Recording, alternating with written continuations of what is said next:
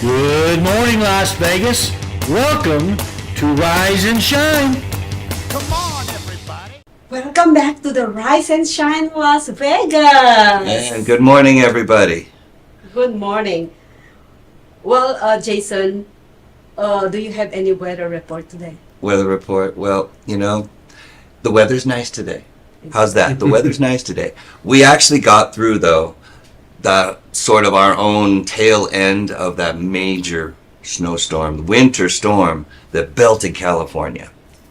Oh, it was built in California. That's what I was wondering about. Oh, California was just bombarded, avalanche, 7 to 10 feet or more, and throughout Big Bear and all Northern California, just crushed, absolutely crushed. They had to shut down ski resorts for a little while. I mean, absolutely.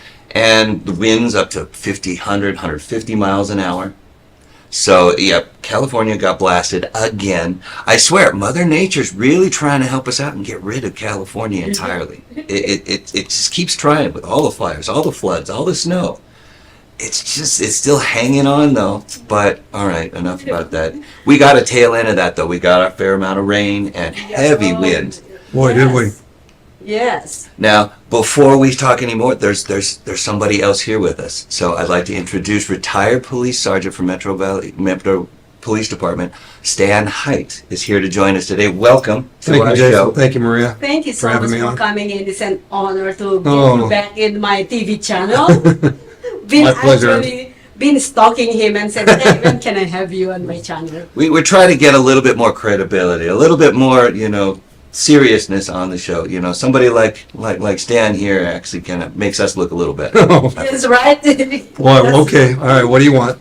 Well, I think this. I'm not a journalist, but I play one on TV. So Yes. if we can have somebody real here, then so much the better. So what do you think about that wind that almost carried Oh, my me? gosh. You get hit carried by me. it too?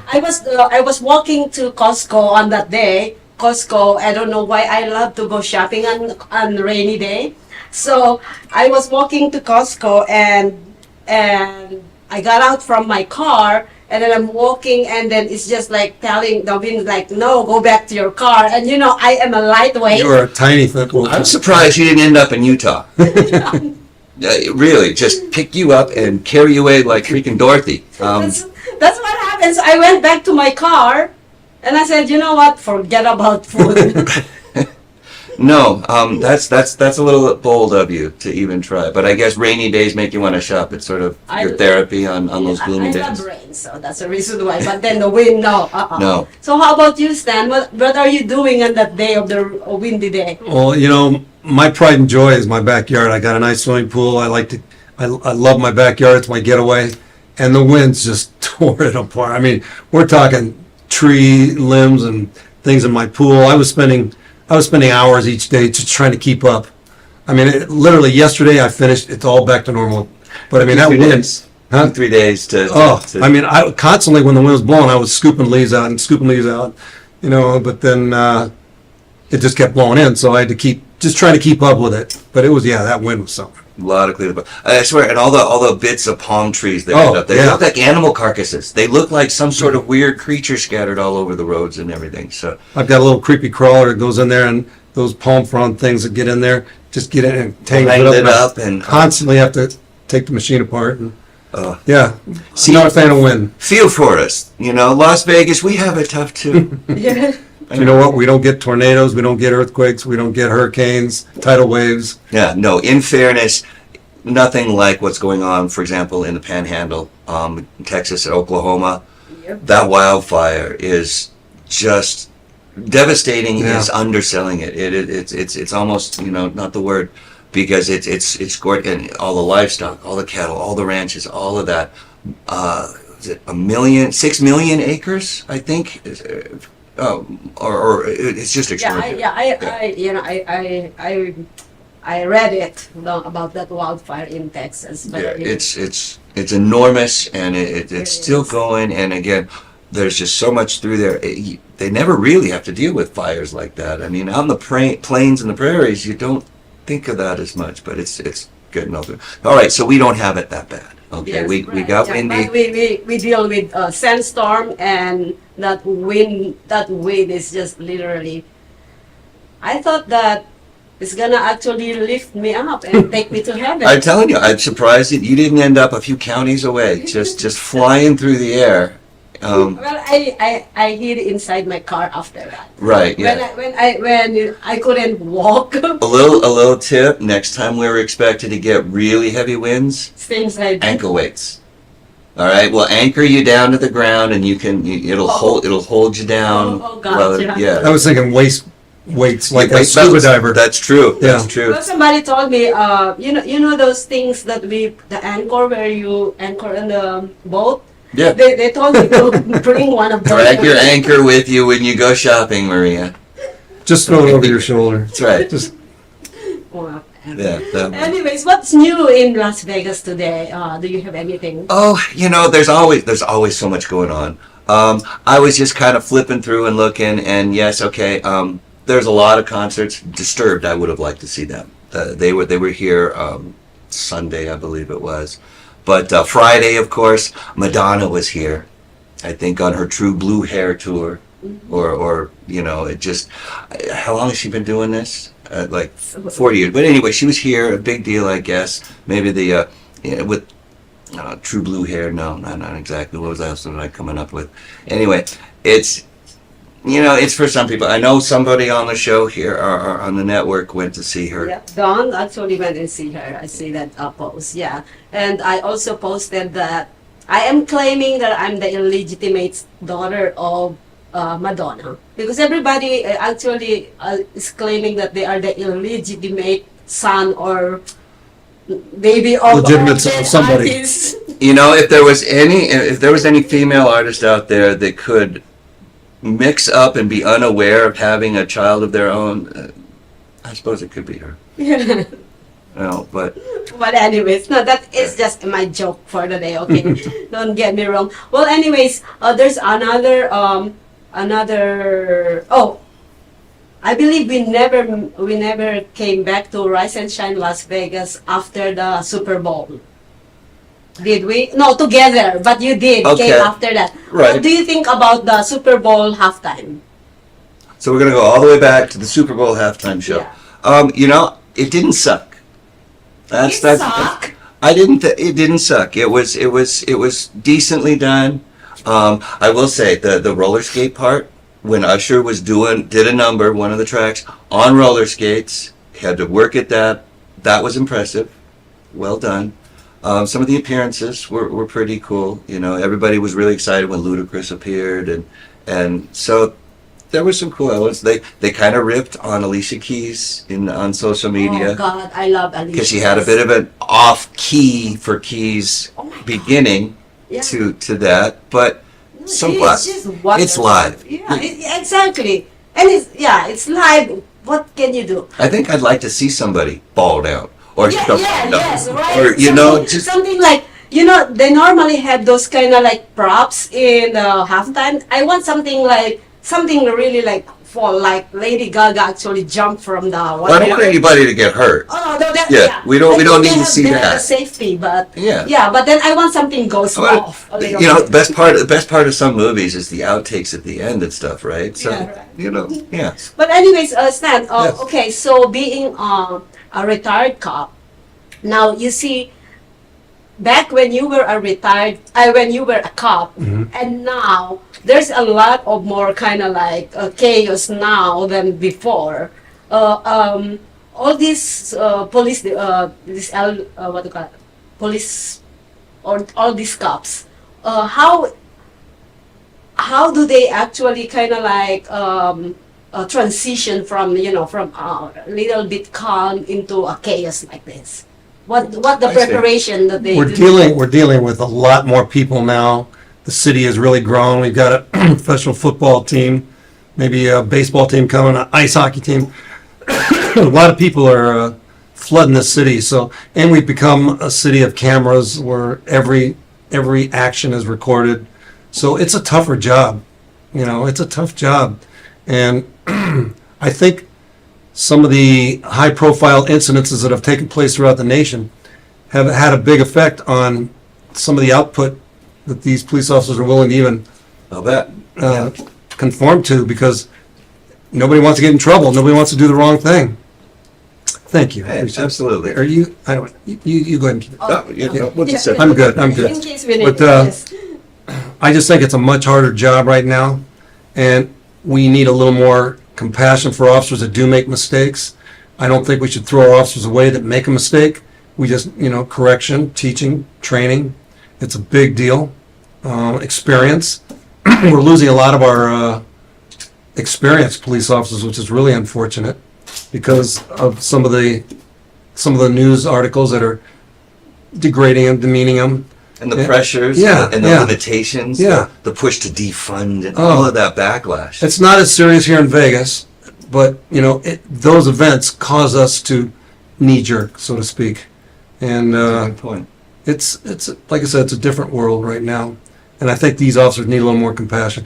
Although the officers also still need to realize the dynamic that they're working in and make sure that they stay within their training parameters.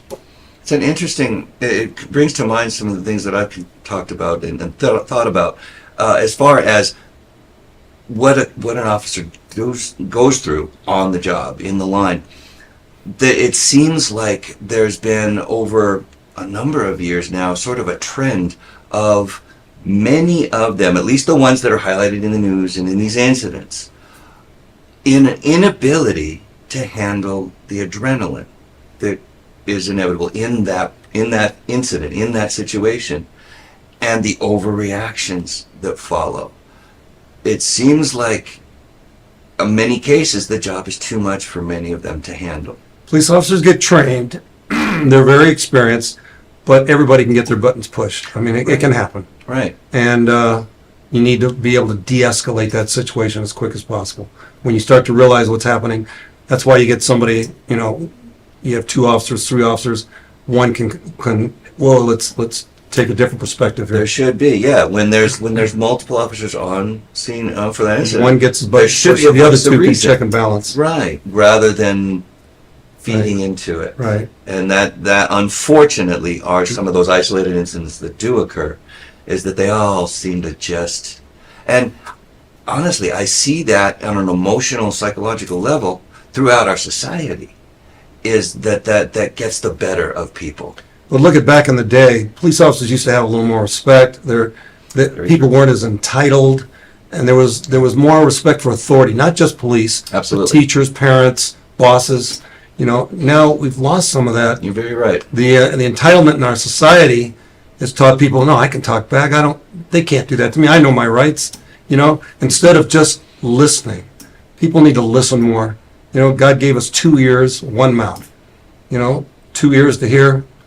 So listen. And that's the way I feel that we could control some of these outbursts, adrenaline things, if we just took a moment to let them vent and possibly just hear their side.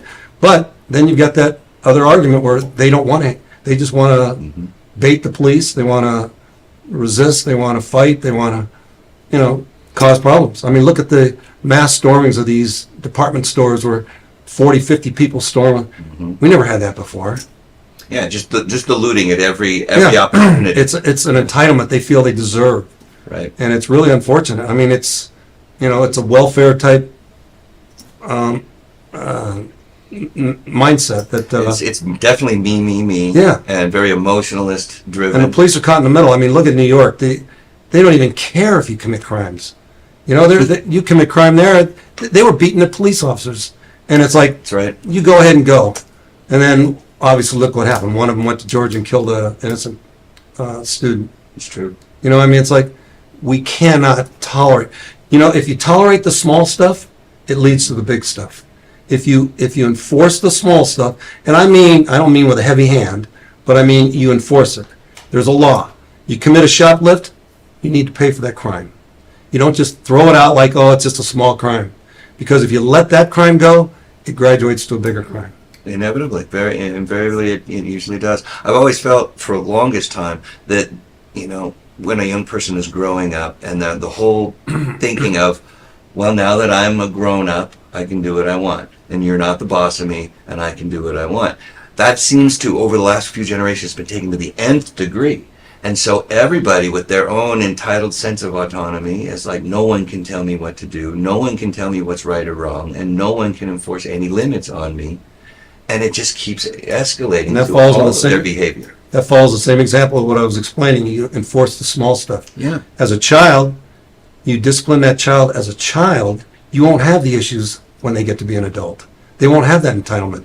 They'll have respect. I mean, if you do it correctly. I mean, nothing's You would perfect. hope It's so, not a right? science. Yeah, there isn't a book on that, but Yeah. yeah. So you're saying that it has to be start at home. Yeah, absolutely. You know, It starts with the parents. Yes, it starts with the Teachers, parents. police, the bosses, they can't. By then, you're already formed. Some people say kids' behaviors are formed 5, 6, 7 years old. And, I don't know, I'm not a scientist myself, but I do believe that if you start young with a child, no means no, and you follow through with it, they learn. If you tell a child no, and then you let them do it, they don't know what no means, and they grow up that way. And Do you so, have kids on your own? I do, I have 2. I have a son and a daughter. How old are they? What are they? My son is, I think, 42. He's a paramedic on the Clark County Fire Department. Oh, wow. And my daughter, she is 38, and she's going to make me a grandfather for my first time. I mean, I am 69 years old. I thought it was not going to happen. She's pregnant. She's going to have a little boy. I can't wait. That's Can't wait to meet him. That's And something to look I forward to. literally cried when she told me she was pregnant, my because she'd been trying for years, and it wasn't. Oh, that's tremendous. Yeah, and so I'm going to have a grandchild. Congratulations. Yeah, those are my 2 Yeah, kids. That's Oh. fantastic. I'm very proud of them. Well, you've been a public servant for almost all 30 your- years. 30 years, and you also try to continue that. I ran for sheriff in 2022. Are you planning to do that? Role? No, I don't think I can beat the system. I think the system is in such a position that it dictates. Unfortunately, we have a sheriff now, and I don't think he's currently beatable. I just don't. Who's I would the love to. Kevin McMahill. Oh yes, that's right. I don't think we can beat him. He's pretty firmly entrenched in Yeah. Well, you know what? We're gonna go on a quick break right now. I'm gonna take this as a break time, and then when we we'll come do some back- with those waters here in a moment, Yes. When we come back, we have so many news and events, and also to chit chat with our previous sergeant officer, Yeah. sergeant, right? Sergeant. Yep. Yeah, I'm Sergeant. Sergeant with Metro. Retired Sergeant Height. Retired Sergeant Height. Very good. Thank you so much, Does. Jason. That's why I'm in the middle. See? And we will be right back. Please don't go away. Are you looking to record or film your podcast? We have the sound room and all necessary equipment you need. Contact us for pricing and to schedule your tour. Hi, I'm Deacon T with Modern Word Ministries. It's great to be with you today. Just a short little promo for our show. Every Sunday morning we have service, and you can follow us at 10 a.m. Pacific Time on modernwordministries.org. And if you missed us or you want to see some of our older messages, go ahead and check us out on socialmediashows.com every single morning at 9 a.m. It's a great way to kick off your day, get a little bit of the word in you, get something uplifting, get you started off on your way. If you're looking for prayer or you need some help, reach out to us. If you go to our website, again, that's modernwordministries.org, you can interact with me via telephone, via DM, text message, whatever you want. I'll get right back to you. So if you need prayer, you need help, you just need somebody to talk to, Modern Word Ministries is here for you. We are your church in the community. So until you see you next time, be blessed, everybody. Bye-bye.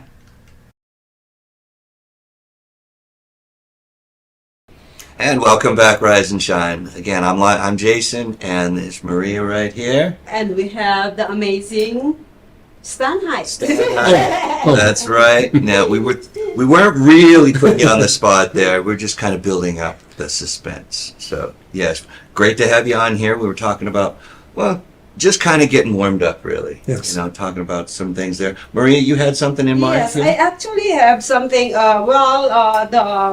Formula One is coming back. Pretty soon, tickets are now available. I believe it's November 23rd and 24th. Yes, November 21 to 23rd. Okay, 21st. Okay, starting, it says tickets will go on sale to the public starting Monday. So I think, yes, you're right on that one.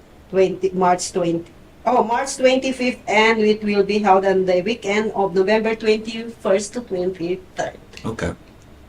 What do you think about that? Well, I don't know how popular it was with Vegas the first time. Yeah, what was your personal experience? Did you have any? I didn't. I stayed away from it. Traffic or any of that? I'm not really a race fan. I'm a sports fan, but Sure. not into racing. Although I like anything that's professional that's done well.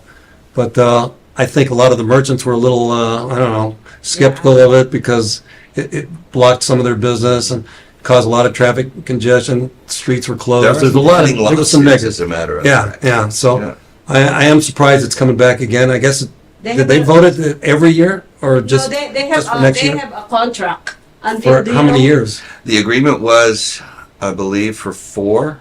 4 I years. could be wrong, but yeah, that commitment was set. So it is coming Yeah. back over the next few years at that time. So like it or not, there were some council members and things that that said, well, no, we wanted more say on how and when and what. Probably wanted their piece of the pie too, but no, it's the commitment is set. And Clark County overall approved that yes, we're going forward with that. So be ready for it again in another 7 months, 8 months. Yeah. But we're prepared, right? We've been through this already. We handled that. We handled the Super Bowl. It's not just the 7 months too. It's like a couple of months before preparing for It's it, true. No, tearing it's everything apart, and then another month afterward taking it all So yeah, back. about So it's 7, a- 8 months, right around 3-4 month commitment. September, October. Okay, be prepared to maneuver again. But now I was interested though. You can take the cop out of the job, but you can't take the job out of the cop, so to speak. Did you view, like she asked earlier, an event like the Super Bowl or F1 with that perspective in mind? Were you watching things on the news and just kind of like, ooh, big concerns or I've been retired long enough now that I'm becoming more of a more of a civilian, less of a police officer. But I do. You never get it out of your system. I mean, I love being a police officer. When you do something for 30 years, it doesn't go away. But Of course not. But I looked at the Super Bowl as entertainment. I enjoyed it. Formula One. I know there are people that love that sport, and God bless them. So I wasn't involved in any of the hardships of it. If there was any criminal activity, stuff like that, I wasn't. So to me, it was just a positive event. Both of them, actually. Yeah, honestly, I was proud and relieved that both of those events went by without, as far as I know, any major incident. Yep. There was no tragedy. There was no ugliness. Sadly, There's no- that there's waited no, like, until harvest festival tragedy. right. Sadly, it waited till the parade party in Kansas City to go bad. So that Yeah. was unfortunate. Really, what happened? They had a shooting. There was a shooting following people exiting from a rally Oh, when they returned to Kansas City. Chief Vance. So who is Chief Vance? And this one, I was pulling for the 49ers. California thing. Yeah. You mentioned. I grew up in Santa Barbara, California. Okay.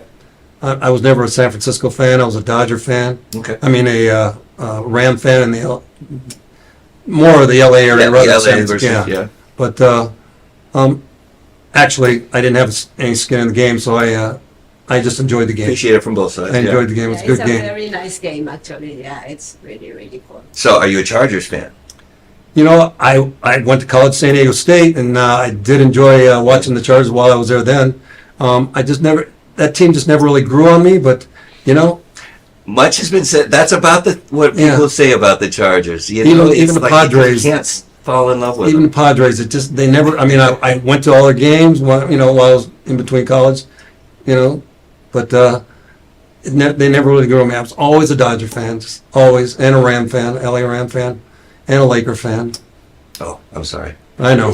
I'm not anymore. As a Nuggets I'm fan. no longer currently a Laker Yeah, fan. as a Nuggets fan, I'm very happy to say we'll save sports for another show. Okay.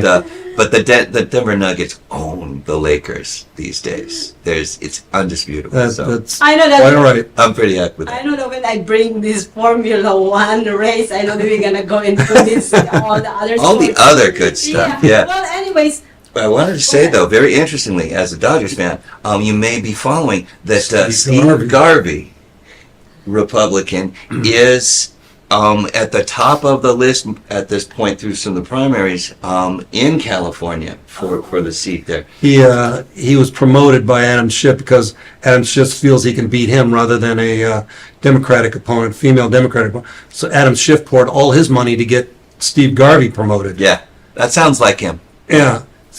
I can't believe people still support Adam Schiff. I mean, He was- the man is he was- such a dishonest person. And Chair they're still of the gonna- House. Yeah.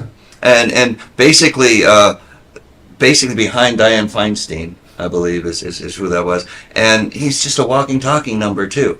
And so good for the Republicans because him representing the Democrats, it's kind of mealy mouthed. It's kind of sad. So yeah. Probably gonna get a Dodger in the seat there in California. Well, so there's a little I wouldn't hope hold for your breath. I California. wouldn't hold your breath on that. The system is in play, and it's tough to beat the system. And the system is set for Adam Schiff.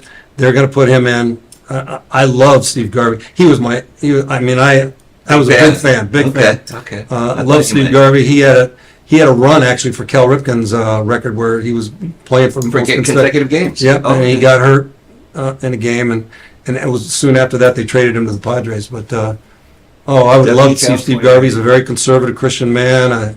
I believe in the things, the values that he believes in, and I would just love to see it happen. But I'm not holding my breath for it. Yeah, it's hard to swallow. It's hard to stomach Adam Schiff, Oh, but it's California.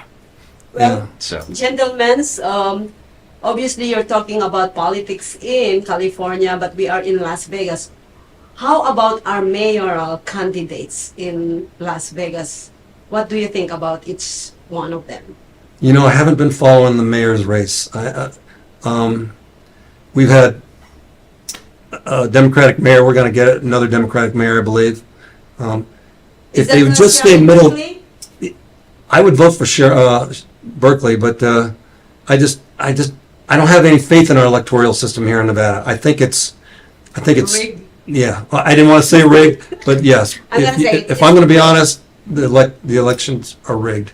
We're going to get what is selected, not what is elected. Who do you think is getting ahead at this time? Every Democrat. I mean, they're not even trying. I mean, you don't even have to try. It's just going to happen.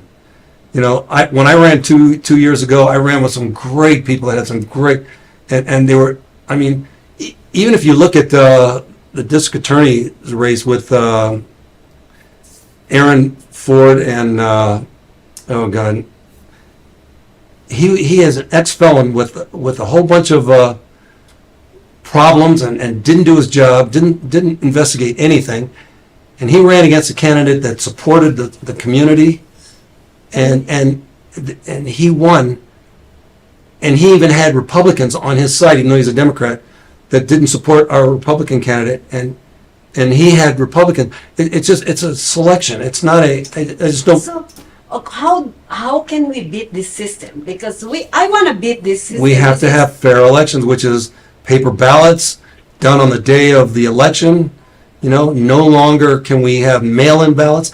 Give me a reason why we came up with mail-in ballots. Is there a legitimate reason we came up with mail-in ballots? We already had ballots that if you can't get to the election, you ask for one and it comes. Okay? So why do we have to change that system and just mail ballots out to everybody willy-nilly? And they mail 100 million ballots to one Yeah. to one person. Yeah. Well, I'm exaggerating. Absentee ballot, it slipped my mind there for a second, but we had absentee ballots. We already have that. So why do we need mail-in ballots? It's just a form of cheating. It's simply a form of cheating. I don't know a lot about it, although strangely I did my part a little bit there. I had a temporary assignment where I was actually working with Clark County Commission, the election department, And Totally Democratic I was commission. verifying signatures on those write-in ballots for the primary that was just held. But as far as how those are manipulated, unfortunately, that's often the case with any of these mechanisms. I got statistics I could hit you with as far as the election. There were like 40,000 people that voted more than once. There were 300 ballots that were sent in from one address. There were hundreds of ballots sent in from vacant lots. You know, Wow. so just figure all that corruption right there. Wow. I mean, and the fact that they had MiFi, not Wi-Fi, they call it MiFi to get away from saying you're not allowed to have Wi-Fi on the machines, on the Okay. Dominion type machines. And they had MiFi, which means they can be totally manipulated. They're totally manipulable. So it's like, how is that a legitimate election? And it was contested and nobody wanted to hear it. Nobody wanted to hear it. All those points, you know, they had some single people transferring boxes and boxes of ballots when they're supposed to have dual people for accountability.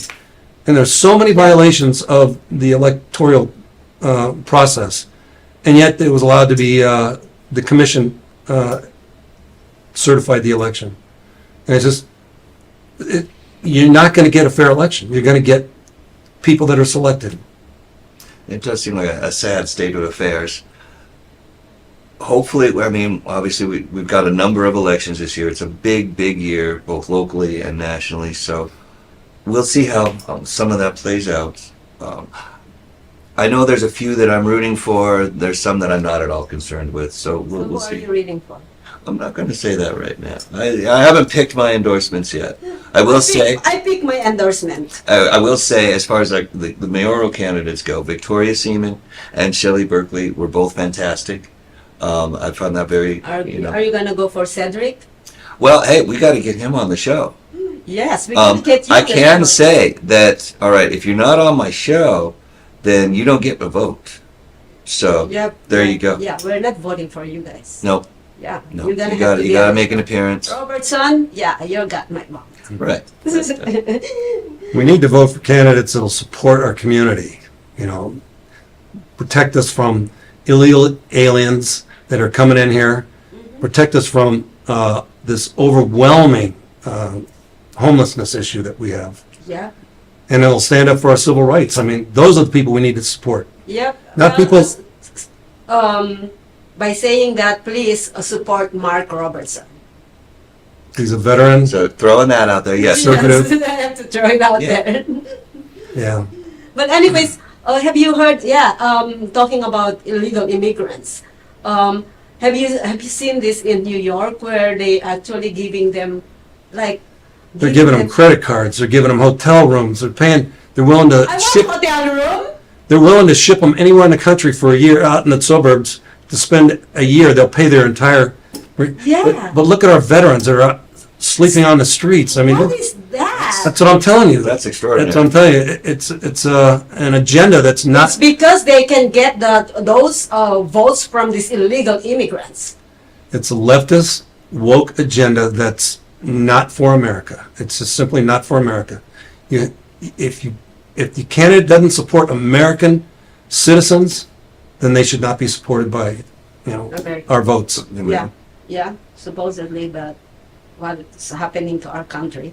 But anyways, on the bright side, by the way, guys, there is this thing again, infrastructure that's coming to Vegas, the ballpark by Tropicana. I don't know what's this going on, but in Tropicana, come on, we already have a congested roads on that area. Why are you bringing up something like that? What do you think about that? Well, we talked off camera here that I'm not The convinced drawings? that it's going to happen. And yes, first of all, don't get so excited. It's a watercolor picture. It's pretty. This watercolor. They never turn out the way that they're rendered. It looks neat. Good luck with it. If the team in fact ends up moving here, which again is not a done deal yet. So, okay, it's a neat picture. It's another cool building. We're full of them. Vegas has them everywhere. So, we'll see what happens about that. I don't know. Jason and I discussed this. I kind of disagree. I think it's a done deal. It's an opinion. It's not a fact, but I feel it's a done deal because they're, look at that, Tropicana overpass they've been working on for a year now. That has been in the works. And they wouldn't be doing that unless they were planning something that was gonna happen. So I think it's gonna happen. I know the Oakland team is leaving Oakland, so they've already got permission to come here. So Oh. I think it's gonna happen. It may not. It's still Like I pretty said, it's an likely. opinion. Yeah. Yeah. Yeah. Yeah, Major League Baseball Athletics. It's a 1.5 billion Las Vegas ballpark, and it's gonna be actually built by BIG and HTNV. I think those are the builders kind of thing, and it's gonna be a lot of. I don't know. I haven't read the whole thing, but it's kind of like an AI kind of infrastructure. Hmm. That's what it says. Well, I think if the community's building streets for it, around it, and, you know, all that, I think that they're pretty much prepared for it. Now we're giving more work for cops in Vegas. Well, some of that, yeah, more to do for sure. But all right, so we'll get the other one team. I'm still hoping that an NBA team makes it here. Now it doesn't sound like the NBA is actually looking for any expansion right now, so that's what's kind of holding it back. But yeah, that's what all right. we needed, not that ballpark. You know what I mean? I actually heard there were 2 more teams that they were gonna expand with, new teams. Okay, But I heard that 2 years ago, and I haven't heard anything since. right. But I had, when I was campaigning, I had people that were supporting me coming in, they were actually involved in it. But like I said, I haven't heard anything since, so that may not happen. Oh, But at the time, they were telling me that the NBA approved 2 expansion teams, and 1 was approved for Las Vegas. But that was a year and a half ago. Yeah, I do recall that they were encouraged on that Yeah. end. But yeah, I think recently, well, we'll see. Me, still true blue Colorado sports fan. Mhm. For me, it doesn't necessarily matter who shows up because it's still gonna, I can't get behind the Knights or the Raiders, so whatever else comes along. Although my Colorado Rockies are so abysmal, I might be willing to adopt a new team. All right, I can't believe I said that, but yeah, Raiders. all right. Maybe. Just kidding. No, a new baseball team. Raider hater for life. You've heard me say that No. every chance I get. I always tease him because I know that he is a Raiders hater. So I keep on pushing Raiders. Yeah, Yeah. best. Do But you have any news before we go on a break? I've got a couple of things. We're going to kind of open it up to the world news and the more broader issues here, but we'll come back with that. Yes. There's some, Yeah. there's lots going on still. Before we go, because I'm gonna turn all these things with Jason on the last segment.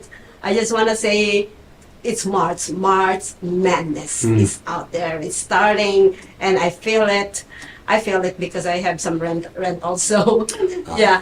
So there's do we have March Madness is all about the sports or something else? Just basketball. March Madness is College NCAA basketball. college basketball. It's the tournament. Okay, It's going to be got it. taking place in, I believe it's in Phoenix this year. Oh. So, Oh, yeah. they're not, it's not here in Vegas. To my knowledge, there are now the whole tournament has a series of rounds, and those rounds and those brackets are hosted by different cities, major college cities Oh, God. generally, and then it all sort of coalesces and cuts down to the final. I think it's the final 8 play in the same place, or the final 4 for sure.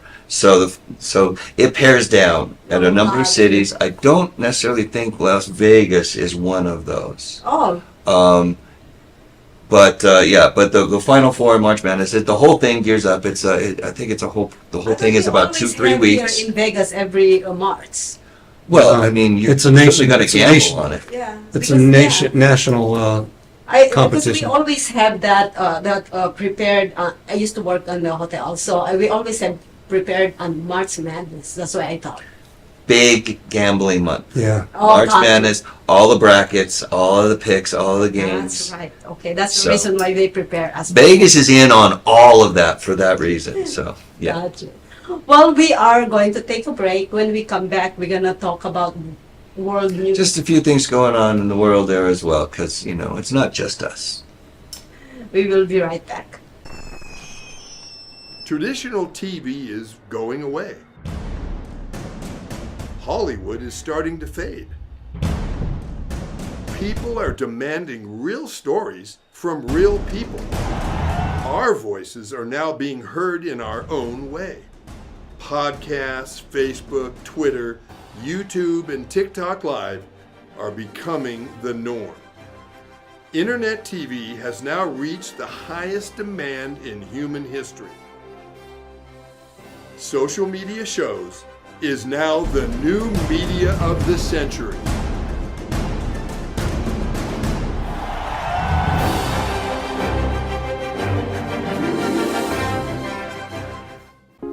Welcome to social media shows. Have you been watching social media shows recently? Of course you have. We have been live streaming for 4 years across social media platforms. We produce over 70 shows with over 1,000 episodes. In the process, we've helped over 100 creators realize their dreams and start their own show. We give platforms to promote your business. If you are an artist, if you have an event, if you are entrepreneurs, or if you have a story. If you haven't done it yet, go ahead and subscribe and follow us on major social media platforms. And if you have a great idea of a show, join us. Social media shows can help you produce and live stream your own show. Let us help you make your dream become a reality.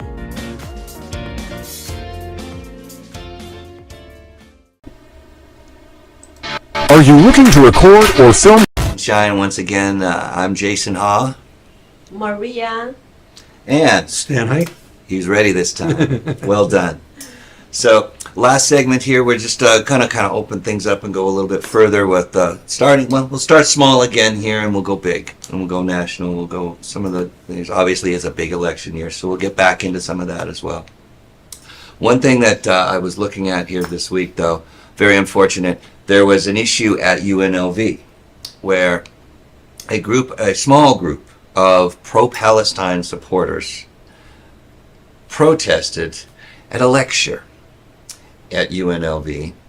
It was a physics lecture, and the speaker, the scientist, the scholar, was speaking about black holes.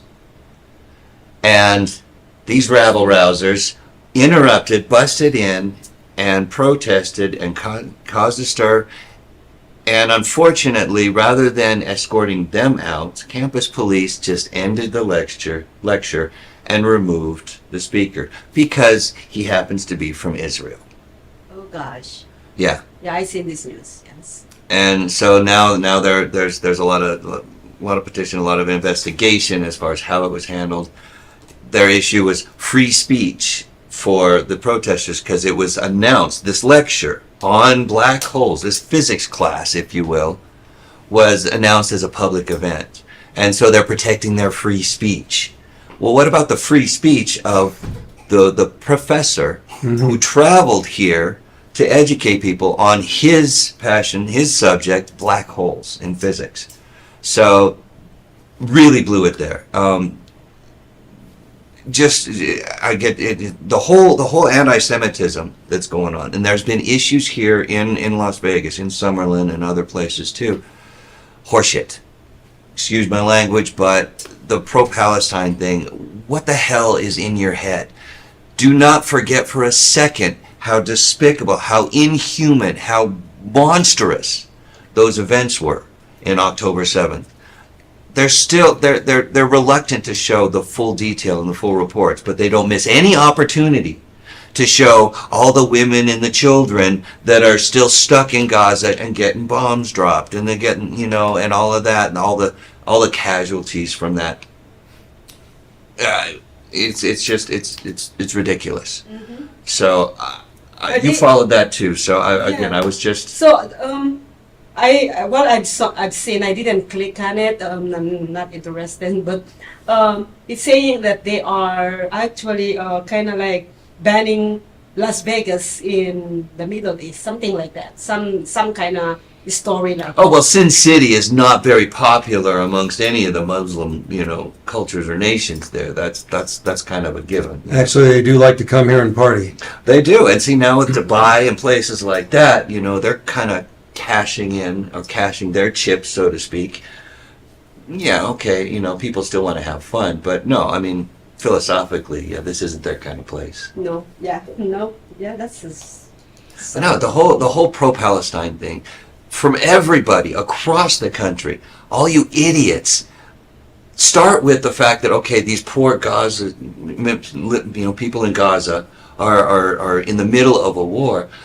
Stop and remember the fact that they're the ones harboring Hamas in the first place. They are in bed with them anyway. They are complicit. They are compliant. They are, allowing them to camp out in their attic and under their floors and in their hospitals and in their homes to hide all of their terrorist activities, all their rockets, all the nonsense there. So, all right, if you don't want Israel moving in on that, get them the hell out. they're coming to Vegas if they, no, just kidding. Well, we don't need any of that. Your college professor story highlights the fact that it's not the people, it's not what the Israeli people are doing that are angering the Hamas people. It's the fact that they just exist. Yeah, simply. The professor was teaching physics. He wasn't teaching anti-Hamas rhetoric. Nothing simply- political whatsoever. And he's not in Israel. He's here. And yet they want to silence him. And they don't even know the guy, other than he's got a title of being Jewish. Yeah, you're So- idiots.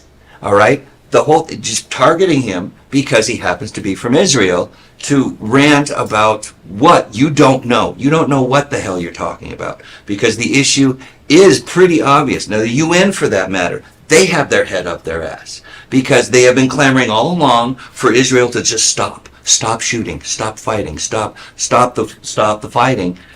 They should have been, the first thing and only thing out of their mouth should be, get the hostages back. Yeah. Release the hostages. But that's not their focus, and that's not what anybody's attention is about anymore. They're trying to actually kind of like dodge that focus. You see what I'm saying? They are completely. Yeah, They have that's their what they're head trying up to their butts because they've all said all along, well, okay, yeah, what they did was ugly. It was bad. All right, bad. Shame, Hamas. But stop punishing them for it. That's all they're talking about. And Yeah. that pro-Palestine nonsense throughout has been just as complicit with that. I think the mindset isn't punishing them, it's stopping them from ever being able to do it again. And why would you tolerate such an act, such a horrific act coming? Israel didn't go into Gaza. Gaza came into Israel. That's right. And they committed the atrocities. Okay, and it's And not have just openly declared that they will do it again Yeah. and again, So and you have every to- opportunity. so it's not just a matter of going in and spanking them for what they did. It's going in there and stopping it from ever happening Putting an again. end to it. And Absolutely. you need to eliminate Hamas for that. Agreed. You need, Absolutely. Hamas needs to be eliminated completely. The entire government of Hamas needs to be eliminated. And to do that, that means it's very involved. That means we have to go into Iran, because Iran is totally supporting. And Iran behind- is feeding every bit of it up. And who's feeding Iran? Our current government. Our current government is feeding Iran, who's feeding Hamas, who's killing And Israel. Hezbollah and all of the rest. And they're only killing Israel because they're small and they can do some of it. They come over here, it'd be a whole different story. So they're not, Iran's not coming here yet. That's a bigger picture for a different day. And we need to be prepared for that. Well, but going back to the immigration issue, That's that's what's not happening. entirely true. Iran is coming here. They're coming here, they just And- haven't done the attack yet. And members of the Houthis and the Hezbollah and all Well, of the Chinese, they've got police departments in our country managing their own people. Yeah. They've got biolabs that have started that they discovered in California. I mean, how can you just allow people to come across our border unvetted? You know, I don't know a person in the United States that doesn't agree. Bring back Trump. Well, it's not just Trump, it's America. We have to, Trump supports America and the wall, but America is the one that's suffering with the fentanyl coming across the border, with the unknowns, the illegals that are coming across. These people are not currently attacking us, but they're setting up cells everywhere for the day for it to happen. But our current government allowing these things. Yes. We have Trump in The would not happen. That's Yeah. what I meant. Yeah. And then you got- And a soft Congress, a And you mealy got- mouth. You got Leading Biden our saying Congress. it's Trump's fault, our border. I mean, where is the logic? Where's the common sense? People are actually Well, believing he's- it. He's AI, well, and I don't know if you heard about that. His doctor told him that he has dementia already. So why he's still on the seat? Oh yeah, I think They that's haven't, remarkable. they haven't actually had a test for his dementia. They won't allow that because everybody can see it's evident. It's true. So they won't do that. They gave him a physical, a body physical. yeah, That he's tough perfect and health. neat. Okay, Yeah. good. Yeah. Yeah, no, he just recently over Super Tuesday. This occurred this week, and Trump, had 87, I believe, percent, but Biden got 79%.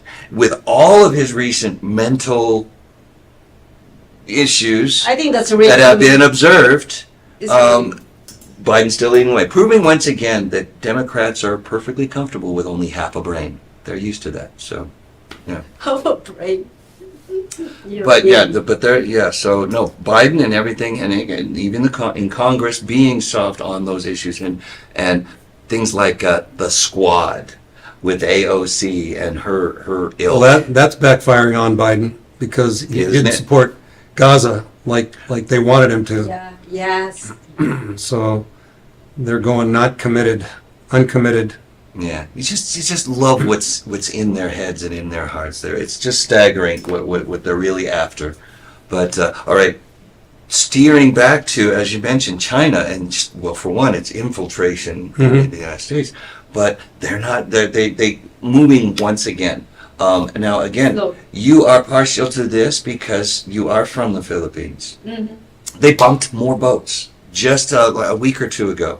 Another minor collision from Chinese militia boats or their Chinese Coast Guard and the supply ships in the shoal, where so China is still moving in on the South China Sea entirely. They claim the whole thing, and they are now sort of escalating at least the rhetoric or the terminology in how they view the Taiwan issue. They're no longer talking about peaceful resolution. Not only that, but they have ramped up their military spending, and now once again for the second year in a row, more than what they're making. Then a 7% increase in the budget for their military spending and the growth of their military over the 5% gross domestic product that they are projected for the second years in a row. They're ramping up for war.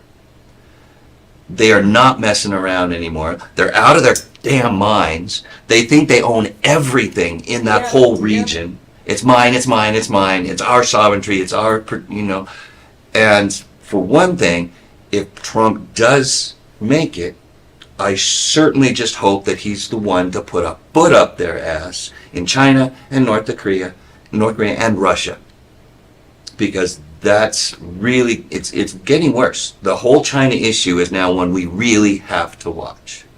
It's not Jinping. it's not just a federal issue with the president. It's a big business issue too. We need to stop. Excuse me. We need to stop sending our businesses to China.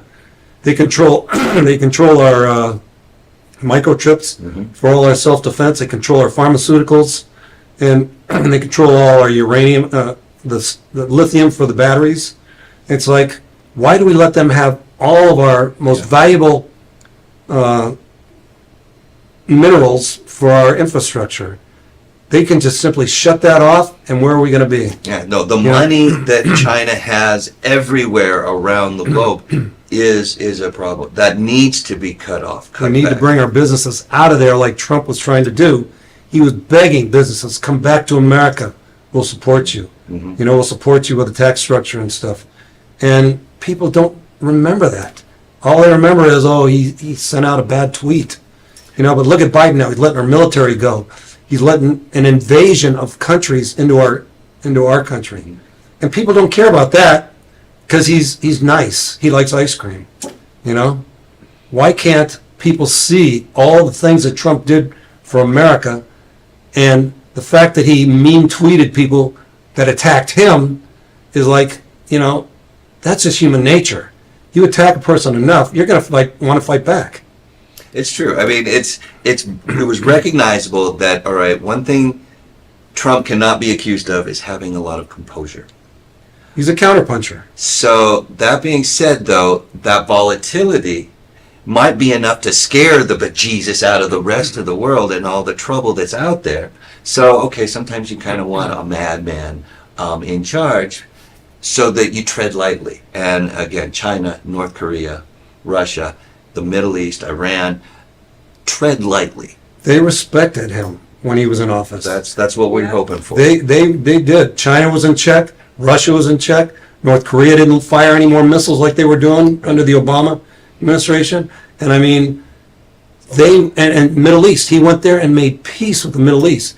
Yeah, there were some bad actors over there that he had to play nice with, but still, it kept them in check, kept us safe. Yeah, well, who would respect us with our president? Nobody. Nobody. They think that we are all freaking baloney right now. He's a sweet little man. He's Mr. Magoo at this point. Yeah. Now, a lot of you aren't going to remember that reference, but all right, look it up, Mr. Magoo. Okay. Look at Obama. He allowed one of our top secret battleships get taken captive over in international waters by Iran. They came on and boarded. They boarded. Took our men prisoners. Trump, you think Trump would have allowed that? Oh. They inspected that ship. They went through it. They learned all the things that were top secret about that ship.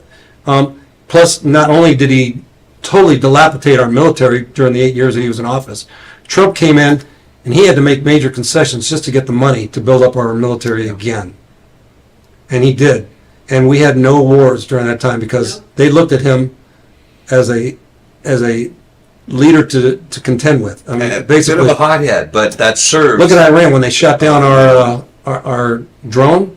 He went in and he took care of business. Now, to Biden's credit, he responded recently in a similar fashion to some of the the feeble attacks by the Houthis, and so there have been a few strikes on some of those Iran-backed installations and things like that. We need more of that, but We need a big stick. Yeah. We need a big stick to at least, it's like a parent, you school a child early, you let them know you're serious, the child doesn't stray from right and wrong. America has to be strong, and I'm not saying a bully, I'm not saying we go around and start punishing, but we need to be strong so that we're not potential victims. yeah, And we are now. It's true. We are invaded. When is the election coming up? November, right? 4th, I think. For the president? No, November 4th? Yes. Yeah, November 4th, I believe. it'll be a Tuesday, so we know that we could look that up. 2nd or 4th, somewhere in that week. Yeah. So. So again, Well, that's I cannot wait to wait for the next president coming up, and it should be Trump because you know what I believe when you are running a country, when you're running a house, when you're running a relationship, you need to have a business mindset. Because if you don't have a business mindset, how could you run something to be a leader? Does that make sense? That's the reason why I like Trump. In the beginning, I literally don't like Trump, and I don't like, what is that girl, that lady? Nikki Haley. Yeah. So I don't want any of them, but when he did what he did, I'm like, Well, look at our economy under Obama. 8 years of flat 2% growth, 2%. Nothing really. Businesses were going out of business. You'd see all the brick and mortar businesses. You look when I was patrolling, they were basically closing up. And then Trump gets in them, and Obama even made the statement. And today we will never see more than 2% growth from here on out. That's just the way the times are now. And Trump comes in. Boom, within a month, 4% Yeah. growth. And we got 6% growth. I mean, it just was amazing. The optimism that we had during his term. Yeah, there was a lot of conflict because they didn't like the one world order. People didn't like the fact that he was bringing America and making it strong. So there was a lot of contention. But then when Biden got into office, what happened? We had 1% inflation and 6% growth. Biden got in within 2 months. We had 30% inflation and no growth. So, and they're blaming Trump for that. I mean, how do you blame somebody who had it right, and then within 2 months, the price of eggs goes from 82 cents a dozen to $5 a dozen. The price of gas goes from $1.80 to $5 a gallon. How do you blame Trump for that? It was Biden that shut down the oil pipelines. It was Biden that made all the deregulation so serious that nobody can do business. That the oil companies didn't even want to try to grow. They just sat still and said, Imagine that "You're going to close pipeline. us." Yeah. Imagine that pipeline if we ever had that. Well, we had it. We had it for 3 years, for 4 years. Trump immediately opened it up when Obama kept shutting it down. Yeah, that if we had First that, thing- now that is our gas prices, can you imagine Yeah. that? Oh my We gosh. would be paying like what, 90 cents? Everything. No, Well, maybe not. no, maybe, yeah. Yeah. You got Democrats in California that want to raise the minimum wage to $50 an hour, without any concept of what that would do to these. Oh my. Absolutely clueless. There's no plan. Yeah, that's crazy. But anyways, do you have any more news? Well, there's always more, Oh. but But we are, we have short timing. But anyways, guys, I just want to actually acknowledge again our nonprofit organizations that doing good here in Las Vegas. There's a lot of community service running around Las Vegas. Find it on any, Google search, Google it. So that you can do your, you're gonna, what do you call that? philanthropy. Yes. That's what you want to do. Look that word up too. Mr. Magoo and philanthropy. Yes. All right, that's the lesson for today. And yes, and I always say, guys, I post this on Facebook, give love. Anybody out there who have an extra love to give, instead of spreading hate to everybody, give some love, okay? Everybody needs that extra love. So please spread love, peace, and togetherness, unity. There you go. Okay. Unity. Anyways, last words, guys. Happy to be here. Thank you so much for inviting me. Yes, Stan, it really was a pleasure to have you here. It's been a great show. Again, Nice meeting you, thank Jason. you. Very much a pleasure. And you have anything last thing to say before we go? Well, just keep looking out there. If you see the good out there, acknowledge it, reward it, make more out of it. Because it is. We're talking about a lot of negative stuff here too. So you're right. Find what's good out there. Be part of that. So simple as that. That's all I have to say. That's it. And thank you so much for watching Rise and Shine today. Please don't forget to subscribe, share, comment. Our show is running Monday to Saturday on socialmediashows.com at 11 a.m. We also broadcast live on socialmediashows.com from 8 a.m. to 10 p.m. every single day. Go and find the show that you love on our internet TV channel. Thank you so much and have a great week.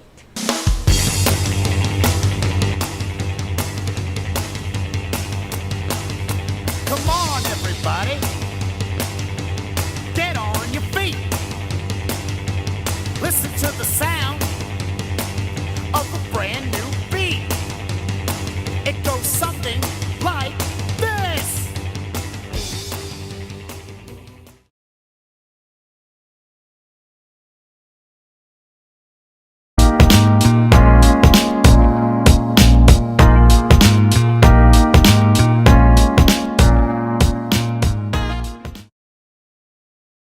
Welcome back to another exciting episode of Vegas Views. Dawn Sullivan. Guys, I have an announcement. I am here with one of my favorite people on the planet. His name is Victor Salvador. Victor not only has been a friend of mine for decades, but he works with me over at Rise Talent. Guys, if you don't know who he is, you're about to learn. Celebrity photographer, Victor Salvador. How are you, Victor? I'm doing good. Good. Thanks for inviting me. Yeah, I was super excited. To be completely honest with you, for a long time I've been wanting to interview you on the show, and I know so much about you because you and I know each other for so long, and I thought, and a lot of your students too over at Rise know a lot about you because you have shared so much with them. But here today live, I wanted to ask you some questions and have you share some of your life experience with these people. So let's take it way, way, way back. How far back? Far back. So like I said, guys, he's a celebrity photographer. Victor's been around for a really long time. You started your photography career in New York. Is that correct? Yes, I started My career started basically accidentally. Okay. I was an art student at Pratt Institute. Ooh. I have a degree in fine art, Okay. and I was a painter. I Wow. was pretty successful in the very, very beginning, and then I had an artist block, and then my career was like falling apart because I didn't know what was wrong. Yeah. I didn't realize I had an artist block, but there was a photographer who lived above me in New York in Soho, and he came downstairs one day. He had his camera in his hand. He says, "I have a last minute job. Can you photograph this model who's on her way? She's on the train from Long Island."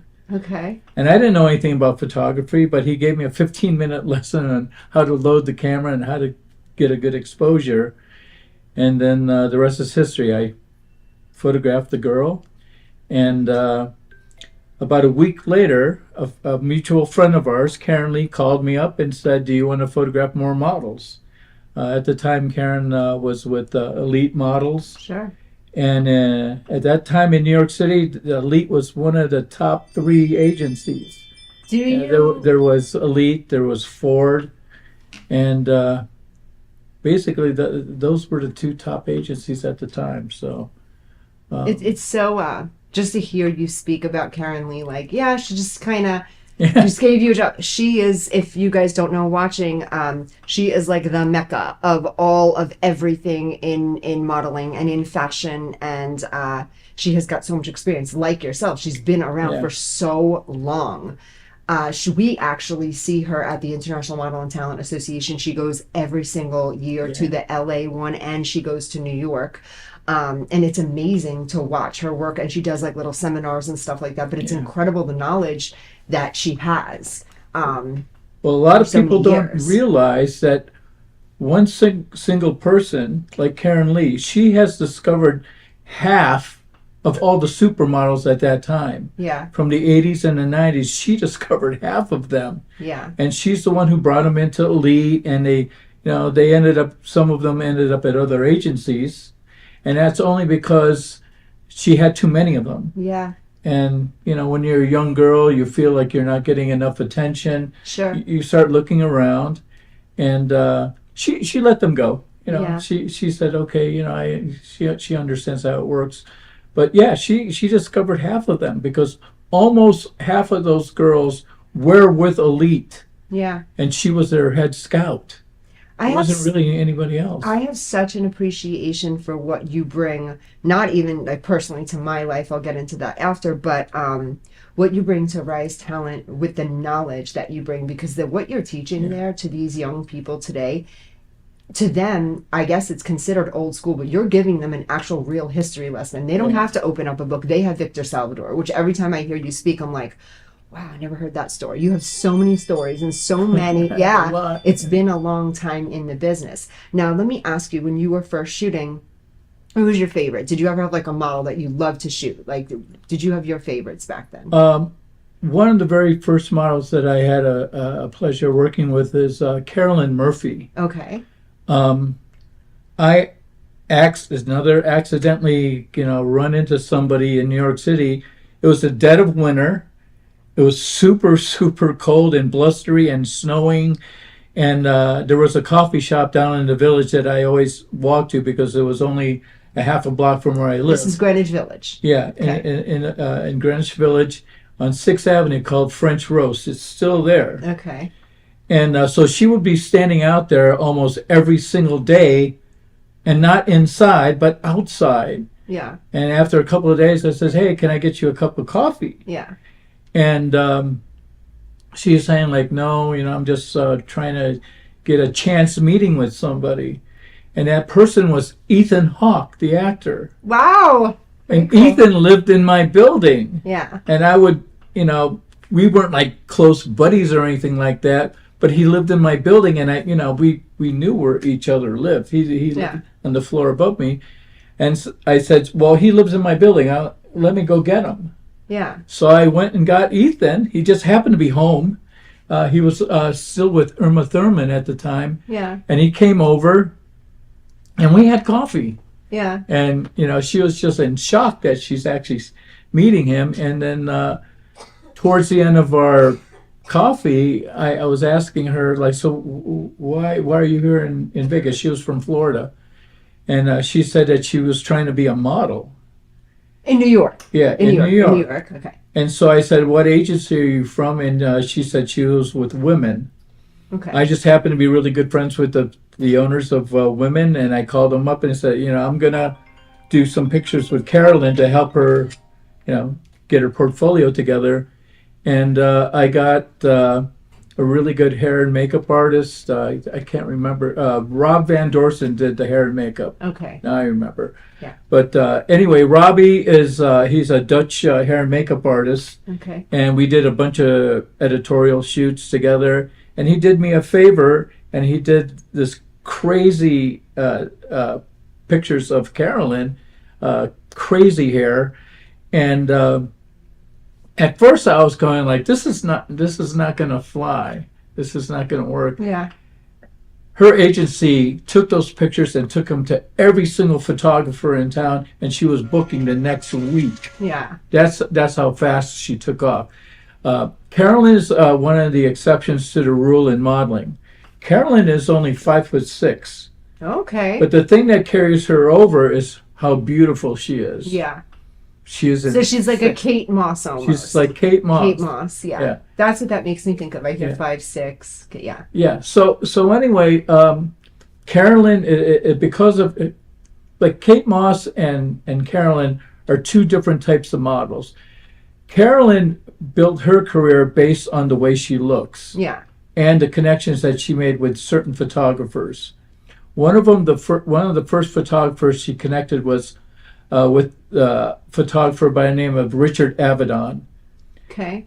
In those days, he was on the top. Okay. He was like one of the top 5 photographers in New York City, if not the top, because he was shooting the covers of Vogue magazine.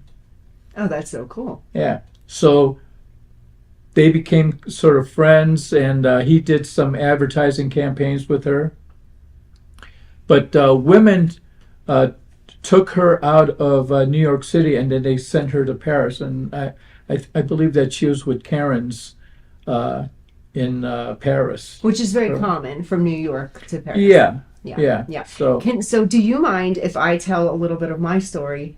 yeah. Our story. So Victor and I actually have a story, which is very cool. So most of my studio audience and my brand doesn't know anything about me personally. They just know, okay, this lady's a talent agent. She owns Rise Talent. So here's a little bit of my background, which I don't really talk much about because I'm waiting for someone to interview me. I don't know who it's going to be yet, but someone's going to do a deep dive interview on me, but we don't know who that is yet. Okay. So with that being said, I was 17 years old and I was at an agency, Stanley Kaplan Talent, and this is in Lower Manhattan. And I was there, and Stanley goes, oh, you can lose some weight, and typical. Okay, you can lose some weight, you're a little short, but you're cute, and is this natural red hair? I need you to go get your pictures done. Go to this guy, highly recommended. He's pricey, but go to him, get these pictures, and come back. And so I'm excited. I'm 17. I'm like, okay, they want me even though I'm short and fat, and they are not thinking my hair's not real. The red hair, they thought it was fake. I'm like, no, it's really my hair. So I go to get these pictures done. I'm by myself, and I go to this awesome looking house studio. I remember I go upstairs, I'm in an elevator. Back then it was very different, guys. It's not as it was dangerous. Always keep your guard up, but not as dangerous as it is today. So I'm not going to suggest any 17-year-old girls go ahead and do this. But I went alone. I had like a bag of clothes with me, and I go and I get my pictures done. And I'm like, okay, I got the pictures back. I love these pictures. Totally excited. I did a Gap commercial. My life was great. I'm 17 years old, living in New York. I'm happy as can be. Fast forward, I end up in Las Vegas. I'm in Las Vegas, and I'm working, and I'm with an agency, and I'm still, at this point, I'm not behind the camera. I'm not in front of the camera anymore. And I'm doing, agency work and training and all that kind of stuff, deep into learning photography. So I'm working with this guy who's Victor, and I'm like, this guy is so awesome. So Victor and I become buddies. And about a year into me working with Victor, I was doing some spring cleaning. Now I live in Las Vegas. Fast forward, this is 15, 20, 25 years almost. Fast forward, I'm doing some, spring cleaning. And I know Victor's work because I had been working with him for so long now here in Las Vegas. So I know what Victor shoots. I can look at anything. I can tell you who shoots what. And I look at a picture of myself as I'm spring cleaning and I'm cleaning out my house and I'm like, oh my God, that's me. I remember that picture. And right there I knew. I said, holy shit, this is Victor's work. So I had gotten in touch with Victor and I said, Vic, and now we're friends, everything's cool. I said, Vic, I think you shot me when I was 17. And sure enough, now, and I thought back, he looked very different because it was so many years prior, but I had met him initially. He shot me when I was 17 years old. And I remember I always said, oh, that Filipino guy was so pleasant. He was so nice. He was very pricey, but I got great photos out of him. So fast forward, we ended up working in business together. Until this day, we've been lifers. So I know Victor for over I'm like 35 years, oh my God, like 35 foot, like this is a long time. I'm not going to say how long I know Victor, but it's a long time. And now we work together. He has opened up an agency inside my agency for models at Rise Talent as well. So he has his own agency within the agency, and then I do my own thing on the side as well. So we're still totally connected. And I can't tell you enough how, not just as my friend, but my mentor too. This guy has been there for me more than any other human. When I tell you, just recently, like I guess it was earlier this year, my camera clunked out. And by the way, he taught me everything I know about photography. So if you're like, oh, Dawn Sullivan, her shots are so good, or if you hate my shots, he taught me everything. If you love my shots, he still taught me everything. But I called him and I said, Vic, I don't know, my camera, and I'm in the middle of a photo shoot. And you remember that photo shoot was hard. The girl was not as kind as the rest of them. She's like, what do you mean your camera's not working? I killed my camera. He pretty much looked at my camera, picked it up, and like he talked about it like it was a car. He goes, you totaled it. Like, I totaled the camera? How did I do that? So that specific day, he literally took over my whole day, brought his camera, did the whole photo shoot for me so I can go grab another camera. I mean, it's beyond that's what friends are for. You have taught me almost everything I know about photography, so much about this business, not even the contacts I've made with you, but just you have been like my mentor. So I think it's pretty cool. Most of the time in Rise, everyone looks up to me because, you know, I'm older and I have all this experience, and the kids like it when you're around because they're like, oh, now her mentor's there, so she's on good behavior when he's around. So I am, because they, you know, they look at me like the boss, but then Victor comes around and I'm like, they're like, she holds the camera better when he's around. I'm like, you know, I don't want him to judge me. It's my mentor. So thank you for all you've done for me, for Rise. And that's what it's all about. That's another thing. He is such a pay it forward type of guy. He does a ton of charity work. We just did something that was cool. Can you tell these guys what we did? Because that was super cool. Just the other day, we went to an underprivileged elementary school. There are 600 kids there, and in front of the school, they have a program there that is there every single day, that if you need food, they're there to help you. And people just drive up, walk up, or whatever they have to do to feed their families. And it's, you know, it's something that it's a necessary type of thing. It's a school where I think every single kid gets a free breakfast and lunch, only because it's a school where a lot of underprivileged kids go to. When I heard it was underprivileged and we got there, I just couldn't believe it. I was like, wait, there's a food pantry outside the school. It is that bad for these people. And it's there every day. When I heard that, I said, wow. So Vic and I went in and we watched these kids have the time of their lives. They were there with some diehard Oakland Raider, Las Vegas Raider fans. It's an Oakland Raider. Super fans of the Raiders. And it was really cool to watch. Vic did all the photography on them and watch these kids play with pom-poms and just have a good time. And in the back of my head, though, I was thinking, like, the community needs to start doing a lot more of this. People need to start doing this. These kids, when I thought to myself, it came to my attention, like, okay, these kids get fed twice a day at school. What happens on the weekends? What happens when they're out of school? What happens all summer long on these kids? That is so tragic. That's sad. We need to do more as a community. So if you are listening today and you don't have money to give, that's absolutely fine. But your time, your talent, your energy, anything you have. Like Victor and I said, what could Rise do? We found out 2 days before. I called him and he goes, well, let's do the photography. Let's see where we can place ourselves to be in any kind of service. And I think that's what it's truly about as well. To be totally honest, when she was talking to me, I was driving in my car. And I didn't understand exactly what I was getting myself into.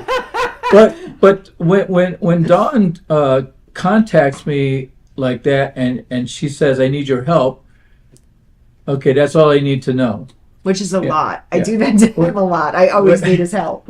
But I really didn't understand what I was getting myself into. And luckily, my wife was in the car with me, and she says, it's a charity thing. And I said, it is? And she goes, yeah, you're going to an underprivileged school. Yeah. I said, I am. So I said, okay. I said, what am I supposed to do? She goes, I don't know. Probably photography. 600 children. That's what he did. He did Yeah. photos of 600 children. It was epic. It was crazy. Yeah. Those kids were loud. I'll be honest. The last thing I needed was Raider Nation at 8:15 in the morning with 600 children. For anyone that knows me, that would have like pushed me over the edge. But it really was a good time. I that whole day lit my day up because I thought to myself, like, I want to get into more of this. Now I do stuff with my church, Central Christian, Henderson campus, but this was different. This was very hands-on to the community and just talking to some of the parents and the kids and the, just people involved. It's just really cool stuff. Yeah, one of the wonderful things that was happening that day was that they brought in Super Bowl winning quarterback Oh, yeah. Jay Schrader. Yeah. What a And he- nice guy, huh? Yeah, he is a sweet guy. I was surprised that they were able to get him because I don't know if he was even he lives in Las Vegas, but at the time that he was the quarterback, they were the Oakland Raiders, and he was living in Oakland. I don't know where he lives now, Yeah. but to bring him in there and be a motivational speaker for these kids, it was huge. And, that was one thing I loved. Tell me you didn't love his message. His message was all about bullying. I loved that. Right. He was like, we're nice to each other. We're a family. If you're a Raider, you're a family. The message was probably not what these kids get much. Like Right. bullying is such a intense, crazy experience for anybody, adults. But can you imagine little kids and then underprivileged little kids that don't feel great about life to begin with? It's got to be horrific. We're going to go ahead in just a second and take a 2-minute break. But when we come back, I want to do a little bit of a deep dive with Victor Salvador about his current life, future, some plans he might be making, things he's doing, because Victor's in the game. Victor's still very much in the game. I think I keep him there because I ask him to do project after project after project. Sometimes I get lucky and he says absolutely. And then other times, not so much. So we're going to be right back after this commercial break. Traditional TV is going away. Hollywood is starting to fade. People are demanding real stories from real people. Our voices are now being heard in our own way. Podcasts, Facebook, Twitter, YouTube, and TikTok Live are becoming the norm. Internet TV has now reached the highest demand in human history. Social media shows is now the new media of the century.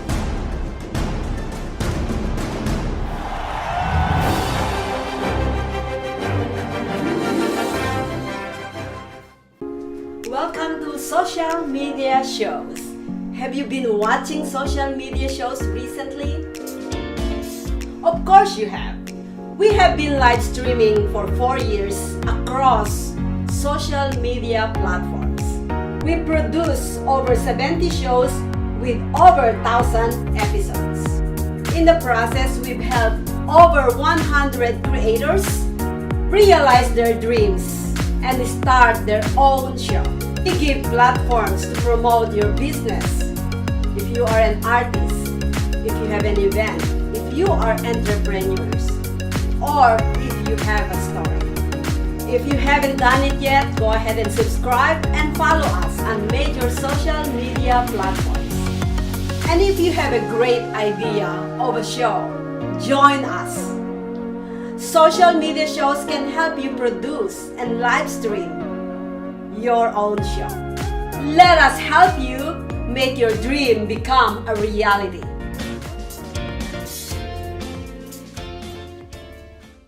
Hi, I'm Deacon T with Modern Word Ministries. It's great to be with you today. Just a short little promo for our show. Every Sunday morning we have service, and you can follow us at 10 a.m. Pacific Time on modernwordministries.org. And if you missed us or you want to see some of our older messages, go ahead and check us out on socialmediashows.com every single morning at 9 a.m. It's a great way to kick off your day, get a little bit of the word in you, get something uplifting, get you started off on your way. You know, if you're looking for prayer or you need some help, reach out to us. If you go to our website, again, that's modernwordministries.org, you can interact with me via telephone, via DM, text message, whatever you want. I'll get right back to you. So if you need prayer, you need help, you just need somebody to talk to, Modern Word Ministries is here for you. We are your church in the community. So until you see you next time, be blessed, everybody. Bye-bye. Vegas Views, Dawn Sullivan. I'm here today with Victor Salvador. If you guys are just logging in now, Victor has just been telling us about his extensive career in photography and how it kind of just fell on his lap. We've talked a little bit about some charity work, Victor's good heart, Rise Talent and what he does there. And then we kind of left off, if you're just logging in now, what does the future look like? Vic, do you have any plans? What's going on? What are we looking at? Actually, let's rewind really quick. So tell me how you got to Las Vegas. It was time to leave the city. Mm-hmm. You know, I was living in between 3 different cities at the same time. And my agent at the time, Matt Ames, he was having a difficult time with my other agent, Sofia Glaviano. She was in Milan. I didn't have an agent in Paris. There were different people who wanted to rep me there, but it was in conflict with Sofia. Okay. So Sofia was handling my business in Europe, and Matt was handling my business in America. Okay. Out of the clear blue sky, things started crossing over where some of my clients were coming from Europe and some of my clients were going to Europe. My American clients were going to Europe. I was shooting for Marshall Fields. Okay. And I was doing a huge catalog for them. It was 16 days of nonstop shooting, but it was started out in Paris, and I was also shooting on the shores of Deauville, which is where Normandy and Second World War invasions was. But what I really wanted to do is I wanted to shoot in the south of France. And I had to sort of bullshit my way down there. And it was only because I wanted to go to a certain part of France called Arles. Arles is a tiny little town, like maybe 2,500, maybe 3,500 people. How did you even hear about it? How did you even know about Well, it? Arles is the place where Vincent van Gogh lived when he did his sunflower paintings. So I wanted to see the inspiration that made him want to go down there and do these paintings. Wow. So I kind of bullshit my way down there, and I'm in Arles and everything, and we're driving around down there in a rented van.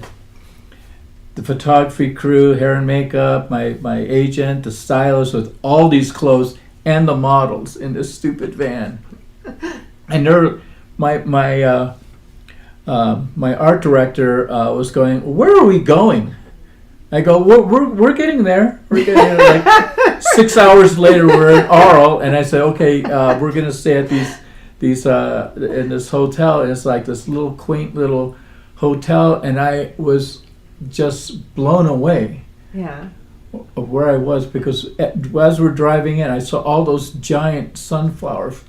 At that point, could you see the inspiration? Were you like, "Oh, I get it now"? Kind of. Yeah.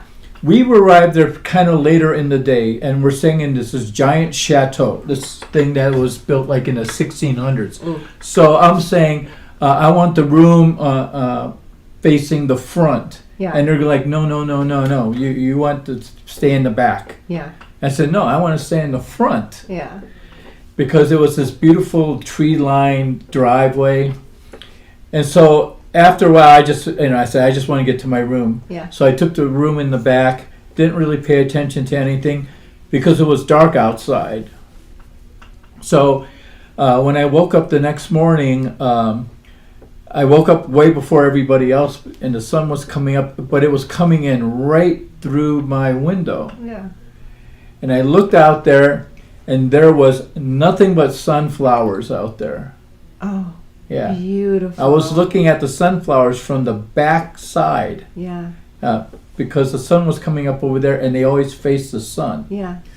So I got dressed, and I decided to go out there, and I started walking through the sunflowers, and then I realized that I was lost because the sunflowers are like a good 2 feet taller than me, and I'm in the middle of the sunflowers. I'm going, holy crap! Where, like, how do I get Where out am of here? I? How am I going to get out of here? And I kept on walking or wandering around, and then I realized, I said, no, I can figure this out. The sun is over here because I could see the sunflowers facing them. Yeah. So I just walked through the sunflowers. So I walk out of this sunflower field, and I see the chateau and everything, and there's like not a river, but a brook Yeah. on the side, and these big gigantic oak trees. So I'm walking along the brook, and then I see like 5 or 6 people there having their breakfast, and they're totally nude. And I said, I'm here. I made it. It's something that, just like, I go, okay, this is something I'll never ever forget. But going down to the south of France, we started that day, and we got in the van. I didn't know where I was going, where I was going to shoot any pictures. And we had 3 models with us, and I'm going down the road, and I tell my assistant Chuck, pull over, pull over, pull over. Because down there, we are in the middle of all these lavender flowers, lavender fields. Yeah. And I said, okay, girls, jump out, and I'm going to try to figure out what we're going to do. So these girls are running through the fields and everything. And then they come back, and I'm going like, wow, you smell like lavender. And they're like sniffing themselves, and the lavender got on their skin, and it wouldn't go away. Yeah. They had that smell on them for days and days and days. Lavender's powerful. Yeah. We did a bunch of pictures there, Yeah. and we ended up going to Marseille, and then we went down the coast. Yeah. And we ended up in Nice. But before you get to Nice, you have to go through Saint-Tropez. Mm-hmm. So when we were driving towards Saint-Tropez, the sun was in front of us. Okay, so we're driving through Saint-Tropez. So it looks beautiful, but it's when the sun is over the Mediterranean. So you're facing south. When you look back at it, Sure. you're facing west. Then it looks like you're in a Wizard of Oz.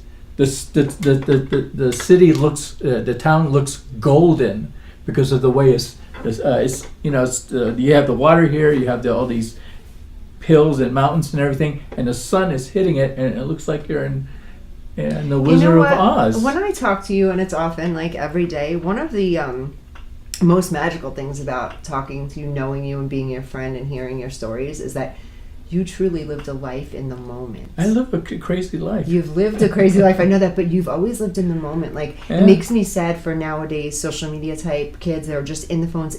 Like, all the things that you're saying, I think are being missed by an entire generation, because you're like, and then we smelled the lavender, we felt this. I mean, that doesn't exist anymore, Vic. Like, the experiences that we have shifted and changed so much. So you bring me back. So when you talk that, I'm like, oh wow, that sounds beautiful. It's funny because you're talking, I smell lavender.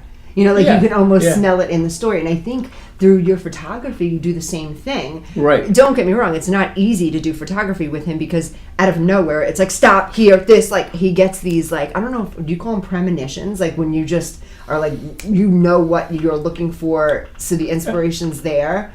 Yeah, it's inspiration. Yeah. It's inspiration. But it can happen at any time, so beware. If you shoot with Victor, he can get an inspiration. He'll be like, climb on the light pole and hang off. I like to go into a shoot sort of planned. Like when I work with a model, I like to talk to them about a lot of things. I like to talk about how they started. Yeah. Where did you start this journey? Yeah. And I try to get to know their personality a little bit so we can put a little bit of them in the picture. Yeah. And lots of times there's not that much to put in there. So I try to get some sort of inspiration going. And even though my portfolio, half of it is shot in the studio. I love to go on location Yeah. because you never ever know what's going to happen. Well, when- that's what I mean when with you and location. You never know. Like the last time it just funny, the girl calls me and she goes, "We're having just such a blast." I said, "Is everything okay?" She goes, "Yeah, I'm in a tutu on this car in some mountain on." I'm like, "Where are you guys?" I thought you were like down the road. But he's like in a mountain on a car and the girl's in a tutu. I'm like, okay, it's Victor. I trust it. It is what it is, right? And your shots are beautiful. I always hear from models that shoot with you, they always say the same thing. That's like the best looking me. That's the best version of me. I think you bring something out in people in their photography that they love. You're not just capturing a photo. You're Yeah. right. You are bringing out them. Like Yeah. the ones you just did on Daphne. Yeah. Like you brought out the version of her. Like, does that, you know what I mean? Like it was really. Yeah, I really- mean, a lot of it starts out with just the simple, basic thing: hair and makeup. Yeah. Yeah. You know, when she was getting her makeup done, Yeah. she was nervous. She was a little nervous. I think you honestly, Yeah. Vic, to be honest, you intimidate most of the models that don't know you already. Once they get to know you and you've been social with them and stuff, then they're like, oh, it's Victor, we're okay. But I think your resume and what you've shot, people know you have been shooting high fashion models your entire career, and now they're in Vegas and some of them are not high fashion. They get a little Yeah. bit insecure. So I think Well, with that's Daphne, overwhelming too. she was in the makeup chair and she kept on looking in the mirror. She kept on staring at herself in the mirror, and I was like, okay, just but the lighting was coming from the side. Yeah, So what I did was I had her stand up, and we went in front of the big window, yeah, and so she's looking out the window, and I'm in between her and the window, yeah, and I'm looking at her, and I'm studying her face. yeah. The very first thing that I noticed, that one eye is smaller than the other. That's the Yeah. first thing that I'm looking for. Yeah, One eye is small. So this is her good side. yeah. So let me ask But you. I try to shoot her from this side because I have to make that eye bigger. So is the smaller eye side the good side or the bad side? So let's say no There- one's there- face there- is there is symmetric. there is no bad side. There is no bad side. It's angles that I'm Okay. looking at, and the way the lighting is going to hit your face. Okay, so look at me. Do I have a good side or a bad side? Like how They're do you? both good. No, but It how all do you depends on the determine- lighting. It all depends on the lighting. Okay. We're in a location. We're outside. I'm trying not to use any kind of artificial lighting. Sure. So I'm trying to use natural light, and you cannot control the sun. Yeah. It's just going to be wherever it's going to be. So I look at the situation that I'm in. I look at where the sun is, and I look at my model, and then I'll try to position them so the best light is on them. Sure. Sometimes it works, Sometimes it Sometimes doesn't. it doesn't work. Yeah. It is. and trial then we error. we just move on. We just do something else. Yeah. If Do you, it's not working, we're not going to do it. do you still love photography? Huh? Do you still love photography? You wouldn't believe how much I love what I do. No, I would. I would mean, because when I call you and in like 30 minutes he still comes around. He's like, yeah, I'll do it for you, and he gets there. I would think Yeah. that's not just you being a great friend and a good person to people. You have to love what you do in order to do what you do. So yeah, I have a lot of photographers that I've mentored, yeah, and currently I want to say there's like 15 yeah, that I work with all the time. You know, Yeah. I don't like I don't, I'm not having a class with them, but they're all photographers that started out. yeah. One of the photographers that you know, Kahea, Uh huh.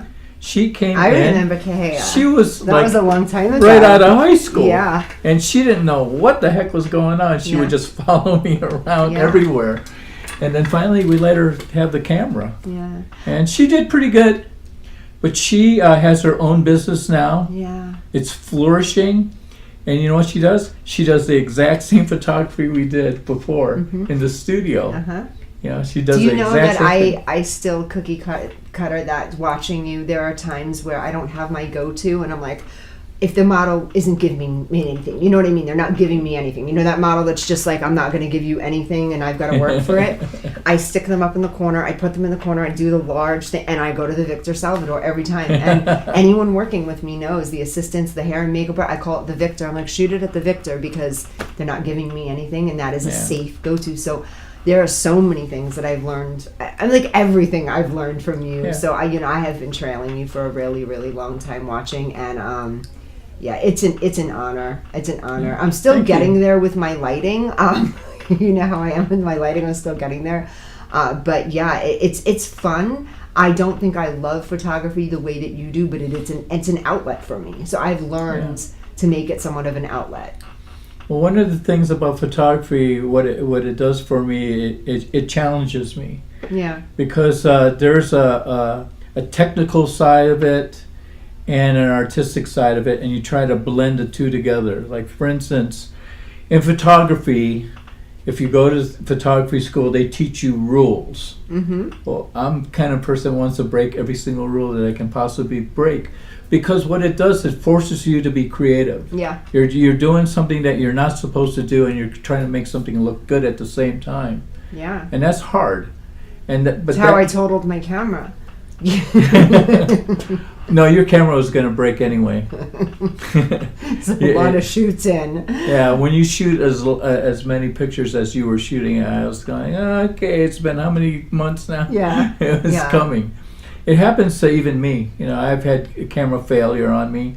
When we were working together before, way back in the day, hey, guess what? My camera's broken. Uh-huh. Bring Yeah. me the spare. Do you like it more so these days that like when Yeah. you're shooting? Yeah. Yeah. So you're still like Yeah. about it. Well, Your work has shifted though. You're it's weird. For a little while you were on one realm, you're kind of back on old school.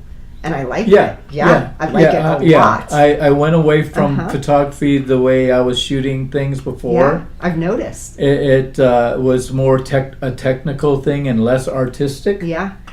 And what happened was I was just looking at some pictures of mine, Mm-hmm. and I was going like, this looks like shit. I wouldn't say This it looked is- like shit. It just wasn't. Well, for yeah. me, I was looking at it, and I said, this looks like shit. And so I, by accident or whatever, premonition or whatever, I took out a tub filled with my old pictures from the 1990s. Woo! This Yeah. is before digital. Yeah. And I started pulling them out and started looking at them. I was saying, that's what I should be doing. And what a great era. It's back now with fashion. Yeah. It's back now with Yeah. everything. But what a great, great era for photography. It is almost all of my inspiration in my office. If you see, I have my Kate Moss. I'm a huge Kate Moss fan. But I have her black and white Yeah. Calvin Kleins up now. I just put a couple of those up. Those are, for me, iconic. That Exactly, are never going yeah. to go away. Yeah. Don't get me wrong. I think, what's her name? Kyra, Cindy Crawford's daughter. Kira. Yeah. Beautiful model. All those are gorgeous models. I'm still stuck on the original gang. The Yeah. original gang of girls. Going back to in Cindy the 90s. Crawford, Karen Yeah, discovered she's- her. Yeah, discovered Cindy Crawford. Yep, I know that. Yeah, That's Karen Lee wild. discovered her, yeah. There's something on, I think it's Netflix or Hulu right now. It's Models of the 90s. So it's Christy Turlington. Yeah, Chrissy Turlington. Kate's in it a little bit. It's Cindy Crawford, Naomi Campbell. Tyra was in a little bit of it. The other one too. There's Linda Evangelista. There's her. The eyes. Oh, she's so Yeah. stunning. That is she. That woman. Yeah, Linda is And one of there's- the most beautiful from back in women on those the days, planet. Renee Simonson. Yeah, just beautiful. That's my generation of models where I look, and I still base some of my stuff off of that. When I'm doing Yeah. photography on a white background, honestly, all I can see is blue denim. I'm like, there's the old Calvin Klein, the knees up. Even Yeah. dating back earlier than that, what's her name? She's lovely. She was a kid star. Oh. No, she was an actress, but also a Calvin Klein model. Yeah, Brooke Shields. Brooke Shields. Yeah. Brooke Shields. So when I see a canvas, I think Kate Moss, Brooke Shields. Nope. Who should pick it up on air? Who is it? Is it someone my good? boss. Oh. But anyway, yeah, Brooke Shields, going back to what we were talking about, Carolyn Murphy. Yeah. Richard Avedon did all those ads with Brooke Shields. Yeah. Yeah. he's the one who shot all those things. That is so cool. Yeah. That is Yeah. so cool. And these women now, they're actually still doing things in the business. Yeah. They're collabing. That's the cool thing also, I guess. Social media has its super positives and its super negatives. But one positive thing is to be able to watch these women and keep track of them and what they're doing now. And they're still modeling and Yeah. modeling together, which is really awesome. Yeah. And I love how all of them have like little daughters now. So Kate Moss has her little daughter. Yeah. And Christy Brinkley, Christy has her Brinkley daughter. has her daughter. Yeah, she's starting to model too. you know who's stunning? Nicole Kidman's daughter. I don't. Yeah. She is a beautiful young Yeah. lady. All of them. I mean, they're all cute kids. Yeah. Yeah. Yeah. But yeah, Nicole Kidman's daughter. Yeah. Yeah. She's Yeah. fantastic. Every generation comes up with beautiful women. You know, the Kardashians. Yeah. You know, when I was growing up and I kind of knew, O.J. Simpson and all the stuff that he was going through, I remember seeing, and not Kim, but Khloe Kardashian with her dad in L.A. We were at the Beverly Hills Hotel, and I'm going, wow, she's tall Yeah. and beautiful.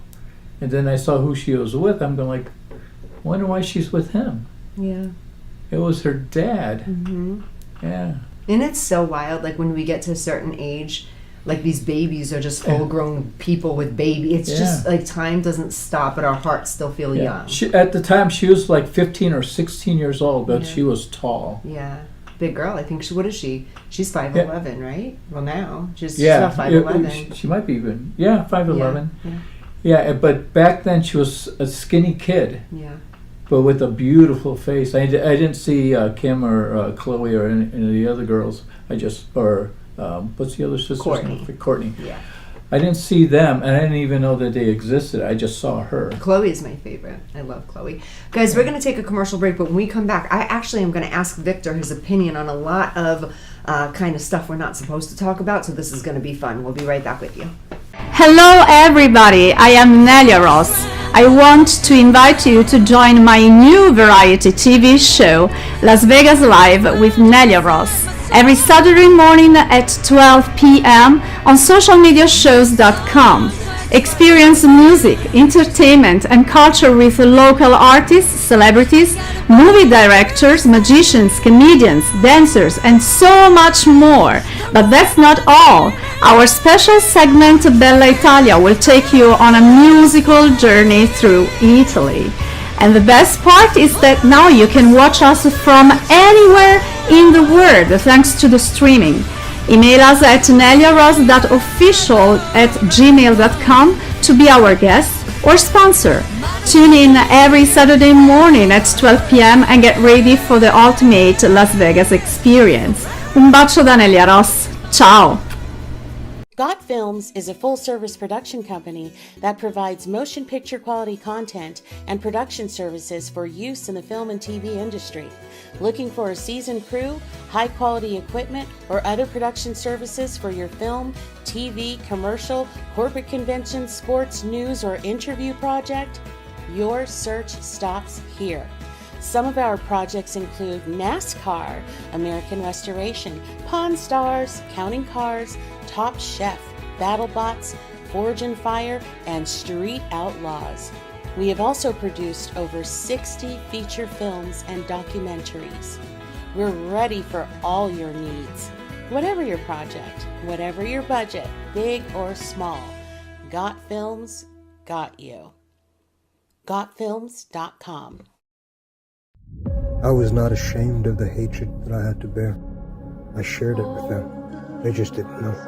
From their point of view, I was just some savage crusader, devil sent by a country of devils to kill. And that's what I did.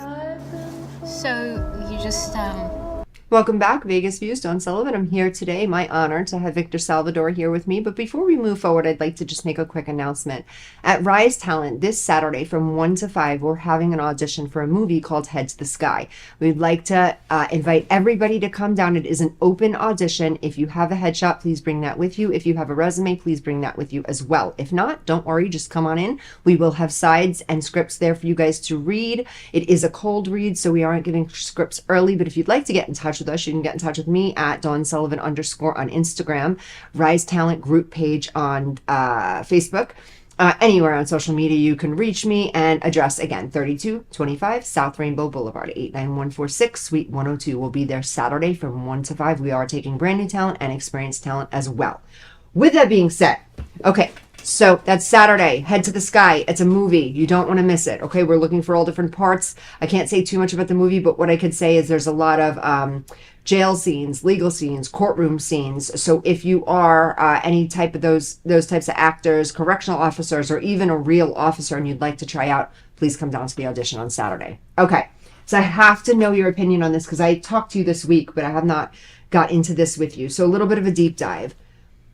Can you talk in the industry regarding some things that you have seen that may not have been right throughout the years? Because I'm talking about Diddy. I'm just going to say it. P. Diddy. You know who he is?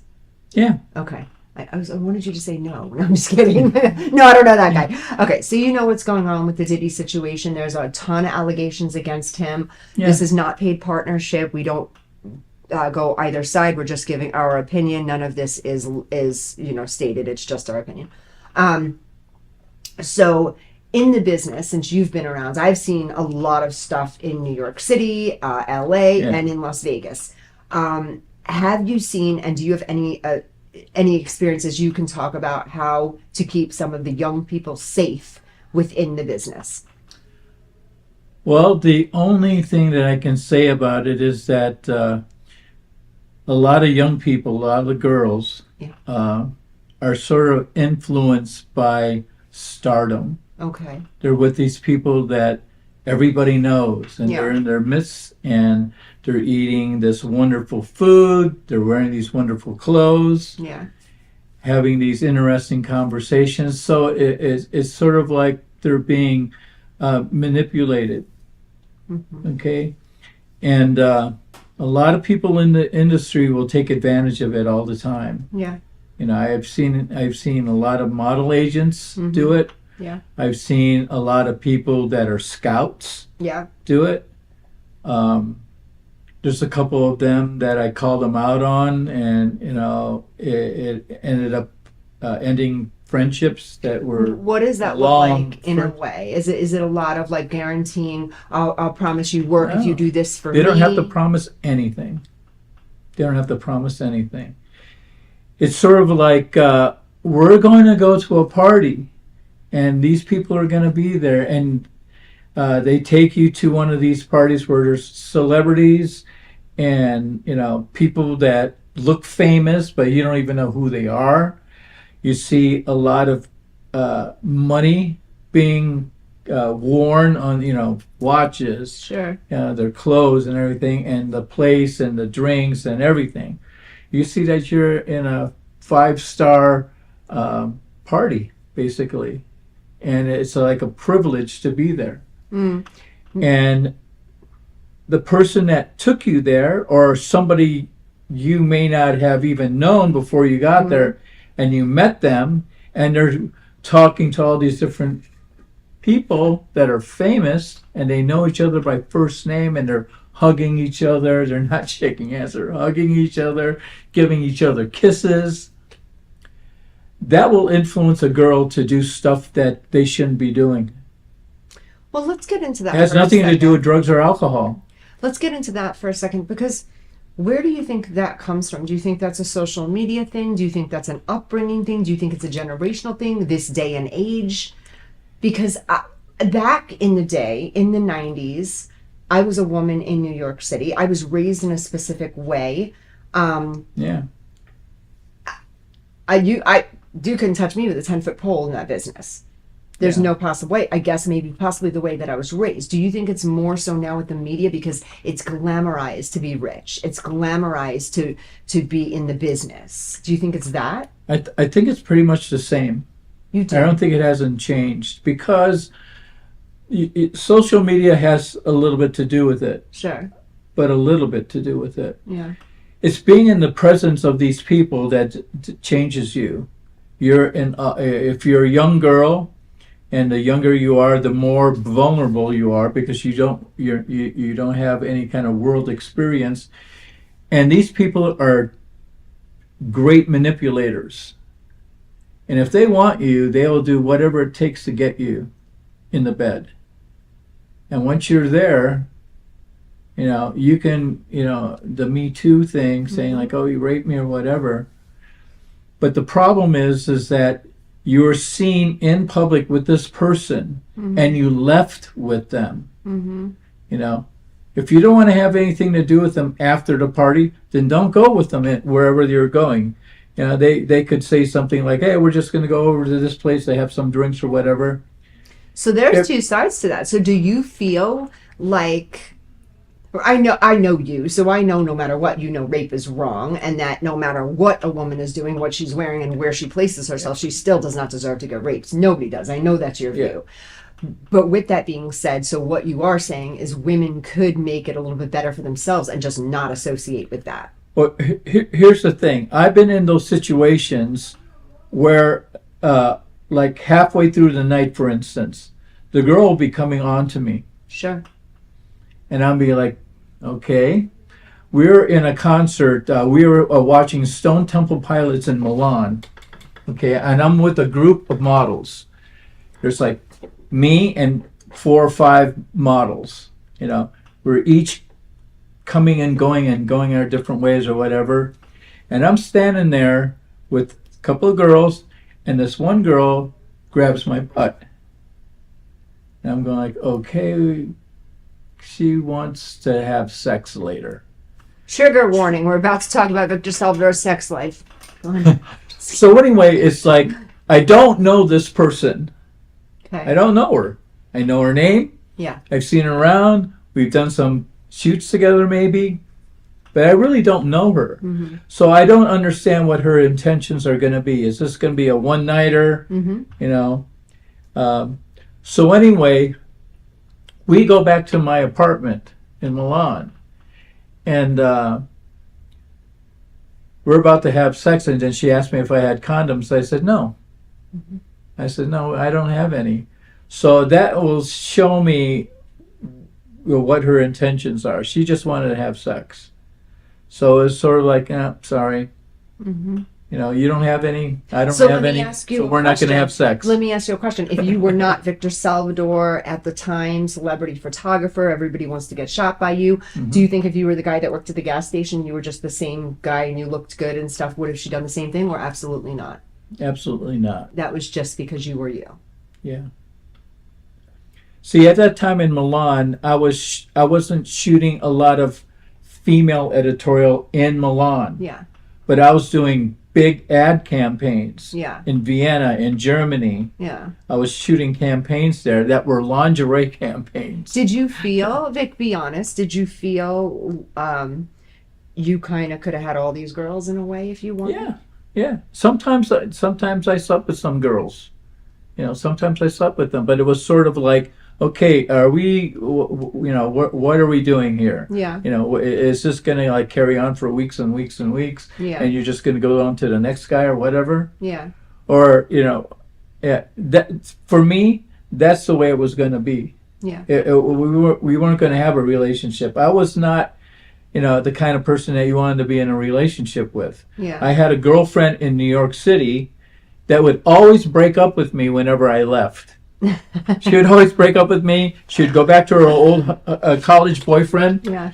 And it would break my heart. Yeah. Because I really, really loved her. Yeah. She was the one that got away. Yeah. So she would go back to her boyfriend. I'd come back to New York. We'd get back together, and she'd move back in with me. And then I'd be like, okay, I have to go back to Paris. And then she'd say, like, oh, please don't go, blah, blah, blah. This was my life. This was my career. I had to go. Yeah. So I would leave. She would move out, go back to Craig. You know. We're name calling now. Yeah. She would go back to Craig. Her name was Karen. Yeah. And she would go back to Craig, and I'd be like, this is never going to end like this. You know, this is... So this kept on going on for years and years and years. One day she says, if you leave... I just came back from Paris, and she goes, if you leave again, I'm not going to come back. And I got a job for just like 5 days in Miami. I'm not even leaving the country. But I left. And she I left, and she left me. forever. Yeah. We're still friends. That's cool. We're still friends, but she was the one super love of my life. Yeah. You know, she was that one girl that the experiences that we had together were like beyond normal. I mean, they were extraterrestrial, or they were supernatural. They were super. This is what I love about you. I love, like I said, when talking to you, you can almost like, you put yourself in that environment. I feel the love. That's very cool. And that's so cool that you're still friends till this day. Yeah, That's we're very cool. still friends. Yeah. She ended up marrying Craig. Oh, And okay. She ended So up that marrying works out for Craig, her. but Craig died in 9/11. Oh. He was in one of the towers. He Yeah. was a stock. He was a broker. Yeah. Yeah, commodities brokers. Oh. So he died, and then that day, I was, where are you? Yeah, they were living in New Jersey. I went and saw her, and the thing that was kind of really, really bizarre was that her kids. She has 3 kids. They all knew me as Uncle Vic. Oh. See, Craig and I used to be friends. Okay. When I met her, I knew Craig. We used to go to Central Park and Mm-hmm. play basketball. Very cool. Just a bunch of guys getting together, playing basketball and drinking beer afterwards. And I knew Craig for years. He was in the same office as my agent, Okay. Matt Ames. They were both doing the same job. Matt left the broker's firm, and he came to be my agent. He is an agent for people who do art on glass. They do glass Yeah. art. So I was his only photographer. But we all played basketball together. We all hung out together. We did everything together. And we always teased Craig about, his girlfriend. We never saw her. Never, ever saw her. And then one day it was like, I think the World Series, we were at their loft in Soho, and I'm looking at this girl and I go, oh my God, she's so beautiful. Don't tell me that wait a minute. So you were friends with Craig and then ended up with Karen? Yeah. This is what happened. We're at this. You're guilty. I see her, and I am really attracted to her. Okay. The next day was another World Series game, but we were not having it at their lot because there wasn't enough room in there. So we went to this bar, Finelli's, down in Soho. Why does that sound familiar? Would I know that? Because it's been around forever. Okay, I think We went down to Finelli's, and we're all sitting there drinking and watching the game and everything, and she went to go get a couple of pitchers of beer. Okay? I hadn't even talked to her to this point yet. So she's coming back, and she stops and talks to somebody. She comes to the table, puts the beer down, and he backhands her. Oh yeah. He backhands her. She's like in shock. She runs out the door. I run after her. Yeah. I run after her, and I said, I'm so sorry. I don't know why he did that, blah, blah, blah. And she said to me, he always does that to me. That's the way he treated her all the time. Wow. Yeah. Wow. So anyway, I tried to talk her back. She didn't want to come back. So it's another game. So it was same World Series, but the team, it was a couple of days later because they had to travel to the other city. So anyway, she's there again. After he hits her. Yeah. A couple of days later, and she's sitting sort of close, but not next to me. And I kept on talking to her. And then they go back home. Psh, he hits her again. Because she was talking to me. Yeah. Yeah. That's So she had my phone number. She called me up a couple of days later. The World Series was over. She called me like maybe 5 or 6 days later. And she said, can we talk? And so she came all the way back up to the Upper West Side. And this was when I was living on 68th in Amsterdam. right, my neighbor. Huh? My neighbor right Yeah. there. Yeah. So anyway, she comes to my door and she has a closed eye. It's not just black and blue, it's shut. and it's like he like punched her in the face. And I said, come on. I got a cab. We went down there. I said, go get your stuff. Go get your stuff. And I said, where's your room? I went into the bedroom. I was like looking for all her, women's clothes. I was just grabbing whatever, and I was throwing them in the bag. She goes, no, I don't want to. I can't do this. And I said, come on, let's go. And she stayed with me for 6 months. We didn't do anything. We were just friends. But she couldn't be in that type of environment. And what's kind of weird about our living situation, she walked to work. This girl was an administrator for the Jewish Guild for the Blind. She worked with deaf and blind kids. You have to have a massive, massive heart to be able to deal with somebody who cannot see and cannot hear. Mm-hmm. Because they don't understand the world. They've never seen it. They never heard it. They don't know what's going on. So you have to have this massive, massive heart in order to deal with those kind of kids. Absolutely. So anyway, one drunken night, we were up on the roof of my building, and we had sex. And that started everything between the two of us. What a story, Victor. Yeah. Great way on getting out of the P. Diddy question. By the way, so we heard a love story. No, that's really good. That's just actually a story here's the thing about about you. Here's the thing, about P. Diddy. How long was this going on? Decades we're talking about. Yeah. And nobody was saying anything. Why? Because he's P. Diddy. Yeah. So is his name and his stature protecting him? Or are the victims protecting him by not coming out? They're actually, it's kind of, now that they're not releasing him. Yeah, I know. He's there. He's stuck there. They're slowly saying that they're starting to come out a little bit. Justin Bieber has not said it yet, but they're alluding to the fact.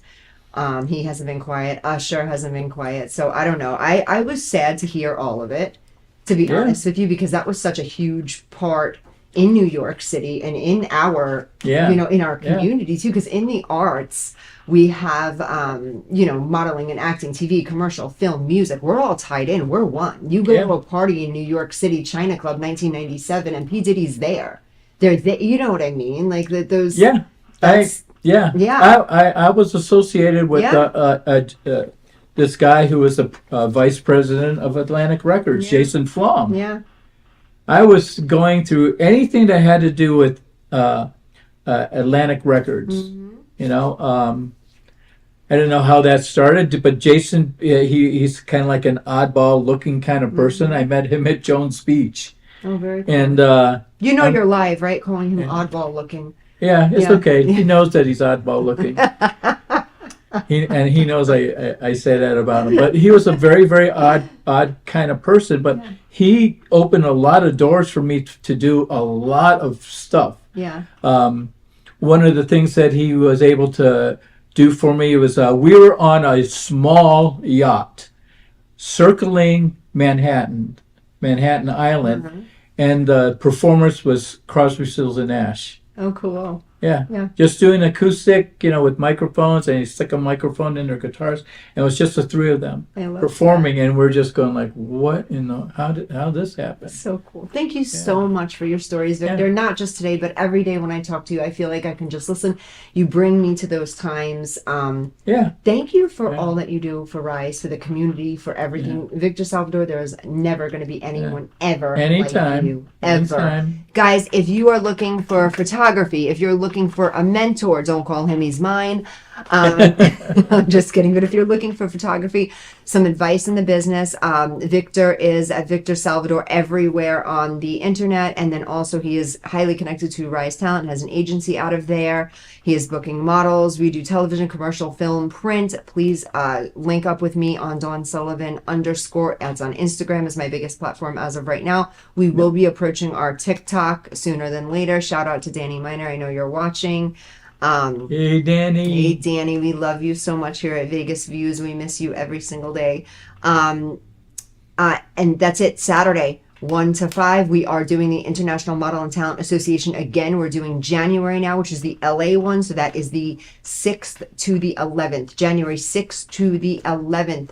Modeling, acting, TV, commercial, print, film, all of it. If you're interested, not get in touch at the imta.com. Again, imta.com. It'll link you right to me. Thank you so much, Social Media Shows, and Maria Perez, for all that you do for us. We love you so much. Tune back in next week. Vegas Views, Dawn Sullivan, Victor Salvador. Thank you so much for logging in. Vegas Views.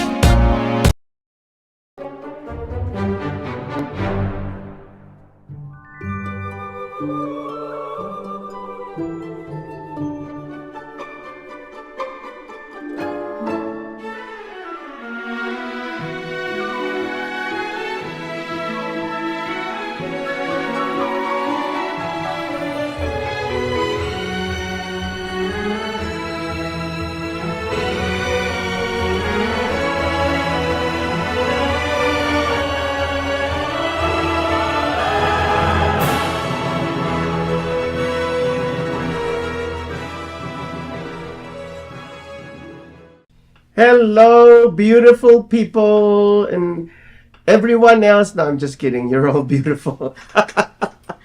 Welcome to another controversial episode of the Honeybees. And today's topic is about diversity. And I am JC Crazy Lago. Sorry, Crisologo. My name is Marcia Ruiz. I'm back for how many? She couldn't wait for me to introduce her. I love it. I love it. Because I missed a lot of episodes, right? She missed it that she went ahead. Okay. Yeah. So, our topic for today is, again? Yes, it's about diversity. As you can see, we are very diverse here in the studio. I'm a Filipino, she's a Filipino, and the woman behind the camera is also Filipino. Just kidding. But anyhow, don't you just love the fact that we live in this great land, the U.S. of A., United States of America, and this is a land of diversity, and there are Latinos. Which other groups can you mention? We have different Vietnamese, Cambodian, Indian, I think. Pakistanis. Yeah, I Asians. think all over the globe are here. Yeah, Armenians, Russians, you name it. Everybody's here, and a lot of Irish descents, and a lot of Germans, and and Argentinians, and a lot of Cubans. And of course, a lot of Filipinos. Yay! And we are one of them. Yes. And a lot of these people who were not born and raised in this country came from other countries, and they came here as immigrants. But let me ask you this. What did you notice as an immigrant? Was it easy to immigrate to this country? I think it depends how you will come into this country. If it's But like let's on my yeah, in your case, yeah, on was my it case, easy? No, I had to go over a lot of things before I get totally Accepted. Yeah, you're in America, and that went for me because when my dad was already a U.S. citizen here in America, and when I was still in the Philippines, when he petitioned for me, I was over the age of 21. Oh, yeah. So it took a long time for me. The process was longer. because I was already considered, an adult. If you're already an adult, Yes, correct. the process, it took me 10 years, 10 long years to be able to receive the approval and the invitation of the U.S. immigration to even have an interview in the U.S. Embassy. Yeah, I Yes. think until today, it's Mhm. still 10 years. If you're overage, it's still 10 years. But me, I came here in the U.S. through a fiancé visa. Fiance. Yeah, but there's a lot of questioning, and it take about 1.5 years before I get the granted to come here. And then and after that, even I was I know there's a struggle after that, and then I totally get my permanent visa, and then I get my citizenship. That's wonderful. Yeah, when Yeah. the day that I got my letter from the U.S. Immigration from Homeland Security, I was very happy, and I said, "Oh wow! I mean, this is it. Like I'm going to America now." Of course, it was I had to go through a lot of process. Not only, I think I had 2 interviews. I don't know if I had 2 or I forget. But the only thing that I remember is that they even sent me to St. Luke's Hospital in the Philippines, which is affiliated with the Homeland Security, to have myself injected. They call it vaccine. medical. Yeah, vaccinated. And then also I had to take a class about immigration.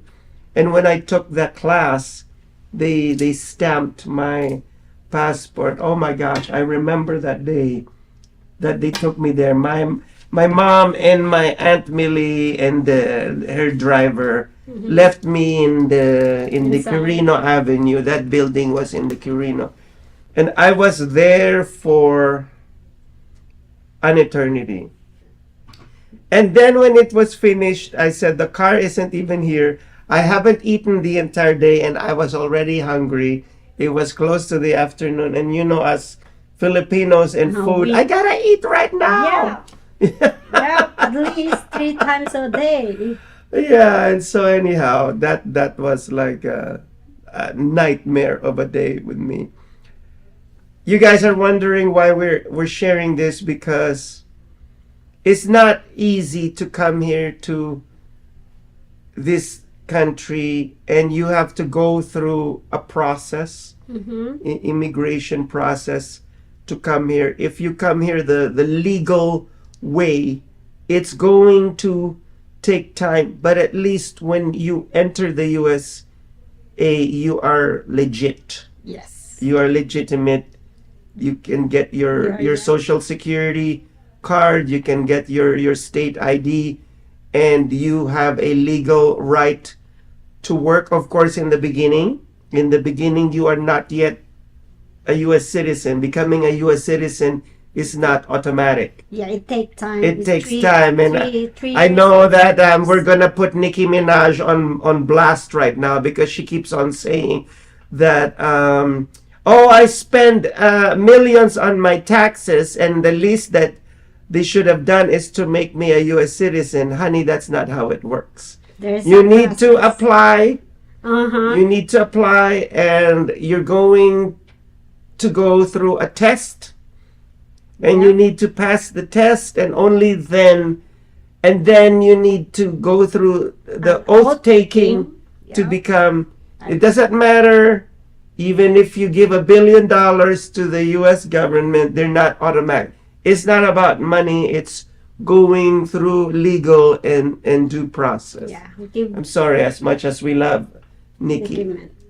not giving a lot of taxes is not Yeah. going to be counted to become a U.S. citizen. Yeah, it's not being part of the privileged class.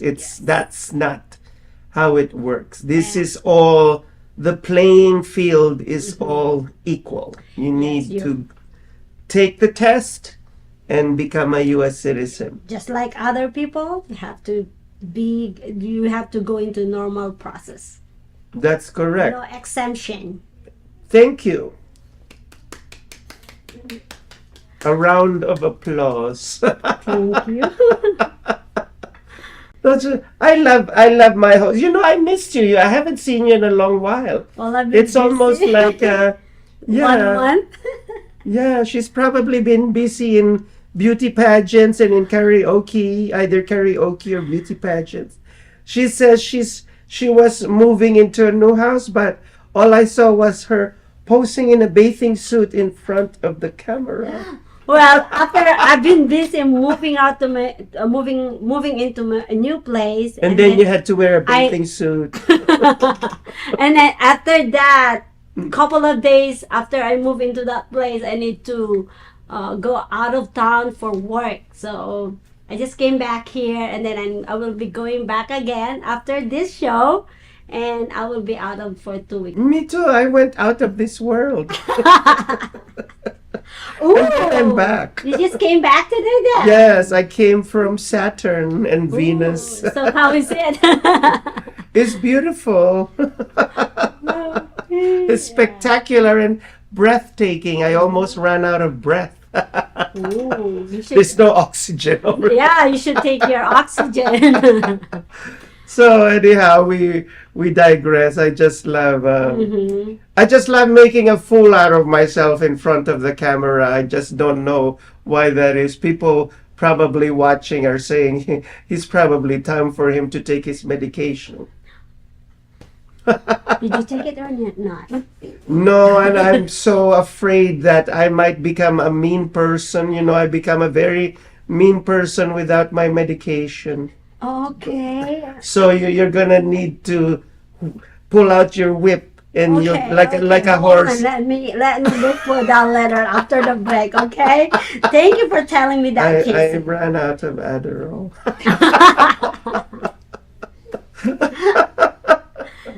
So anyhow, yeah, there's so much diversity, you know, in everything. And if you notice, even in politics here in America, Yeah. there is so much diversity. I mean, take a look at, you know, Donald Trump and Kamala Harris. Oh my gosh. Kamala is very diverse in her own right. Yes. well, never mind. I'm not yet. Well, I watched the debate last night. And I heard some part that You're a few weeks late, by the way. I'm just kidding. Yeah, I know. I just watched last night while I'm packing because I was so busy, and I heard that she claimed that she's black. From what I've seen is that she is part Indian, from India. Yes, and that, and also Latino. Yeah, but I heard that she's claiming that she's black now. So how So come we it's don't become know. changed up? Because the election is coming, so there's a diversity coming out right away, right? I know the election is coming, so later on it will be revealed what kind of a diverse being I am. Like right now, I don't know whether... I mentioned a while ago that I was a Filipino, but now maybe I'm not. Oh, okay. Maybe I'm Thai, maybe I'm Singaporean, Oh, maybe, or maybe I'm right? Indonesian. Who knows? Or maybe Indian, right? I don't even know what you are right now. Who are you? I'm maybe I'm Italian, half Italian. right now. I don't know. And maybe tomorrow I will be Chinese. Ooh, baby China. I love it. We already had one many months ago. What is that? The cheetah? Oh my gosh, did you just call her a monkey? Oh my God.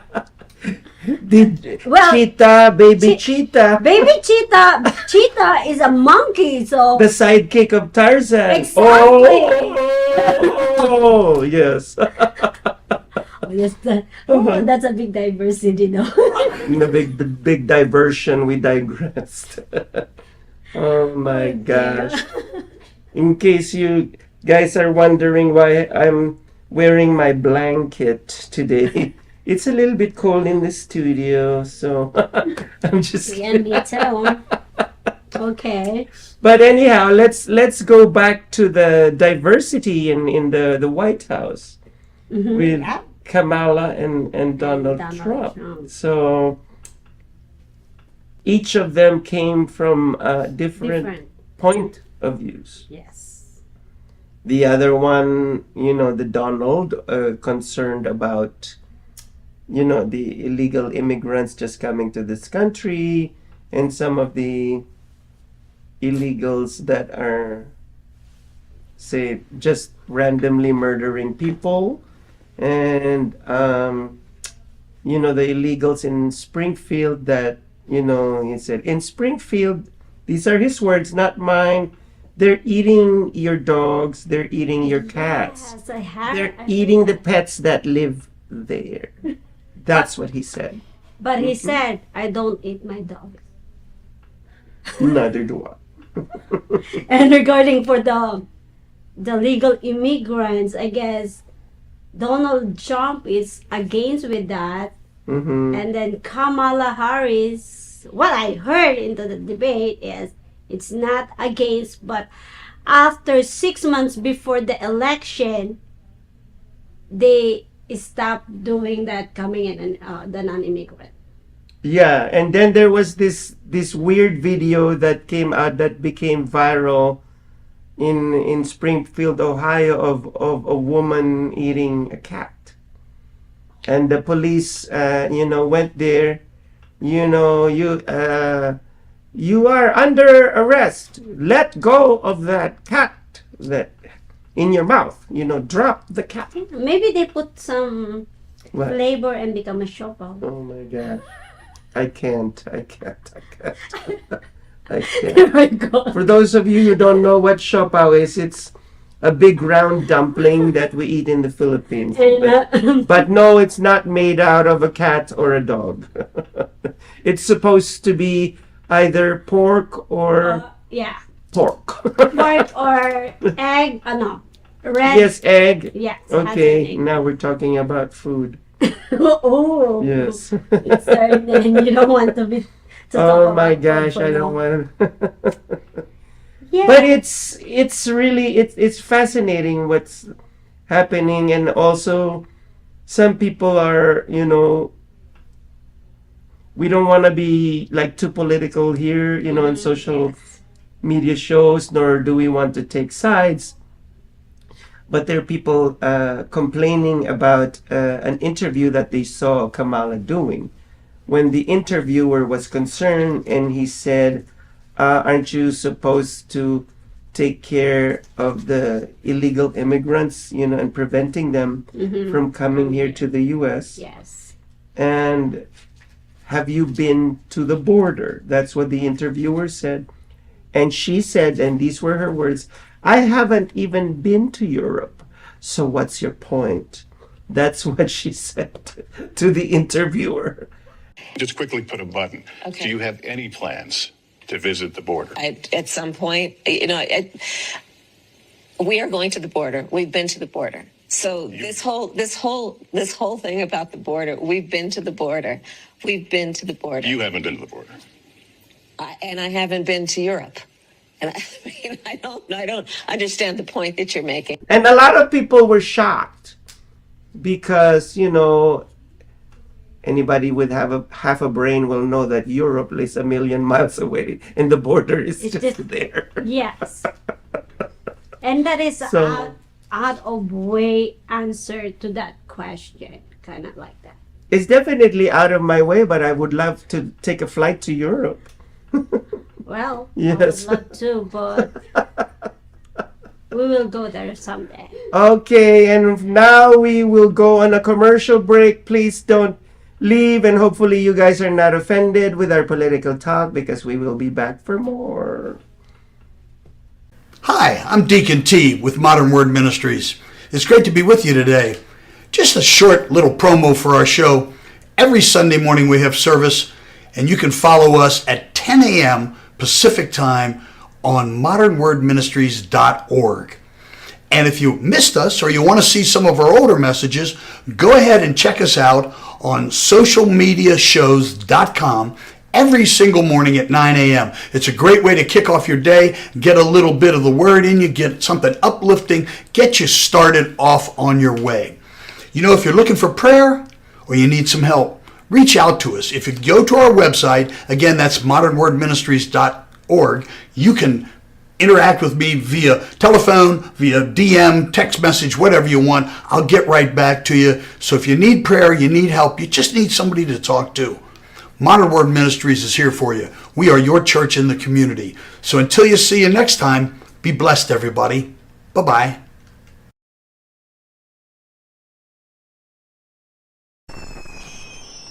Traditional TV is going away. Hollywood is starting to fade. People are demanding real stories from real people. Our voices are now being heard in our own way. Podcasts, Facebook, Twitter, YouTube, and TikTok Live are becoming the norm. Internet TV has now reached the highest demand in human history. Social media shows is now the new media of the century.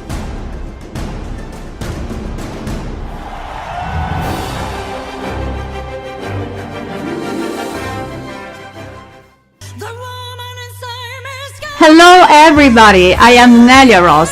I want to invite you to join my new variety TV show, Las Vegas Live with Nelia Ross, every Saturday morning at 12 p.m. on socialmediashows.com. Experience music, entertainment, and culture with local artists, celebrities, movie directors, magicians, comedians, dancers, and so much more. But that's not all. Our special segment Bella Italia will take you on a musical journey through Italy. And the best part is that now you can watch us from anywhere in the world thanks to the streaming. Email us at neliaros.official@gmail.com to be our guest or sponsor.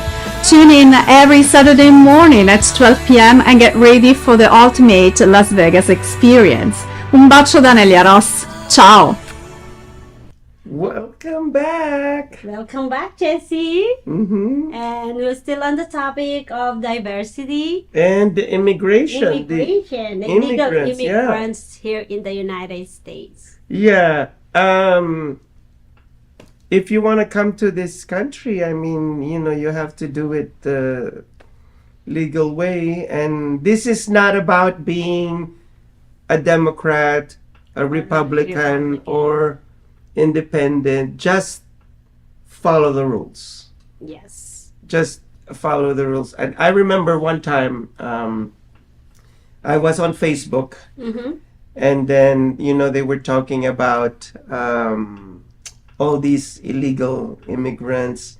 And then I posted, I said that, oh, it took me 10 long years to wait for my turn to come to this country.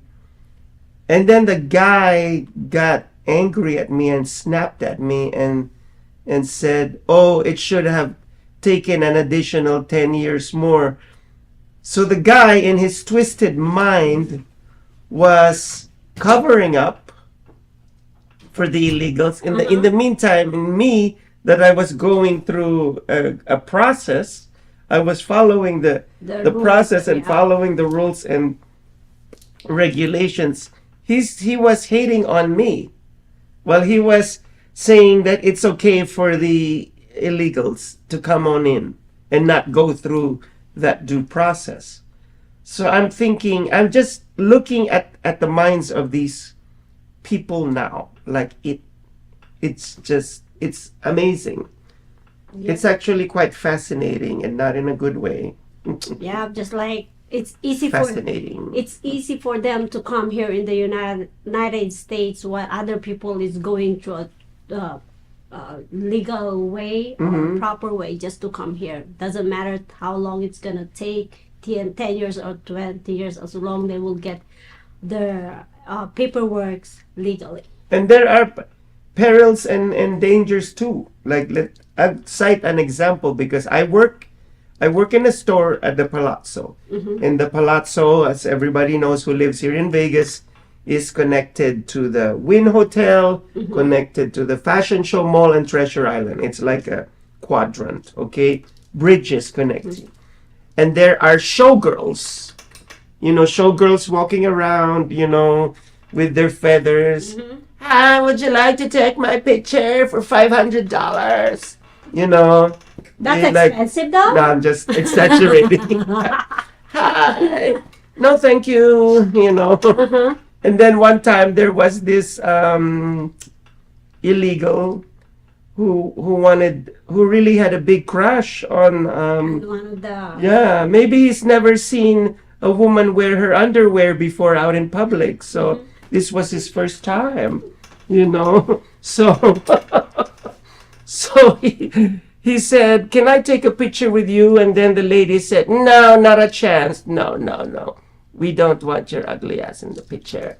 So anyhow. And then he got very mad. So, and it so happened that he was selling deadly weapons on the strip. He was selling sharp knives. Oh. And the reason why he said he was selling knives is because he wanted some money to go back to his country. There was an easy way for him to go back to the country. All he needed to say was to go to Homeland Security. I'm an illegal, and they should have fired his ass back to his country like faster than Superman, than a speeding bullet. Okay, we'll get you on the next plane out, and that's it. Bye bye. Yeah, he doesn't need to. Nah, but no, that's not what he did. With the same knives that he was selling, he started stabbing the ladies, and one of them died. It was horrific.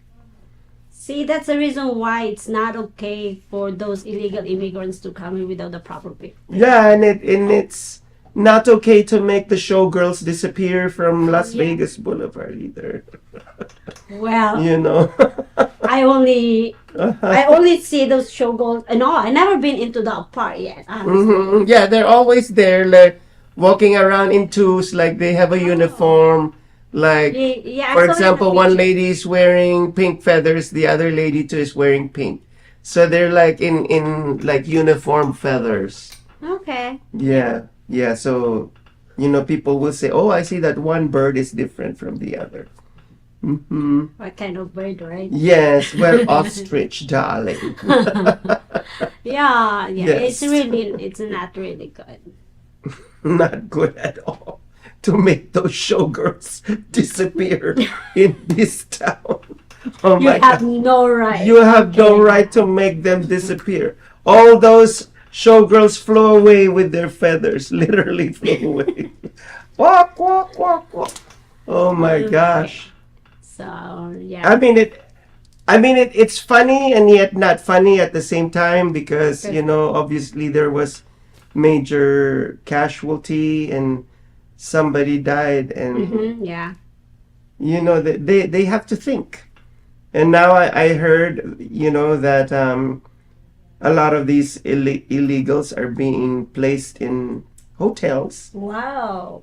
in New York. I wish when I came here in the United States I can go to a hotel, not in a house Yes, full of yes. garbage. This is happening in New York. Oh, and New York, right? Yes, anyhow, they are being placed in good hotels. And then some of them even had the nerve to say, this hotel room doesn't look good. Can you transfer me to maybe Wow. they wanted to be transferred to the Plaza or Oh, to the Ritz Hotel. exclusive hotel. Yes. And they still have the right to complain what hotel they're gonna stay in if they just came here as illegal immigrants. Hello. Oh my gosh, it's just It's amazing. Oh my goodness. Mm-hmm. Yeah. And these hotels are $1,000 a night. Wow. Mhm. If they give that to the people here in the United States, it's better than Oh my just gosh. spending those money to those illegal Yeah, immigrants. $1,000. Damn. Yeah. Oh, I need Oh, that and then $1,000 too, at least. Even just Yeah, the every allowance. other month. Can you just imagine if I'm given $1,000 allowance a week, excluding the hotel accommodation? No wonder there's no more money of the United States because of the illegal immigrants. Yeah, I mean, Money for easy money. we're not trying to turn ourselves into Foxy News, Mhm. but And they're using our taxes, guys. They're Yeah, my using our gosh. excuse me. Don't use her taxes. They're using our taxes to provide or Yes. to protect these illegal immigrants. Well, Yes. I'm not against. Use mine. I'm Which just is kidding. a wish, right? No. I was already taxed too much last year, and maybe because I didn't go back to my normal place to do taxes, and they said, this is how much tax you have to pay this year, and I said, what? It's a good thing I was seated. I almost fell down from my chair. Oh, okay, you have to watch that again 3 months from now. No. right? I'm gonna You go. look for that office where I went to a few years ago. I hope they're not in jail right now for lowering my tax, because sometimes that happens, you know. But anyhow, I digress. So, yes, so that's what's happening Yeah. right now, and it's crazy. I mean, and like we said in the beginning, we love this country because, you know, it's such a diverse Yep. You uh, have, yeah. country with different minorities, and sometimes we even intermarry each other and produce wonderful babies or weird babies, you know, because they yes or whatever. Because of that diversion, I get a Yes. really cute. Oh, we have a really cute grandkids. Can you believe Mix. she's a grandmama? It's a mix, and they're really cute. Hi to my grandson. I'm a Santino. mix too. I'm a mutt, but Yeah. I'm a certified mutt. But anyhow. Yes, and so we touched on the topic of politics, and oh my gosh, I hate talking about politics because, like, I just, you know, people get so sensitive Yep. about this topic. I mean, it's a very sensitive thing. Well, we're not in any side. We're not siding anyone, whoever your side is. We are on our respect side, our you. own side. Wherever your side is, we are our own side. Yes, our opinions could be dead to one another, but we could still love one another. Okay, how about do you have any idea about diversity at workplace or diversity in I think that right now we should segue to the topic of racism. Okay. You know, it's also part of living in a country that's so diverse. Like, some people are not accepting of other people's Correct. cultures. And, like, let's say, for example, a few days ago, you know, I like watching videos of people eating ramen because, like, it makes me even more hungry. And you see these, you know, Asian people eating with their chopsticks. Of course, when they eat it, it's like there's no more tomorrow. You know, they eat it like that. Yeah, And and the sun. And then you could see like the comments. I think it's gonna give them hiccups. I think this is so disgusting. The way they eat is so disgusting. Blah blah blah blah blah. And of course, I had to say, you know, me as an Asian, I would like to savor the experience of eating a good ramen, and I take my time. And then like, no, they're eating fast because they're in front of the camera. Well, don't die just because you're in front of the camera. And the thing is, It's not worth the funeral. and the thing is, it's not only a 1 cup of noodles. It's a big pot of noodles. Oh, no, I didn't get to that part yet. Yeah, because they're on the video. Yeah. I saw a lot of like that eating noodles, but in a 1 pot, and they're gonna eat all of The them. noodles and the There's bok another- choy Yeah, vegetable. exactly. And they will dip And dip it into a really spicy whatever it is. And how they gonna do that? See, or they're verging into. But anyhow, the only reason why we're talking about this is the comments. It's the racist comments that are being said against these Yes, Asian people. And, you know, some people were trying to calm the other people down. You know, they're keyboard warriors. All of a sudden, I'm a warrior. But in front of the computer, I'm a warrior. But in real life, you'll see them with their asthma inhalers. because they become so tired Yeah. now. No, it's so funny. It's funny. Yeah, exactly. Oh my gosh, it's just crazy. And so that's one aspect of racism. And sometimes, you know, in the history there, you know, Caucasian people being racist towards other, you know, minorities that don't look like them, like dark skin and blah blah blah blah blah blah. But I also noticed, and don't hate me for being beautiful, I'm just kidding. Don't hate me 'cause I'm beautiful. No, don't hate me for saying this. But I notice also in the black community that there are a few black people out there that are against Asians. And there, I said it. I said it. Oh, well, Cat's out of the bag, and I hope you won't eat that cat. And the big elephant in the room. Yes. well, it happened all over, especially our workplace, because there's a lot of different kind of culture, different kind of people in a workplace. Tell me. Just like, hey, they're putting you down if you're an Asian or with different nationality or anything. Or it could be also that maybe some Asian people whose English is not their first language, they communicate There's a barrier. differently. Yeah, there's a barrier. Like when they, Communicate. instead of saying turn off the lights, they say kill the lights. And they, what? That's what I said. Kill the lights. or open the lights. Like, how am I going to open this? Like, how do you open a light? That's why,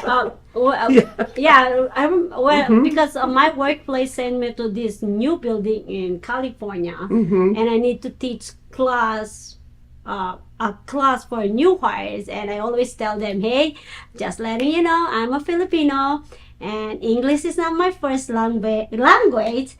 So when you tell me something, it will go into my mind, convert it into my own language, and convert it into English, and then I can tell it to you guys. In short, she has a converter inside of her brain. Mm-hmm. That's what's Because I know one of my trainees, she's laughing on the side, but I don't want Yes. to confront her that Yes. you're laughing with you. I just leave her alone because Yes. I know because I have a strong accent, but I just ignore her. And I heard this Filipino couple on the train, and there was like a racist Karen, you know, attacking Mhm. them, and then the Filipino lady, instead of saying you're way out of line, and then she says you're on the line. Like what line? Maybe her mind. You're on the line. Maybe her mind get delayed in converting. Oh my gosh. You're on the line. Yeah, it's when she convert it into English, there's some word that is missing. Oh my That's why gosh, she's- Lord Jesus! Yeah, it's just. Yeah, that's a lot's going on Oh in the my workplace. goodness. And have you experienced that in your workplace? Oh yeah, I mean, I have experienced racism in the workplace. There was even a department store that I used to work at, and it's funny because the guy who discriminated on me wasn't really an American. When I say an American, somebody who was not even born and raised here. You could tell that he was really foreign to this country. And he came to me twice and said, "Oh, you Filipinos, you eat dogs and cats." Once again with the dogs and cats. I said, "No, I don't." You know, and I tried to explain to him that if you heard that, you know, that only reflects on a few people in my country that have unfortunately no education or grew up on the wrong side of the tracks. It's not their fault that you know, it's like the circumstances, and they know nothing else. And not to play devil's advocate, or not even to defend them, because that's horrible. I mean, you don't want to eat Buffy or Miffy or whatever. So it's a terrible thing to, you know, eat a pet. But then this guy kept on insisting, and I said, you know, I think you better stop. I said, like, you stop right now, because this is, you know, a racist attack against me and against my entire nation. Well, for me to defend those people who's eating dogs To defend, yeah. Yeah, to defend them. Well, here in the United States is unlawful to eat your pet. But in my country, way back in the Philippines, just like it's normal. So it depends what. But now. Oh, really? Now things are becoming very different in the Philippines because of the, you know, Filipinos now have become more aware. There's an awareness, you know, because we now live, whether you like it or not, in a global internet network. It's almost like the world became one through the internet. And there's so much information, and there's so much awakening going on, that now Filipinos are putting a stop to that. Oh, okay. Even, you know, the great Corina Sanchez, who's very, you know, famous in the Philippines for being a TV announcer, is saying, you know, we'll need to put an end to this, because it's tarnishing the image of Filipinos abroad, because it's making us look really, really, really bad. And it's making others look bad. Other Filipinos that don't even have any desire to eat their pussycat. Oh, now with pussycat. But I tried dog when I was. Oh no! Honestly, I tried dog. That's why. Oh no. Oh my gosh, I need to drink. Oh good gracious. That was when I was young, and I don't know. There's some speculation that coming out that if you cooking a dog meat and you put a banana stem on it, a worm will go up. And So she's wearing red, for crying out loud. The color of blood. no, when you put a banana stem into a pot that has a dog meat was cooking, there will be a worm that coming out. Since I heard that, We don't need to go into details. yeah, but when I heard that, This isn't Netflix. well, I'm just telling the truth. That This when is- I heard that, I stopped eating dogs. Oh my God. Well, I'm just telling the truth. Graphic, my gosh. You know what? We should be in that new movie right now in Hulu and FX called Grotesque. because in there they're eating humans. Oh no no no no no no no no no no no no no. Okay, Already. somebody is giving us Yes, the a peace sign. sign. Yeah, And please. we will be right back. In a couple of minutes. Bye bye. Got Films is a full-service production company that provides motion picture quality content and production services for use in the film and TV industry. Looking for a seasoned crew, high-quality equipment, or other production services for your film, TV, commercial, corporate convention, sports, news, or interview project? Your search stops here. Some of our projects include NASCAR, American Restoration, Pawn Stars, Counting Cars, Top Chef, BattleBots, Forge and Fire, and Street Outlaws. We have also produced over 60 feature films and documentaries. We're ready for all your needs. Whatever your project, whatever your budget, big or small, Got Films got you. GotFilms.com. Traditional TV is going away. Hollywood is starting to fade. People are demanding real stories from real people. Our voices are now being heard in our own way. Podcasts, Facebook, Twitter, YouTube, and TikTok Live are becoming the norm. Internet TV has now reached the highest demand in human history. Social media shows is now the new media of the century.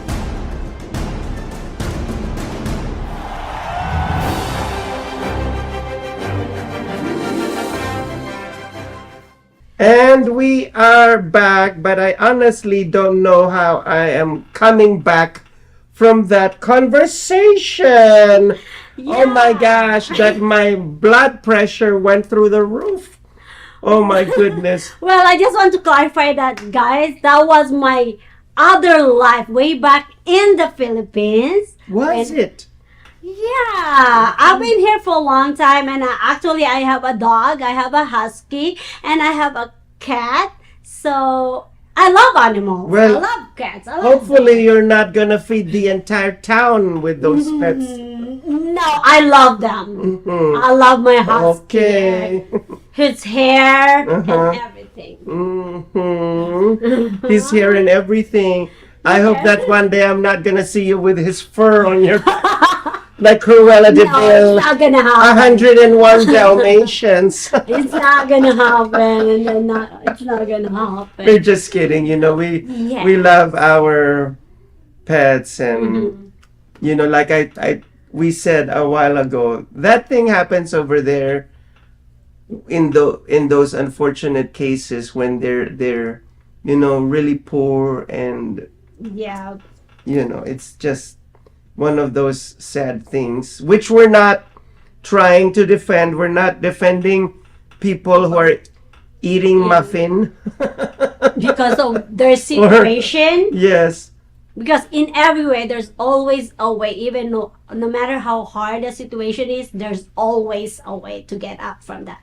Yes, but yeah. So anyhow, going back to the issue Okay. about, you know, racism, there all these things, all these factors are the ones that are giving people here in America, you know, some paranoia. It feeds their paranoia. Like there was this one Asian woman who was screaming after her dog because her dog ran out of her house, and it so happened that she was holding her ketchup. So they thought that the girl was after the dog because she was going to eat it, you know, and they were saying, "Run, Buffy, run for your life!" Yes. Wow. Because it so happened that That's Buffy, come back, Buffy. And they thought that it's a knife, not a kid. No, it wasn't. No, they thought they saw the ketchup and they were terrified. Or they want to make Yeah, because they thought that it. she was going to put the ketchup on the dog. And they mix it my- caldereta. Yeah, yes, something like that. Oh my. Oh, it's too dogs too. It's like, run for your life. Oh my gosh. Well, that's funny. Yeah. So anyhow, I mean, my goodness gracious. For all those people out there who have eaten pets and somebody's pets, I hope you get an indigestion. I hope they get bloated. Yeah, I hope they get food poisoning. Oh my Lord. Oh my goodness. But we should stop that. So now, because I just love talking about this diversity, because we're like a snake going like this. Okay, so we touched upon the topic of politics, illegal immigrations, and the perils of having an illegal immigrant, and we talk about, racism. And before we end the topic of racism, we have to just say that we need to respect one another, yeah. and not cross each other's boundary lines. And then part of also being diverse is that nowadays I can see within the genders. So now they're saying that, okay, there's like a man and a woman, and then some people, identify themselves as a woman, and some people identify themselves as a man. Yeah, and so that is our world right now, the world where, and there's more acceptance right now for people who I call it the alphabet soup community, the LGBTQ, because they're all alphabets. Wow. Oh yeah, Yes. LGBTQ. I just need to. Now I know my ABCs. Need to sink into my mind first. Yes. Yeah. Well, I hope it doesn't sink too much, because it might turn into the Titanic. I need a convert. The Titanic that swam in. Come back, Jack. Come back. As long as you have your rose. Mm-hmm. Oh. Okay. Yeah. Oh my gosh. I just love this episode of Honey. Yeah, we just have him. So funny. Oh goodness. Goodness gracious. With the until hour is just. Yes. So anyhow, and like now and also, about this diversity, about the different genders. Make sure that if you think that you are a woman trapped in a man's body, that how does this even work? Or that make sure that you didn't eat a woman, and that woman is in your body right now wanting to get out. So yes, you have to figure it out. It's just like Yeah, but because sometimes if you're in a woman's body and you're in some man's body, but you think you're a woman, sometimes some people, it's really hard to come out. It's really hard for them to accept or to bring it out who they are.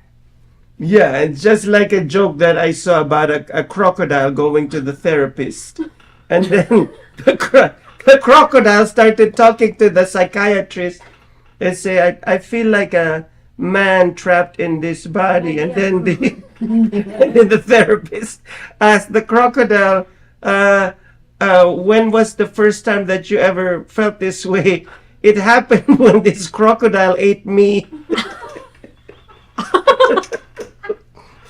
Oh yeah. So anyhow, yeah, it's a joke. It's a joke. So all of the sudden, the crocodile started talking because he ate this man. Oh my goodness gracious. Yeah. But anyhow, make sure that everybody knows,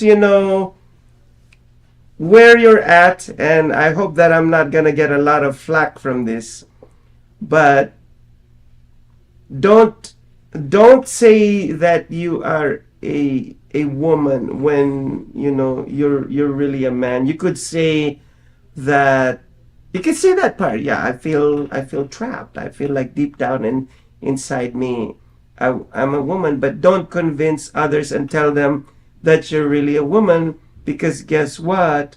The moment that they will pull your pants down and see a ding-a-ling. So Yeah, and I saw one time on the internet this one Filipino who is it's see, now she's confused. yeah. She's a girl or a boy? I need to convert into my mind. Yeah. But yeah, she looked like a Filipina, Mm-hmm. but she's a man. He's a man. Oh, okay. And even the way she talked when she's talking to the other side, the guy on the other side believed that she's a woman. Mm-hmm. And it's just a kind of in the internet. She's go all over the place. She get Until the other man got into it with her, and then realized that. No, and then all of a sudden he will talk his regular voice. Okay, I thought he got into the sack with her, and that's when he had a very unpleasant surprise. No, it's just that the guy on the other side is just he's falling just like, oh wow, she's so beautiful, like it's so sweet, and all of a sudden, okay, he will talk in his regular voice, and the guy on the other side will be shocked. Here's the thing: some men are born with a lot of feminine traits that when they start dressing as a woman and putting on makeup as a woman, you're like really convinced that they're women because there's not a masculine bone in their body. But then I've also seen men who are like just trying to force themselves to become a woman, and they end up looking like a hippopotamus. But that's another story, of course. Yeah, yes. Yeah, and I've seen a lot.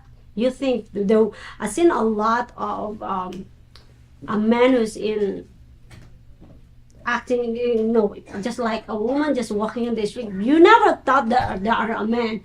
Their body shape, wow, so sexy, just like a beauty queen. They're so tall. They're a man. They're a man. So going back, once again, in our topic that we live in this kind of world of gender identity and gender diversity, that maybe some of you guys are traditionalists or even religious, but I think that we should be able to coexist in such a way that we can and respect one another and not attack one another. Like I, for one, growing up back home in the Philippines and not have too much of a masculine backbone within me, because I was always getting sick and getting hospitalized, and I was always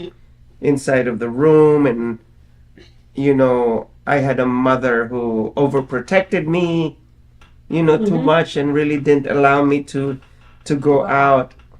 And so that's when those feminine traits started to come out. And most especially, I was surrounded by girls all my life, more than a man. So I experienced a lot of bullying, and that's when my insecurities, came to the surface. And also, in the Philippines, you're not even allowed to express your opinion. It's very different here in America, where here you can express whatever. You have all the In freedom. the Philippines, I couldn't even express the fact that I wasn't into sports, because that was a lot of shame in me. Now that I'm here in America, it's okay. When they talk to me about sports, this and that, I easily tell them. I say, I'm sorry, I'm not into sports, and that's it. Oh my goodness.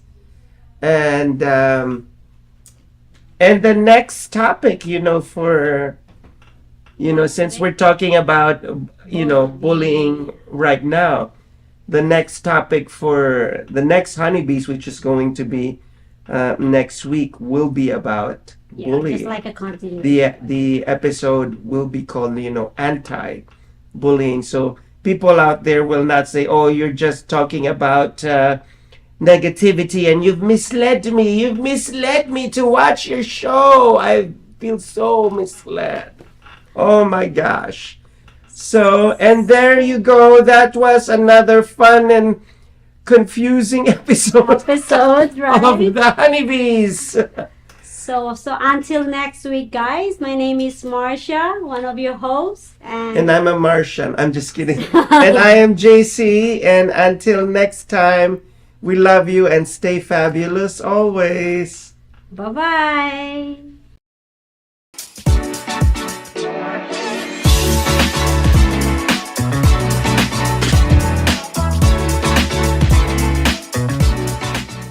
Welcome back to episode 4 of Boogie's Reviews. I know you guys miss me. You've been waiting because I always miss you guys, and I can't wait to give you some new stuff to go watch and check out. So today, I have about 3 movies, 3 TV shows, and we're going to talk about the NBA Finals and what happened and what's going on in the NBA world. We can talk about the USA team and all that. Well, let's get to it. I'm going to take a little break real quick. I'm going to get my thoughts together, and I'm going to come back with some real good stuff for you guys. Traditional TV is going away. Hollywood is starting to fade. People are demanding real stories from real people. Our voices are now being heard in our own way. Podcasts, Facebook, Twitter, YouTube, and TikTok Live are becoming the norm. Internet TV has now reached the highest demand in human history. Social media shows is now the new media of the century.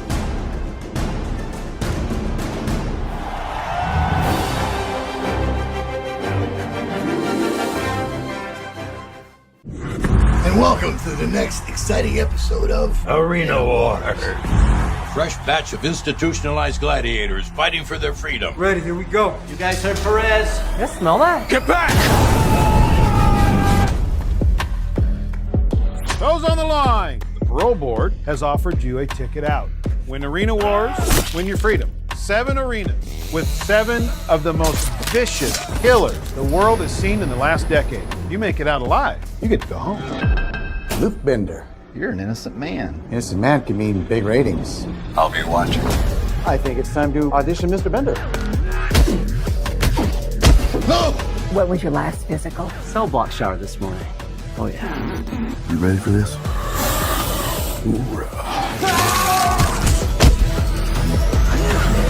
Impressive showing out there tonight. You're the new fan favorite. Are you with me?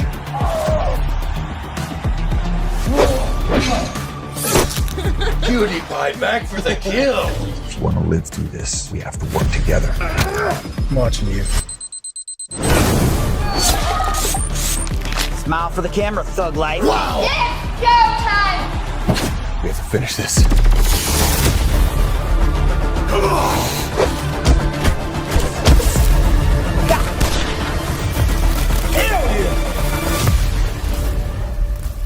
Doesn't sound much like rehabilitation, does it? Welcome back, welcome back. I got some good juicy stuff to talk about with you guys. So we're going to start off talking about Bad Boys 4. 2 of my favorite actors. We got Martin Lawrence, we got Will Smith, and it was just an action-packed movie. I went to go see it, was it Friday? I think I went to go see it Friday night, the day after it was released. And man, was I excited. Like, it was a really, really, really, really good movie.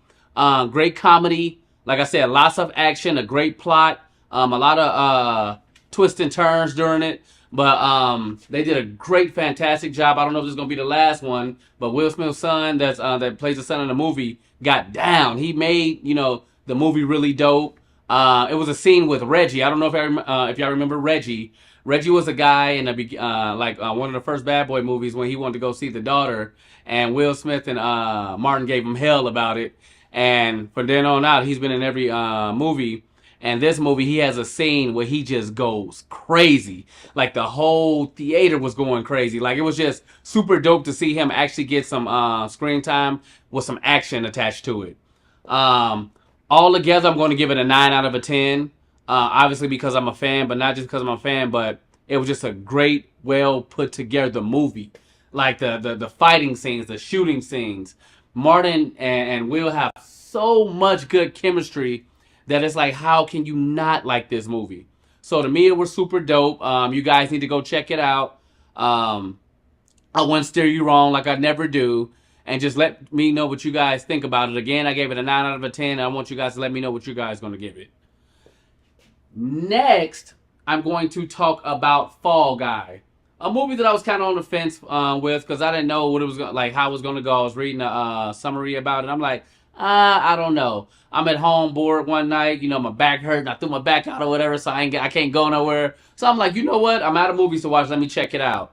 And boy, was I surprised. It's a movie with Alison Brie and Ryan Gosling. Basically, he's a stuntman. So throughout the whole movie, he's a stuntman, and somebody sabotages one of his scenes, and he breaks his back. So what he does is he shies away from everybody from the production team, and he doesn't do it no more. So now he's like a valet driver, or whatever. And they give him a call, and he goes back into it. I can't give y'all too much because I want y'all to go see it. But it's just a whole bunch of twists and turns. Great action, great plot, great comedy, great chemistry with Emily Blunt and I'm sorry, I said Alison Brie. That's for the next one. Emily Blunt and Ryan Gosling. I'm sorry. And the chemistry between them two guys were amazing. Emily Blunt was super funny. Ryan Gosling, Ryan Gosling is himself. Prominent actor, super dope, super cool, and I really, really, really liked it. I'm going to give it a 8.5, 9 out of a 10 because it was funny. Lots of action. I love me lots of action. I know y'all like a lot of action too. And it was cool. It kept me interested the whole time. I wasn't on my phone or nothing. Like I actually watched. And when you guys watch it, you'll see what I'm talking about. And it also has the guy, one of the main characters, it's the guy from Kick-Ass. The main dude who plays like a not Batman. I can't really explain his character. Kind of like a Spider-Man type thing, kind of sort of, but he doesn't. But yeah, you guys will like it. I loved it. And usually whatever I love, you guys like anyway. So, and even Maria, she's like, hey, you know what you see on the show that I like? I go watch it. That makes me feel good because it's actually like people are actually paying attention and going to see the things that I talk about. But yeah, 8.5, 9 out of a 10. Go check it out and let me know what you guys think. Next, I'm going to talk about Freelance, which is with John Cena and Alison Brie. Finally got the names right, huh? I liked it a lot. John Cena is like a low-key really good actor. Like he makes me laugh. Like he has lots of character, personality. I liked him in the Peacemaker and his TV show, and like this basically he's a special ops person. He gets out of that. He becomes like a security guard or something. And then what happens is they call him like, hey, I got a job for you. I need you to do Secret Service for this journalist, which is Alison Brie. So when they go down, they have to go and interview a prominent dictator. And as they go, it's a big like country war that breaks out, and he got to save her. He got to save the dictator. Lots of comedy, lots of action. Really, really, really good in my opinion. I give it like an 8 out of a 10. Lots of funny scenes and a couple plot twists in that too. But it was a pretty good movie. You should go check it out if you ain't got nothing to do. You just chilling with the family, chilling by yourself, trying to find something to do. Go check it out, man. And like I said, I won't steer you wrong, and I want you guys to let me know what you guys think about it. Again, it's called Freelancer with John Cena and Alison Brie, and you guys will like it a lot. We're going to take a break, okay, because I need a sip of water. And when I get back, I got some TV shows I'm going to talk to you about. Got Films is a full-service production company that provides motion picture quality content and production services for use in the film and TV industry. Looking for a seasoned crew, high-quality equipment, or other production services for your film, TV, commercial, corporate convention, sports, news, or interview project? your search stops here.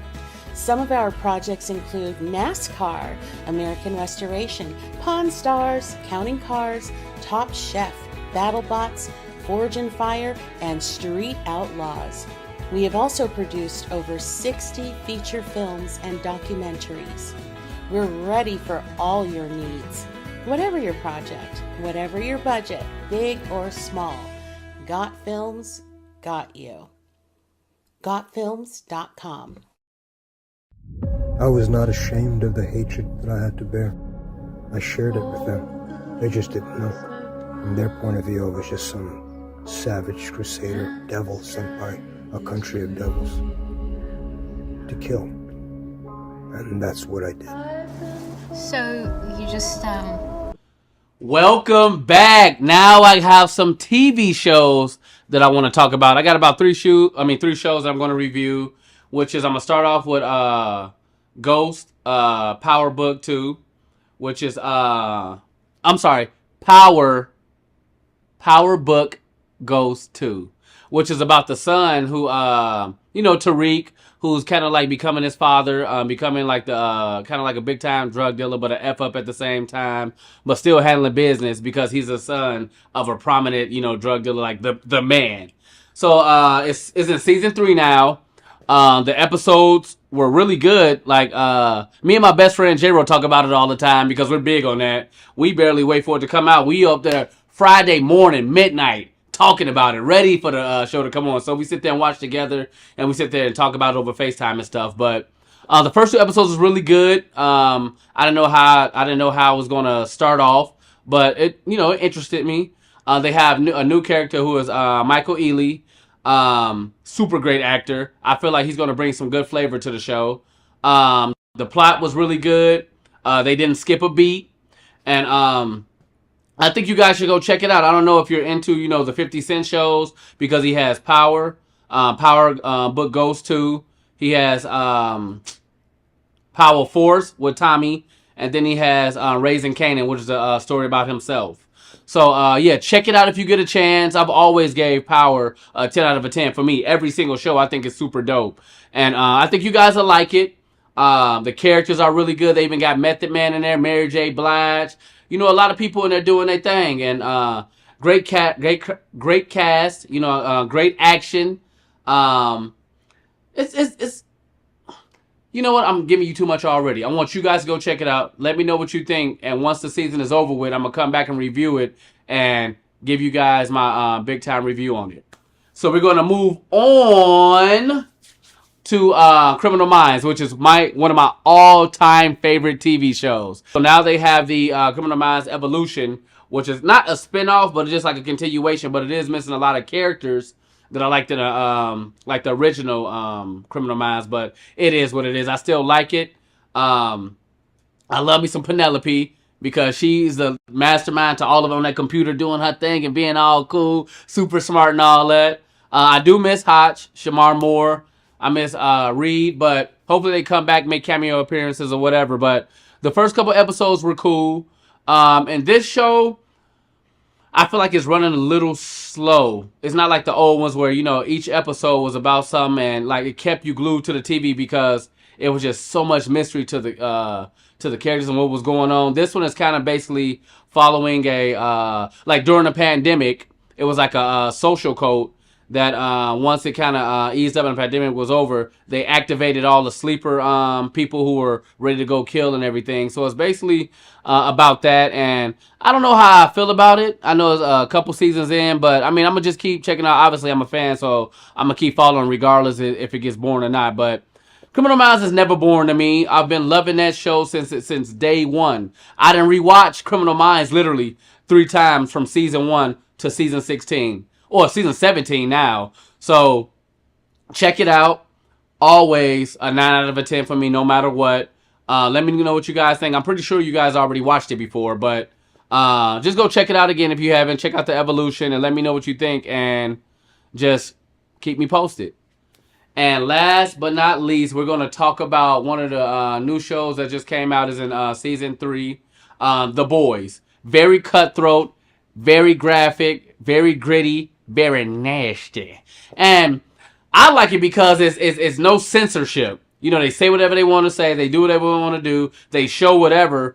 But it's such a good superhero show that it keeps you glued to the screen. Definitely 10 out of a 10 every single season. It started off season 3 going crazy. Oh, we have season 3, season 4. I think season 3 is going crazy already. Homelander, he pisses me off and I can't stand him, but I love him at the same time because he makes the show. He's such an a-hole, very cocky, very arrogant, and now he's trying to pass that personality off onto his son, which is the Butcher, which is another like guy that's going against Homelander. They kind of split up right now, the evil versus the good, and they button heads. And Butcher loves Homelander's son because basically the lady he was with, that's her son, and you know, he had a real strong bond with him, but they broke apart. But I'll let you watch that and see for yourself because I don't want to give you too much.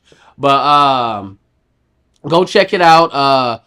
I love the show. Love the characters. Love the action. Love the craziness. Love the grittiness. Love everything about the show. I'm at work telling people about the show. They're like, what is that? I'm like, don't worry about it. Just go look at it and thank me later. What do? They come back and they're like, you know what, Boogie, you was right. Because I know I was right because it's real cool.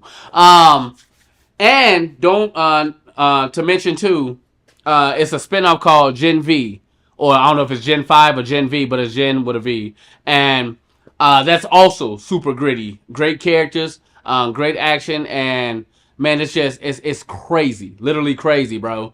So that season should be coming up after this season is done with the Regular Boys show, and I give that show a 9 out of a 10 because it's just so wild. It's something different. It's some new flavor, something fresh that you guys would love. So yeah, go check out The Boys. Go check out Gen V, Gen 5, whatever you want to call it, and let me know what you guys think. And I guarantee, I promise you, you won't be disappointed. Do you hear me? We're gonna take another break, and when I get back, I got the NBA Finals that we're gonna talk about. See you in a bit. Now on digital and DVD. Hit it. Space Wars: Quest for the Deep Star is an epic sci-fi adventure. Do what needs to be done. An edge-of-your-seat wild ride. We have company. Tons of popcorn-munching fun. 5 stars. A love letter to the sci-fi films of the 70s and 80s. With plenty of action and fun for all. You need to see it. You really do. The captain just decided it's time to go. I am ready for a sequel. Experience a bold new adventure. Space Wars: Quest for the Deep Star. A good old-fashioned adventure. Now on digital and DVD. Welcome to social media shows. Have you been watching social media shows recently? Of course you have. We have been live streaming for 4 years across social media platforms. We produce over 70 shows with over 1,000 episodes. In the process, we've helped over 100 creators realize their dreams and start their own show. We give platforms to promote your business. If you are an artist, if you have an event, if you are entrepreneurs, or if you have a story. If you haven't done it yet, go ahead and subscribe and follow us on major social media platforms. And if you have a great idea of a show, join us. Social media shows can help you produce and live stream your own show. Let us help you make your dream become a reality.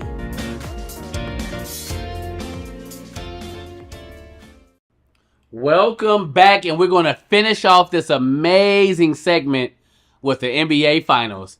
I'm going to give it about a 6 out of a 10. It was kind of boring for me to watch. The pace was kind of slow, you know what I'm saying? Like, and it just wasn't as interesting as, I guess, in like, I can't really compare them because obviously it's LeBron and Steph, but I miss those type of series with LeBron and Steph in the finals, and it's just back and forth, fast-paced dunking and just so much crazy stuff. This one was kind of more like subtle, chill, smooth.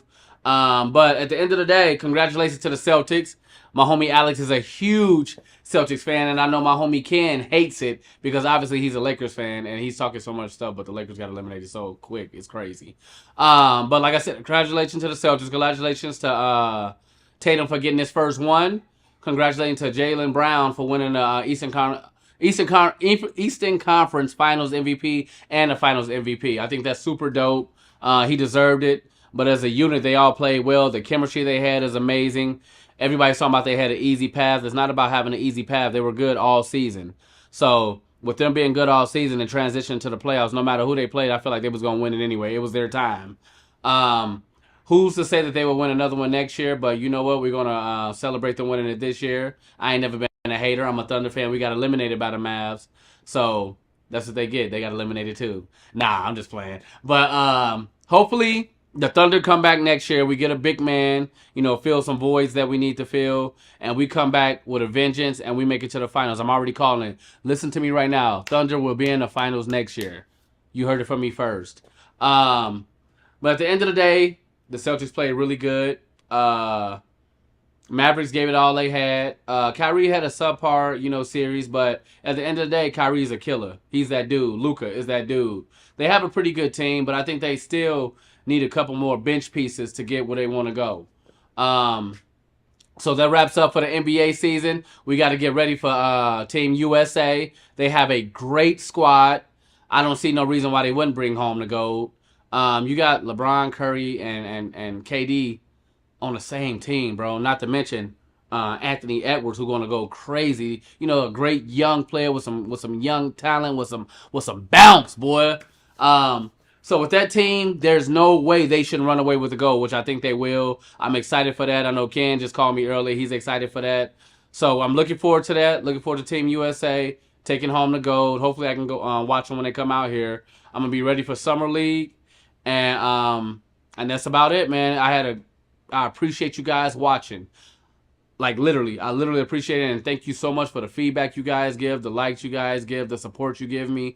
I think it's really dope, and deep down inside, I truly, truly appreciate it. Hope you keep supporting me, keep watching, keep checking in, because I'm going to keep giving you all the real good stuff to watch.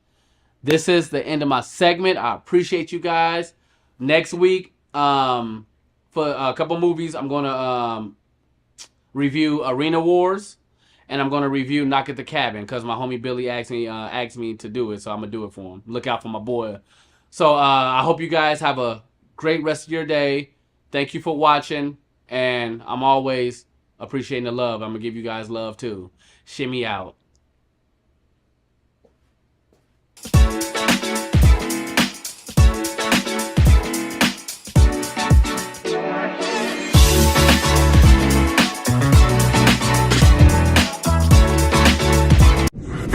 Welcome to the next exciting episode of Arena Wars. Fresh batch of institutionalized gladiators fighting for their freedom. Ready, here we go. You guys heard Perez? Yes, smell that. Get back! Those on the line. The parole board has offered you a ticket out. Win Arena Wars, win your freedom. 7 arenas with 7 of the most vicious killers the world has seen in the last decade. You make it out alive, you get to go home. Luke Bender. You're an innocent man. Innocent man can mean big ratings. I'll be watching. I think it's time to audition Mr. Bender. No! What was your last physical? Cell block shower this morning. Oh yeah. You ready for this?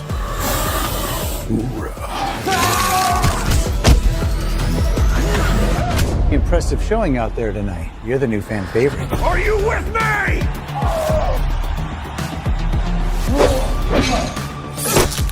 Cutie pie back for the kill. If you want to live through this, we have to work together. I'm watching you. Smile for the camera, thug life. Wow! It's showtime! We have to finish this. Come on!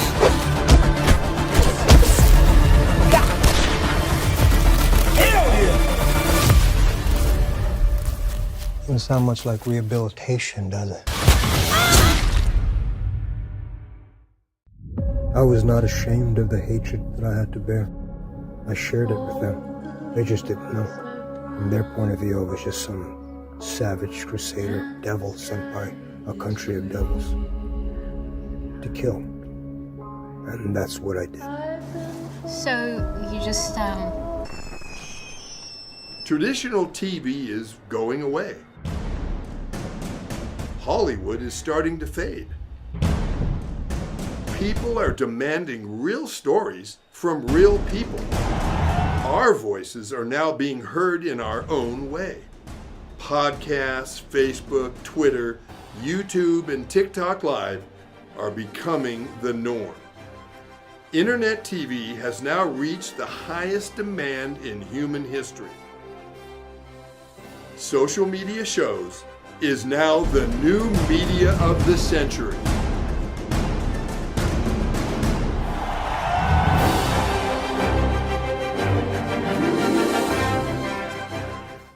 Hi, I'm Deacon T with Modern Word Ministries. It's great to be with you today. Just a short little promo for our show. Every Sunday morning we have service, and you can follow us at 10 a.m. Pacific Time on modernwordministries.org. And if you missed us or you want to see some of our older messages, go ahead and check us out on socialmediashows.com every single morning at 9 a.m. It's a great way to kick off your day, get a little bit of the word in you, get something uplifting, get you started off on your way. You know, if you're looking for prayer or you need some help, reach out to us. If you go to our website, again, that's modernwordministries.org, you can interact with me via telephone, via DM, text message, whatever you want. I'll get right back to you. So if you need prayer, you need help, you just need somebody to talk to. Modern Word Ministries is here for you. We are your church in the community. So until you see you next time, be blessed, everybody. Bye-bye. Got Films is a full-service production company that provides motion picture quality content and production services for use in the film and TV industry. Looking for a seasoned crew, high-quality equipment, or other production services for your film, TV, commercial, corporate convention, sports, news, or interview project? Your search stops here. Some of our projects include NASCAR, American Restoration, Pawn Stars, Counting Cars, Top Chef, BattleBots, Forge and Fire, and Street Outlaws. We have also produced over 60 feature films and documentaries. We're ready for all your needs. Whatever your project, whatever your budget, big or small, Got Films got you. GotFilms.com.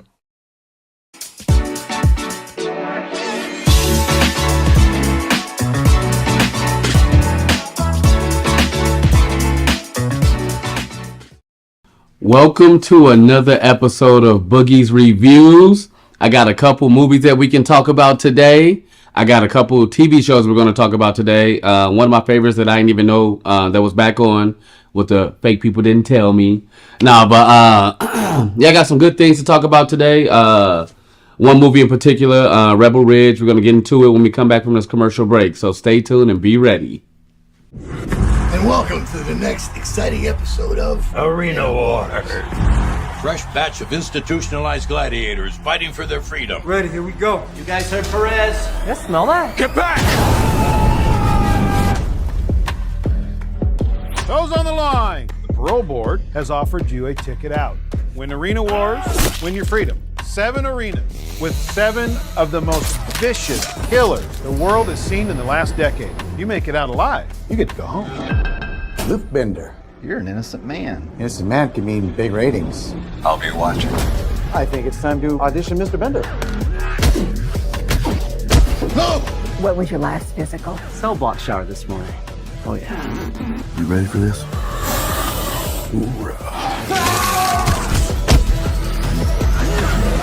Impressive showing out there tonight. You're the new fan favorite. Are you with me?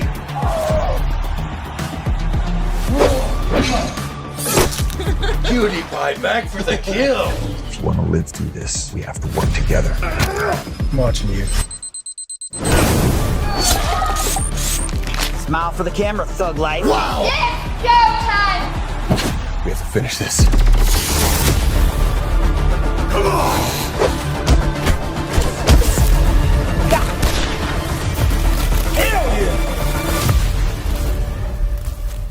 sound much like rehabilitation, does it?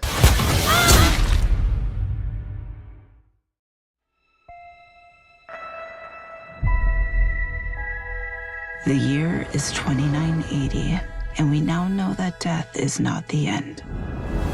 A soul can be extracted from the recently deceased and be used to create a blue liquid called essence. It can bring a person back to life. We'll get her back. I hope so. It's an expensive process used by the rich and powerful. The rest, they do what they can to survive. Stay right there. You told me you're hiding from some dangerous people. Let's knock on the door. I spent the last year searching for the Deep Star. A bounty so big that the entire galaxy could be yours. People have been looking for the Deep Star for years. It can't be found. It's because they can't find the distress beacon. I know where it is. If we find the Deep Star, we could get enough credits to bring Mom back. Blast off. Guys, we have company. You can run, but you cannot hide. Prepare for impact.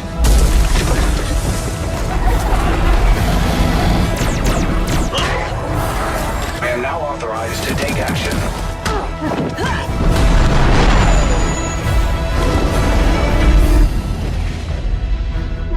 And now you die. No!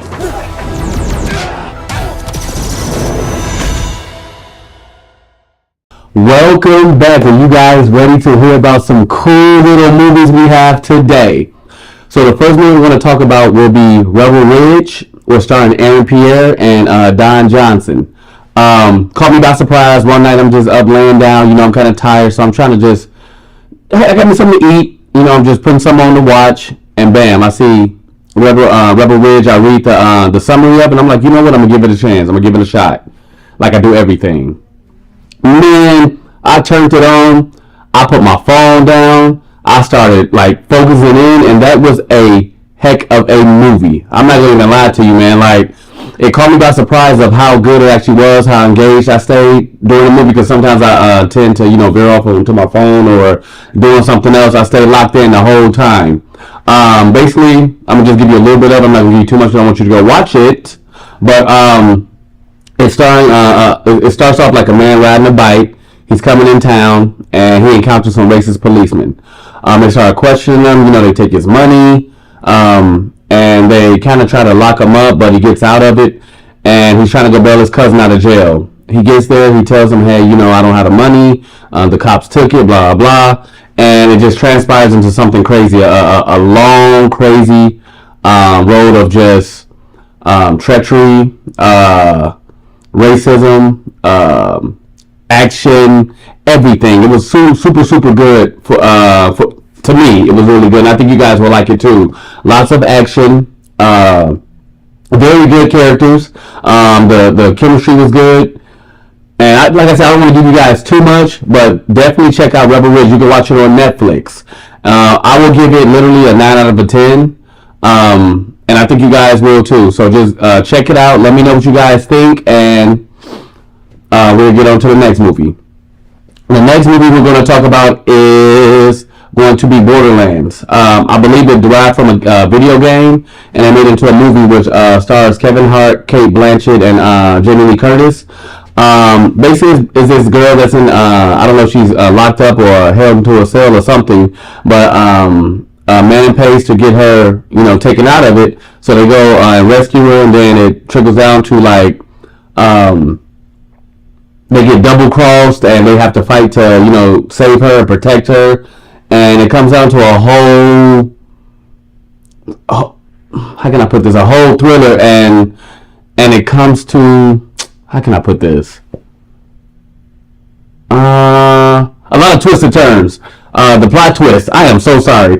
The plot twist was insane. So yeah, check it out, Borderlands. I give it about maybe a 7 out of 10. There's some cool action. The ending kind of could have been a little bit better, but you know, it is what it is. Take it for what it is. And yeah, go check it out, Borderlands. And I watched it on, I believe, the Fire Stick. But yeah, whatever streaming platform you're watching on, go check it out. I think you'll like it. The next movie I'm going to talk about is, what we want to talk about? Will be The Union with Mark Wahlberg and Halle Berry. Super good movie. The chemistry between those two were insane.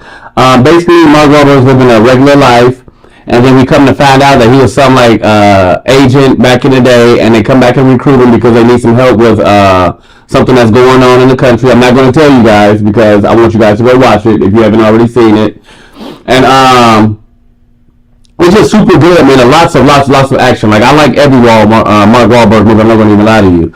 And Halle Berry did her thing in there. Lots of good characters. The cast is super cool. The movie was very interesting. The plot was interesting, and it kept me engaged also.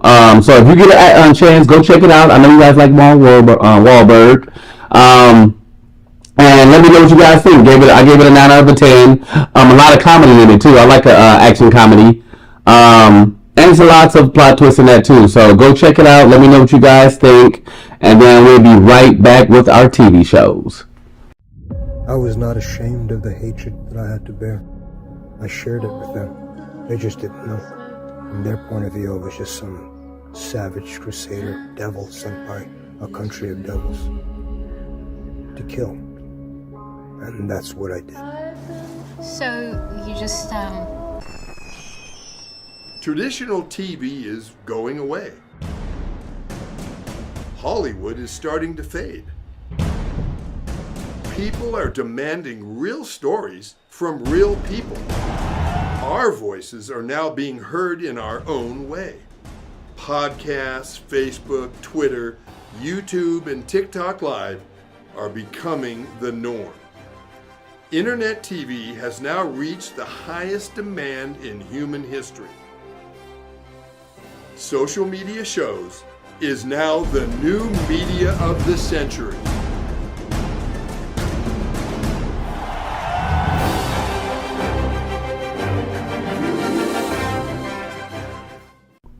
We are back.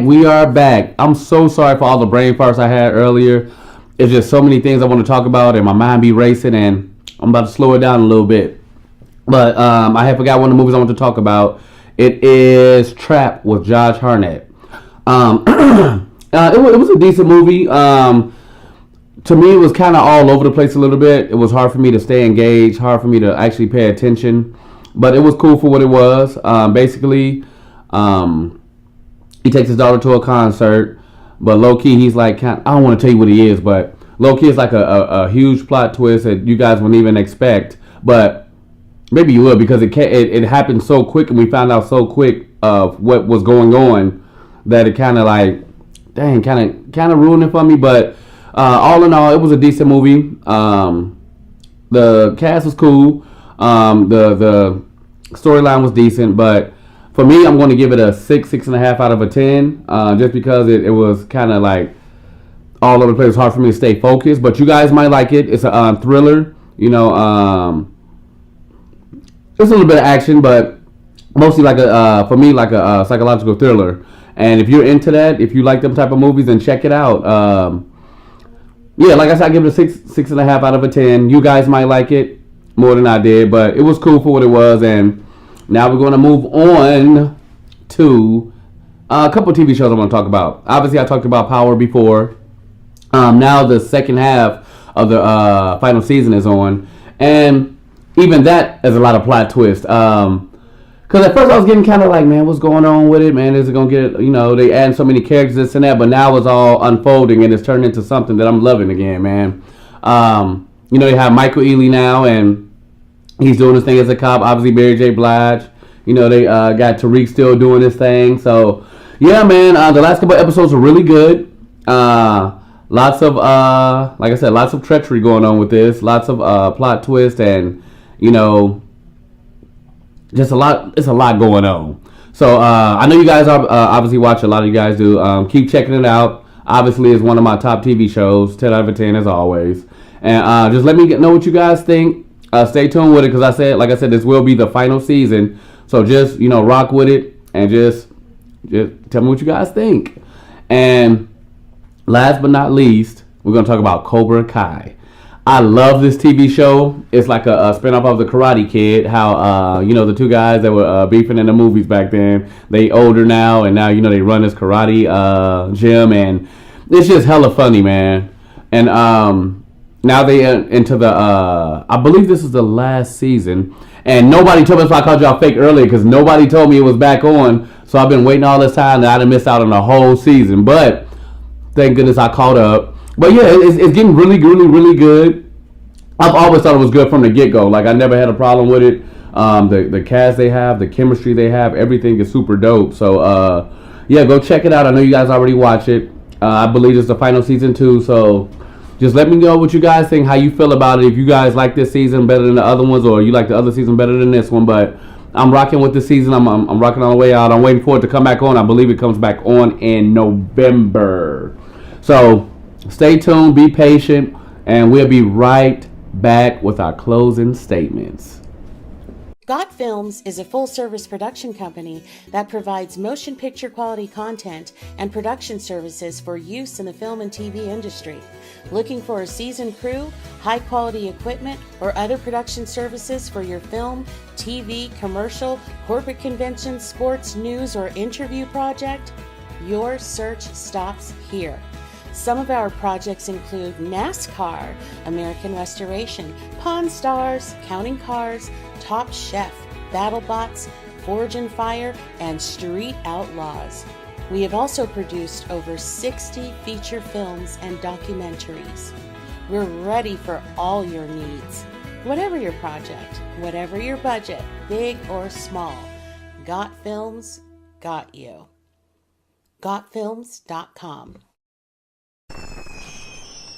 Traditional TV is going away. Hollywood is starting to fade. People are demanding real stories from real people. Our voices are now being heard in our own way. Podcasts, Facebook, Twitter, YouTube, and TikTok Live are becoming the norm. Internet TV has now reached the highest demand in human history. Social media shows is now the new media of the century.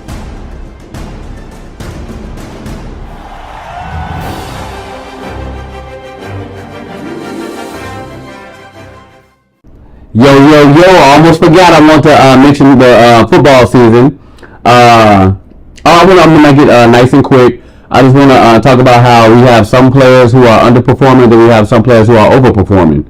I'm going to say J.K. Dobbins, he's doing a heck of a job. Just traded for him on my fantasy team because, I needed a dope running back. Hopefully he keeps up what he's doing because I know he's doing a really good job. It's like his bounce back year. And you can tell that he's hungry. He got that dog in him. So shout out to J.K. Dobbins. Appreciate you, man, on my fantasy team. This year it's a lot of players that we like, because I'm big on fantasy football. So a lot of players I drafted, the big names, thinking they're going to do really, really, really well the last couple years, but some of them are underperforming. And man, I be getting so mad. You should see me at home, how I be closing my phone, opening it up, peeking with one eye, make sure they're doing good. Like, it's just super crazy, man. But it's a really good season so far. Never thought I'd see the Ravens 0-2 so far, but I know they're gonna pick it up. They got one of the best QBs in the league, and they got a nice little receiver core, some cool running backs. So I think they'll pick it up and do really well. Eagles, Chiefs, we got some good teams going on this year, man. Some good things. I don't want to talk too much about it because I want to wait and let the season get a little bit further because I want to put it all together. But I just want to just let you guys know that some people are underperforming, some people are overperforming, but just, if you got them on your fantasy team, just stick with them, unlike me, because I like to trade. If they ain't doing it too good, I'm getting them on up out of there. As soon as I get them on up out of there, they start doing good. That's the story of my life, man. But yeah, I'm going to have more sports for you the next time I film, and you guys just be patient with me. I'll be right back. Hi, I'm Deacon T with Modern Word Ministries. It's great to be with you today. Just a short little promo for our show. Every Sunday morning we have service, and you can follow us at 10 a.m. Pacific Time on modernwordministries.org. And if you missed us or you want to see some of our older messages, go ahead and check us out on socialmediashows.com every single morning at 9 a.m. It's a great way to kick off your day, get a little bit of the word in you, get something uplifting, get you started off on your way. You know, if you're looking for prayer or you need some help, reach out to us. If you go to our website, again, that's modernwordministries.org, you can interact with me via telephone, via DM, text message, whatever you want. I'll get right back to you. So if you need prayer, you need help, you just need somebody to talk to, Modern Word Ministries is here for you. We are your church in the community. So until you see you next time, be blessed, everybody. Bye-bye.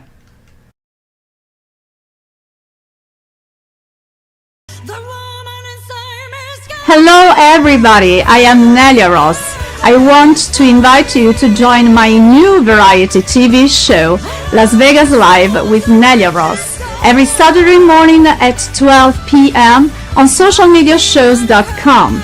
Experience music, entertainment, and culture with local artists, celebrities, movie directors, magicians, comedians, dancers, and so much more. But that's not all. Our special segment Bella Italia will take you on a musical journey through Italy. And the best part is that now you can watch us from anywhere in the world thanks to the streaming. Email us at neliaross.official@gmail.com to be our guest or sponsor. Tune in every Saturday morning at 12 p.m. and get ready for the ultimate Las Vegas experience. Un bacio da Nelia Ross. Ciao! We are back with my closing statements. Man, today I don't know what's going on here. I'm talking all fast. Like, I guess I'm just hyped and excited because I missed you guys so much. And I love recording. I love this. I miss this. I like doing it. So let me just calm down and relax, give you my closing statements. So we talked about some good stuff today. I hope you guys go check it out. Like, comment, subscribe. Let me know how you feel. Let me know what you want to talk about. Leave comments about any movies, TV shows, sports you want me to talk about. Let me know and I got you. So I'm going to be waiting for some more movies to come out, some more TV shows. I'm going to try to find some for you guys. Find some ones in the diamond in the rough. There should be some more movies coming out, especially, I believe, Marvel. And I know Venom's coming out. I can't wait for that. I actually was on set filming for that background. So hopefully I see myself in that. But yeah, I mean, I watched the trailer. The trailer's super crazy, super cool. So I know it's going to be really, really, really good. So yeah, next time, I'm going to have some good stuff for y'all. Y'all just sit back, relax, and just keep rocking with me, man. I love y'all. I appreciate y'all. Keep showing your support, and I'm going to keep showing y'all love, man. Shimmy out.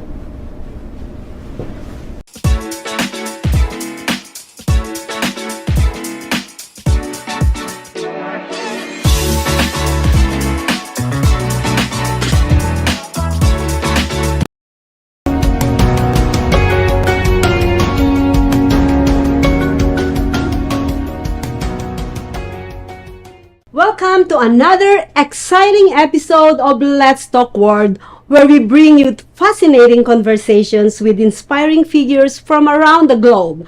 Today, we have a special guest who has taken the stage by storm, captivating audiences with his incredible performances and deep connection to a musical legend. Stay tuned because after this commercial break, we'll reveal our guest and dive into an unforgettable conversation about his journey and upcoming projects. You won't want to miss this. Traditional TV is going away. Hollywood is starting to fade. People are demanding real stories from real people. Our voices are now being heard in our own way. Podcasts, Facebook, Twitter, YouTube, and TikTok Live are becoming the norm. Internet TV has now reached the highest demand in human history. Social media shows is now the new media of the century.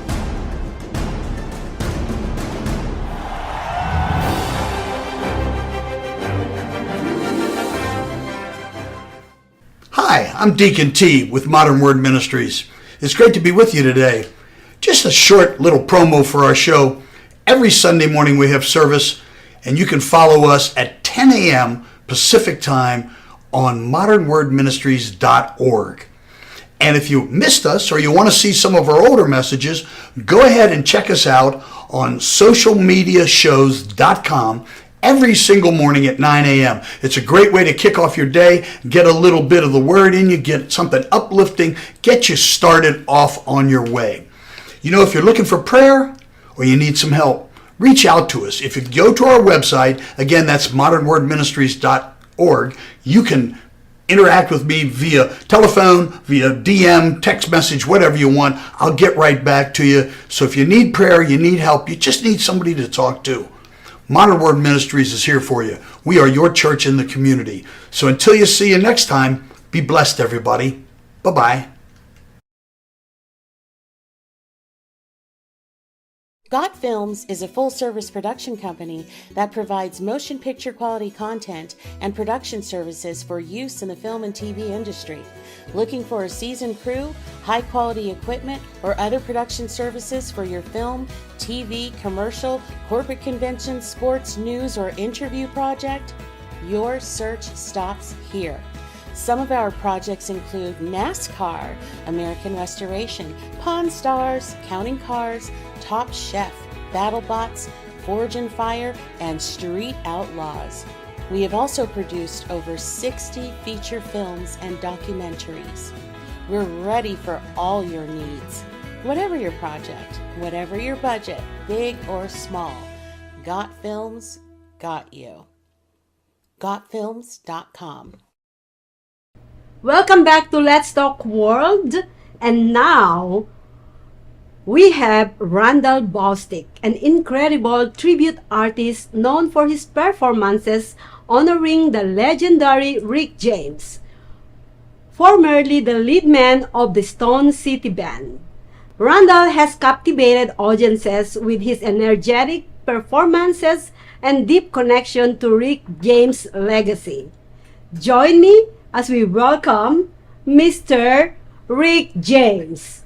Oh, I meant Randall Bostick. How are you? Welcome to my show. Thank you. How are you? I'm doing great. How are you doing? I'm blessed, truly. Very, very good. I love the hair. Thank you. I love the get up. Right, thank you. Part of my persona. I just don't like the socks. I know. I'm a sock guy. So for those of you who like socks, I have tons of different colored, all kind of graphics and just crazy socks. Well, let's get into into your past, into your history. Sure. How did you get into the Rick James tribute artist? It started about 2007. I was playing in a group in Southern California, and people have told me a lot. You know, you kind of favor Rick James. You really look like this guy. And I really didn't see it, seriously. I mean, Rick wore braids. Back at that time, I wore just a ponytail.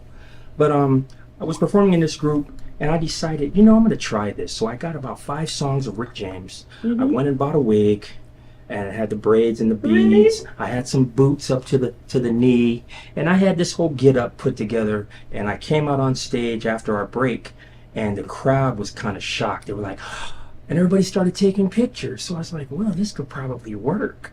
And even the band said, hey, man, that went over pretty well. Is that what drew you to Rick James tribute artist? Because you look alike? Pretty much that. I was stationed at Fort Ord in the Army in 76 through 79. And when Rick's first album was released, Come Get It, people saw it and they said, man, you look a lot like this guy. Still, I didn't see it. I mean, I'm in the military, so my hair is much shorter. But they could see facial features that said I looked like him. So I kind of kept that in the back of my mind, I guess. And I've been performing for almost a little over 5 decades now. So I've been trying to keep focus on things that I think people are going to want. And being in Las Vegas, why not be a Rick James tribute artist since I look like him? How long have you been here in Vegas? I've been in Vegas since 2010, so I guess you say 14 years. 14 years. 14 years. Well, I've seen you actually your interviews and the articles about you. So we were in Anaheim with the Stone City Band. We had performed the night prior at the Pala Casino. And the following day we went to Anaheim. Forget the name of the venue, but it was a pretty nice venue, very nice turnout. It was actually, I think, sold out. We're out after the gig was over, and I actually had a chance, Dub C came through there and, had a chance to talk with him and chop it up. But anyway, we're outside waiting for the road crew to disassemble all the gear, get loaded up and have our transportation come pick us up. I hear far away, Mr. James, Mr. James. And I hear these footsteps, Mr. James. This guy runs up. Mr. James, I'm sorry, man. I just wanted to meet you. I wanted to talk to you. I wanted a picture with you. You were in Folsom with my dad. I was like, oh no. Yeah, that was probably the most funniest and memorable moment that I think I could share.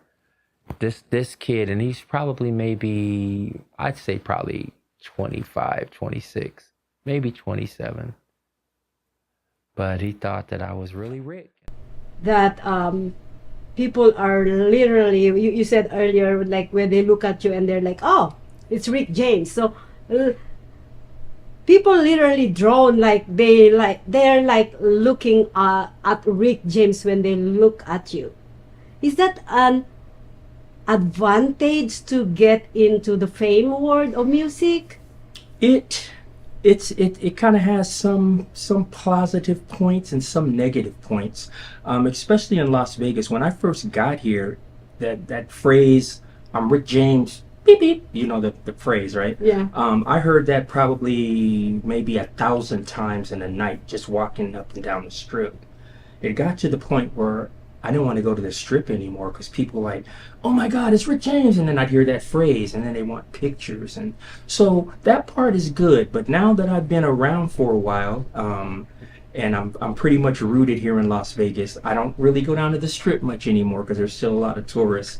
But I'm kind of settled into that fact that my status is my status. I don't know if I've done quite a bit. Let's just put it that way. I'll wait for you to ask other questions before we get into that. Well, did you ever meet Rick James? Never got a chance to meet Rick James at all. He came to perform in San Bernardino, which is where I lived, and I couldn't make that concert when he was there, so I missed him. But my friend said he really came out and did a great job. Rolled up a joint, smoking and throwing out weed in the crowd. So that was kind of his thing, but yeah, I never got to meet him. So did you fully imitate Rick James on all your performance for over 13? I've been with the band about 13 years. No, that's a good question. I'm glad you asked that. I never tried to imitate Rick. Rick James was a character in his own self. James Ambrose Johnson was his name.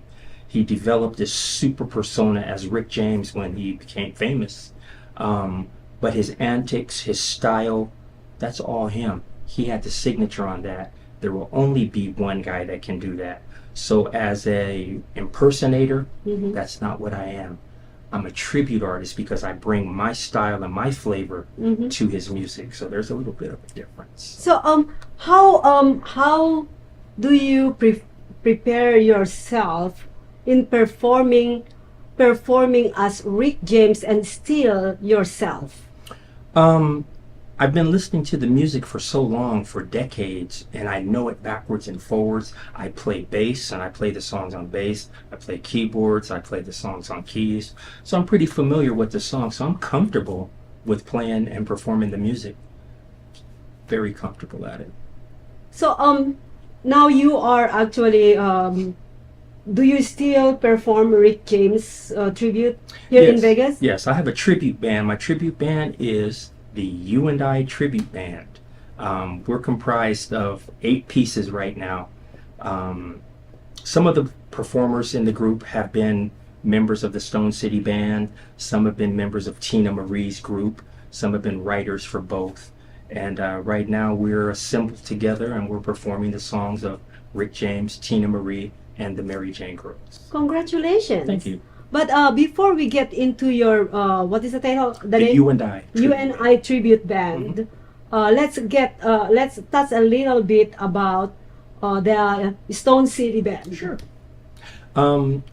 I came to Las Vegas on a weekend thing and ran into someone that was a roommate of one of the co-managers of Stone City Band. And when I saw them noticing me, I kept saying, well, who is this person and why are they looking at me like that? And I kind of know how, people think Rick James. She approached me and asked me if I was a musician. And I said, yes, I am. And she says, well, you should say, what do you think? She asked me if I was from Vegas. I said, no, I live in California. Asked me how long I was going to be in town. I said, I'll be here for a couple days. So she said, well, I'm an affiliate of the Stone City Band, and right now they're currently looking for a new lead singer. Would you be interested in an audition? I said, sure, why not? So is that in Vegas? Yes, it was there in Vegas. I was staying at the, what's the name? The Flamingo Hotel. They used to have this outdoor venue where bands would play, and I was actually watching that band, and that's when I got approached. So she gave me her card, and she said, well, be at this address, and if you come by tomorrow about 5 p.m., we'll get you set up on an on an audition. Mm-hmm. And I said, okay, fine. And that next morning, I went over to the house of Mr. Billy Nunn, who co-wrote Mary Jane with Rick James. He's from Buffalo. Billy just passed away in March of this year. Yeah. It hurt my heart, truly. He was a very good friend, responsible for me being with the group. He gave me the audition, and along with Levi Ruffin, who sung most of the songs for Stone City Band on their albums. So the two of those guys really made me feel like, wow, this is over the top. I mean, these are two celebrities that I never thought I'd be in their company. And they auditioned me and actually put me into the group. So. And you've been with them for over 13 years. Over 13 travel years. Around the country. Yes. Perform on how many stages? Oh, wow. Hundreds of stages, sold out venues. I mean, Switzerland was a really fantastic show, but I think one of the best was the Capitol Jazz Fest in Baltimore. Either Boston or Baltimore. I think it's thousands of people. I mean, when I walked on that stage and saw those people, it's incredible. It's a great feeling. Well, as an artist, what are the challenges? Or hold on. I'm gonna rephrase. No, that's not the question. So you're not with Stone City Band anymore? No, they have a new singer. What fuck up have you done to be kicked out? Okay. Let me rephrase. And welcome to the next exciting episode of Arena War. Fresh batch of institutionalized gladiators fighting for their freedom. Ready, here we go. You guys heard Perez? Yes, smell that. Get back! Those on the line. The parole board has offered you a ticket out. Win Arena Wars, win your freedom. 7 arenas with 7 of the most vicious killers the world has seen in the last decade. You make it out alive, you get to go home. Luke Bender, you're an innocent man. Innocent man can mean big ratings. I'll be watching. I think it's time to audition Mr. Bender. No! What was your last physical? Cell block shower this morning. Oh yeah. You ready for this?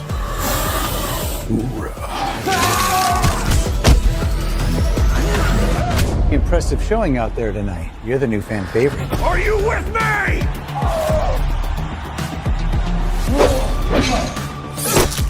Cutie pie back for the kill. If you want to live through this, we have to work together. I'm watching you. Smile for the camera, thug life. Wow! It's showtime! We have to finish this. Come on!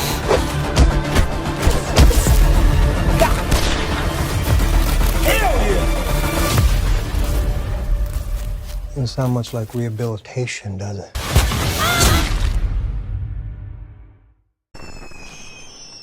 Traditional TV is going away. Hollywood is starting to fade. People are demanding real stories from real people. Our voices are now being heard in our own way. Podcasts, Facebook, Twitter, YouTube, and TikTok Live are becoming the norm. Internet TV has now reached the highest demand in human history.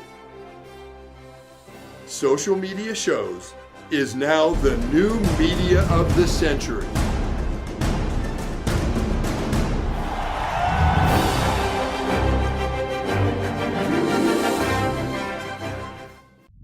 I was not ashamed of the hatred that I had to bear. I shared it with them. They just didn't know. From their point of view, I was just some savage crusader devil sent by a country of devils to kill. And that's what I did. So you just What fuck up have you done to be kicked out? Okay. Let me rephrase. Hold on. What I meant is, I'm sorry, under 18 years old viewers, I shouldn't have said that. So, now you are forming this new band. What happened with City Stone Band? Sure. My Stone City separation, Band. my separation with Stone City Band came about a conflict of scheduling, basically. So it's not fuck up. Not really. Oh, no. dang it. So I got my facts wrong. I apologize. Oh, good. I started forming with the bass player for Tina Marie's group, Mr. Alan McGreer. We put our UNI tribute band together in February of 2014. So we were booking shows when Stone City wasn't performing. I would go out and do the tribute show with my tribute band. Mm-hmm. We got crossed up on a show in January, and it was like, hey, we're Stone City Band and we expect you to be there. But I'd already signed a contract and taken a deposit from the other, and it's like, I'm kind of locked in, which business is business. I can understand. Yeah. That, I guess, could have been considered an F up. Not really, because I know a lot of artists in town that happens that way. You see, it's you're not that special to be to have that situation. That's you know what I'm right. saying? Right. It happens. It's sometimes people conflict, time conflict, money conflict. Anything could happen. It's the thing is, you guys are still working in the same world, and you guys are still friends. Oh, yes. Yeah, you guys still hang out, you still sing together everywhere. So yeah, I got that. That's Yeah, I got that. No harm, no foul. I missed the guys. It was fun. We had a great time. But hey, life goes on. They have a new singer now, and they're still performing, doing well. So. All right. Well, yay! Congratulations to all the musicians out there that still, trying hard, creating, because creating alone is hard. It's not easy. It's just literally, and to be on top of all the changes that's going on, especially the 2020 pandemic. Come on, yeah. So if you see them, give them a pat in the back, because all these are our musicians.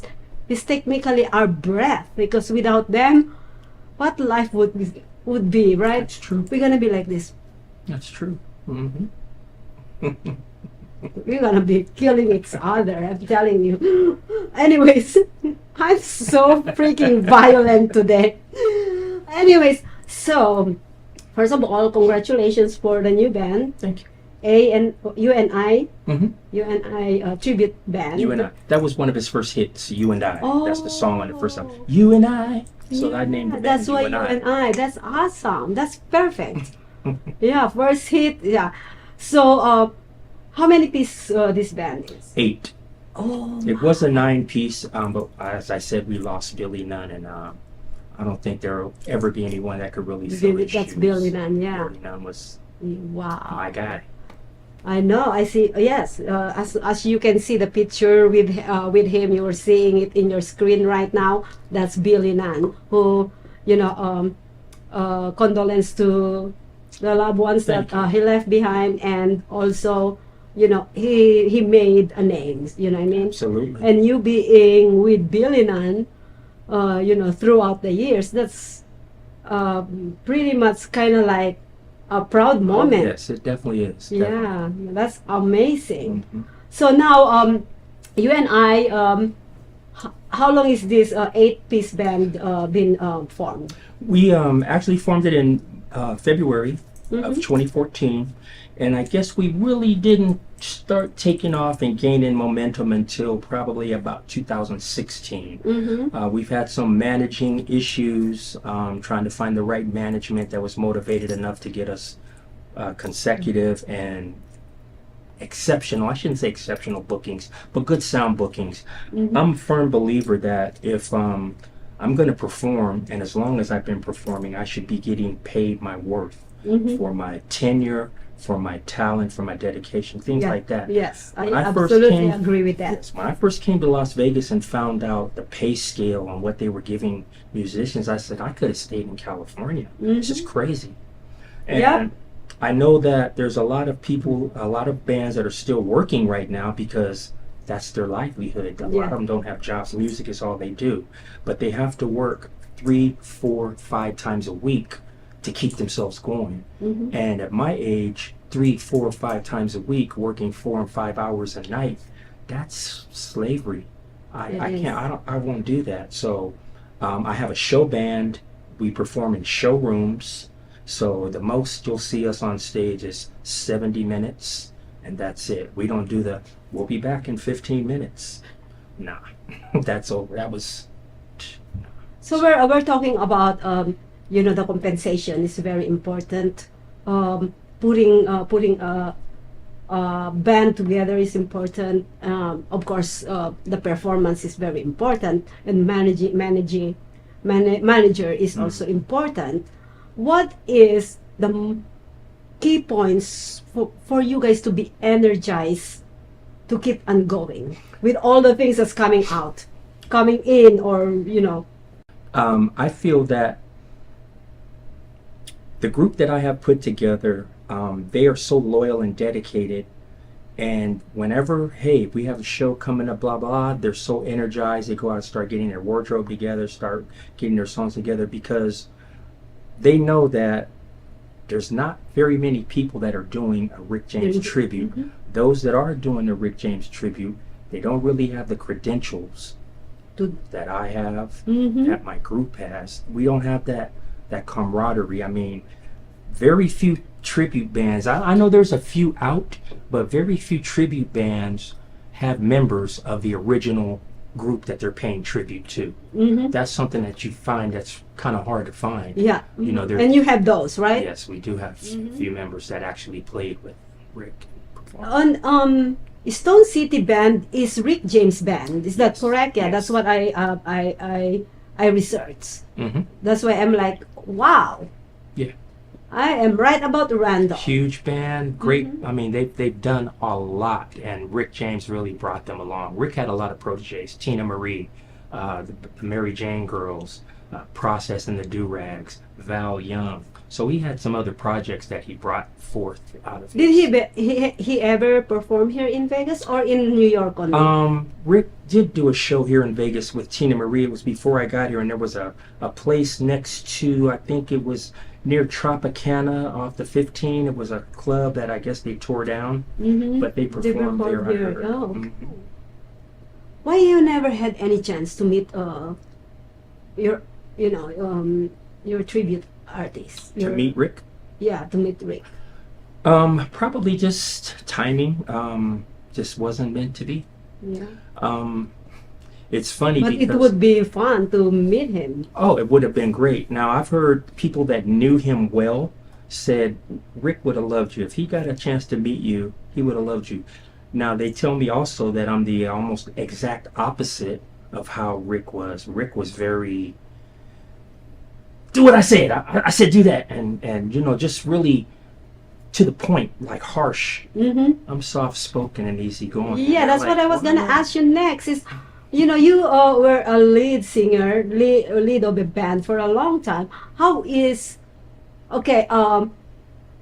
artists always have that, Yes. your ego. Yes, you said it. I was going to not say it, but yes, you have all egos. Don't deny it. I see it. You have that ego and the masculinity, and I am a singer, right? I managed a band before. It's a country band, so and I know I have to, I'm the shortest. They are all tall. And every time I go to their practice, I need to speak louder. I said, I'm the boss. And they're like, But anyways, yeah, they listen to me. So being a leader of a band, how is that working with all this ego? And of course, you also have an ego. You were at a Rick James tribute art, top of the list. Actually, you can Google that and you will see it. I cannot believe it that I met the #1 Rick James tribute artist actually. So yeah, you can Google that. So so everybody has an ego and you have to lead this. How do you actually maneuver from all these egos? Having a band with 5 guys, and we did have 4 girls. We have the 3 now, but dealing with all the different elements and attitudes and personas, it's just basically I come and say, hey, this is our group, we're a family. If you have problems, come let me know. Holler at me. You have my phone number, call me anytime. There's only been not even really, I can't name one occasion where I've had any kind of had to reprimand someone for something or speak loudly or profanity to them or something. Everybody's pretty much on point. They're loyal, and when I speak softly. Do you think because you're tall? Because I am short, I have to speak louder? No, I think honestly, I just think that they, and I love that they have the respect for me that they do. Yes, they I do, feel yes. blessed that I have people like that. I think I believe that so. All right, so let's get into you perform around the world for so many years. How is the energy in different places? What's the most memorable concert or performance you've ever done?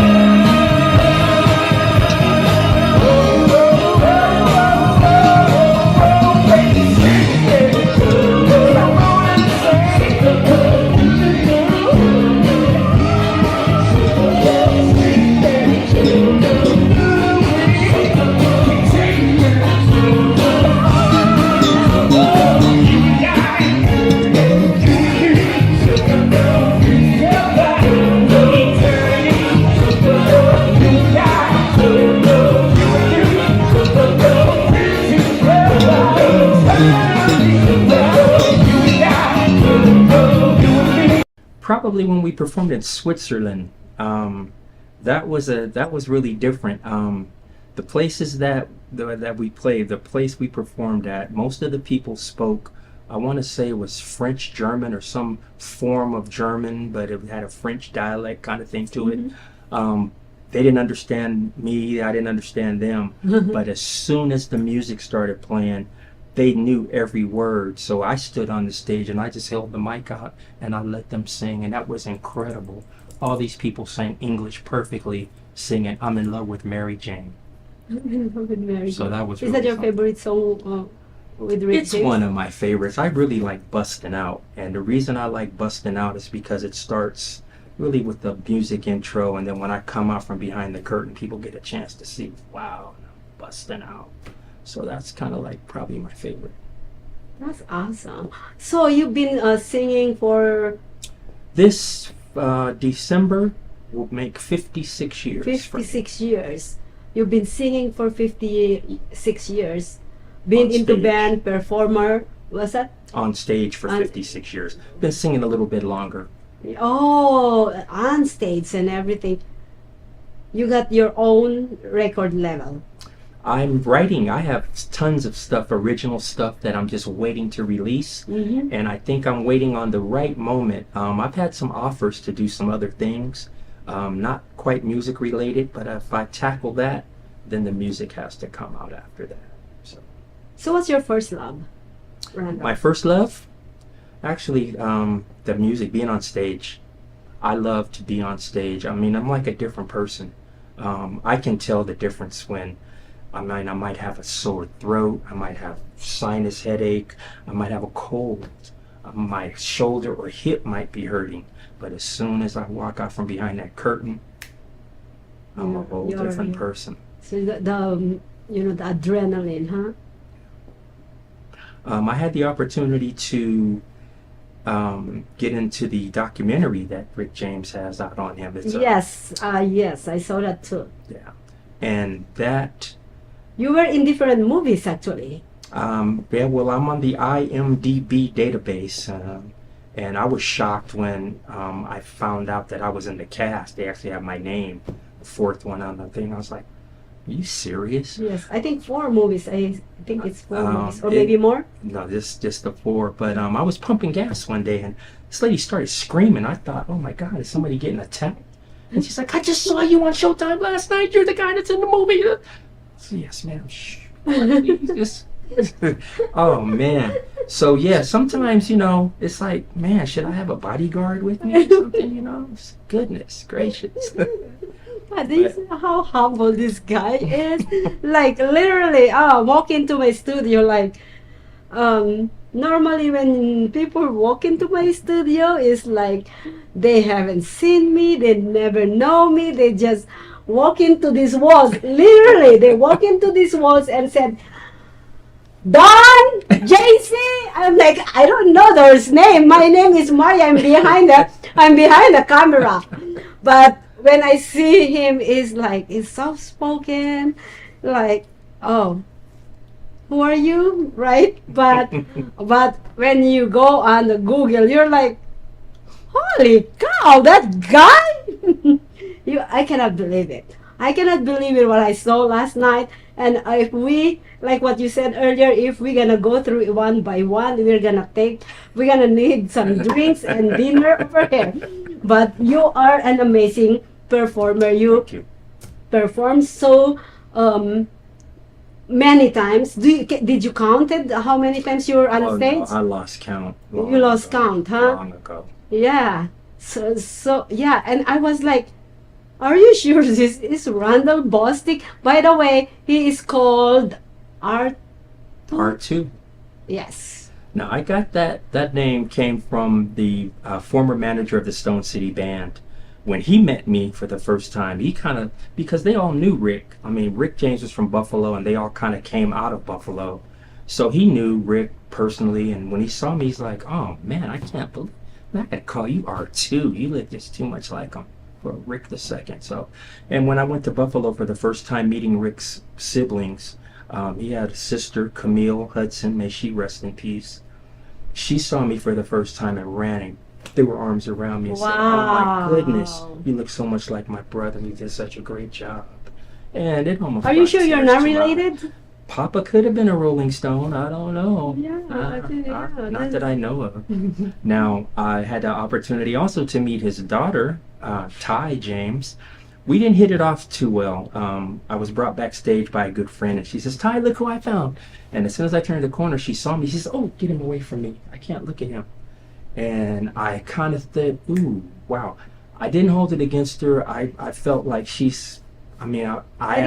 look like her dad. She misses her dad, and there's no way that you are my dad. I know he. Exactly, and I know they're close. I know they were close. Yes. That's his first daughter. I'm very, very close to my first daughter. That's Yeah, my baby. yeah. So that isn't offensive for her, I kind of actually. understood that, and I was like, Yes. "I'm sorry, I didn't mean any disrespect." Yeah. That is. There's no replacement for my daddy. Yeah. So you have to understand that part. But oh my God. So you met the family of Rick James. And his 2 brothers, Leroy and Carmen Sims. And everybody seems to take to me very well. They like the idea that I'm keeping Rick's Did they give you legacy a kind of like advice? Because you never met Rick James. So there's probably like, some kind of like background. Hey, you should do it this way. No real advice. They just gave me their consignment like, "Hey man, you're doing great. You're doing my brother's legacy well." Wow. Then they really appreciate what I do. How did you feel though? Like crying. Oh You know, yeah, a big right. softie. That is. But, yeah, it's amazing that the love I get from them. I just did a show in Buffalo, August 26th, it was the 20th anniversary of Rick's passing. He passed away in 2004. So every year they give this funk festival in his honor, and this year they asked me if I wouldn't mind coming and performing for it. So I did. Awesome. Huge turnout. I got so much love. I mean, it almost brings tears to my eyes that this man that's a superstar that was born and raised in this city and passed away 20 years ago, and then I come and do renditions of his songs, and I get that kind of love. Isn't it? It's like, wow, that's really something to. Yeah, oh my God, congratulations. I'm really And thankful. yeah, that is amazing. So, now you're in Vegas. You're building, you're forming, you already formed for your UNI, and it's tribute to Rick James. Have you guys performed yet on stage? Oh yes. Oh, okay. Lots of times. Yeah. Yes. We had a few shows. We did the East Side Cannery, the West Side Cannery. We performed at the Craig Ranch Amphitheater for the Funk Explosion twice. So we've got our legs wet here in Las Vegas. So what is the future plan for UNI? Our future plans right now, I have 4 particular agents looking right now in different parts of the United States to try and get us on cruise lines, a winery tour, and then a couple amphitheater tours, a couple festivals. The group, we've been doing, everybody's doing other things. My musicians are top notch, so they may play with other performers and things like this. But when it's time for you and I, they're there. They're there. That's awesome. Yeah, I think that's the persona that you bring into the group. There are so many tribute bands, tribute artists in town. There are probably more upcoming. Being the one and only Rick James tribute band, what is your advice to all these tribute artists that's coming up and already there but couldn't make it? I probably would have to say, if you're going to pay tribute to an artist, make sure you know about that artist. Make sure that you get a message from the songs that they're singing or that they've written. You kind of get an understanding of why they wrote it, how they felt when they wrote it.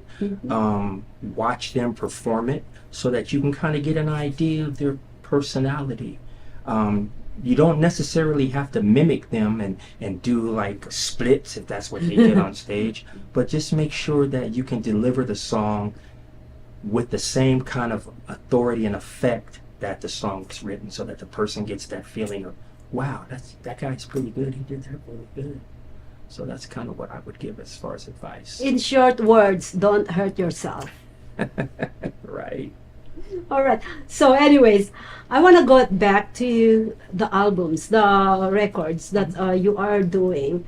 Are these original songs came from your heart, or is it still a part of you kinda going towards Rick James style? No, nothing Rick James style wise, but I have collaborations with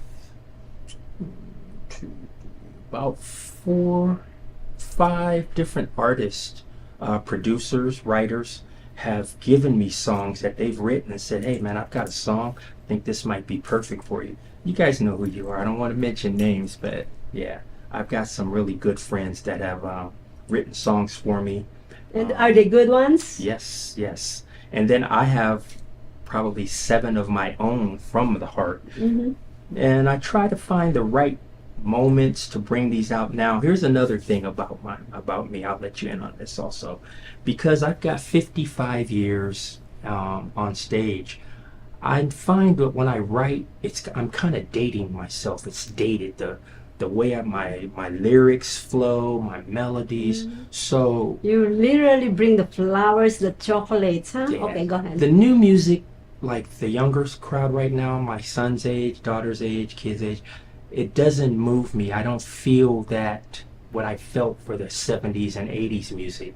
But these are the people now that are listening to the new music. So oh my God. It pays to kind of get on that on their minds and give them something that they can appreciate. So that's the reason why I haven't rushed this music out right now, because I need to find the right, I should say, algorithms or the right. Yeah, the you have right, to adapt. Yes, I got to make it more current. I got to make it step up in the 2020s. Wow. And so that's what I need to do. I need to get a good producer, and we need to bring that out. That means that you are adapting to the new generation now, because that's what my next question is. How would you transition that? Because that's the one of the hard part.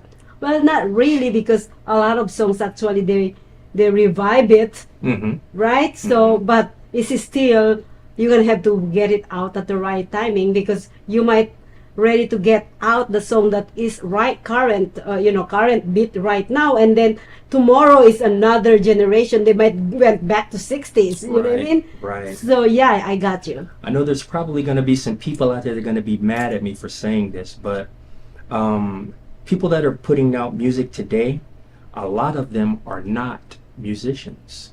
Now they can cut and paste little pieces together and sample a piece of this song, put a drum beat on it, and now they have a hit song.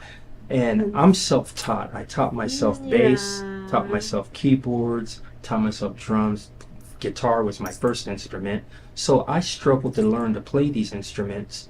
And now people are just taking that and cutting and pasting those stuff together. I got a song. Oh, you didn't do anything but splice some stuff together. That is, and I don't want to say that's the reason why I don't listen to a lot of the new music, but that's pretty much a lot of the reason why I don't. You can tell that because you're a musician. I wouldn't. You see, I'm saying I wouldn't. I'm gonna be like, oh, that's a great song. Oh, that's not. Oh, you know what I mean? That's all I can do. But I don't know. I don't know all the notes. If you went to my car right now and turned on my radio, you're gonna hear jazz, smooth jazz. Oh, that's what I listen to, because that's music isn't cut and pasted together. It's really played. That's what I like. So what makes you original from other artists? That's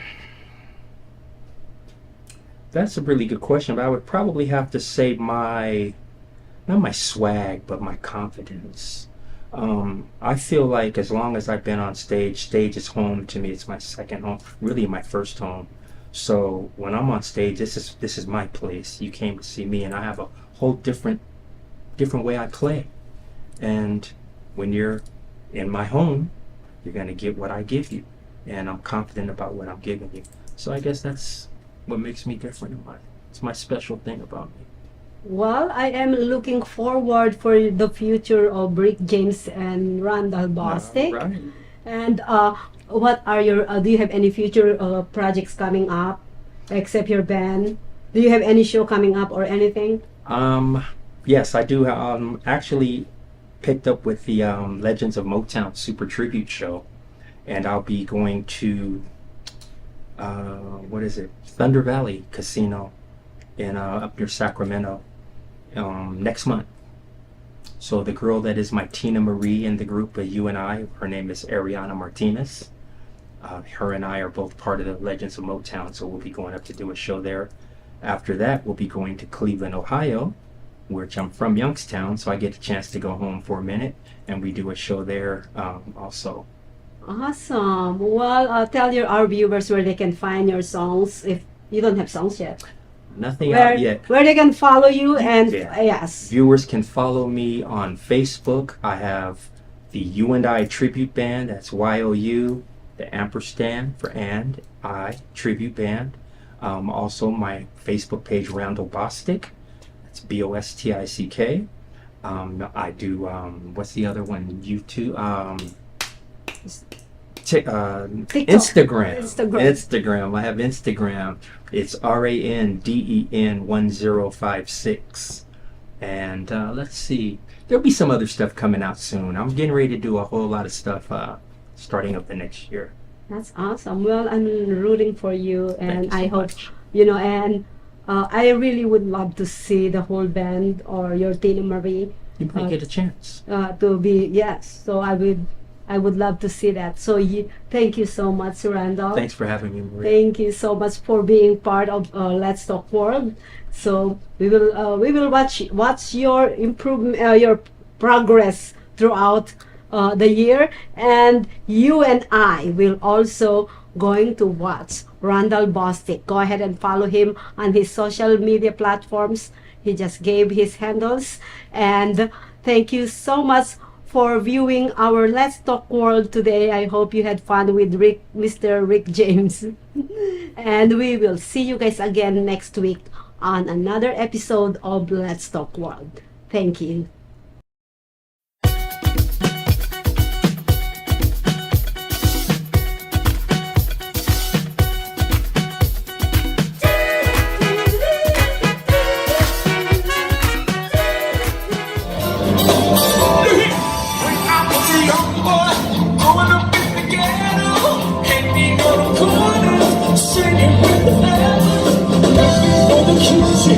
Trying to find the big man, looking for some trouble. Anyone who gives to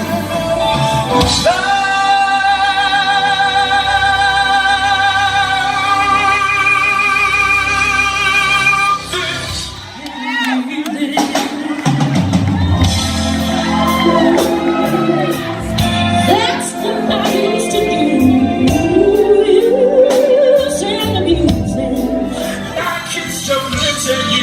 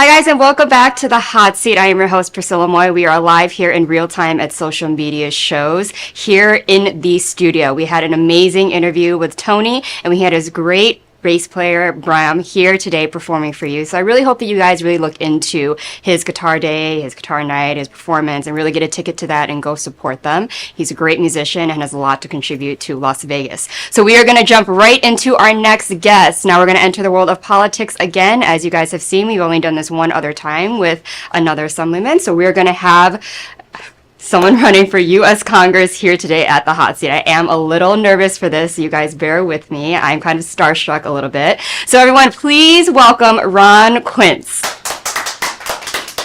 Hi. Hi. Thank you so Thanks for having me. much for taking time out of your day and coming in the studio to be here with us. How are you feeling today? It's a great day. Good. You know, You look busy great. campaigning. You look great. Yes. Actually, I'm a little bit underdressed, you know. No, and it's you're getting not. stuff. We're matching though. You have the orange tie, so I picked a perfect outfit today. Look at that. It's meant to be. Well, you know. I'm just trying to follow the protocol in the email. No green or yellow. I was gonna wear green or yellow. Should have. This is Just have a spring. floating head, Ron. Go for Quince. So, first and foremost, now you are from the Philippines. You have Correct. been I was born in the Vegas. Philippines. Yeah, I came here when I was young. I grew up in Los Angeles and get educated in Arizona. And I had an opportunity 20 years ago to move here in Vegas. I started my business here. Started a family here. And a few years ago, I'd probably say 4 years ago, I started getting into philanthropy. And went back to the Philippines, donated some toys there, especially when they have like a typhoon season. And I go to Mexico and donate toys to the kids there. And of course here, during Thanksgiving, I usually give out turkeys, even though sometimes I forgot I didn't have any turkeys. And also, of course, like toys. So when I was doing the philanthropy things, I realized that I can do this on a bigger level. That's why I decided to run for office, because I believe that this country it's about time that for us to have better leaders, because the leaders that we have right now, it's been there forever, and they're losing touch with the community. At least someone like myself that's actually still involved in the community knows how the way, my constituents' concern and problems, because right now there's just so much problems, and pretty sure some people don't even want to hear the news anymore because it's just like so much problems. Yeah. So you actually were an accountant, right? You did I'm an accountant by profession. I have a business consultant company, and what we do is we help small businesses on how to start their business. Also help them with strategies on how to make their business better. So any business you can think of, I probably have consulted that, and involved in real estate as well, investments and things like that. So it's pretty much like well-rounded. Yeah. As far as the business aspect, of it. Of course, and that's very important, especially in Nevada. Small businesses, and then also doing all these real estate is also huge. Oh yeah, absolutely. So it's good to have that knowledge in the back while you're running for a district that's within Nevada. And then you're also getting your master's as well. Correct. Yeah, You I'm did getting my have a master's. quote, Yes. Yeah, where you were studying that just to become more prepared if you do get the seat in Congress. Well, like right now, that's for some reason for the last few years, our country has been emergency and crisis, and I believe that I can be a better congressman if I understood the way the crisis and emergency management work. Going back to school, which is like, oh my God, last time I went back to school, when I went to school, it's like probably 20 years ago, and now getting back in school, I actually go to UNLV, seeing the new different types of situation that, like, none of us can think of it, because people are so busy, they usually just want to get into their daily lives. But in this situation, you're thinking about people first. Like, what would happen if something happened? And I was just there. I don't know, remember the shooting? We had a corpse that time, and then the week after, and we were just talking about how the way we're gonna save people and help people, safely prevented measurements if there's like a gun shooting. And what happens like the next week? Right. There's a shooting happen. So it's something about like that. I'm not very familiar with that, so I decided to go back to school and more like study about it, be more conscious about it, because eventually, once I became your congressman, I'm pretty sure I'm going to be doing those decisions. Right. Do you think that there's a lot of people in office right now that might not have taken those educational steps to really know firsthand about specific things that are a huge crisis right now in America? Absolutely. That's why we have some, I would probably say, politicians that they don't know what to do because they've never been exposed to that. They just get elected. Usually, that's why I'm running as a nonpartisan, because I was a part of the Republican Party before, and the problem about the two parties now is the Republican Party, they focus on the policies, but they don't focus on people. And then Democratic Party, they focus on people, but not on policy. So when I was like looking where really I stand, I'm not really a right-wing Republican, and I'm not a left-wing Democrat. I'm right in the middle, which is like right now, this is what the people need. I think both parties are not working anymore. I think we're already behind as far as a country. You cannot just have Republican and Democrat. Every voice matters in Nevada. People want to hear something different that, willing to go across the aisle. Because if you're a Republican and you became a congressman, of course you have to listen to the people that's actually above you. And if you're a Democrat, you have to listen to the people, part of that, the leader of that party. So now you cannot really voice your experience because you have to please your bosses technically. But in this situation, as a nonpartisan, my boss is the people of Congressional District 1. Because their voice matter. Yeah. So you're really pushing the idea that, you work for the people, the government should be working for the people. Absolutely. Versus, hiding behind either the ego or your own view and trying to force people to believe those things. Right. So I know a lot of things that you are talking about with your campaign is that you're really focused on education reform, immigration reform, taxes, excessive spending, and things like that. So please elaborate how and why those things are so important to you as a resident of Nevada, and how you want to use that to change. Is this going to be a 2-hour show?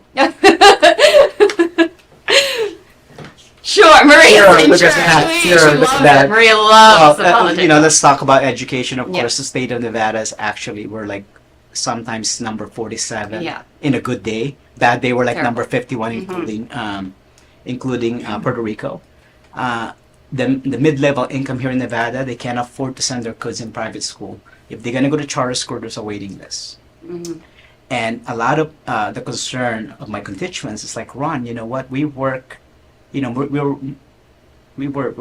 middle class, you know, a community. And the thing is, we can't afford to send our kids to a private school that they charge $1,500 a month, which is more expensive than my tuition at UNLV.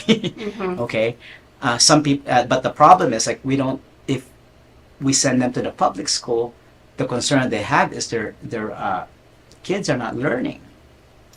And the way to fix that is, first, we have to look at the other states actually doing well, such as Michigan, New Hampshire. They're doing really well in their educational program. And what I believe is we need to give the teachers proper tools on how to do their job. And we need to start recruiting better teachers in a different state, because others, like here, a regular typical teacher here in Clark County, to start off, they make $40,000 a year. So to them, why would I teach when I can just work in the service industry and make 3 times as that? Mhm. All right. So now we're getting a lot of teachers that are actually not practicing because they get paid more if they're doing different profession. Mhm. So now my suggestion, of course, once I get elected, is put more money in the educational program. Mhm. I believe that the federal government has a 40% budget that they can give to each state. Right now, I think we're just utilizing at least 18% of that. So we need to get that additional funding to help the student here, and of course the teachers here in Nevada. Do you think, I know I asked this question before with somebody else who's big on education, because I have noticed, so I am from Chicago, I'm in the Midwest, and so when I moved here, I do notice why and how, in my own point of view, education is so low. Like, it makes sense. We can look at the numbers, but when you experience it and you talk to people, you kind of see, you know, and you have young kids, so they will probably be going to the schools here. Do you believe it's just funding as the reason why we're so low and how we're teaching, or do you also think it's a social aspect in regards to I remember when I moved here from Arizona, back then, the average bachelor's degree population, I would say 3%. And then the person with master's probably like 2%, because this is a service industry. Kind of like, I remember I used to have a classmate, you know, we both went to accounting school, but when he came here to Vegas, he decided to park cars, because he goes like, Ron, the accounting, you know, the accounting corporation is going to pay us $70,000. This one I make $120,000 a year.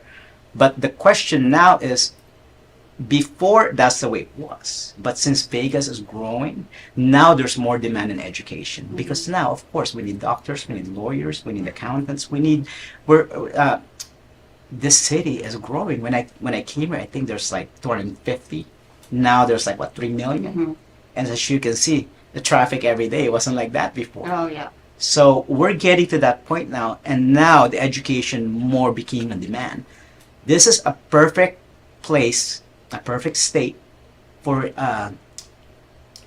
Silicon Valley to come here, because you don't need any water, you don't need anything else. But the thing is, we don't have enough people that are actually educated, so that's why they can Yes. work to those fields. Now they have to bring people from a different state. Mhm.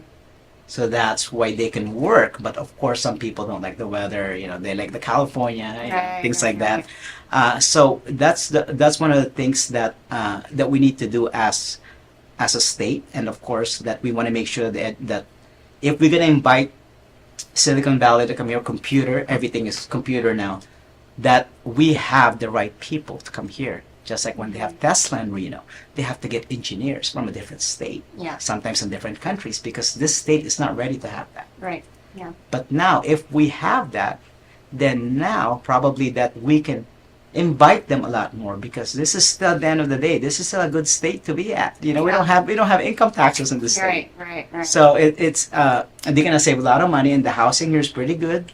You know, it's a little bit increasing now, but it was, you know, it's comparison to California, it's still, I'm pretty sure Chicago as well, it's still a nice Yeah. place to live. Of course. And of course, a lot of families are moving in. So now we need candidates and representative that actually can go with the change of life. It's not the old Las Vegas anymore. We don't see Frank Sinatra singing. It's different now. It's different. You know, we have people now that actually come in here because you know they wanna better their family. They're more qualified, but sometimes how many people does the casino need to have a vice president of Right. tourist industry? Mhm. So now we need to encourage a lot of big companies, banks, anything that doesn't require farming to come here. And you know, and this state is it's a great state. I've been here for 20 years and I love it here. And you made a great point because I think a lot of people, a lot of locals don't like the idea of outsourcing for whatever it may be. You know, my industry, entertainment, that's a big thing where why are we outsourcing actors? Why are we outsourcing production companies? Well, we have talent here. But I feel like in regards to, especially, I think this goes back down to education, no matter where you're from.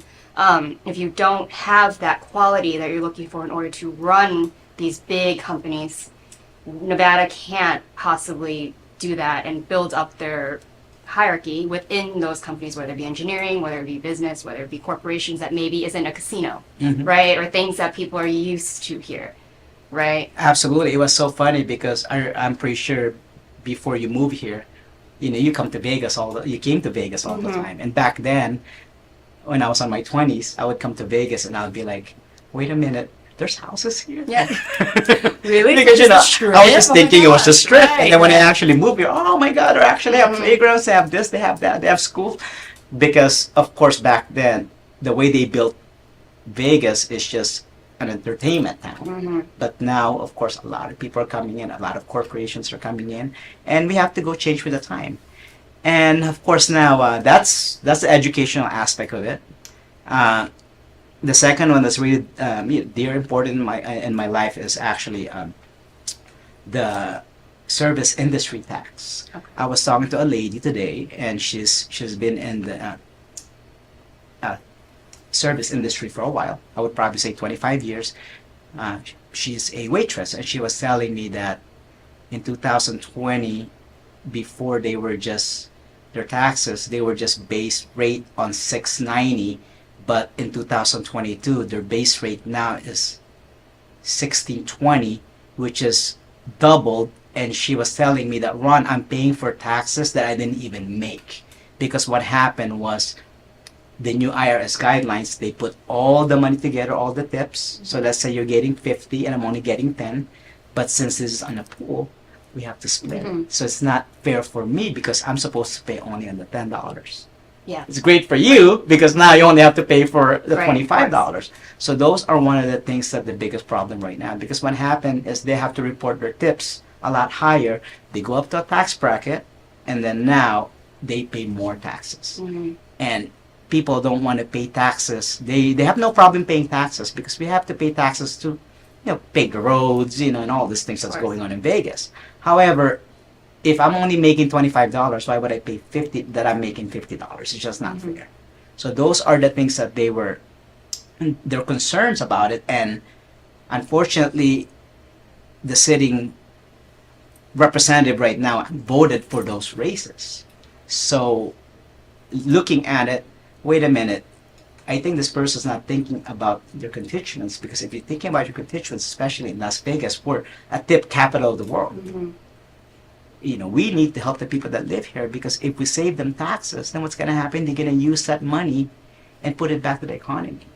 And now we're going to have surplus again, just like what it used to. That's why Vegas back then, I remember when I moved here 20 years ago, there's so much surplus. We just have so much money. Now we're barely making it because of that. And now they said, Ron, they would tell me, Ron, Vegas, Nevada is not a free income tax state. And I said, well, if you think about it, it's not. It's a fee state, because everything that we do, there's a fees. And I'm like, well, those are the things that we need to work on. Like, we need to make sure that identify all the expenses, stop spending, only spend that we can spend, because if I'm running my business the way the government's running the business now, I would have been bankrupt. We need to hold accountabilities for people. And like, you know, I've worked for corporate America before. If nobody's watching, nobody's going to do their job. We need to watch them. Unfortunately, in this situation, our boss is the American people, and we need to make sure that their dollar is getting spent wisely and getting, and spending it inside here in the United States. So what do you think is the underlying problem as to why taxing the American people is being so corrupt? Do you think it goes down to the country's spending and how much debt we have, and they're just having us pay for those? Absolutely, and that's what's happening right now. What happens, like, we just have the inflation so high because right now we're just spending so much money, and like as you can see, like gas prices are high. They encourage us to have electric cars, which I have no problem with that. I want us to be eventually. I have young children. Eventually, I want my kids to have a green earth environment, but we are not in that level yet. It's gonna take some time.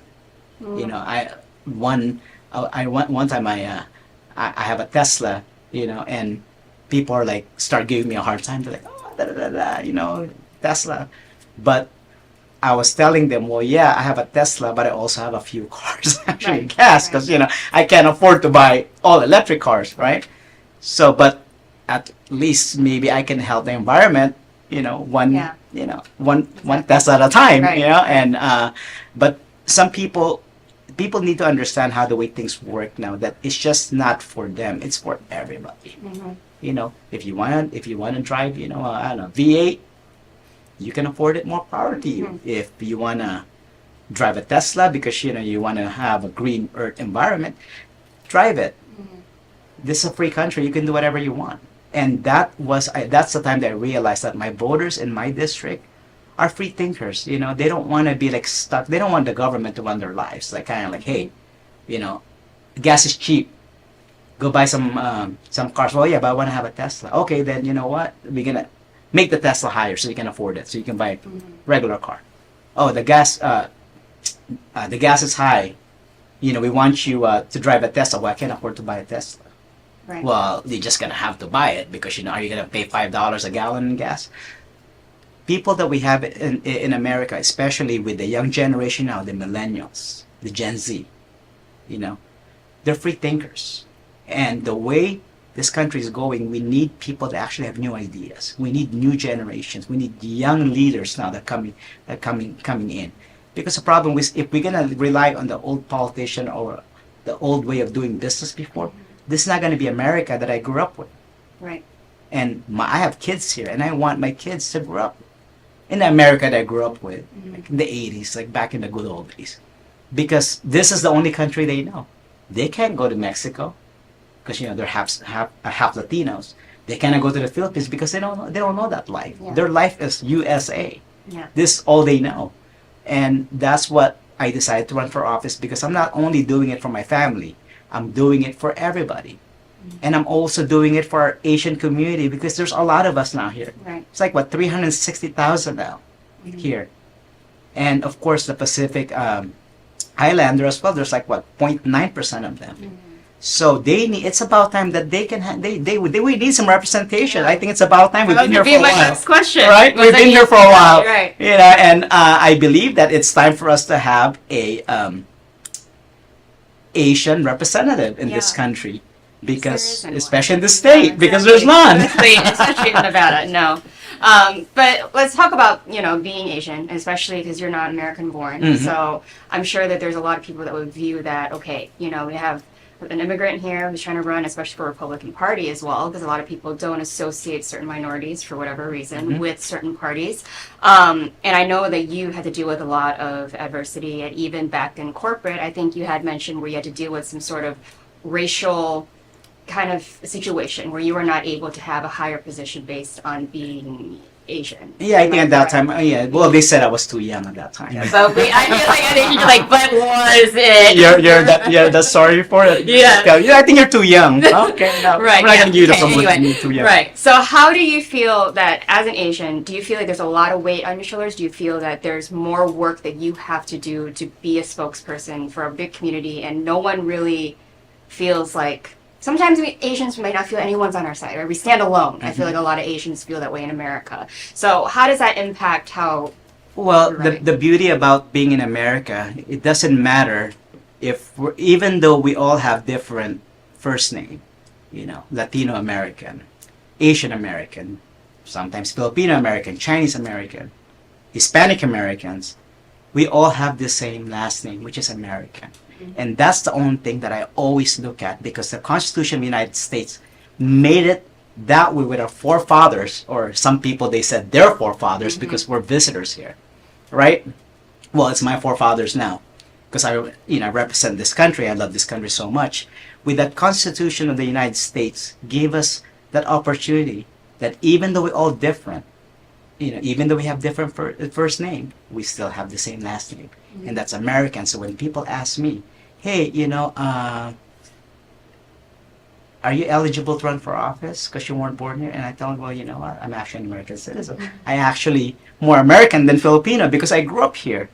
I do love Filipino food, but but I grew up here. So if I go to the Philippines, I don't really relate there because I didn't grow up there, and sometimes I'm even more American than they are because, being Asian American, it's hard for us in school because we really have to work hard. I remember when I was growing up, if you get a B, don't come home. That's my parents told me. So you got to get all A's. Yeah. And if you ask them about the history of the United States, we know more than they do, even though, they were born here. The only difference is all of us came, this country is built with immigrants, unless you're a Native American. They just came earlier, and we came later, right? Yeah. What about if it's vice versa? We came earlier, and they came later, so they have the same situation. So I was telling them, America is a land of opportunity. It's a land of immigrant. Some of us came here in plane. Some of us came here in boat.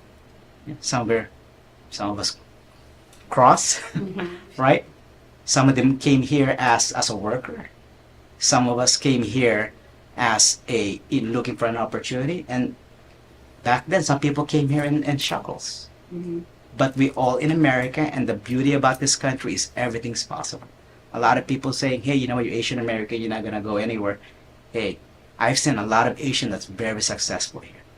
Connie Chung, back in the days, she's the first Asian anchor that I ever seen. That didn't exist, but now look at it. We have a lot of Asians now that are actually doing it. Filipinos, we became diversified now, and I really think those people that came as the innovators, because without them, we wouldn't have this opportunity. And that's why I'm running for office, because I want the people know, I would probably say a young Asian kid that says, oh my God, or a young Filipino kid goes like, hey, that guy's going to be a congressman. I want to be a congressman someday. Rather than someone telling him, oh, you know what, go to school, study, because you're going to be a good worker someday. What about a good business owner? They never teach us that, Right.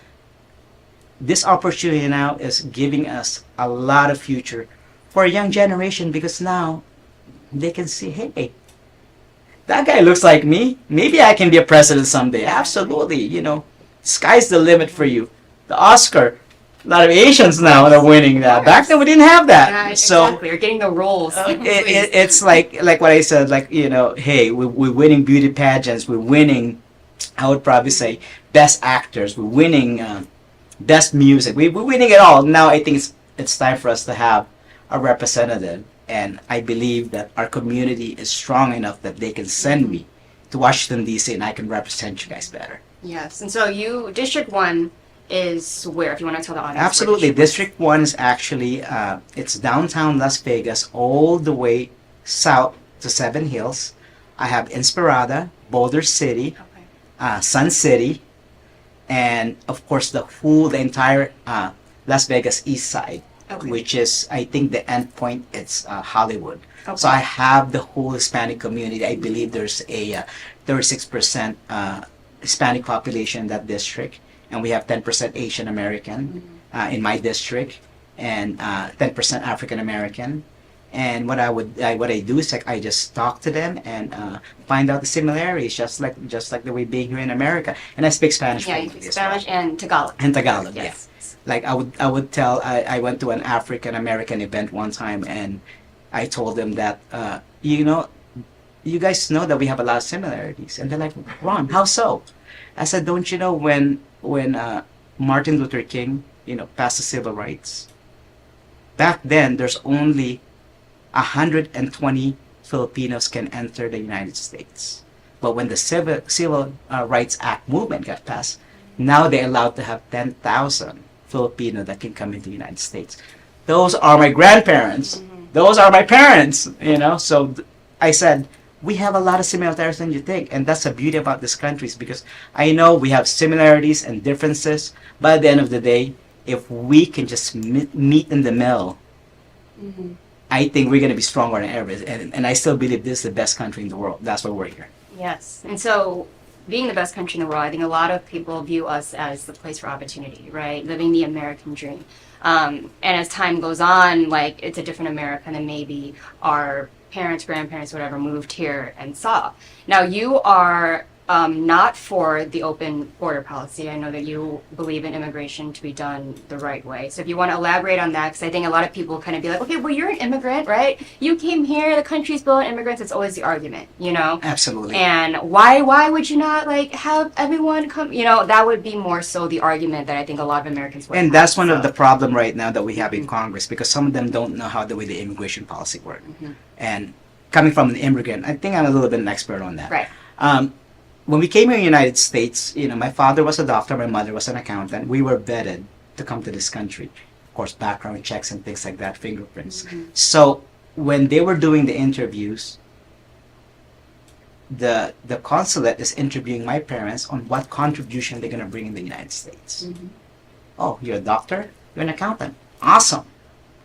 Now, the problem with the open borders is we don't know who's coming in here. We don't know if, you know, they have if they're going to come here to help this country to move forward, to be better, or they're going to hold this country to go backwards. That's why I always tell them that once I became a congressman, I would close the border, work on the people that's here now. Because I'm pretty sure we have a lot of people, especially the dreamers. I don't know if you heard of that. They came in here when they were a kid that they didn't know at that time. And then, of course, the Obama administration gave them a Dreamers Act that they can have a work permit, but right now they're in limbo.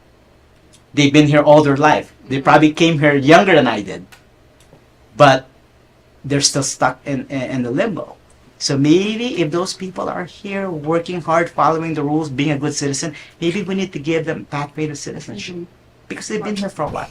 People that's been in this country for a while, who's working, doing things that the Americans don't want to do. Right.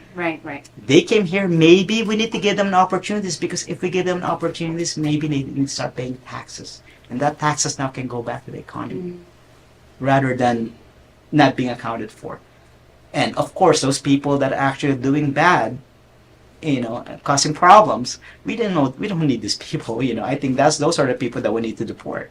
So that's the things that I want to do. I believe in closing the border, but of course we need to work on the people here now, because at the end of the day, this is still land of opportunity, and we need to sympathize the people that come in here, because a lot of people rather be in America than anywhere else. But we just have to do it the right way. We need to have a process. We just cannot just letting them in. We need to vet these people and see what's going on, what contribution they can give us to make us a better country. Right, because right now I know there's a huge thing, it's all over the news, you know, we're seeing people cross over from Venezuela and you know, everything like that, but they're shipped to certain cities in buses to just be either on the street, or I know places like New York, I did watch an interview where they're being able to be housed in free hotel rooms, free food, free all this money, and free insurance for one thing. And I know for an American citizen, sometimes getting insurance is probably like the hardest thing for Oh yeah, especially it's if you're an very hard. independent as well. It's very hard. So how would you change that? Do you believe that is the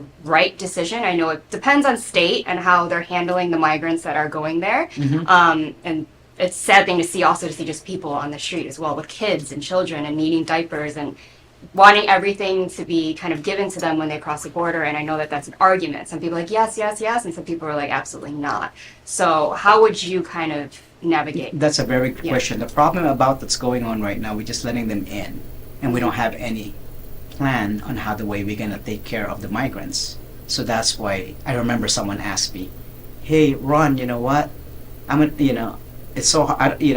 I'm born in the United States, but I don't have any insurance. But if I just cross the border, I get my insurance.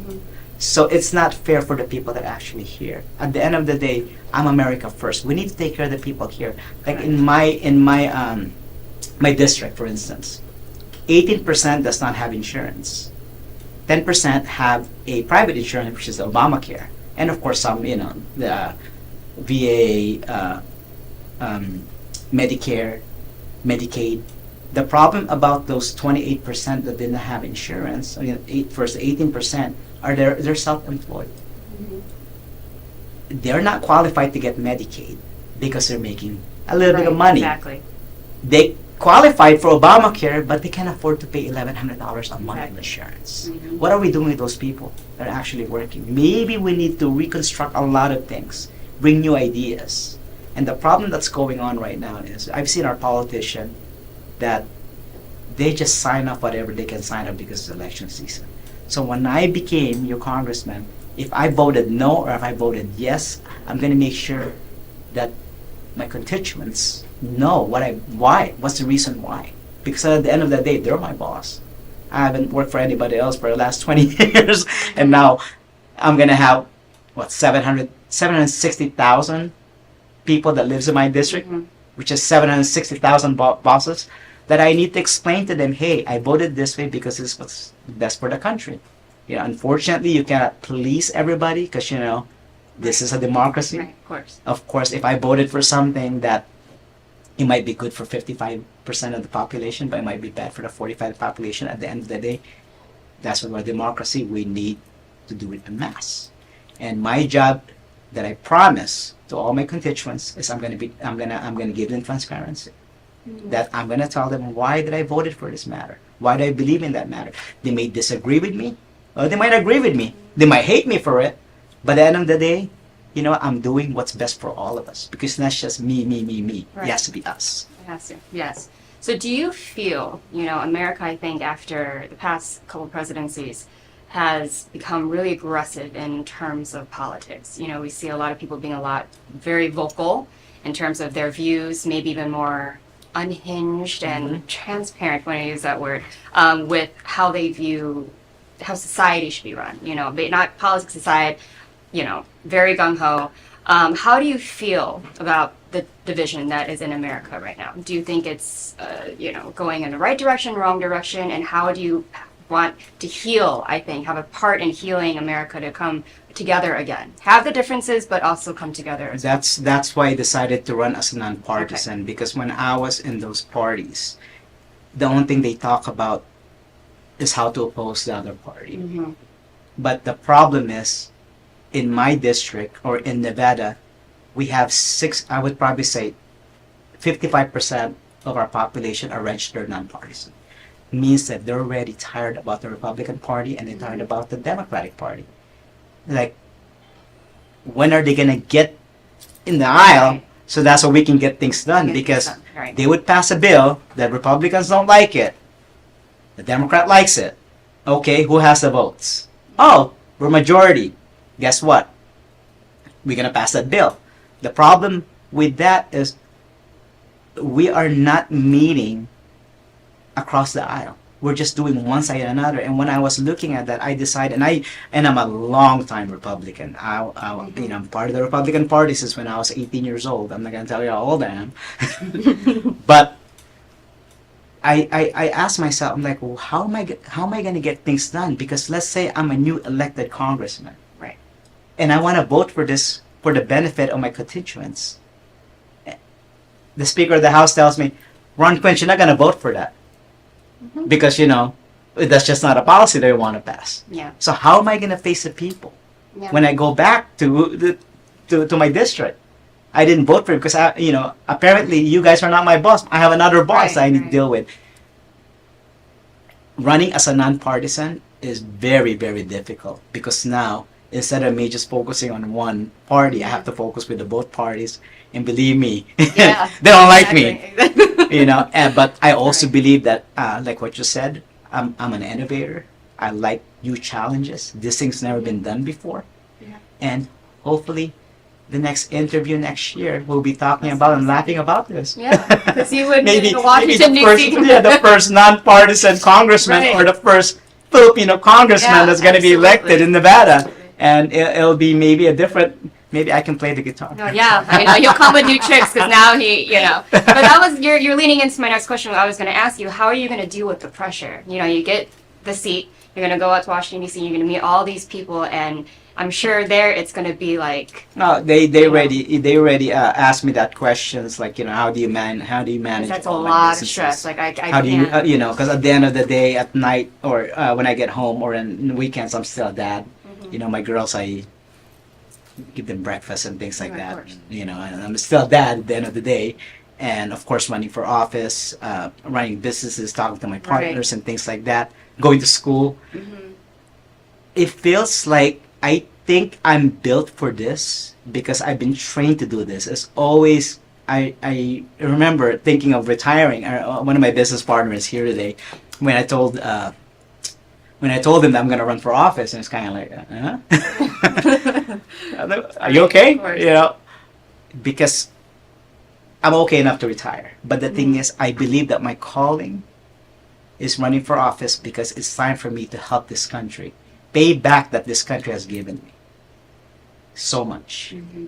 They didn't just hand it to me, course. but giving me the opportunity to try for that, it matters the most. Mhm. And I'm paying it back. Yeah. Too old to join the military, but maybe when I became a congressman, I can pay back this country, and we can put it in the right direction. Yeah. So I don't want you to become congressman and deal with all the other people of Congress and out there, and then you No, come you back see with me. wrinkles. They always The say good like thing about it, white hair. the good thing about it, we're Asian, and That's what to say. we But never, let's not let them ruin it, though. we please. never aged, Don't have the parties ruin Ron. Please, no. Let him come back Believe smiling. me, it's still gonna be the same. When I come back, and I would probably say 40 years from now, it's still gonna be the same. Yeah, I'm about to say, as long as you keep the smile and you're not like, they ruined me, like the stress. But I have so much faith in you, and thank you so much for Well, spending thank you for the time having here. me. I do ask this one last question to every guest that I do Mm-hmm. have, because it kind of sums up them as a person. I do think it's important for people, especially people watching or Mhm. in Nevada, to know you more so than just because they're going to view you like, oh, he's a politician, or speaking, oh, I'm going to do this, I'm going to do that. But I feel the importance of them knowing your true intentions, how you're brought up really lets people know, I relate, right? You know what I'm Absolutely. saying? So the question is there a philosophy that you live by? Well, absolutely. The reason that I'm running for office is because I'm running. When people ask me why did you decide to run for office, and they laugh when I tell them I'm running for you, and they're like, for me, yeah, absolutely. Because do you like the America that you're living in right now? I woke up one day and I told myself, is this the country that my children's gonna grow up, or my great grandchildren's gonna grow up? The America that everybody loves. So I'm doing this not because I have to. I'm doing this because I want to. It's time for me to serve the people of District 1 and of course the whole United States, and give them an opportunity that American dream is still alive. I'm a true proven fact of living the American dream. Even people, they're like, oh, Ron, the American dream you guys talking about, that's dead. No, it's not dead. I'm the perfect example. And I'm pretty sure there's a lot of people out there who's a perfect example. And I want to encourage those people that, you know what, hey, talk to someone, talk to the young generation, because they are eventually going to be the future of this country. And the reason I'm running, I can't say I'm not a career politician, because apparently when you decide to run for office, you're already a career politician. But I'm doing this not for me, not for Ron Q name or anything like ego, that. basically, yeah. You guys already know that. Ron Q's been existing, for a while. I'm doing this because it's time for us to have a good representation. I'm not getting funded by big corporation. I'm using my own money, and some of the people that believe in me put little donation because they believe that I can make a change in this country. And those are the things that I tell everybody. I'm here for you. That's why my website, I have two websites. One's ronqforyou.com and one's quincefornevada.com. I'm running because I believe in America. We got to stop voting for those politicians that's not making any difference in our life. I ask humbly for your vote this coming election, which is November 5th. If you have any questions about me, visit my website, like what I mentioned before, or you can follow me on Facebook, and help me get elected so we can fix things. Yes, please. And one last thing, you do not want to relocate to Washington, D.C., right? You want to stay living in Nevada and continue getting to know the people and being aware. Correct? Absolutely, because Okay. what happens, like I asked, when I went to Washington, D.C., and I asked some politicians who've been there for a while, they told me that, Ron, you know what? You only come here probably 3 or 4 times, like every 2 weeks, just to vote for a new bill. But what happened, the problem in Washington is they get so busy about getting reelected. So now they're talking to the lobbyists so they can get more money to get reelected. No, I told them, I'm going to come to Washington. I don't know if I have to live in a closet. Stay there, vote, and then whatever I voted, whatever information I gather, I'm going to come back, have a town hall meeting here, have a radio or TV interview, and discuss what's going on in this country and what I have voted and where we at now. Transparency is the key, because I think that's what the people are lacking. They're like really like thirsty for that, because right now it's just a matter of bickering, who's red, who's blue, are you left, are you right? People are tired of that. TikTok, no TikTok, right? TikTok, no TikTok. TikTok, no TikTok. Do we have, we're concerned about Russia, we're concerned about China, we're concerned about Iran. A lot of things are going on right now, and we need politicians, new elected congressmen, new elected people that has the energy to do that. Because I've seen Congress, and I've seen some of them are sleeping, and then they just poke them with their with their paper to vote. You're like, oh, okay, what are we doing? What are we, Right. what are you voting for? No, like I'm always been a student of policies, politics, and history. And I believe that I'm gonna make a big difference there, because I'm gonna be that nerd that actually is gonna be reading every single Yeah. bill and question them. And the beauty about it, I'm running as a non-partisan, so there's no Republican or Democrat bosses that will tell me what to do, because I tell them no. Exactly. My You're gonna boss go, are here the he comes again. Yeah, my Reading. boss are the people. Yeah, my Right. boss is the people of District 1, and of course the people of Nevada. And I believe a lot of people are gonna hate me there. And they said they're not gonna give me a. I went there and they told me that, Ron, when you get elected, I think what they're gonna do is they're not gonna even give you a pass to ride the elevator.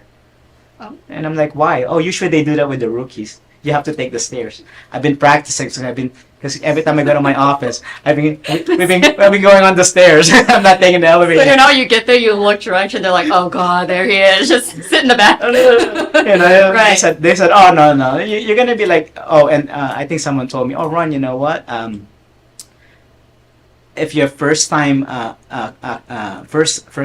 elected, they said they usually don't get your office ready for like 3 months. So you're technically going to be working by yourself, answering the phones. Yeah, and I already know that. And the thing is, you know what I told them? Nothing new. I've done that before. Yeah. This is just Hard like work kind of like, dedication, yeah, see? this is nothing and nothing I haven't done before. Yeah. The only difference is, now I'm back as being in mailroom again, like when I was starting. I remember when starting my business, putting business card in people's car. I've done that before, so this is nothing new to me, and I'm up for the challenge, and I think I have enough energy to do that. Right. Well, thank you so much for spending Thank time you for talking having a little me. bit about yourself and your politics and what you plan to do for all of us in Nevada and just the people of the United States, and continuing to push this country into a better direction and continuing being the America that you want it to be. Well, and thank you for having me here. It's been a blast. And I want you back, and hopefully next time you're Absolutely. back, you can come with new tales of your answering your phones and the stairs, how many stairs, flights you had to go up. You can bring us those stories. I heard it was 29 floors, and they were like, oh, "Okay, nah, they're not gonna give you a pass." I'm like, "What?" Oh no. Well, hopefully, I wish you the best. Everyone, again, please visit his websites that he has prior mentioned so you can learn more about him and what he is campaigning and what he stands for. And I really hope that this interview really brought you some new insight on who Ron Q is and why he is running and what his goal is in making America the America that he wants it to be. So everyone, a round of applause for Ron. Thanks for having me. Thank you. And then when we come back from the break, I'm not done talking, but we just want to thank Ron again. Thank you so much. So make sure you don't go anywhere.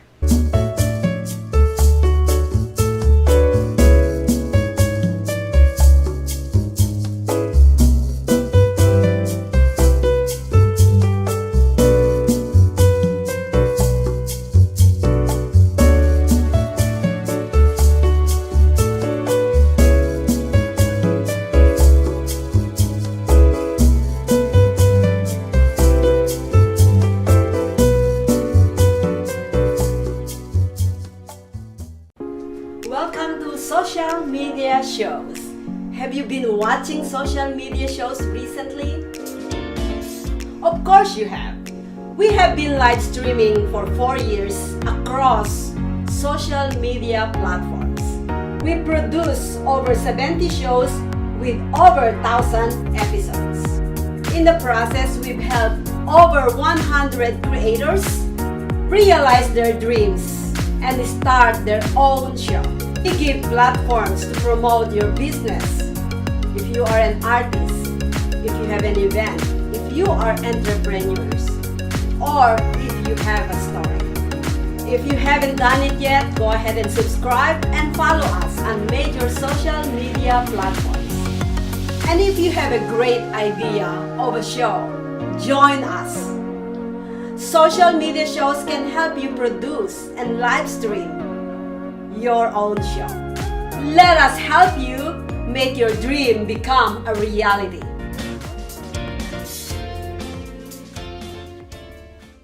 Hi, I'm Deacon T with Modern Word Ministries. It's great to be with you today. Just a short little promo for our show. Every Sunday morning we have service, and you can follow us at 10 a.m. Pacific Time on modernwordministries.org. And if you missed us or you want to see some of our older messages, go ahead and check us out on socialmediashows.com every single morning at 9 a.m. It's a great way to kick off your day, get a little bit of the word in you, get something uplifting, get you started off on your way.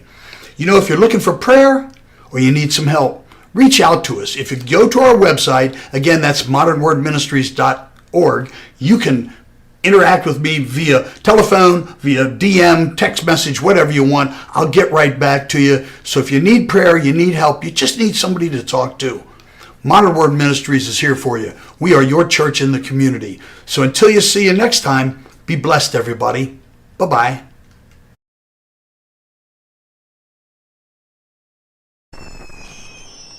Traditional TV is going away. Hollywood is starting to fade.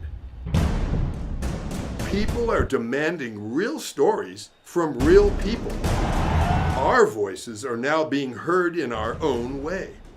Podcasts, Facebook, Twitter, YouTube, and TikTok Live are becoming the norm.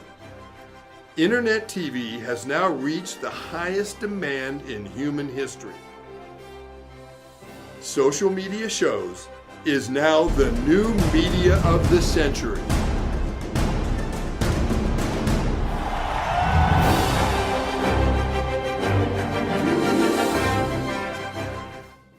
Hi guys, and welcome back to The Hot Seat. I'm your host Priscilla Moy, and I just want to thank you guys so much for watching. I hope today's episode was legendary for you. I think for me, every week it's just becoming more and more challenging, thanks to Maria, but also thanks to you guys, because with you guys giving us the views, the comments, sharing, and all your support is broadening our reach here at Social Media Shows and The Hot Seat in general. A lot of people are more inclined to come and want to be on The Hot Seat, especially people at that caliber. I mean, I would never think that I would have politicians on the show, because also politics are not my strong suit, but now I guess it is, thanks to Maria. I had to do a lot, back to the books, back to studying, but I really need to thank all of you guys, because the challenges of having new people on here, people that have a lot to bring to the table and want to mask a lot of change here in the amazing city of Las Vegas, having them on here and being a part of their journey and just knowing them and connecting with them is a huge thing for me. So without the support from you guys, we wouldn't be able to have this kind of reach where people can trust us and think that we're legit, even though we are. But you know, a lot of people are just like, are you, right? How many views do you have, you know?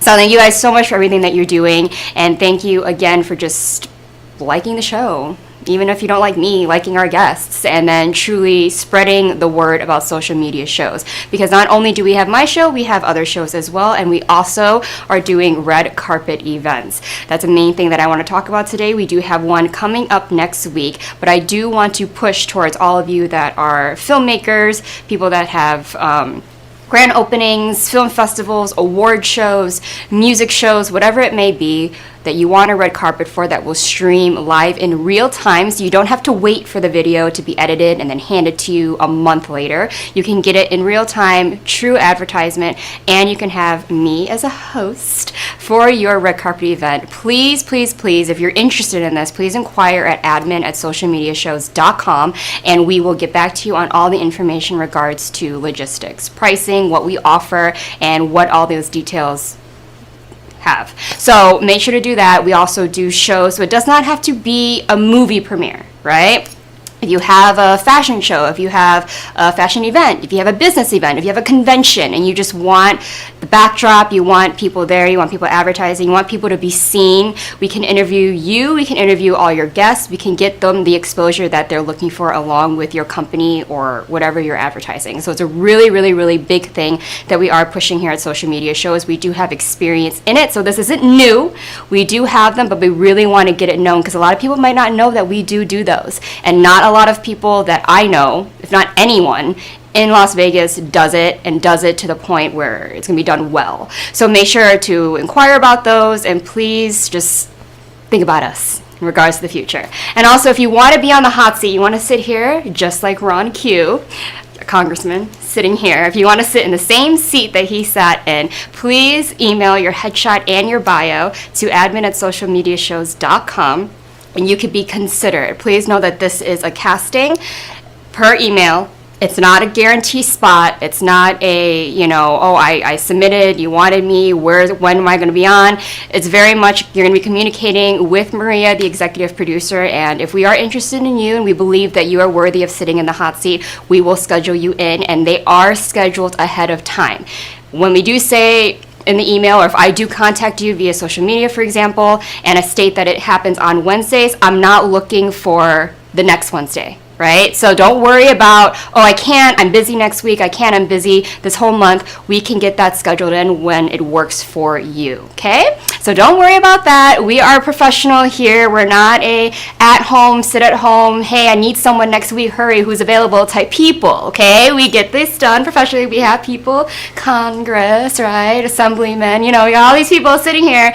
So we are professional and we are qualified and we do have those credentials. So don't worry about it. Relax. And if we don't get back to you ASAP, in your mind ASAP, please be patient. The emails are going like this 24/7 because everyone wants to be on my show, which amazing. But please be patient with us. If you don't hear back from us within like a month or so, please just email us again. Give us a little time, but please just know that it's not just you. There's tons of people. Okay, everyone wants their turn. Okay, but anyway, thank you again so much for watching The Hot Seat and supporting us. The more you support us, the more reach we'll have, the more high quality people we'll have on the show, and the more we get better and the more we learn. So thank you guys so much, and I will see you next week.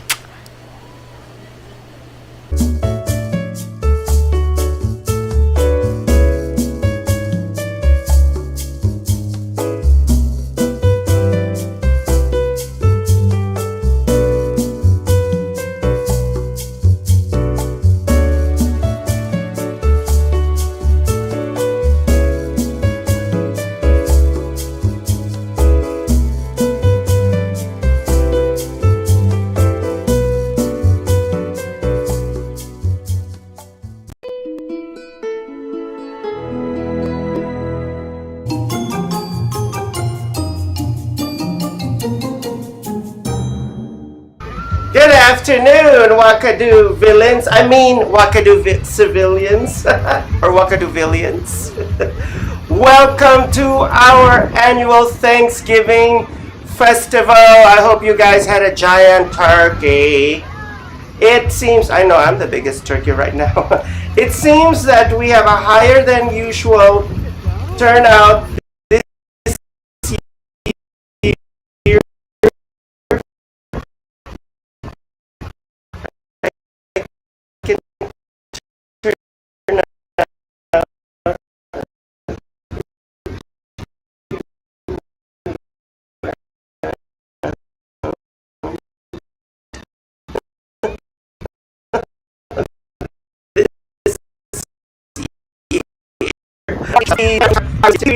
A while ago. Giant self spinners. pony rides. Yes. And horseshoe. I thought it was a horse hoe. Oh my gosh. Horse hoe games. Oh goodness. Who wrote this script? Sack races. And let's not forget the great Thanksgiving feast. And of course, the final huge event of the year, the flying, leaping motorcycle extravaganza. I thought that was me. I also fly, you know. If you didn't know. If you didn't watch my older episodes of Gizzy and his frenemies, I actually flew on a magic carpet. And sometimes without the magic carpet. Okay. So the flying, leaping motorcycle extravaganza. And don't forget our fabulous bar. And once again, don't get drunk. With all your favorite alcoholic beverages. I love you guys. And this is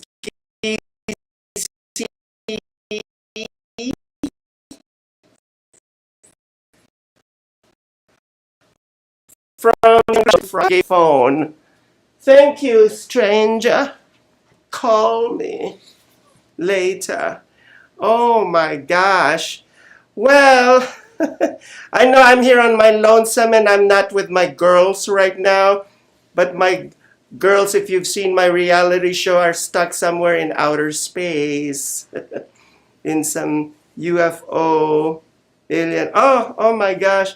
Yes, it's all true. It wasn't all caught in the camera, but it's all true. It's true. You're already drunk, so nobody's going to believe you. Okay. Oh my goodness gracious. And now I'm going to sing another song. Yes, I love Wakadooville, and I love this Wakadooville Farm Festival. And here's another love song dedicated to you.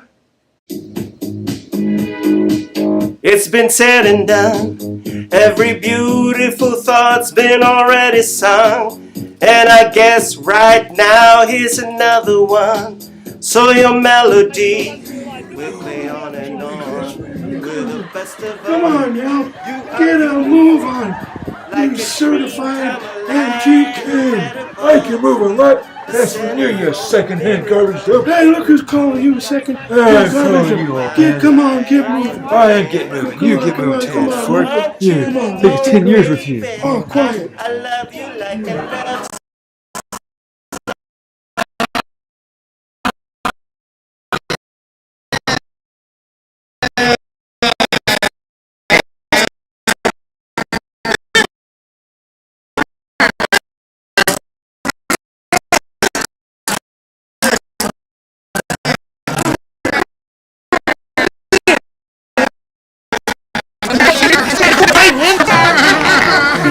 Hey, Debbie, what's the new big dummy face? That's how you got crazy. Yeah, exactly.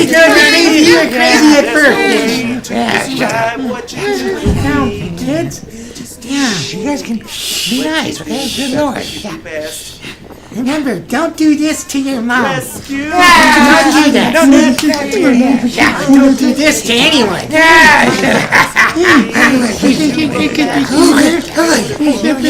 Drink later on. Let me forget about you. Yeah, when you get in a stupor and drink all you can. Yeah, you're already in a stupor. I love you like a love song, baby. I love you like a love song, baby. Hey, somebody people go.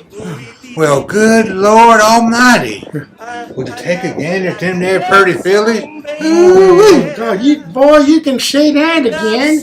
Well, good Lord Almighty. Would you take a gander? Come on now, boy. Just cool your jets now. I can see them too. But did you see them there big, fine, dainty pumpkins? Ooh-wee! Good Lord. And, oh, yeah. Did you get a whiff of them there country victuals? Yeah. Boy, oh, boy. You think about nothing but fillies and victuals. And that's right. Oh, Good Lord. There's more here. Look up there. There's another God, look at that. Oh, good. Look at that, boy. Oh, Lord. Oh, look at all these men. I mean, look at all these things. Oh my gosh. Oh my gosh. Oh, no flowers. Oh, only pumpkins. No flowers. Oh my gosh. There must be flowers. Oh, it's Thanksgiving. Oh my gosh. What do? What am I going to do? Oh, honey, forget the flowers. Where's the men with giant spotted dicks? Oh. They're everywhere, honey. Oh my gosh. Oh my gosh. Oh.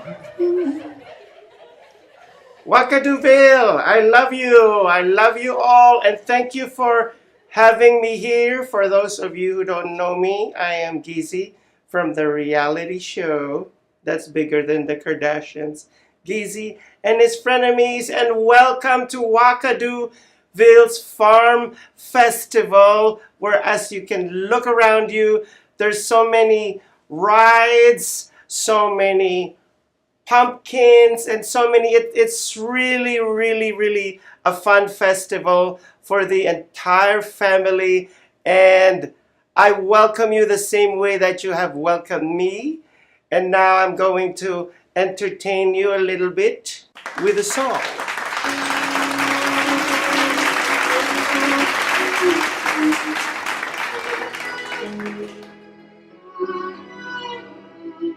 Look at me. You may think you see who I really am, but you'll never know me every day. Hey, look. Doggone, look at all the stuff that's going on. Yeah. And look at the ugliness that's going on right here. Yeah. Quiet down. Keep on walking, Jack the Lion Brain. Come on. Keep walking, baby. Hey. This is the time for Thanksgiving, and this is the time for taking. Oh, Lord, please take her away. Please take him away first. Quiet down. No one else. Get out here. It's quiet. No one else. Get out. Quiet down. It's quiet. Reflection show who I am inside. I am now in the world. Yeah, see. Hold on. Oh my God. They spin around. They really spin around. Oh my gosh. Oh, look at all the people that spin around. Oh, that look like fun. What do you say we spin around too? Oh, no. Oh.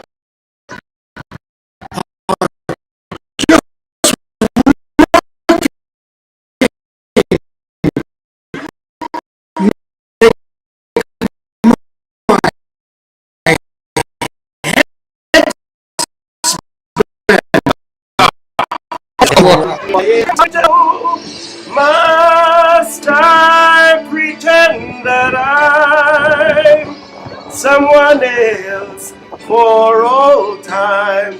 When will my reflection show who I am inside? Thank you all for being here at the Wakadu Farm Festival. Hello, everybody. Hello. Ooh, somebody. Well, thank you for making me your photo bomber. Hey, yeah, I love you too. Ooh. Watch out for that ladder. Oh my gosh, he almost was hit by that ladder. Hey, how are you? Yes, I love you too. And without further ado, I want to introduce to everybody Mr. Jerry Lewis. Give him a round of applause. Round of applause. Round of applause.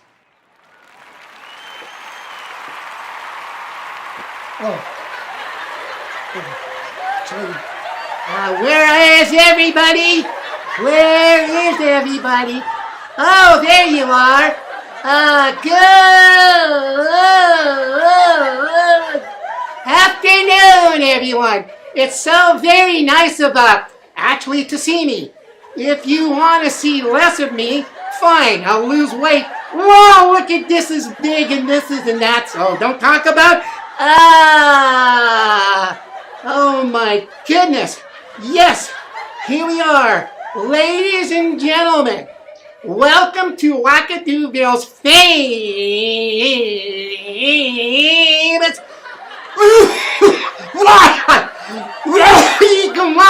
Thanksgiving Festival. And ladies and gentlemen, actually, don't forget to stuff your turkeys.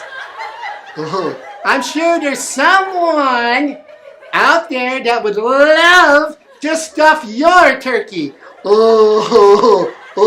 Stuffing. There he is. Oh, remember, keep stuffing and taking and don't. And remember, actually, it would be a little bit difficult to arrange. This is Thanks for Giving. Thanks for giving, and I'm just going to take and give and take. And actually, ladies and gentlemen, there's lots of things to see. Look at the one with... anyway, ladies and gentlemen, see the one with the big... And that one just has... Oh, my goodness. And the... Oh, look at how high, honey, how you doing this after the show. Anyway, ladies and gentlemen, thank you so much for coming to famous Wakadooville's Festival of the Year. There's games, there's prizes. There's so many things going on that I can't even see straight. I'll put my glasses on. Okay, I can see better now. Ladies and gentlemen, thank you very much for coming to Wakadooville's famous Thanksgiving Festival. We have games, we have prizes, we have all sorts of things. Thank you so much for coming, and it's been your pleasure seeing me. Why now? Come on, no. Why?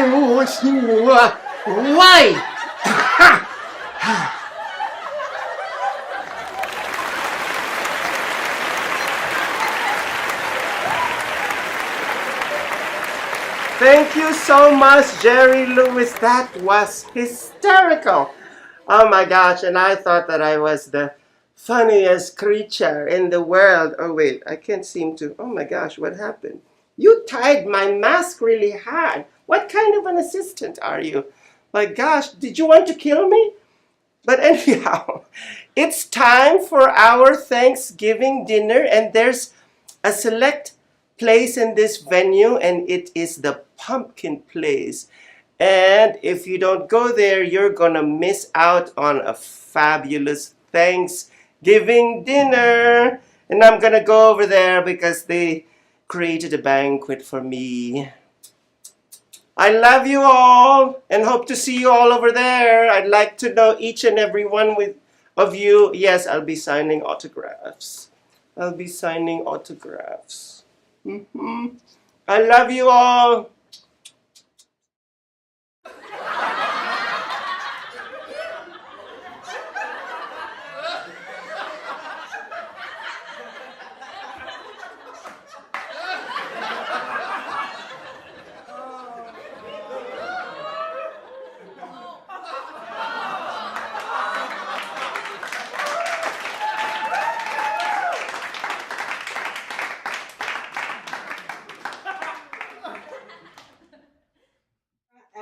Hello, nice to meet you.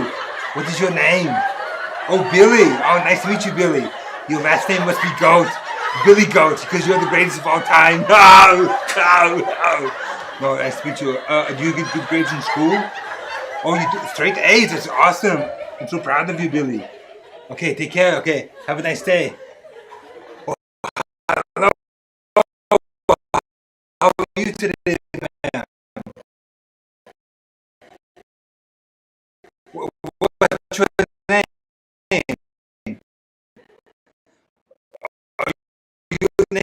What? Okay, sir. Have a good day, okay? Hello, sir. How are you today? What's your name? Kevin. Oh, Kevin, your last name must be Hot. Oh, no, just joking. He's a good friend of mine. How are you, Kevin? Nice to meet you. Okay, yeah. Oh, that's awesome. Right on. Good. All right, take care, Kevin. You have a good day, all right? Take care. Hello, sweetheart. How are you? No, I'm just. Oh, I didn't mean to make her cry. I'm sorry. Is she okay? Sorry about that. If you want the autograph, I'll be here, sweetheart. Oh, God, good Lord. Hi, honey. How are you today? What's your name? Oh, Melissa. Happy Thanksgiving, everyone. Thanksgiving. I hope you both took care of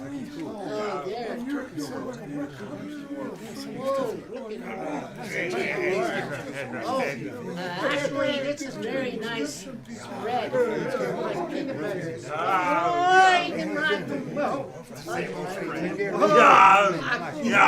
I'll be the one that's been doing the joking. You can just repeat an actor, a big actor, too big with muscles.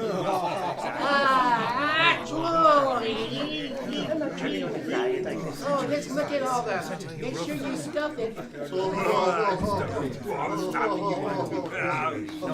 Look, you've already been stuffed.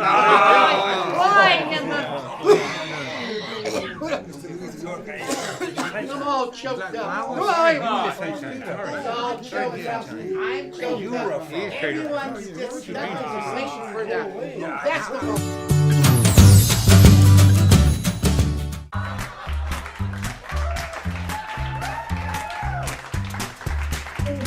Lord, look at that, whack it, you real. Oh, Lord.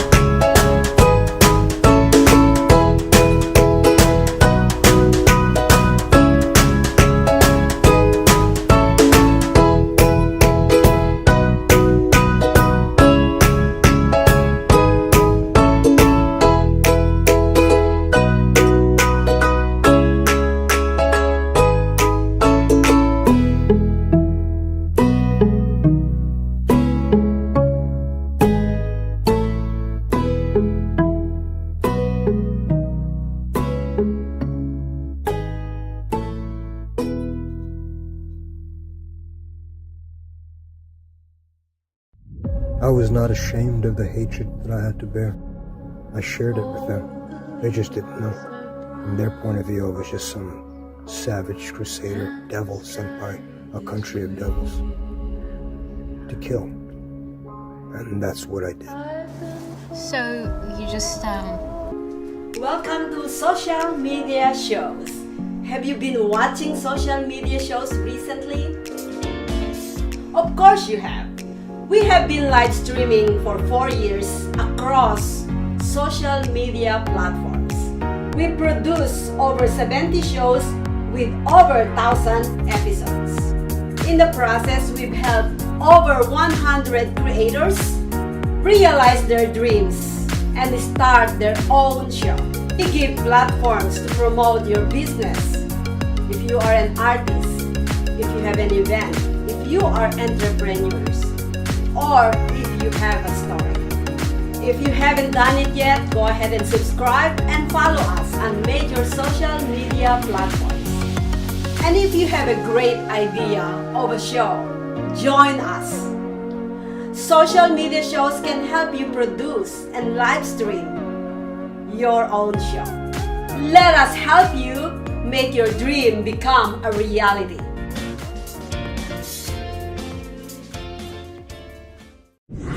And welcome to the next exciting episode of Arena War.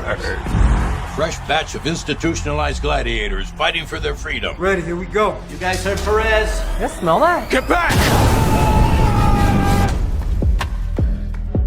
Those on the line, the parole board has offered you a ticket out. Win Arena Wars, win your freedom. 7 arenas with 7 of the most vicious killers the world has seen in the last decade. You make it out alive, you get to go home. Luke Bender, you're an innocent man. Innocent man can mean big ratings. I'll be watching. I think it's time to audition Mr. Bender. No! What was your last physical? Cell block shower this morning. Oh yeah. You ready for this?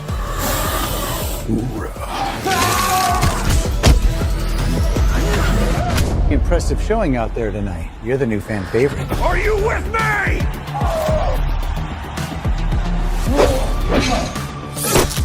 Cutie pie back for the kill. If you want to live through this, we have to work together. I'm watching you. Smile for the camera, thug life. Wow! It's showtime! We have to finish this. Come on!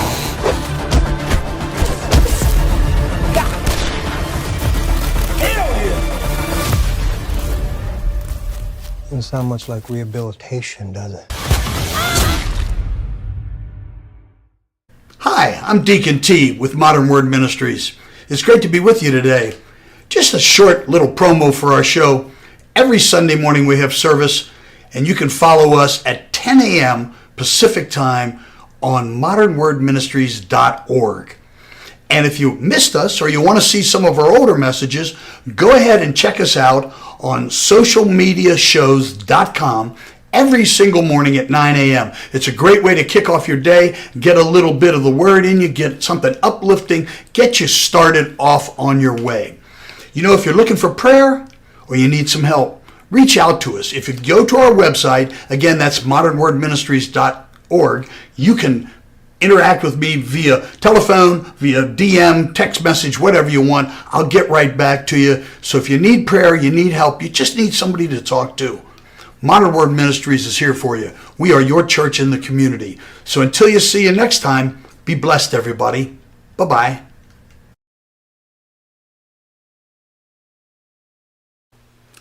Hi guys, my name is Priscilla Moy. I am the host of The Hot Seat here on Social Media Shows Network.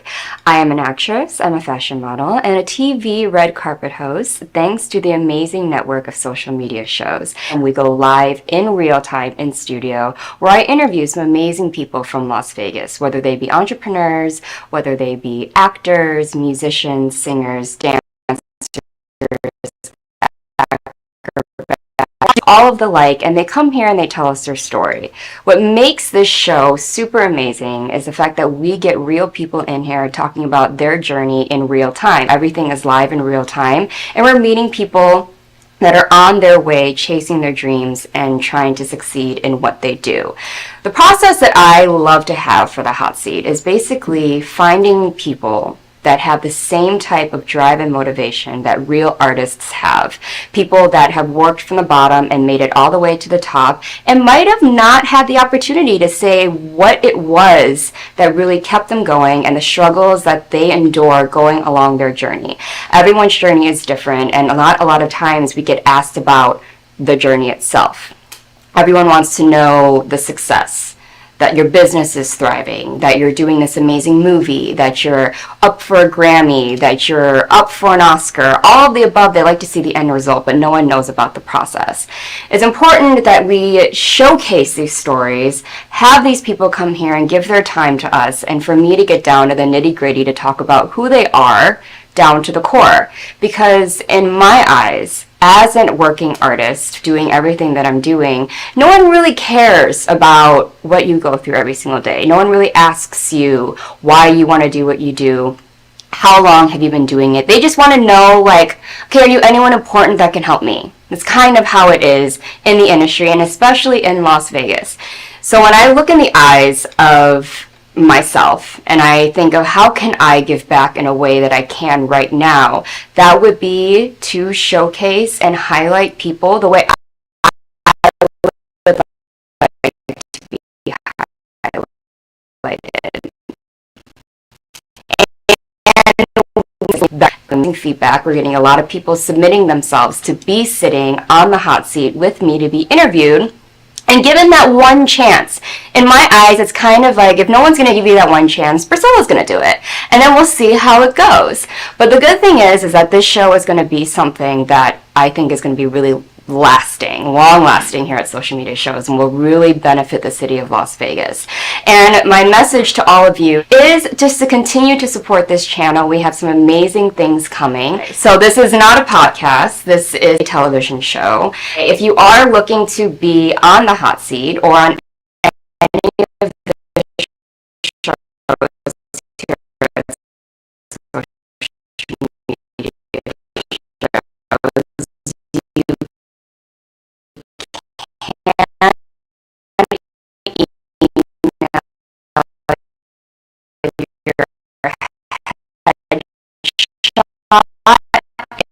great things not the watching as your which includes the team that does all of this to make this happen, along with the hosts that will host your red carpet event, along with interviewing you, talking about your film, being able to broadcast that live in real time. Second, if you guys want to sponsor any of the show, we do allow you to send in your trailer, obviously for a fee, that you can have your trailer run throughout the breaks during all of our shows. Now there's tons of shows on here. There's a lot of reach. Every show has got different types of viewers. Every show has its own little niche and audience. So you can have your trailer be seen by so many different people. And there's many shows coming up. Who knows? There could be some more movie review shows coming up, people that you can have talk about your film. And like I said before, Las Vegas is a very small town. So if you want to be able to make the most out of that, we have many options here at Social Media Shows. And I don't know many networks that are available to do that, especially for independent films. Not blockbusters, but independent. So we have that option for you as well. I know we're already booked. We have a lot going on in 2024, starting in January. So if you want to claim your spot now, that email is admin@socialmediashows.com. And if you have any hosts that you like and enjoy while being a fan of all the shows here at Social Media Shows, you can request to have one of them as the host at your red carpet. So with that being said, you can go follow the Instagram at Social Media Shows TV Network. We're going to pop up right there. You can follow me at Priscilla Moy, PRISCILLAMOY, just to keep updated about everything going on. If you have any questions, you can ask us. You can message our Facebook, our Instagram, etc. So let's on cheers. Cheers to you guys. Cheers to Social Media Shows, and cheers to everyone who I've met and worked with through this network, this entertainment world industry, and this amazing city of Las Vegas.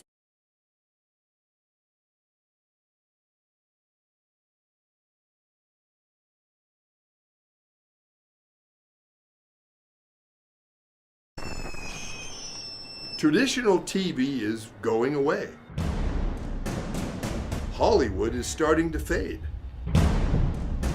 People are demanding real stories from real people. Our voices are now being heard in our own way. Podcasts, Facebook, Twitter, YouTube, and TikTok Live are becoming the norm. Internet TV has now reached the highest demand in human history. Social media shows is now the new media of the century.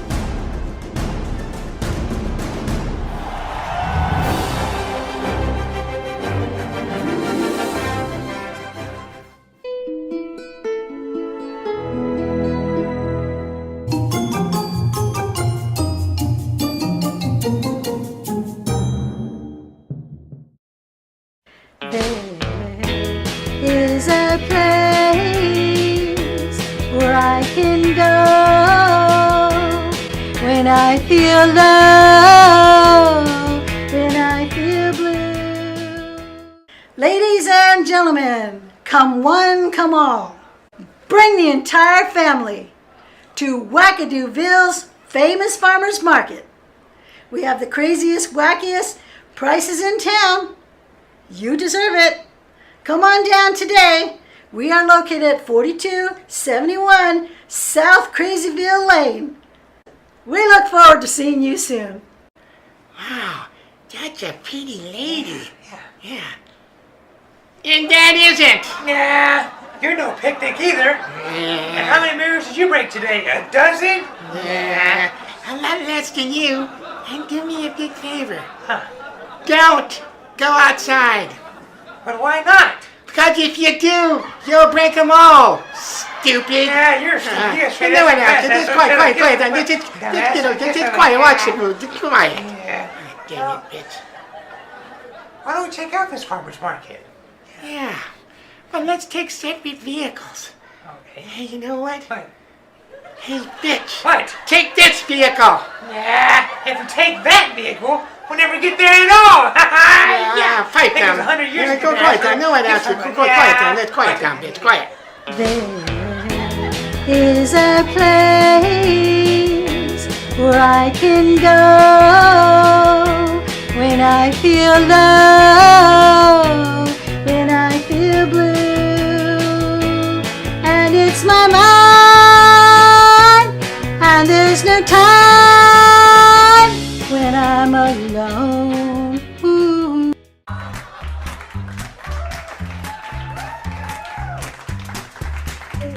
Lord, look at that. What did you feel? Oh, Lord.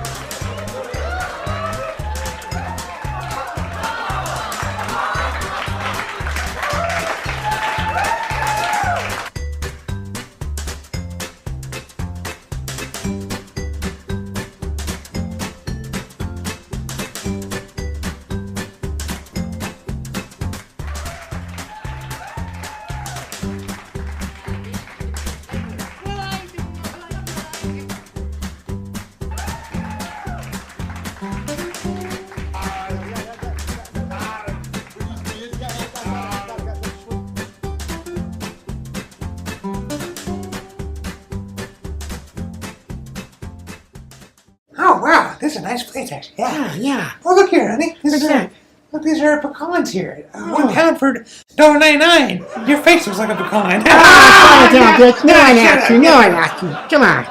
Oh, you like vegetables, right? Yeah, you're a vegetable. Yeah, I'm talking to a vegetable. Well, quiet down, bitch. Show me what you're going to Squash, say. squash. Oh, well, let's see. Come on, come on. Oh, this is... Oh, you know, I sure wish your squash looked like this. Pipe down, bitch. Yeah. I sure wish your brain was bigger than this. See this right here? That's a pea, bitch. Now, quiet down. Quiet down. Put some more stuff on. Cereal. Let's look at some cereal. Yeah. We'll do it He's a serial killer, and he can get your ass. Yeah. Quiet down, bitch. No one Do you asked. have any milk, actually? Yeah, right here. There's No, no milk to feed a no, country. John. No, quiet down. Pipe down, bitch. Yeah. We have a wacky price. 2 squash for $1 and 1 pound pea for $1.99. Oh, thank you. And if you really need pea, some cash, pour it right over there. Oh my God! Here we go again. Can't you do anything right? Oh my God! What the hell's taking you so long, you stupid bitch? Come on, let's go. You're slower than molasses. Worse than a turtle moving backwards. Alright, stop it! I can't take you, damn it! Stop! You're trying to run to a straight deck, you stupid asshole!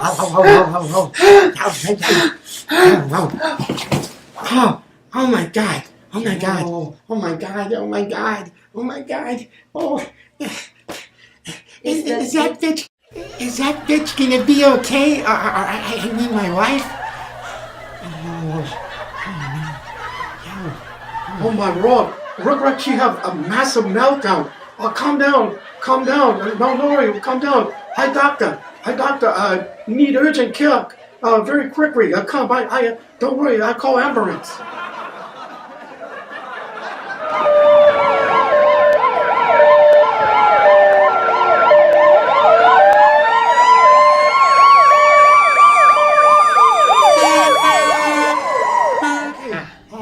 What's your name again? My name is Mrs. Dumford. Mrs. Dummy? I said Mrs. Dumford. What's wrong with you? Oh, Yeah. please excuse me. Yeah. First time ever treat a lady like this. Oh, okay. Yeah. Okay. Yeah. Now, you tell me what problem, please. Oh, good Lord. I mean, my husband is the worst person in the world. He's ugly, stupid, dumb as heck, and has a little one. Yeah. Oh, okay. Now tell me what you really think. Yeah. Oh, let me see here. Okay, go ahead. Yeah. I write down. Okay, go ahead. Worst person in the world. Yeah. Can't cook. has no personality. Yeah.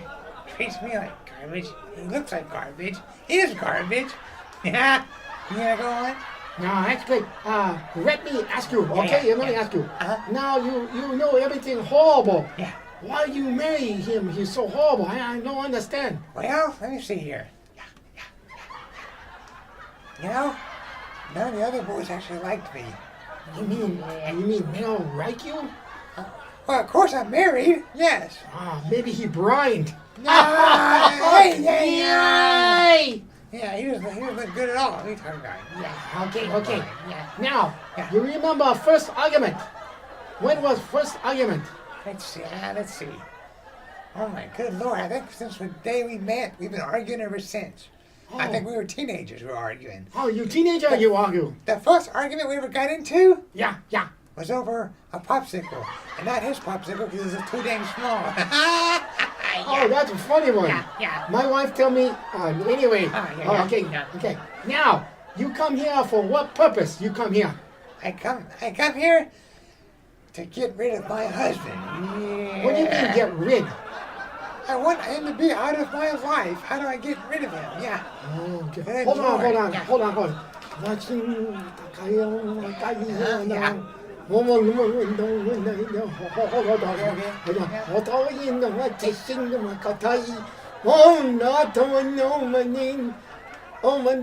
I know.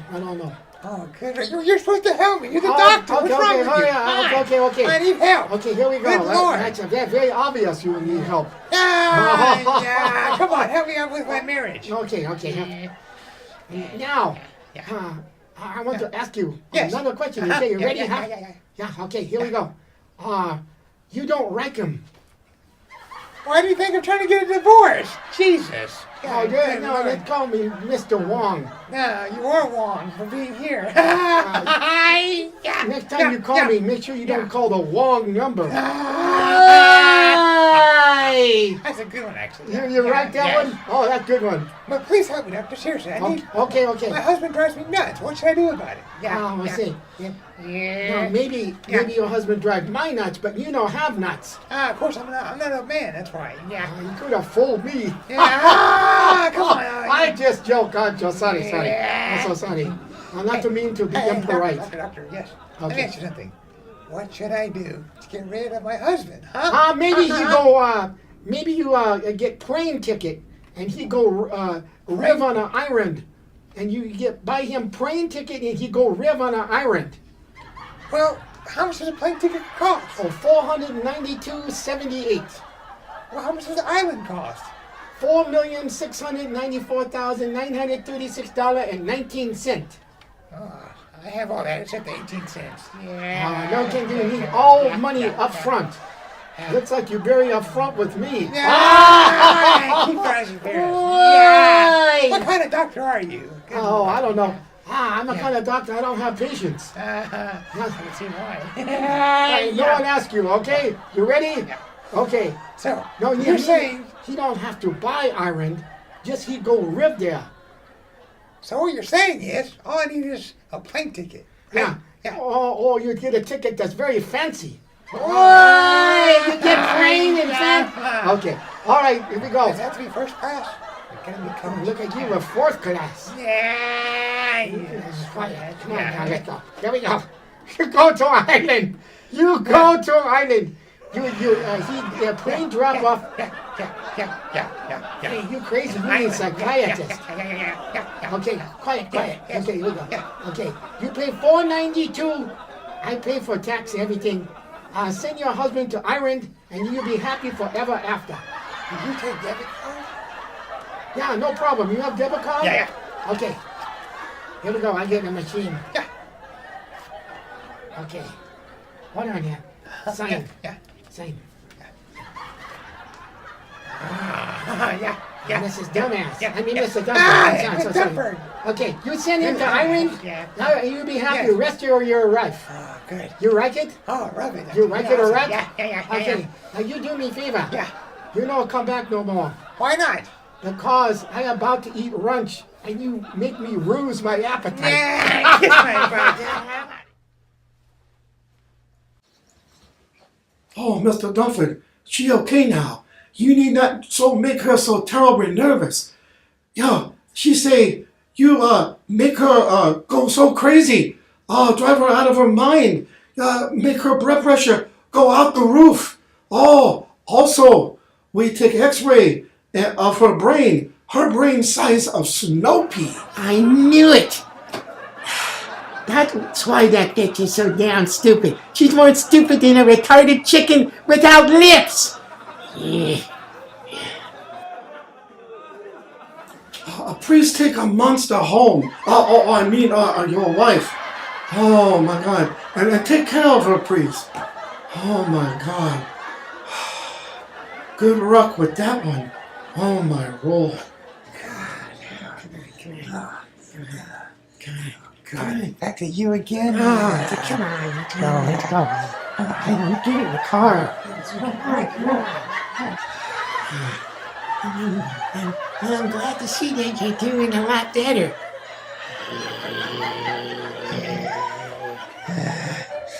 I was doing better. Yeah. If we get home, please do me a big favor. Put a mask over your face and leave it there. Yeah. Well, sure, honey. On one condition. Put some tape over your mouth and leave it there. You look I'm trying to drive now. Quiet down. I'm trying to drive. Dang it. Oh, by the way, what did Dr. Wang say about my medical condition? Well, let me see. Well, you know what? I knew this all along. He said that your brain is small like a snow pea. Yeah.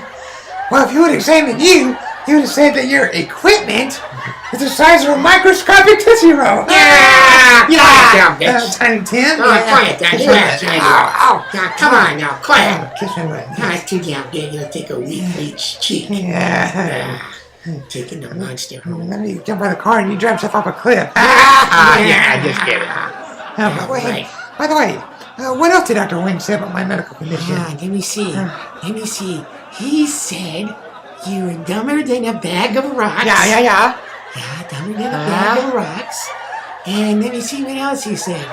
I'm trying to remember. He better not have called me a witch, or you too. No, you know what? What he said was you can scare away the warts off a witch's nose, and you have an odor. Have an odor of petrified dog food. That's what he said. The doctor wouldn't say anything like that. Oh yeah. You know what? I said it. You did, didn't you? I knew it. Yeah, I said it. And the whole world would say it. Of course, after they stopped vomiting. Yeah. You know what? Quiet down. Way down. Like 6 feet under in your coffin. Yeah. Quiet down. The only coughing I'm going to do is like... Okay, cough your death. Shut up. Quiet. Watch the road, man. What's wrong? Okay, calm. Hey, look. We're finally home. Excuse me. Sorry to bother you. Can you please direct me to the flower department? I know where the flower department is. I've been there before. Follow these. Follow me.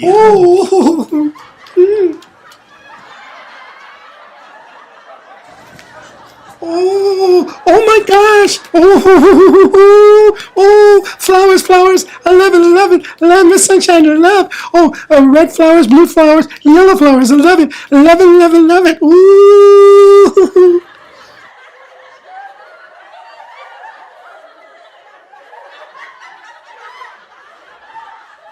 Oh, hello! Remember Iggy? And Biggie.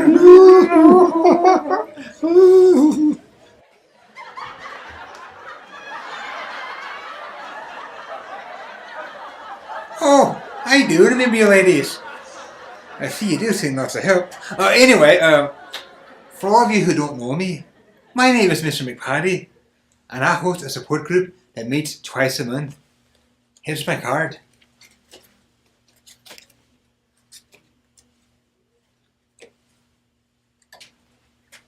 I best be seeing you soon. You won't regret it.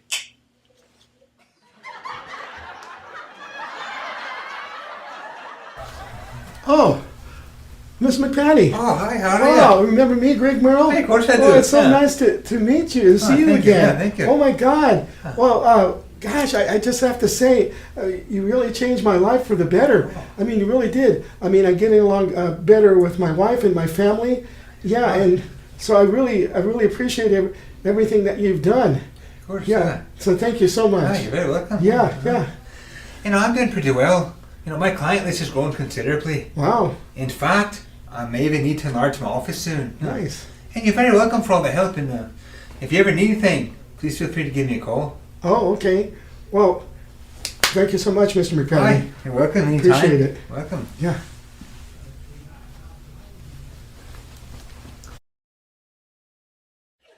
Biggie, biggie change? And biggie, biggie change? Oh, biggie. Oh my gosh. Change, good. Oh, change, Miss Sunshine Light. Grow plants. Oh, Miss Sunshine Light, grow plants. That's good. Love it. Mm-hmm. Well, maybe I can enlarge these Oh. and use them as a flotation device. Oh. Yes. May I have your attention, please? Like I told you before, it can change your life. It'll help you considerably. You should really consider doing it. I'm telling you, you'll not regret it.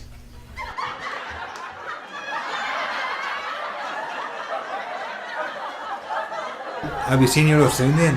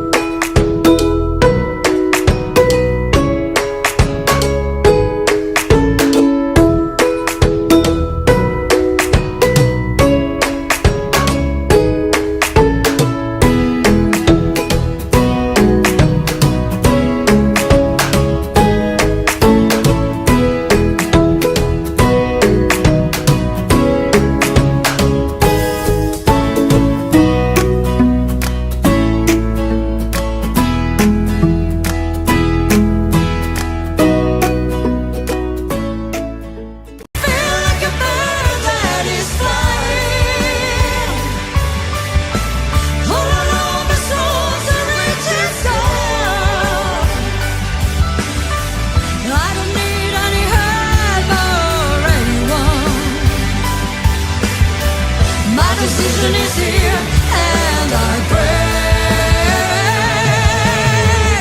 for every moment in my life to get the love that I want. I believe I deserve much more. Hello everybody, welcome to Las Vegas Live with Nelia Ross.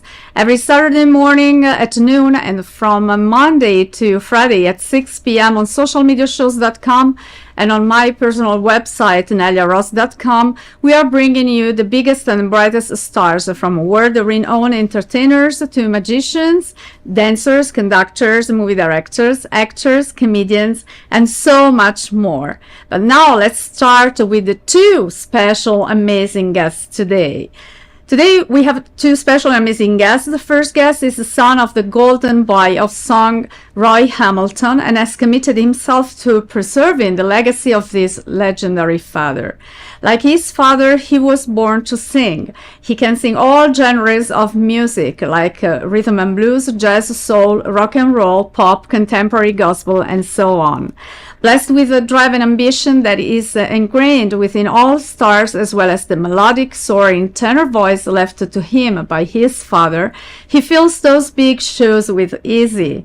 He has been performing all over the States, from Atlantic City to Las Vegas. He has recorded an album with original songs that you are going to listen later. His father and him were both inducted into the Alter Global Hall of Fame and into the Las Vegas Entertainment Hall of Fame. The second guest is an amazing woman, president and CEO of Artensias Management Inc. and the Roy Hamilton School of Voice that she formed to manage her husband. She worked with Kelly and produced many hit records for other artists.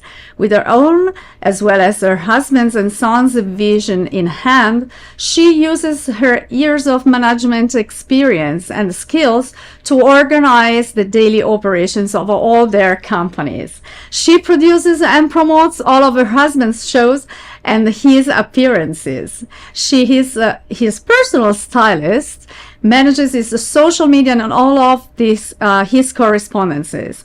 She is an amazing wife, mom, and manager, and I thought that it could be really interesting interviewing this wonderful couple. Let's find out more about them. Ladies and gentlemen, let's welcome Roy Hamilton Jr. and Maria Hamilton.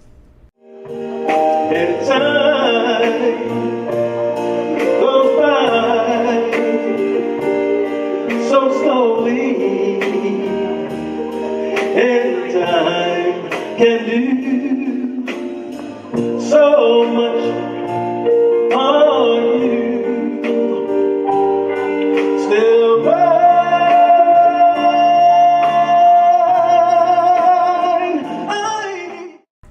Hello, Roy. Hello, Maria. And thank you for accepting my invite to be here today. I decided today, just to have you both because I thought it would be really interesting to know more about you, because you are a couple in your family, but also in your job. So you work together basically. And I thought, it could be really very interesting to know more how you interact, So we will see now. So you are a talent. You are son of Roy Hamilton, and I would love to share a little bit, more of your life. How was to have Roy Hamilton as a father, and how deep his impact was in your artistic career? Well, you know what? It was really fantastic just to know that such a famous man, and as well as my father's, and he was such an impact on my life. I just couldn't help but, emulate him and try to sing like him, and perform like him. And it was really a blessing. Yeah, definitely, yes. To be the son of such a great legend. Absolutely, yes. You started singing at the age of 7. But when did you realize that you really wanted to sing for the rest of your life and to make it a career? Yeah, around the same time, because when my father brought me up on stage and we sang together, and that was one of the highlights of my life, really. Yeah. And after that, it was like, man, this is what I want to do. So, I mean, it was like, the first love, at first sight. That's right. Which music was your family listening to when you were a child? Yeah, we listened to all the standards during that time, rock and roll. Jazz, too, as well, because my father was Duke Ellington's, one of his artists. Yeah, Duke that's Ellington. right. And later on, he was also transitioning into rock and roll as well. Okay. So he was part of the big band era, crossover into the rock and roll era. Wow. And of course soul music as well. Yeah, so you were basically exposed to different styles, right? So not just one genre, Right. So the whole, several genres. Yeah, definitely. Yeah. Besides your father, who was your idol when you was a child? My mother. Of course. Yeah, because she was an amazing artist as well. Really? She could sing. She had such a beautiful voice. Wow. And so they did, they had some duets together. I mean, just in in the family, in your house, or even outside? Right. Well, my father, well, he was doing a lot of solo, career, Yeah. In his career, but as well, she did background vocals for him at, one point or another in time, as well as Cissy Houston. Mm-hmm. you know. Wow. Yeah, and yeah, and a few others as well. Yes, yes. He was on tour with many of them, like Gladys Knight, Mm-hmm. and a lot of the artists that helped him, and whether he helped them in doing part of his career. But then, she decided a different, probably itinerary, Well, maybe? she was a solo artist as well. She recorded several albums, and What was the name? May I ask you? Myrna Hamilton. Okay. Wow. Okay, so she recorded myself and her, Mhm. and my brother Ray recorded our first album in tribute to my dad Mhm. in 1976. So we were like the first father, mother, and sons, singing. Oh, I want to listen to it. I mean, I And have to. she sang called "The Way We Were." The Way We So, Were. Oh, I love it. On the I mean, album. It yeah, was yeah, yeah, amazing, yeah. Yeah. So yeah. It's one of my favorite songs. Yeah, Yeah, I sing it too. So I mean, I imagine that since your father was so famous, maybe your house was always full of artists. Maybe Mhm. coming back and forth. Yes. Which memories do you have of that time? Wow. Well, we lived in New Rochelle, Mhm. New York, and my father and mom had a rehearsal hall in the basement, Yeah, that's with the piano and Yeah. everything around. So Mhm. all the artists used to come over, like and sing down in the basement and That's everything. right. You know what I mean? And write songs, stuff Uh-huh. like that. Yeah. And I've met a lot of people. Like one time, I answered the door, and it was Quincy Jones. Wow. Oh my God. So it was such a blessing to be able to meet a lot of the artists, because when I was little, we went to James Brown's house, Uh-huh. and we met. I met Oh James my Brown, God. and I was very interested in the staircase, because it Yeah, was a spiral staircase, and being a little kid, That's right. And I climbed up the stairs, got on the banister, and slid down. Oh my, so beautiful. But yeah, he's another when one of my I, favorites. when I listen, to this story, I mean, I come from Italy, Mhm. so to us, all these people were legends, and they are still Mhm. legends, of Yes, course. So first of all, it's just an honor, to me to have you here because you are representing them. Yes. And then it seems something like a surreal, when you talk and in person someone who had this, the pleasure and the blessing to meet all these legends, in your house. I mean, it's something unbelievable. So it is. to us, it seems something, oh no, it's not possible, no way. And Maria, you are from Jamaica. Yes. You moved to the States to attend school, and your marriage is something really exceptional. So it's a long-lasting love, Yes. born in 1978. When and where did you meet? Well, I met Roy. First of all, I want to say thank you for having us, Nelia, on the show. You're welcome. Appreciate it. I was working as a home health aide, Uh-huh. and I came to work at Roy Jr.'s home to Mhm. take care of his granduncle. His Okay. name was Uncle Buck. And so when I got there, Roy Jr. answered the door.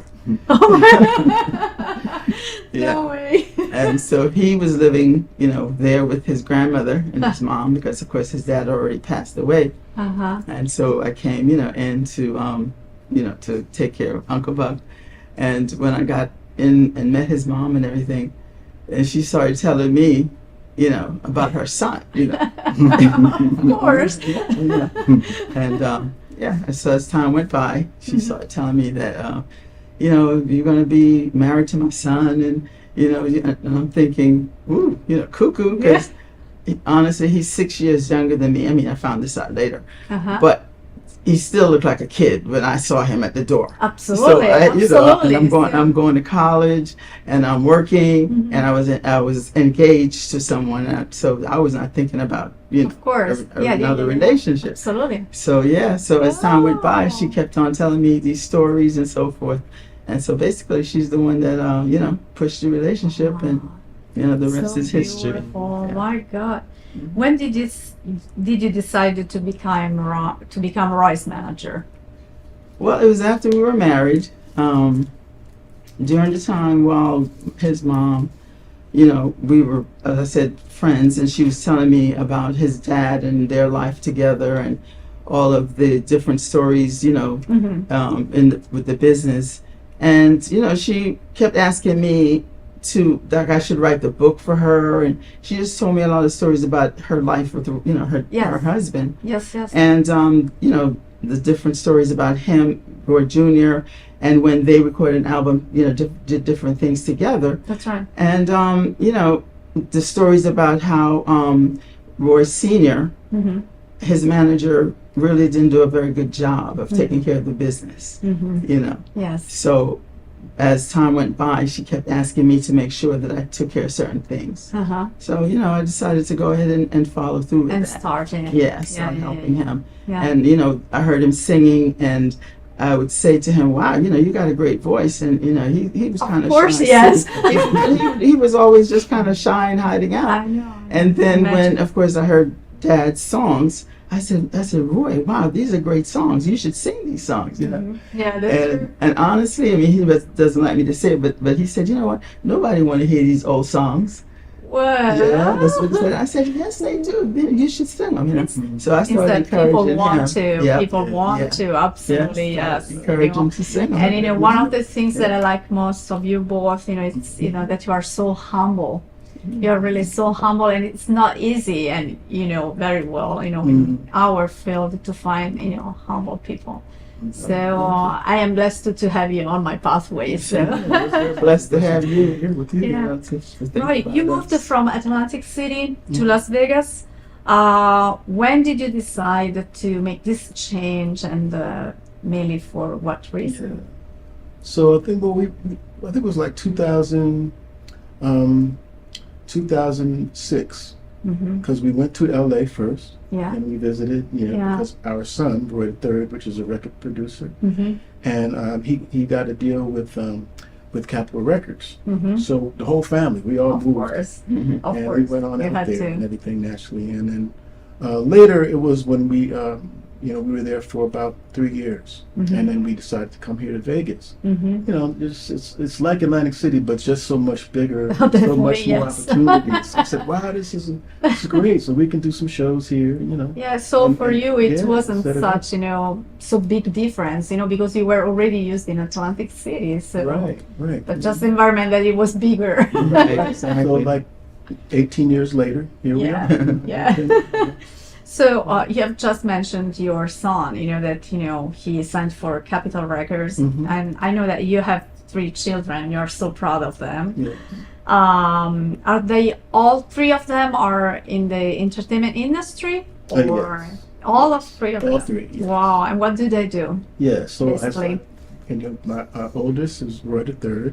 Yeah. He is a record producer and the Songwriter, record songwriter. producer. Yeah, and he's also Grammy nominated Wow. as well. And Congratulations. yeah, and he has a record company out of Canada. It's called the Singers Company. Oh.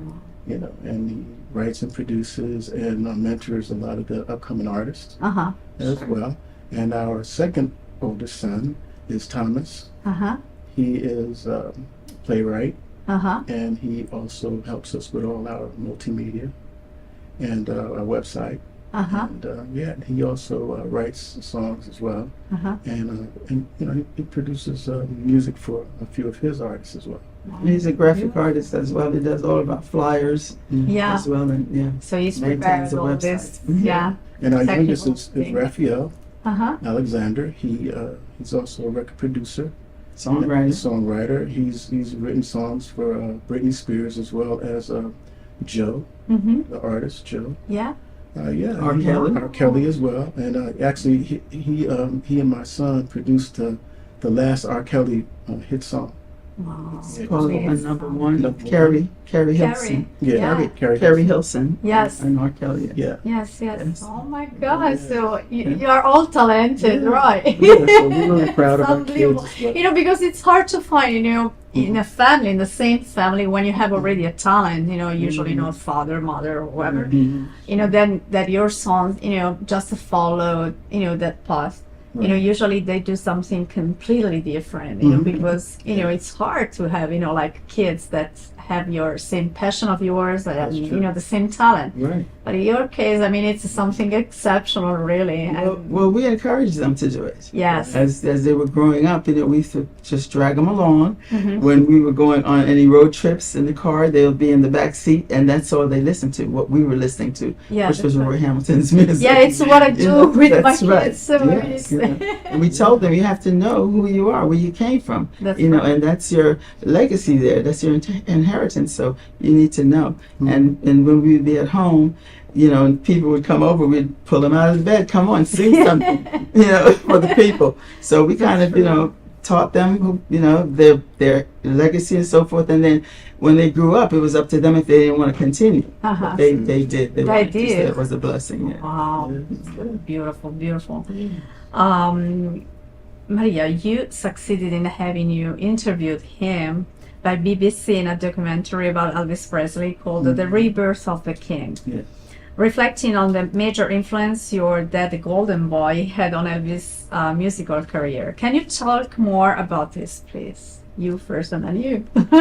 Well, Elvis is, it's been documented that he's a big fan of Roy Hamilton's. Mhm. And, over time, we have been in contact with many fans from overseas, England and so forth.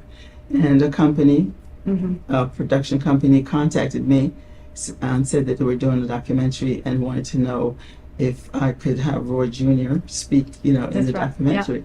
In reference to that, the relationship between Elvis and Roy Hamilton. Yeah. So I was able to secure that deal, and we had that happen, and it came into Vegas and filmed his portion. Yeah. And so he's Yeah. So is it possible to watch it? Yeah, it's on- it's it's- actually, yeah, it's it's on okay. it's on YouTube. Yeah, so that we can run it, Yeah, it's on YouTube. our audience can Yes. see it. Yeah. It's on YouTube. Wedding bells ring, got me on your string. Wiggly, wiggly. Baby, won't you hold me? Squeeze me tight. Baby, won't you hold me? Squeeze me tight. Been waiting for you, baby. Ever since that night. Hey, you're so fine. You sent me also a picture with Roy Hamilton and Liberace. Yes. And we met, I think, the first time at the Liberace event, last year. I think it was one of the first times that we met. Yeah. Can you tell me more about the relationship between these two amazing artists? Well, that was, I think that Liberace was a fan of Roy Hamilton as well. And that particular picture was taken at the Moulin Rouge because Liberace came to see Roy Hamilton was performing at the Moulin Rouge. And that's why we were sitting down. Oh, that's why they are Yes, together. yes, and Liberace came to see him. So beautiful. Roy, you have been inducted, as well as your father, in the Alter Global Hall of Fame. Correct me if I tell something wrong or I don't pronounce it perfectly. And into the Las Vegas Entertainment Hall of Fame. While your father was inducted also into the Georgia Music Hall of Fame, into the Hit Parade Hall of Fame, and Reflections in Black Museum Hall of Fame. How important is for you to keeping alive his legacy? Yeah. Well, it is very important because, Dad was such a great artist and such a great performer. And he inspired so many people, down through the years. He's recorded so many songs. And if you look it up, you can see how many songs, how many things he's covered, how many things, and how much he helped so many artists too. That's true. So because of my dad, maybe if it wasn't for my dad, then, maybe Elvis wouldn't have been as great, or maybe the Righteous Brothers, because the Righteous Brothers also was influenced by my dad. So, Oh, okay. so Elvis, the Righteous Brothers, Sam Cooke, those, Brooks Yes, Benson, yes, yes. Jackie Wilson. Jackie Wilson, and all those. Yeah. Dad was before them, all of them. So he inspired all of them as Yeah, well. that's true. So it's very important to keep that legacy alive and to let people know Mm-hmm. that he was responsible for many, making so many songs famous, Mhm. like Unchained Melody. Well, I'm Shane Melody. I mean, You Never Walk Alone was his first Yeah. song, right? Mhm. And that one also inspired a lot of artists as well. And Jerry and the Pacemakers actually re-recorded it, and my father's version of it took Yes. it back to England, Yes. and we recorded that song, and now it's the song that they use. Anthem. The anthem Yeah. that they use at The the football. Yes, yes, football. yes. Yeah. It's called, yeah. wow. So that was some of the highlights of a dad's career, and so we tried, like I said, we want to keep the legacy alive and let people know that he deserved to be in the rock. Yes, yes, yes, yes. As well as all of his other Absolutely. I mean, I believe so. I mean, Yeah. I think he really deserved it, So, let's, move on. And then we talk Right. about, a little bit more about this, Yeah. for the petitions, that Right. you are, yeah. Yes. So you have been working hard, Maria, to ensure that Roy Hamilton was inducted in this Hall of Fame. Mhm. And now you're trying, to get him inducted also in this Rock and Roll Hall of Fame. So what are the challenges that you are facing, if any? Well, the criteria is there because it's, over 25 years Mhm. that you have to be, been in the business. You have to have influenced major artists. And You you did. influenced the I mean, king, absolutely. the king of rock and roll, right? Absolutely. And And not only him. I mean, it's and like, just saying, the it's main like a one, list, right? right? And so then every year when they nominate Mhm. the different ones, and we're like, well, why don't we hear Roy Hamilton being nominated? So now we're going around, we started a petition to try Yeah. to get it done. You have it online and so forth. Mhm. And then we found out that there's a lot of politics, that's involved. Mm. You have to spend buy 4 tables at over $4,000 each. And there's Wow. different things. They don't tell you about these things. I mean, so we're finding these things out as we go. Yeah. And then the record label has to also put his name on the Right. on So the it's ballot. like a sponsor. Yes. So Okay. there's other parts to it, Uh-huh. So as Yeah. we're finding out, so those are the things that we have to then get to the right person, Yeah. to say. But then people are saying, well, everybody knows about Roy Hamilton. Absolutely, yes. So Absolutely, doesn't yes. the record label know? And why are they doing it? I mean, So those are the types yeah, of and challenges that we have. how can we help you in accelerating and just going a little bit faster to have this recognition? Mhm. Well, that's the thing, if anybody out there, has a contact to Yeah. anyone, Yeah. at the Rock and Roll Hall of Fame Yes. that can say, hey, let's put this man's name on, Yeah. I will do right away. Um, I mean, now that I know, I mean, information, then you yes. send me the link, or eventually Yes. I find it by myself. But Yes. yeah, I think it's something that all of us should do because Yes, it's we important. appreciate it, yes. Absolutely, yes. Yes, so we did- Especially when a person deserves it, and Yes. he influenced everybody. Yes. I mean, it's not something that you can say, the contrary. I mean, it's Exactly. impossible to say the contrary. Yeah, So- we were at with the Righteous Brothers. We went to the show, to their show a couple of weeks ago as their guests, and Bill said it from the stage. Mhm. He says one of our favorite singers, Roy Hamilton, Yeah. influenced us to do this song, Unchained Melody, and me and my brother, and so other songs. And he, before he sang it, he said, and then afterwards he acknowledged Roy was there and so Yes. forth. So the people that are alive are saying it, Absolutely. and of course the people that are passed away, Yeah. it's documented. So Mhm. those things are already Absolutely. established. Absolutely, yes. We do have a petition. Yeah. That's why I'm telling. Yeah. And that's great. Mhm. What was your dream, Maria, when you were a child, and what is your dream now? Well, I'm from Jamaica, so it's an island, and when you grow up on an island, Yeah. honestly, you're not sure because poverty. Mm-hmm. And really, I sympathize with people now, you know, the immigrants that are suffering, trying to get here. I can understand that. So my dream was to get to, you know, to the United States of America, to get a better education, you know, and to just get a better life for myself. And did it? Yes, I did that, and of course, Absolutely. far above what I expected. You know, I didn't expect to, you know, meet Roy Hamilton Jr. Yes. Get married. So mine is This like a was a Cinderella. plus, you know, right? Yes, it's a Cinderella story. It's a bonus. Yeah, it's a Cinderella story. So it's a real blessing. Yes, and do you have any dream to realize? I mean, that you would like to share, of course, you know, because Well, I'm a licensed cosmetologist. So I do that. I you know, do weaves and braids and things like that. I specialize in that. And of course, just helping my kids, you know, to continue to fulfill their dreams, and my husband, you know, having his, you know, whatever he's trying to do. Grandchildren, I have those. I'm trying to help them, and just, you know, those are the basic things. You know, if I can help them to do what they have to do before I check out of here. I was going to check out of here, and that would be my dream fulfilled. Yeah, absolutely. And what about you, Roy? What was your dream when you Yes. were a child? I mean, Well, I always wanted to sing, perform, you know. And when I found out that, you know, as I, you know, we used to go to Atlantic City, you know, when my dad was performing. that's right. And he used to perform at like the Harlem Club and the, you know, the Belmont and the Wonder Bars and all those places down on Las Vegas. I mean, down in Atlantic City. And it was a place called the Kentucky Avenue, which all the nightclubs were. That's Okay. where he performed at.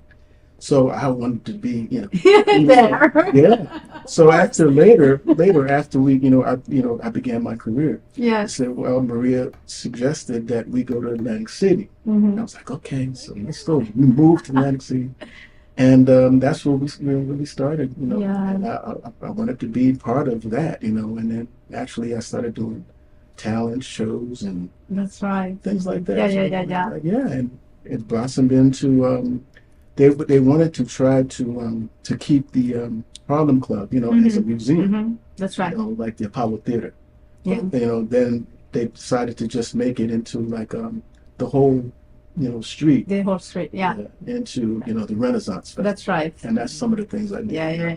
You know, we did jazz on the boardwalk. And we did, you know, a lot of things. Absolutely. And then, you know, of course, Las Vegas. We got here. Of Like, oh, course. I mean, this, yeah. you know, the glitz, the glamour, you know, Absolutely. life is all. So that's what we decided. It's okay. Well, let's launch here. Yeah.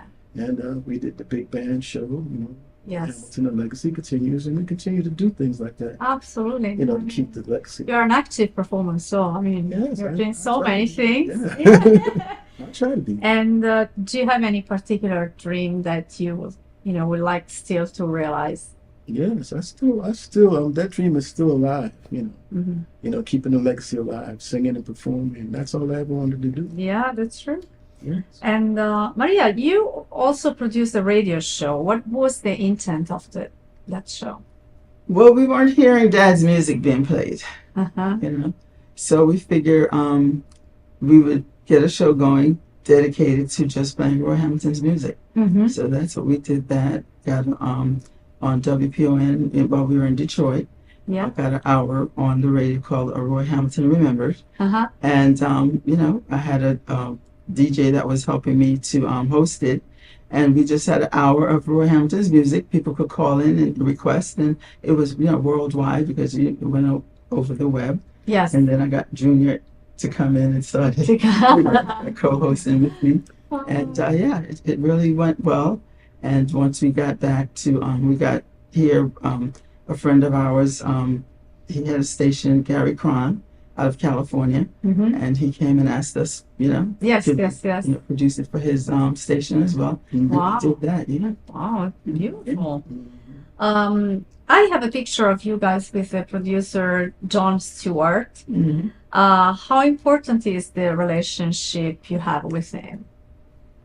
Well, John is a great guy. You know who he is. You know, Yeah, I know. I mean, Legends in concert. yes. And, you know, we were just presenting an idea to him that we have called Sons of Legends, which, you know, it's we just launched a show in June 15th. Okay. It was a tribute to the dads, Mhm. Roy Hamilton Jr. Yeah. We had Elvis Presley Jr. Mm-hmm. and Benedito King, which is Benny King's son. That's right. And we were presenting that idea. Yeah. Because, you know, there are a lot of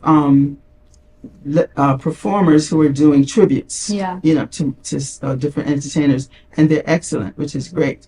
But for sons that are actually carrying on the legacy of In the their legacy, dads, yes. that's a special show. So Absolutely, he did that's- that and presented it. He Yes, came to the show. yes, I saw it. And that's too. what that Yeah. was. We're hoping, you know, that to be able for him to get something going Mhm. with that for us. Yeah, well, it's interesting, and I think he will be really very interested. Yes. I have another picture where you are handling an award, but I didn't figure out what award was it because you know it was nothing specified, so I don't know. Yeah. Okay. Yeah. Maybe it was got the mother. Maybe, yeah. Because I know that, you know, you were, yeah, you received an award, like, you know, as an outstanding mother of the year. of the year. Yeah. Yeah. Yes, in June. How important it was for you. Well, it was huge and very unexpected. Yeah. So I was really, you know, touched by that because, you know, everything I do for my family, that's from my heart. Mhm. You know, that's just, it's just comes That's what you natural. feel. That's what I feel. That's what I do it for, Absolutely. you know. Yeah. So I was just really, you know, honored and moved that the organizers called me, you know, and said that they were, you know, nominating me for that award. Yeah. So I was And just really honored. how important is for you family? Because you have a big family, you know, children, grandchildren, And great grand. And yeah, Great. well, I mean, it's amazing, and you are still so young, if I may say. So, how important is it for you both? Well, it's extremely important. I was so happy that you know, she got some recognition as well because you know she has done so much for Yeah. me as well as the kids, and you know, and she's a very dedicated, you know, person. Yeah, you know. yeah, I was that's very why happy at that she- the very beginning, when I started introducing her, like, you know, an amazing wife, mom, manager. Manager. She does everything. you Yes, know? we've been married for 44 She's the rock years. of the family, right? 44 years. 44 Yes. So we were talking about, you know, the recent sold out that you had. It was in June, right? At Silver Sevens. What other projects do you have? We have a lot of projects going Yeah. on.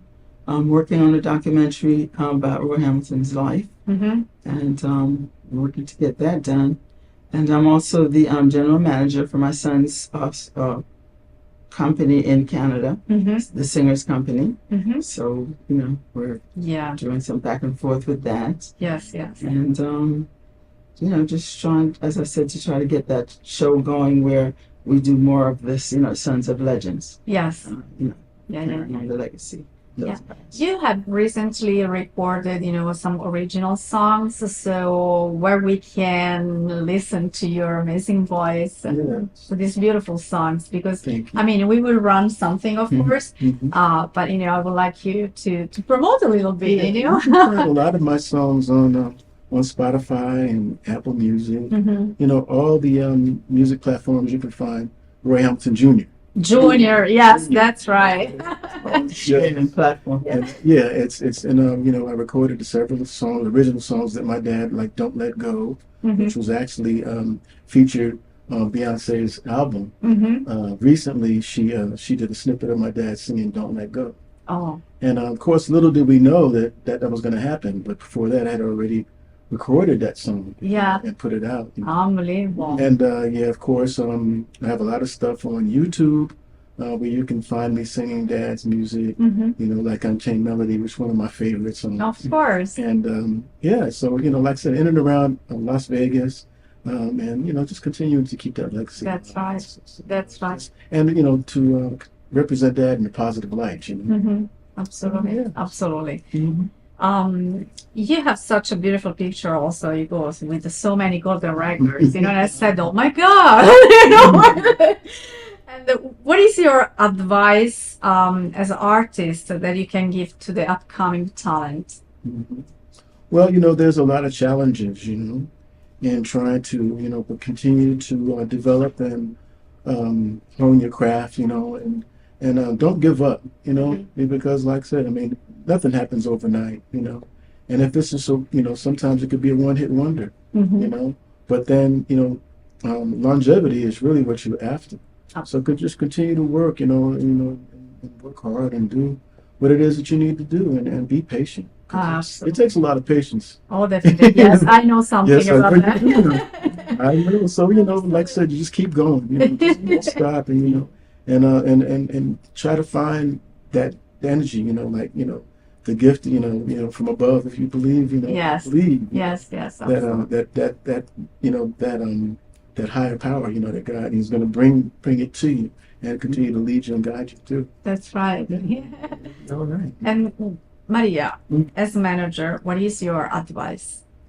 Well, don't let other people define you, you know, because they're always, the word calls them the naysayers.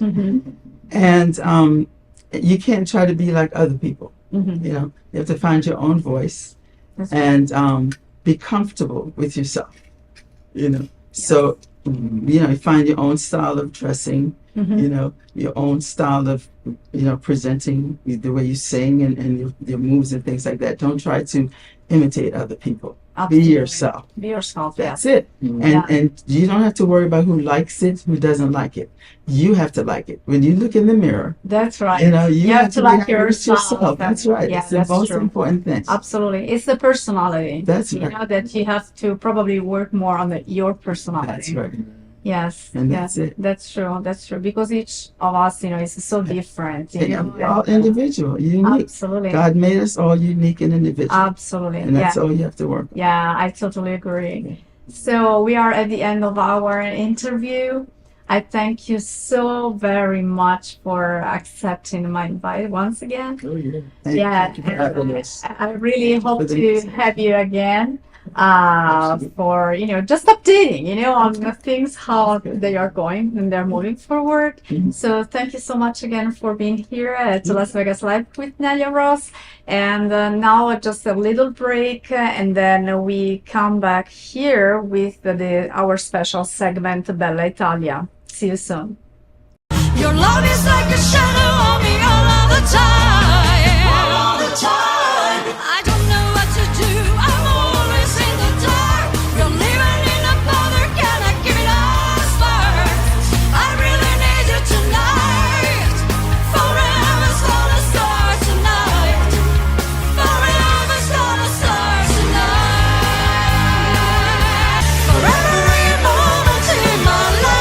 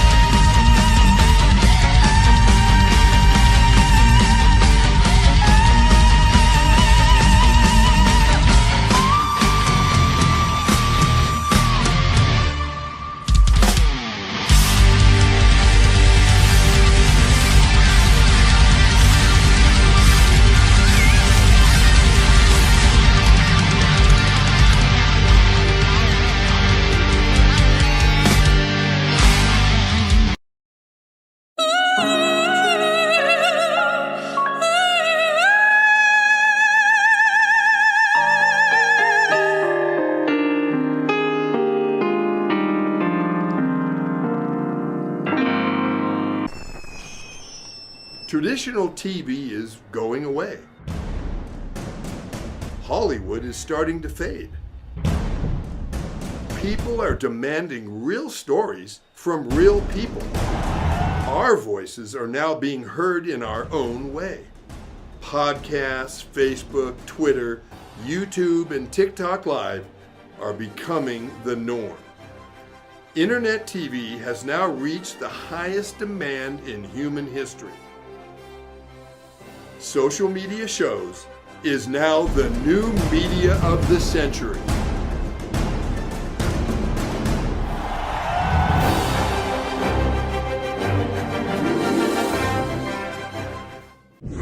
And welcome to the next exciting episode of Arena War. Fresh batch of institutionalized gladiators fighting for their freedom. Ready, here we go. You guys heard Perez? Yes, smell that. Get back! Those on the line, the parole board has offered you a ticket out. Win Arena Wars, win your freedom. 7 arenas with 7 of the most vicious killers the world has seen in the last decade. You make it out alive, you get to go home. Luke Bender. You're an innocent man. Innocent man can mean big ratings. I'll be watching. I think it's time to audition Mr. Bender. No! What was your last physical? Cell block shower this morning. Oh yeah. You ready for this?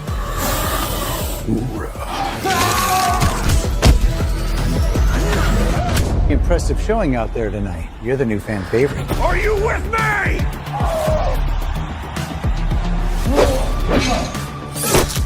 Cutie pie back for the kill.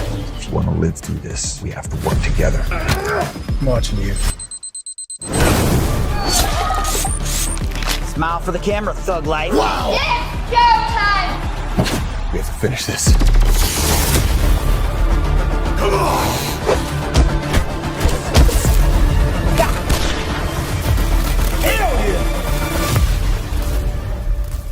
Doesn't sound much like rehabilitation, does it? Hi, I'm Deacon T with Modern Word Ministries. It's great to be with you today. Just a short little promo for our show. Every Sunday morning we have service, and you can follow us at 10 a.m. Pacific Time on modernwordministries.org. And if you missed us or you want to see some of our older messages, go ahead and check us out on socialmediashows.com every single morning at 9 a.m. It's a great way to kick off your day, get a little bit of the word in you, get something uplifting, get you started off on your way. You know, if you're looking for prayer or you need some help, reach out to us. If you go to our website, again, that's modernwordministries.org, you can interact with me via telephone, via DM, text message, whatever you want. I'll get right back to you. So if you need prayer, you need help, you just need somebody to talk to, Modern Word Ministries is here for you. We are your church in the community. So until you see you next time, be blessed, everybody. Bye-bye. Buongiorno a questo giorno che si sveglia oggi con me. Buongiorno al latte e al caffè. Hello, dear friends, and welcome back to Las Vegas Live with Nelia Ross. I'm so excited to take you on a captivating journey through Italy with my new segment, Bella Italia. In this series, we'll dive into the rich tapestry of Italian music, tracing its evolution from 1918 to the present. We will explore the vibrant styles, iconic artists, and memorable songs that have defined the generations. Along the way, I will share performances of some of the most beloved Italian songs from various decades to give you a delightful taste of our rich cultural heritage. Join me as we celebrate the magic of Italy. In the immediate post-war period, Italian songs seemed to be overwhelmed by the invasion of American music and dance brought by the occupying troops, swing, jazz, and the brand new boogie-woogie. But it didn't last long, and the rebirth of Italian song took place along two lines. On the one hand, the regional songs returned to favor. For Napolitan songs always in the foreground, in 1944 came out the masterpiece Tamuriata Nera. Listen to it. Signorine, capodichine, fanno amore che marrucchine. Marrucchine se volte nell'ansia, signorine che panza annanza. American Express, dammo dollaro e va che presto. Si muove una polizia, mi tammana roba. Ieri sera a Piazza Grande lo stomaco mio era vacante. Se non era po' contrabbando, ma già stevolo Camposanto. E leva da pistuda, oh mia, leva da pistuda. E pisti paghi mamma, e leva da pistuda, signorine Napoli. In 1945, another Napolitan song had a huge success, Dove sta Zazà? Era la festa di San Gennaro, l'anno appresso, grande e buona, banderella in processione, chi se può dimenticare? C'era una banda di vignanari, centinaia di bancarelle, di torrone e di nocilla che facevano incantare. Come allora, quel mio vai, ritornò per quella via, ritornò pure sei, sempre in cerca di Zazà. In 1948, in Rome, the rising star of melodic songs, Claudio Villa, launched the song Vecchia Roma. Let's listen to it. Non è quella dove si viveva tant'anni fa, più non vanno gli innamorati per lungo devere, a rubasse li baci a mille sotto l'alberi. In Emilia-Romagna region, Raimondo Casadei, after having composed 1,000 of smooth dances, produced in 1954 the symbolic song of the genre called Romagna Mia. Let's listen to it. Quando ti penso vorrei tornare dalla mia bella alla casolare.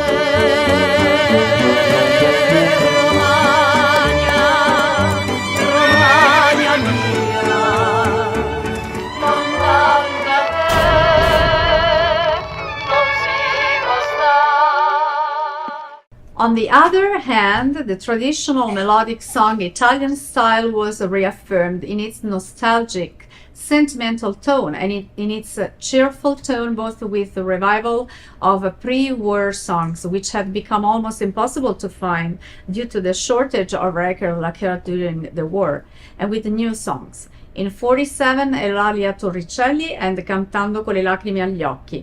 In 1948, the song Amore baciami.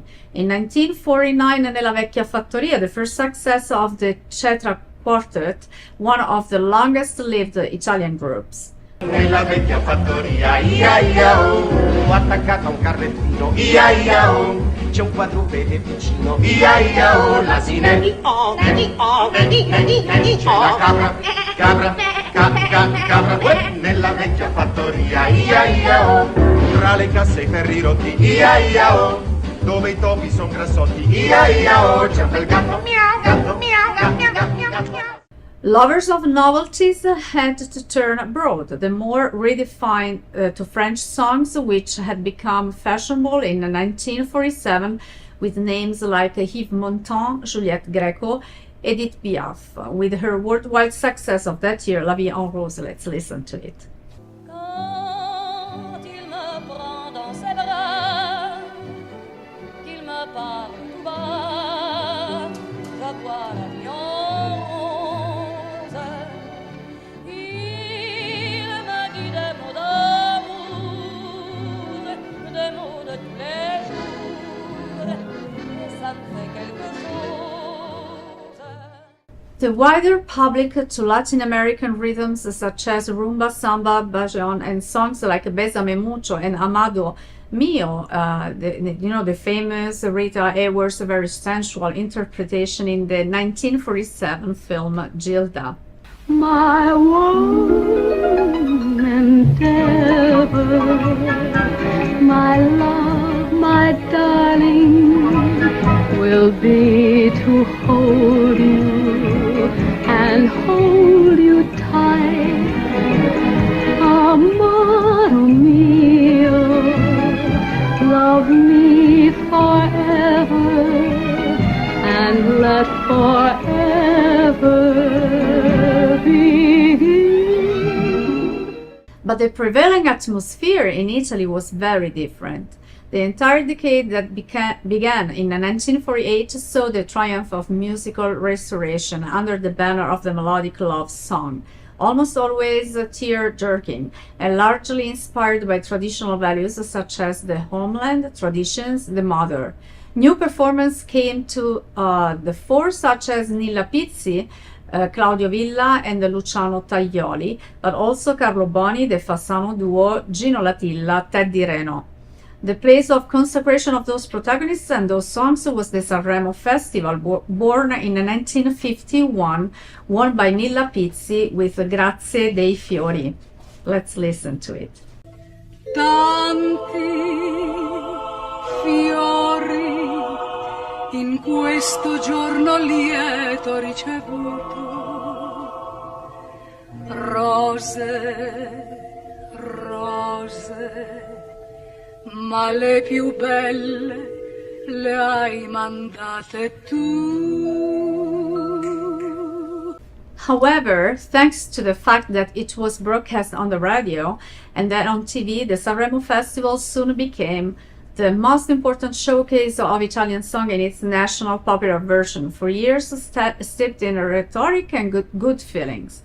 Typical are the winning songs in 1953, Vola Colomba, sung by Nilla Pizzi. Le sere m'addormento triste e nei miei sogni piango e invoco te. Pure il viveggio di sogno pensa che ne soffre, piange nasconde il viso fra le From 1953, the song Vecchio Scarpone became so popular. camminare ancora.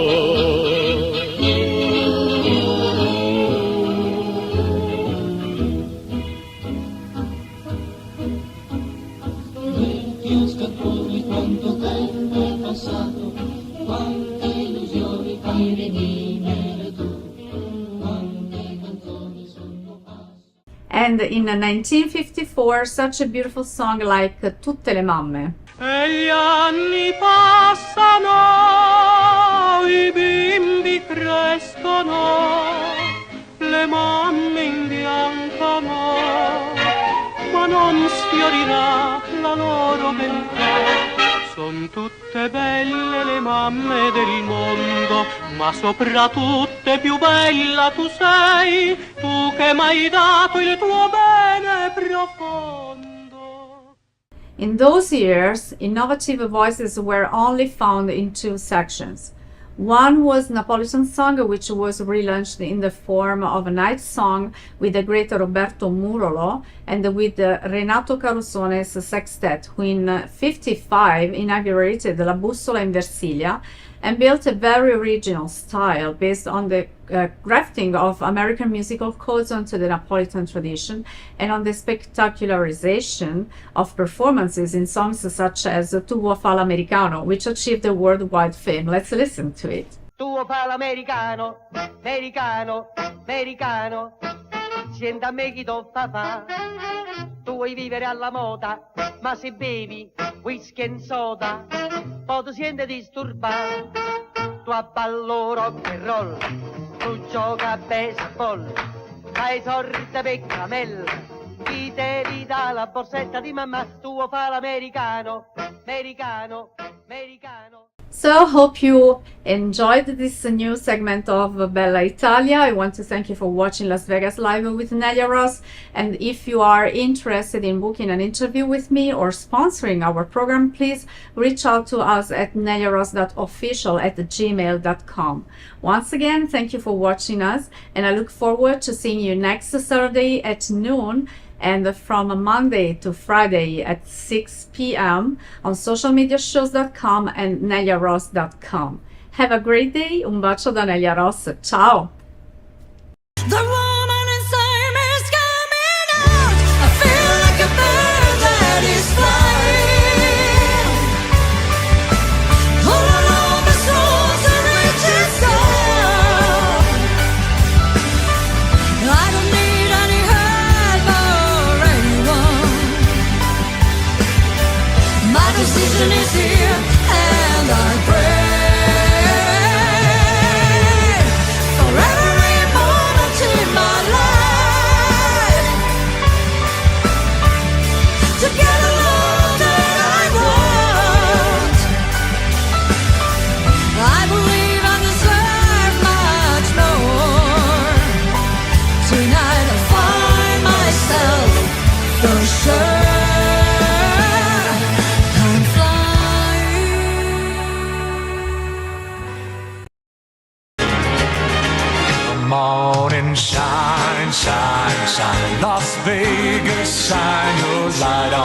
Welcome to Las Vegas Tonight with your award-winning host, Dale Davidson. Dale interviews fascinating guests from top-ranked celebrities to people just like you who have an important story to tell.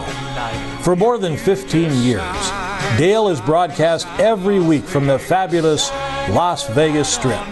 He finds the people who really make Las Vegas a one-of-a-kind city and lets the world know just what's happening in this remarkable town. You'll discover why 50 million people visit the entertainment capital of the world every year. Stay tuned for another exciting episode of Las Vegas Tonight. Welcome to Las Vegas Tonight. I'm your host, Dale Davidson. You're really going to be glad you tuned in today. We've got a very special guest.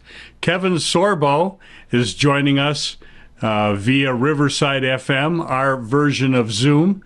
And we're going to have him for 3 15-minute segments. We're really pleased that he's agreed to do that. He's certainly the busiest actor in Christian films. Every time I go to the movies, there he is. And every time I go to an event like the National Religious Broadcasters, he's hopping from table to table. He's doing it all, ladies and gentlemen.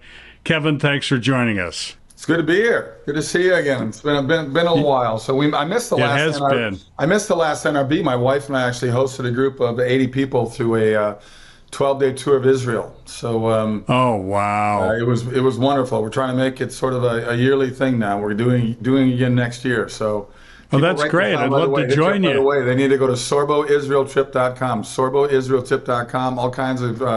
We're gonna have a great couple weeks in Israel next May. Oh, that's wonderful. I'm gonna put it on my calendar. I've never done it.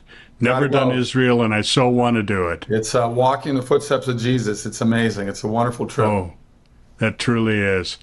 Let's talk a little bit about, first of all, let's mention your movie.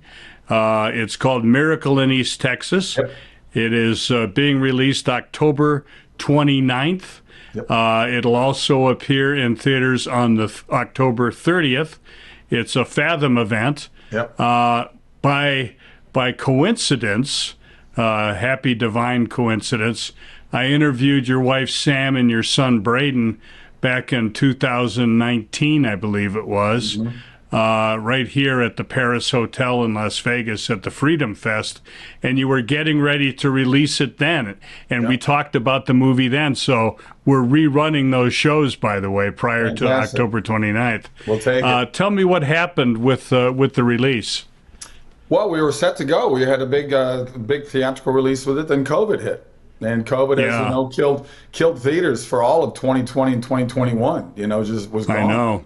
2022 was sort of a recovery. It was very slowly. It's really only picked up this year in 2023, where people are starting to really go out to theaters again. So it was brutal, and so we lost those investors because they weren't going to wait 4 years, you know, to jump on board. So we're with Fathom now, and if people, if they're aware of what Fathom does, they're usually only like 2-day releases. So here's the thing of what we want people to do. This is a wonderful movie. It's a true story set in 1930. It's about the largest oil fund in the history of the world, right there in the heart of Depression. I directed this movie. I was very fortunate to direct it. I started it along with Sam. She's in it. We got Lou Gossett Jr., we got Tyler Mane, we got the wonderful John Ratzenberger. People remember John as Cliff from the Cheers TV series. Great character actor. Yeah, he's the voice in every Pixar movie, but it's a true story about these two con men, played by myself and Mr. Ratzenberger, that went through Oklahoma and Texas, wooing widows out of their money on fake oil wells, and they would sell 500% of the shares, declare a dry hole, and move on to the next city. But, well, ultimately, of course, they struck oil completely by accident, so I'm not giving anything away. It's in the title, Miracle in East Texas. But it's a wonderful, wonderful movie. It's a comedy. It's based on real life. It's a true story. It's a family movie. It's a fun movie. It's PG rated. They need to go to sorbostudios.com as well, sorbostudios.com. Tickets are on sale right now. And here's the thing. If we can fill up those theaters now, then we'll get more days and more screen times through Fathom.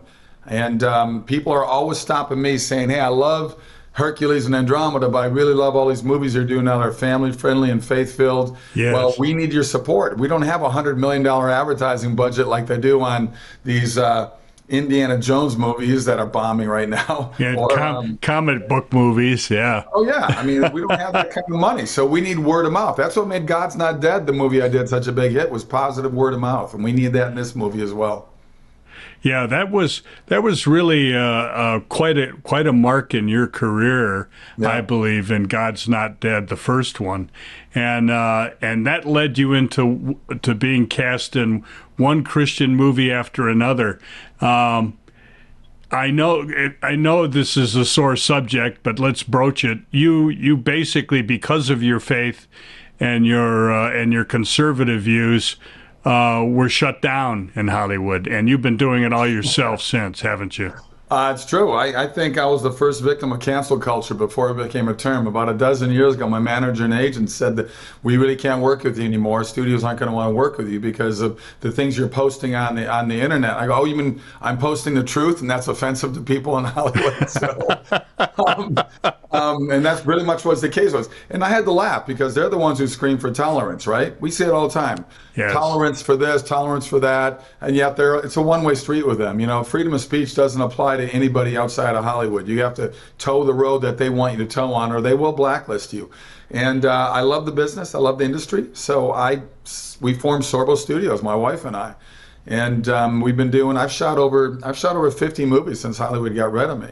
Not all of them are good, but most of them are pretty good. So they really are. Yeah, you do an excellent job. Thank you. Is Miracle in East Texas the first movie of Sorbo Studios, or have you done others? Oh, we got Let There Be Light, which is a good one. Another one yes. I did, Cloud 10, though, was the one I just had in theaters last January and February. I directed as well as Left Behind, Rise of the Antichrist, which I highly recommend. Left Behind is based on the 80 million selling books that Tim LaHaye and Jerry Jenkins put together. And right. That one is a lot of fun. I've got 2 documentaries coming out later in the year as well that I produced and I'm part of. And so I'm staying busy. I can't complain. It's been a good ride to do the things that I want to do and not worry about Hollywood's restrictions, so to speak. Oh, that's nice. Let's rewind a little bit, if you don't mind, and talk about Kevin Sorbo, the early years. Where did you grow up?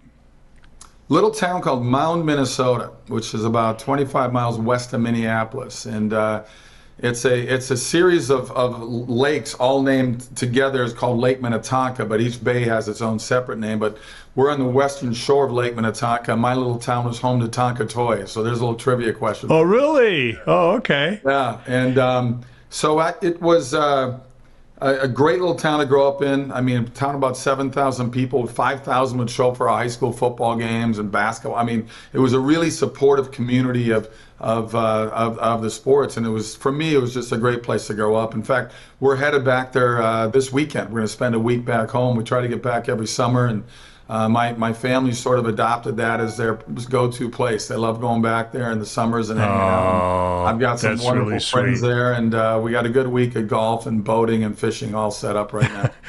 Oh, that sounds like great fun.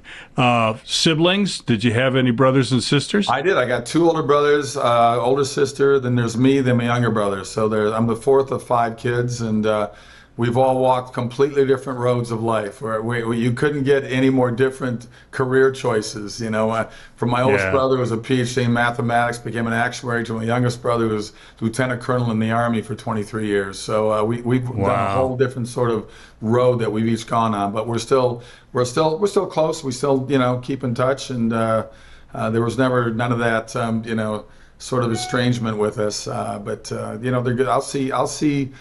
Couple of them not in Minnesota because none of us live in Minnesota anymore. We all moved away. So all moved to other places. Yeah. Happened to my family too. Yeah. We all moved from Ohio elsewhere and coast to coast. Let's talk about your faith journey, if you don't mind. When did you come to Christ, and tell us a little bit about that experience? It's really what my whole life. Being a typical, I'm second generation Norwegian in America. And what most Norwegians did were Lutherans, so St. John's Lutheran Church was our church. Grew up with, my parents were always very strong Christians. My father passed away over 10 years ago. My mom is still going strong at 92, and she lives there in Henderson, Nevada, by the way. And, okay, great. Yeah. I'll tell you how I ended up in Henderson and how they ended it later on. But it's always sort of really been with me. I mean, I had two things that really affected me, I think, as a teenager. One was our youth pastor that came in, Pastor Lee, and this guy was, I think it was huge for a lot of us teenagers at that time, because our senior pastor really scared the hell out of all of us. He was just a really scary guy. Literally. Everything was fire and brimstone. I felt like breathing was a sin with him. So, but Pastor Lee was this young guy in his early 20s that really we could relate to him. You know, the guy who had a very just sort of relaxed quality about him. He brought the Bible in today's world instead of making it so archaic and so out of reach for us. You know, and then there was a time that our church went in to see Billy Graham speak, and Billy Graham. Oh, wow. It was a hot August night, so here we are in August now as well. And yes, it gets very hot and humid in Minnesota. In fact, I just checked the schedule, the calendar. I know it's hot where you are, it's hot where we are in Florida, but they're expecting mid-90s the whole week that we're in Minnesota. So that isn't what you had in mind. It's going to be toasty. But remember, it was a hot August night. We're at the Minnesota St. Paul Fairgrounds, and it was outside. There had to be like 300,000 people there. It was amazing. I remember it was just the power of just that many people being in that area and having him speak. And when he finished speaking, he said, you know, we got a lot of volunteers up here, a lot of helpers. If you want to come down and pray, just talk, whatever. And I was only like 13 years old. It's something I normally wouldn't have done. For some reason, I just had to go up. And I walked up, I sat down, I'm talking to this guy. The guy was probably 30 years old, so for a 13-year-old, he was like a really old guy, right? So, and we were just talking. All of a sudden, a hand went on my head, and I turned around, and it was Billy Graham. And he had his security detail with him, as you would. Sure. But his head was perfectly behind the full moon. It was a full moon, so like the rays coming off his head. It was like, oh, you know. And I told that story when I got interviewed by Larry King years ago. And I get a call from the Larry Graham people, and it was Larry Ross. You probably might know Larry Ross. Oh yeah, the PR guy. Yeah, PR guy down in Dallas. And he said they're doing a Chicken Soup for the Soul book of Billy Graham, and Chicken Soup for the Soul was always 101 stories, and it's the only time they're ever done a hardcover book was for Billy Graham. And they said he loved your story. He saw your story on Larry King, and he said, would you be willing to tell that story and be one of the 101 stories? So I was like completely honored. And so I did. How do you say no to Billy Graham? I know, and I wrote the 3-page story, and then I get a call from the Larry King, Ross people and Chicken Soup for the Soul, and they said, the Reverend's well into his 90s, he can't get around, but he would love it if you, because he was a fan of the stuff I've done with Hercules and all that, and and he said, and I said, would you go around and do the publicity for it? And I said, well, of course I would. So I got to do some of the publicity for that book, and it was an honor to do that. I never got to meet him again after meeting him as just a young teenage kid, but I know Franklin Graham pretty well, so I can definitely give him a call anytime, and he's become a nice little casual family friend. Yeah, and I often say, there might be a short line in front of me in heaven thanking me for people that have come to Christ, but the one in front of Billy Graham is going to be second only to the Apostle Paul. Can you imagine how many people have come to Christ because of Billy Graham? It's just astonishing. Yeah. You just reminded me of a joke waiting that line. Can I tell that joke real quick? Yeah, sure. So this guy, he passes away. He's in the line to get into heaven, and the line's like forever long. And he says, what's going on? Why is it taking so long to get in? He says, lawyers. And the guy says, what? There are lawyers in heaven? And he goes, well, God felt sorry for one. And of course, once you bring one lawyer, and then everything just gets completely screwed up. That was pretty good. I love it. That's a good one. There are lawyers in heaven. What? That's hilarious. We are with Kevin Sorbo, who's talking about his brand new movie called Miracle in East Texas. And we're going to delve into his testimony in some depth here in segment 2. We'll be back with Kevin Sorbo right after this.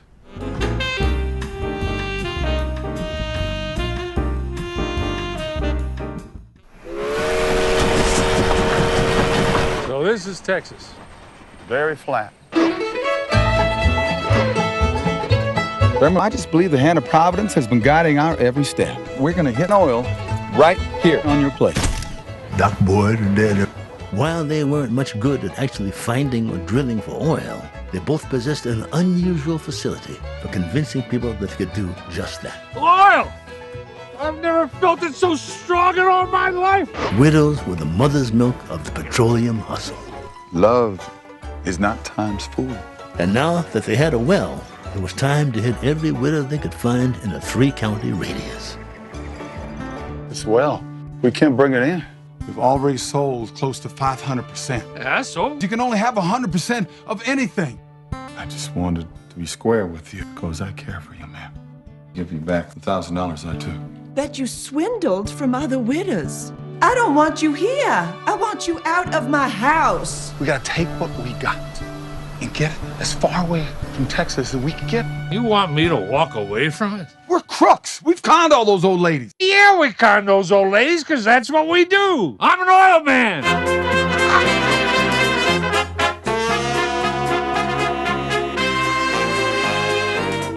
Praise Jesus in all his glory.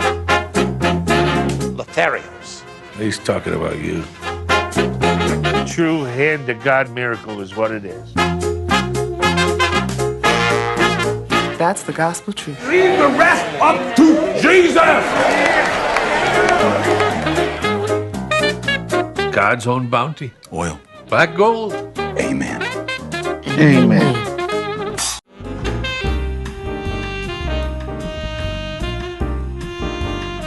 Welcome back to Las Vegas Tonight. I'm your host, Dale Davidson.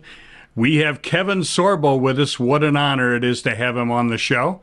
And if you didn't watch segment 1, rewind and watch it again. Because he had some funny stuff to say and some really insightful things. Let's talk a little bit about your backstory some more, Kevin, if you don't mind. In your testimony, I understand you've talked about your illness, which really was a tough thing for you. Do you want to talk about that a little? It was at the end of season 5 on Hercules. I lived in New Zealand 7 years filming down there, and I know it's a sin of pride, but by season 3 we did become the most watched TV show in the world in 176 countries. So I got to throw that in because it's kind of cool to be part of something like that. But season 4 is when I met my future wife Sam, and it was near the end of season 5. I was having all kinds of problems with my left shoulder, and I was doing most of my own stunts on Hercules because my ego said that I could, and I enjoyed it, and it was a lot of fun. And it was the athlete in me, I guess. And I had such an amazing group of stunt guys that made me look like a stud, like I knew what I was doing. It was just so much fun to do it. And this pain in my arm, I just kind of was blowing it off. It was really, it was something different. But I was always getting bumps and bruises and cuts and whatever, all different fight scenes. So I go back to America and I'm doing publicity on my first big budget movie called Kull the Conqueror, which is a prequel to Conan the Barbarian. Kull was Conan's father in the books and also in the comic books. And I was doing Letterman, Leno, all the talk shows, and I was on the East Coast and my arm was just on fire. So the studio, Universal Studios, sent a doctor to my hotel room. And the guy's name was Dr. Dye. Number 1, change your name, you're a doctor. I don't care, it's D-Y-E. Take your mother's maiden name. That's a bad name for a doctor. And he said, I think it's cardiovascular, you should get it checked out. Well, I get back to LA, I go see my doctor in LA. He finds a lump way up here in my left subclavicle, right next to my neck and the top of the shoulder. He says, we're gonna have to do a biopsy on that. And that sort of freaked me out. I was like, okay. And then I went to see my chiropractor. And this chiropractor I've been going to for 8 years, and ever since then, I've never had my neck cracked. He's never cracked my neck. But I heard a voice on my head say, don't let him crack your neck, which was really weird because he's never cracked my neck. The voice said again, don't let him crack your neck. All of a sudden he cracks my neck. Well, that crack had opened up. It was an aneurysm, had been spitting blood clots in my arm for months, very slowly, suffocating the flow of blood in my arm, certainly in my hand, my fingers. Well, that crack what neurologists call retrograde flow for a second, forced clots to catch the other artery that feeds into the brain. I suffered 4 strokes. I was very fortunate. My speech came back rather quickly, but I had loss of vision in both eyes, and I had balance issues. It took me 4 months to learn how to walk and balance again. It took me 3 years to fully recover from it. It was a long road of recovery for me. And during that time, of course, I went through, I think what most people do, you blame God, you blame the world, you blame everybody, and this whole time there was God's voice trying to warn me not to get my neck cracked. And I ultimately wrote a book about it, it's called True Strength, My Journey from Hercules, a Mere Mortal, How Nearly Dying Saved My Life. And True Strength, you can pick up True Strength at sorbostudios.com as well. It's semi-autobiographical. Sam wrote some chapters. I had a couple other friends write chapters. But it's really, there's a book, a lot of humor, but it's about facing, roadblocks in life. Everybody's going to go through roadblocks in life. How do you react to that roadblock? It's easy to blame God. Blame a God you don't believe in all of a sudden, right? Blame family, friends, the government. But every time I got down, Sam said to me, Kevin, it happened to you. What are you going to do about it? And I grew up in a very athletic family, a very strong-willed father that just said, you work hard. I became very stubborn with a lot of things that I think helped make the success I had in sports and as an actor. And I just pushed myself way past what doctors told me to do in terms of my recovery. And it was a long road. It sucked. I always joke, I said I wouldn't wish what I had to go through on anybody. I said, well, except the Taliban, they could all get strokes. I'm okay with that. It was a long road. It was tough. I mean, it's been amazing because it's opened up this whole other road to me, which is speaking. I never thought of doing speaking events. I do about 12 to 15 speaking events a year for the last 11 years, and it's been amazing. And that went great. From initially it was like medical. I speak to doctors groups, I speak to nurses, the medical community, and talk about what I went through. And what did the fight to get back, and how do you react to that roadblock? But my book, you can see I'm a Christian. So people said, would you come and talk to the church about this? And they said, oh, in your book, you see I'm pro-life. So most of the stuff I do now is pro-life. And it's been amazing to have that door open up to me because of something that happened to me that I never, number one, I didn't know what kind of recovery I would have. I remember that, Sam and I got married 4 months after the strokes. It was brutal for me to even walk down the aisle. It was just tough. And I even said at one time, I said, maybe we should put this on hold. And one of the doctors said to me, the neurologist, head of neurology at USC Medical Center in Los Angeles, he said, something that's always stuck with me, he said, never put your life on hold. And I thought, that's actually a great piece of advice. Because a lot of us say one day, but then pretty soon 20 years have gone by. And maybe sometimes you shouldn't say one day, you should do it now instead of waiting around for it to happen. So that was a huge piece of advice for me. And I say it for people all the time. I say, just keep plugging, keep moving along. Don't let anyone set your limitations. I think that's the biggest thing. And in this world we live in now, filled with so much anger and hate, I think people just give up. Failure is a positive thing. Failure is not a negative thing. It's a positive thing. You learn from those no's in your life. Every athlete in the world can tell you it was hard work. I failed and failed and failed. And for me, I had every door slammed on me in Hollywood. You're too young, you're too old, you're too tall. So I just kept pushing along. Well, good for you. And that's an incredible story, and I'm really glad that it took you down the pro-life road. I know you spoke recently here at one of the crisis pregnancy centers in Las Vegas. And you're getting real positive feedback from your appearances at those dinners. I mean, I'm the third largest fundraiser for the pro-life movement. I know, number one is Lila Rose. I mean, she's got an unbelievable message, a great following, and Abby Johnson's the other one. But I've been as the male part of it. It's interesting to hear my point of view on it. I think for these places, I've got one in Grand Rapids coming up, one in Kansas City, one in Houston. I mean, it's the rest of this year is already filling up pretty quick with speaking events. Wow. Let's talk a little bit about the recent years of Hollywood, and give me your opinion on what you think is going on there. Disney is kind of anathema to Christians at large right now. The story of we had at our media fellowship luncheon, which happened to be yesterday here in Las Vegas. We had a speaker who was involved with the Sound of Freedom movie, and she talked about how Fox International was all in favor of doing that movie, distributing that movie, putting money behind that movie when they had the distribution rights, and then Disney bought them, as you'll recall, and then all of a sudden they wanted nothing to do with it. Talk about the Hollywood agenda, if you don't mind, which is really personified by Disney and interesting. The irony of that is Disney put out Indiana Jones, and The Sound of Freedom has made more money in theaters than Indiana Jones. The Disney companies lost $900 million to date. Now with Indiana Jones, it's pushing well over $1 billion in losses. It's strange to me what's going on. By the way, Sound of Freedom filmed way back in like 2018 as well, 2019. And it took a long time for them to find money. Jim Caviezel and I had the same manager for many years. And before we left California, we were not too far apart neighbors. He was like just a few blocks away from us where we live.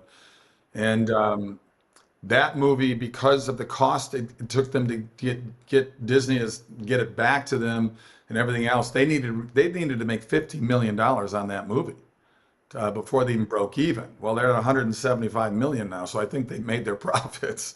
And I think to have Angel Studios behind them, Angel Studios, because of The Chosen, has millions of donors that have kept The Chosen going and funded that completely through crowdfunding.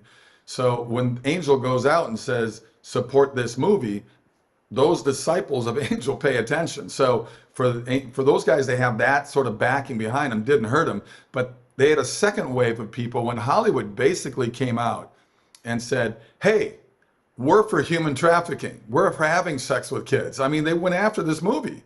You would think that's one thing we could all agree on. I know. That sex trafficking is horrible. But Hollywood comes out and starts bashing it. So I think a lot of people, whether they're Christians or not, whether they're independent, liberals, conservatives or not, that believe that human trafficking is horrible, said, you know what? The heck with you guys.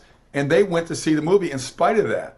I equate it to, you remember like 25 years ago, whenever it was, all the studios that do music on the CDs, because people were complaining about this is really dirty language. They had to post on there profanity, swearing in the CD. Well, every 13-year-old kid ran out and bought that Yes, CD. I remember. Yeah, there were hearings before the Senate and things like that. But those CD Tipper sales Gore went up and all the rest of it. Because the teenage kids said, "Oh, I want to get that one." Then I mean, you couldn't get better advertising. So it was interesting that they got the feed off of that. Movies that I do. What I said earlier with A Miracle in East Texas, we need people to go online. We need strong. I say the power of 10. I want everybody to go to sorbostudios.com, go to the link, buy your ticket now. You can put your zip code of whatever theater you're in, and you can get the ticket now and pass that on to 10 other people and say, hey, you keep this ball going, because this is a wonderful, wonderful, amazing, true movie, and people love it. But Hollywood doesn't want to do these kind of movies anymore. Why? I don't know. The movie that I directed called Let There Be Light, that Sam wrote, and we had Dan Gordon did a rewrite on it. Dan Gordon's an Oscar-nominated writer. And that movie opened number 2 per screen average. Here's a $2.3 million movie up against a $300 million Thor Ragnarok movie, and we were number 2 per screen average. Well, I get a call from Netflix the Monday after opening weekend saying, hey, we want to open an inspirational division here at Netflix. And I was like, awesome. So I had a number of meetings with them, but ultimately after 4 or 5 months, they did nothing. It was just like lip service. I mean, they made an announcement in the trade papers. We're going to, work with Kevin Sorbo and his Sorbo Studios, and we're going to really start doing some family movies. You got 80 million homes in America that want the kind of movies I do, and yet Hollywood turns their back on that because their ideology and hate has gotten so far insane that they'd rather put out their message of whatever that is just negative, filled with hate, filled with sex, filled with anger. This divisive label that they want to keep pushing and everybody pushes apart is just really sad to me. I don't get it. And I'm hoping that the tide is going to turn pretty soon and more movies like that I'm doing and what the Irwin brothers are doing. I hope that more people will start fighting and saying enough is enough. We want movies that are good movies. I think people are getting tired of all these CGI movies. Oh, I agree totally. And, you know, it used to be that if you understood money, you understood Hollywood. I mean, they would do whatever it took in order to sell tickets. Well, you can deal with that, you know, but now they seem to be willing to lose money in favor of pushing the ideology, which is very strange for me. It's like, you have enough money, Hollywood? Do you know that's a first. People filing lawsuits, shareholders, stockholders in Disney saying, explain to me, or to Target. They're going after Target right now too. Explain to me how when you put transgender clothing for sale and your stocks plummet, because Target just came out, said it was their worst quarter like in a long, long time. And they said it's because of this push they did and the pushback they got when they put in transgender clothing. Like, it represents 0.025% of the population or something, and yet they want to give 100% of the effort towards that. Very small. You saw what happened with Bud Light. You saw it. You know, it's like, I'm going to live and let live kind of guy. Let people do what they want to do. But this constant pushing it down your throats, I think people are sick of that, and they're starting to show it with how they're going to buy clothes or beer or go to movies. Yeah, I know. We need to take another brief break, Kevin. We're going to come back in just a minute. Kevin Sorbo is with us. Miracle in East Texas is the name of his latest movie. Please go to Fathom Events. Find out which theater in your community is going to be showing the movie here at the end of October, and buy some tickets. We'll be back with Kevin Sorbo right after this.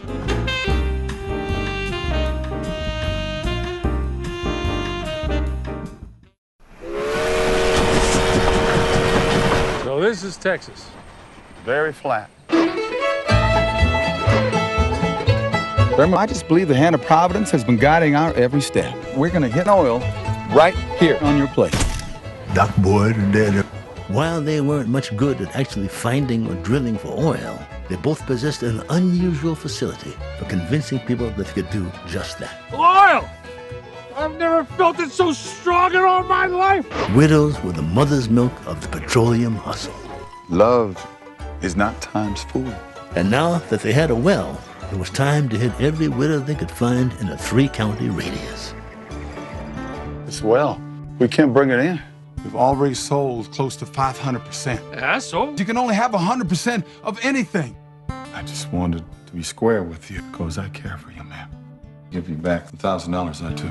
That you swindled from other widows. I don't want you here. I want you out of my house. We gotta take what we got and get it as far away from Texas as we can get. You want me to walk away from it? We're crooks. We've conned all those old ladies. Yeah, we con those old ladies because that's what we do. I'm an oil man.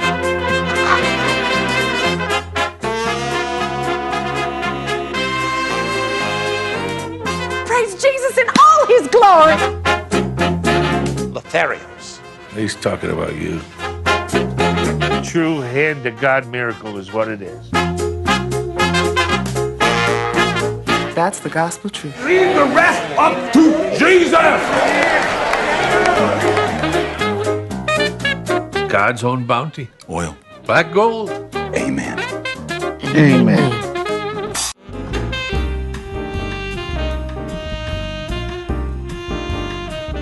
Welcome back to Las Vegas Tonight. I'm your host, Dale Davidson, and my very special guest is Kevin Sorbo, actor, director, producer, husband of Sam.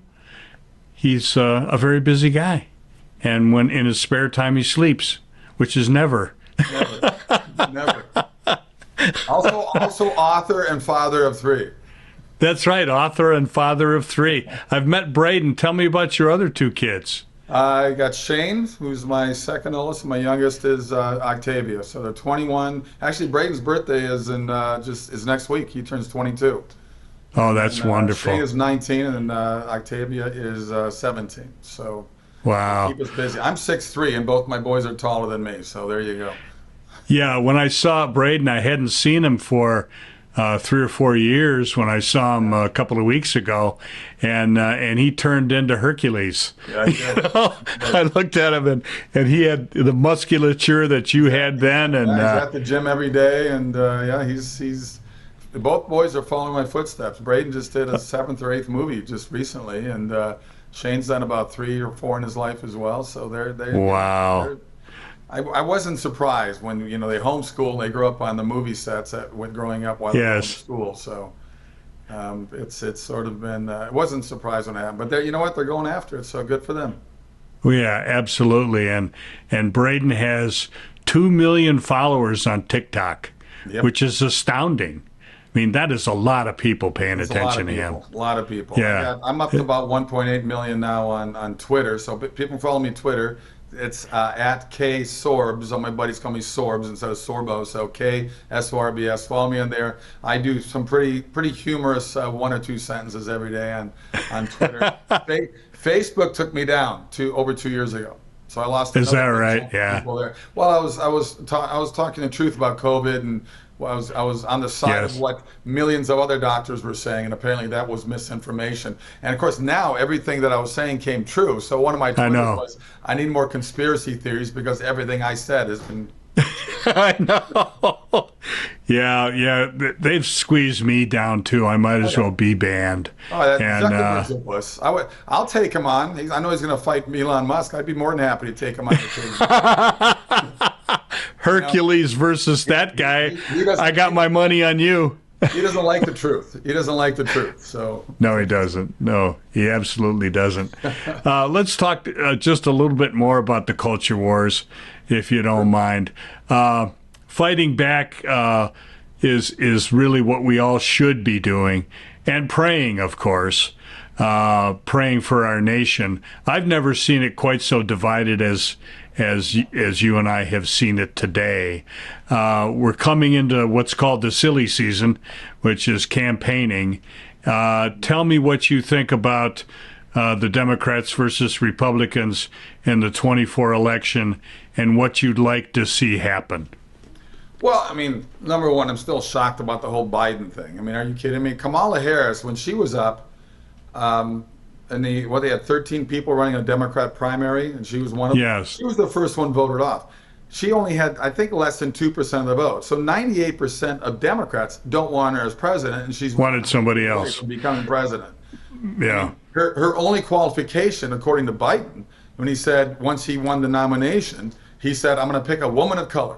I'm going, why don't you pick the best regardless of qualifications? If it be a woman of color, great. But why? Just to pick it for that reason is just it's just insane what's going on in the world right now, and just the hatred. You look at California. Look, I'll tell you what. The common denominator is this: look at every state that is run by Democrats, whether it's the governor and along with the mayors of the major cities. You can go from Washington to Oregon to California, my home state of Minnesota, New York, Illinois. It's unbelievable. It's all Democrat run. And what's going on in each of those cities? Nothing but violence. Defund the police. You look at every single day. There's people just going into any stores and just stealing whatever they want, and they do nothing about it. And the crime in the streets, and the people just walk around killing people and attacking people with guns and baseball bats. It's just weird. There are 5 million people that are members of the NRA. Not one of them has committed mass shooting. Not one. Yes. Not one. I know. But they want to get rid of guns. Because if you get rid of guns, the only people who turn them in are the good people, right? You think bad guys are going to go, oh gosh, we got to turn our guns in now. The insanity that these people actually get voted in over and over again. Do I think there's voter fraud? I think there's been voter fraud for 100 years. I just think they just gotten better at it. But here's the thing for voting. Number one, it's not racist to show an ID. The Democrats say for the African Americans, I'm sorry, I'm Norwegian American, by the way, so I don't want to call just American anymore. It's crazy. I thought we're all Americans. But anyway, for them to sit there and tell the black people that you're too stupid to get an ID, there was 2 years ago, a guy went in the Bronx. I saw he went to 50 people living in the Bronx. Hey, do you got an ID? And they said, of course I got an ID. Another guy said, yeah, I mean, right there is the driver's license, whatever. Yeah. Anywhere. One guy laughed at it. Why is it you white people think we can't get an ID? It's not all white people. It's the Democrat Party. When Biden said that the Republicans want to keep the black population in chains, no. It's a Democrat Party, the party of the KKK, the party that didn't want blacks to vote, the parties that made blacks go to their own toilet and sit in the back of the bus. That wasn't conservatives. That wasn't Republicans. But they've done such a great job of brainwashing people and leading them down a different path. When you got the 90+% of the media is feeding you the stuff over and over and over again, you just become brainwashed with it. And you don't even want to think about another opinion or somebody else's opinion. That's the thing that's sad to me. There are other opinions out there. It doesn't have to just be one opinion on one side. Climate change? Okay, what about all these scientists that say climate change is ridiculous? Can't have that story. Why? Why can't we hear both sides and then you as the individual make up your mind? Right. Right now, the way the system is horrible. No more voting, mail-in voting. Get rid of that. But both parties aren't doing anything to get rid of it. You should vote on the day of the election, and that's it. You get one vote, walk in, show your ID, that's it. It's so easy. That's the way it used to be. If you got mail-in voting, it's so easy to cheat. And that's what's been going on. It's ridiculous. Yeah. And we need to speak with civility. And that's probably the strongest negative that I've seen in the last 20 years. And I think social media has fueled that to some extent. I mean, you can hide behind your keyboard and be angry and type on all capitals and exclamation points, They don't do that. You don't see them do that in person, coming up to people and going after them, do you? Nope, you don't see that. No. Let's talk about the future and talk about Sorbo Films. What do you want to do in terms of motion picture releases? Are you open to looking at screenplays? Are they all projects that you've developed? Tell me what your business strategy is. Well, I've read thousands of scripts, and I've kind of whittled it down to about 30 that I want to do. I'm not looking at other scripts right now because people send me scripts all the time. Right. If you want to send me a script and send the funding with it, then I'll look at it. I have a hard enough time trying to fund my own projects. Here's the weird thing. Why is it so difficult to raise $3 million for family movies? And yet you have a $300 million movie that shows so much violence and killing and hate and anger. I know. It blows my mind. So my biggest thing is trying to find the next funder. And every time we've been funded, it's always been a God thing. However kind of money comes to us, but it's not easy. But I have my own projects. That's where my focus is. I've been doing a lot of documentaries lately. I've got, last year I went back to Israel and spent 3 weeks there through archaeological digs. We followed the flow of the Ark of the Covenant, so it's going to come out this fall. It's called The Quest for the Throne. I've got another one. I've got another one. It's a follow-up to the #1 documentary for 5 months back in 2022 on Amazon. That one was called Before the Wrath, dealing with the second coming. I highly recommend Before the Wrath. Well, this is the same Miller's Company at Ingenuity Films.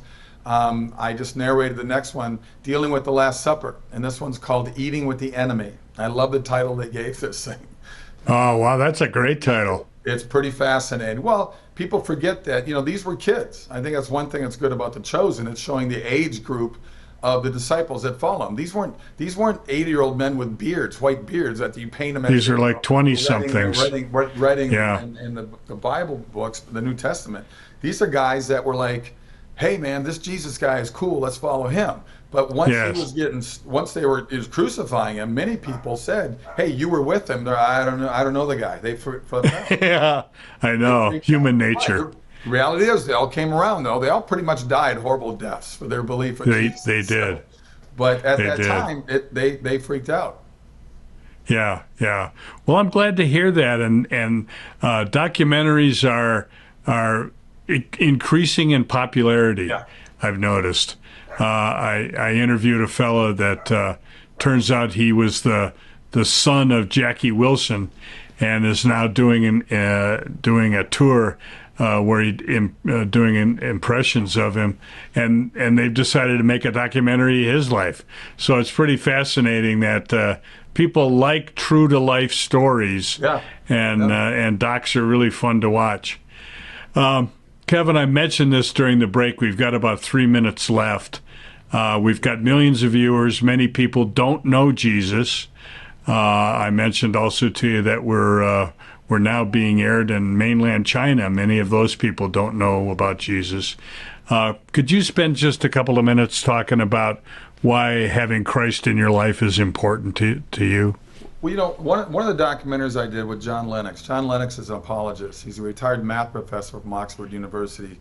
He holds like 5 doctorates, speaks 6 languages. He's an amazing guy. He has debated against the greatest atheists of the world, Dawkins and Hitchens and Singer and all these guys. I did a documentary with him, and it's called Against the Tide. I highly recommend Against the Tide. We spent 3 weeks in Oxford, England, and 2 weeks in Israel together. And I played the voice, not of the atheist. I played the voice more of an agnostic guy. Really just like, explain to me. I'm a little confused about this, you know. And this where many people are, yeah. Yeah, he's amazing. And it's called Against the Tide, Proving God in a World of Science. So I highly recommend seeing that documentary, because you learn so much. I call it, the subtitle should be Apologetics for Dummies Like Me. It's a wonderful way to sort of guide your way through the understanding of Jesus, of God, and the importance of the religion and the belief in God. Started this thing. For me, I never wavered from my faith. I mean, I've done stupid things in my life. I'm a sinful. I mean, we're sinful by nature. Sure, we all are. I just remember as a little kid even looking up at the stars. My mom said the first word I said was moon. It wasn't mom or dad or ma or pa or something. It was the moon, because I pointed to it all the time. And you look at that and you're going, are you telling me that you honestly believe this just happened? It just happened? Nobody started this? It's like the chicken and the egg thing. People, who started God? I said, honestly, I can't answer that question. One day I will know that answer when I get to meet him in person. Yes. But I said, somebody started this, and it wasn't you or me. I'm sitting at a desk right now. It didn't just appear. Somebody made this desk that I'm looking at right now. Right. And I always tell people all the time, I said, number one, don't let anyone set your limitations. But number two, don't be afraid of failure. Don't be afraid. There's a great poem by Robert Frost called "The Road Less Traveled." Yes, great poem. And it's about coming to that fork in the road, and one is just obviously nobody goes down that road. Well, I will say Jesus was the one who took the road less traveled. He was the original guy, and he says that you will be attacked for your belief. You'll be mocked and ridiculed and all that stuff. Well, I tell people all the time, I know I'm walking down that road less traveled. I know you're doing that too. And I want to turn that road less traveled into a super highway. But I can't do it on my own. I can get my word out there and tell the people to sit there and listen. I mean, but read the Bible. I love the churches in America. If you're traveling, especially out in the little country towns, they're on their little advertising, the church, the name of the church, they always have funny little quips underneath that they put on there. Yes, and one guy, some great ones. Read the Bible. It will scare the hell out of you. So great. I love that. And I think just pick up the book and read it. It used to be our school book. Until we took it out of the schools in 1964, there were no public educated kids until 100, 200 years ago. Homeschooling was the way to do it. You learned at home.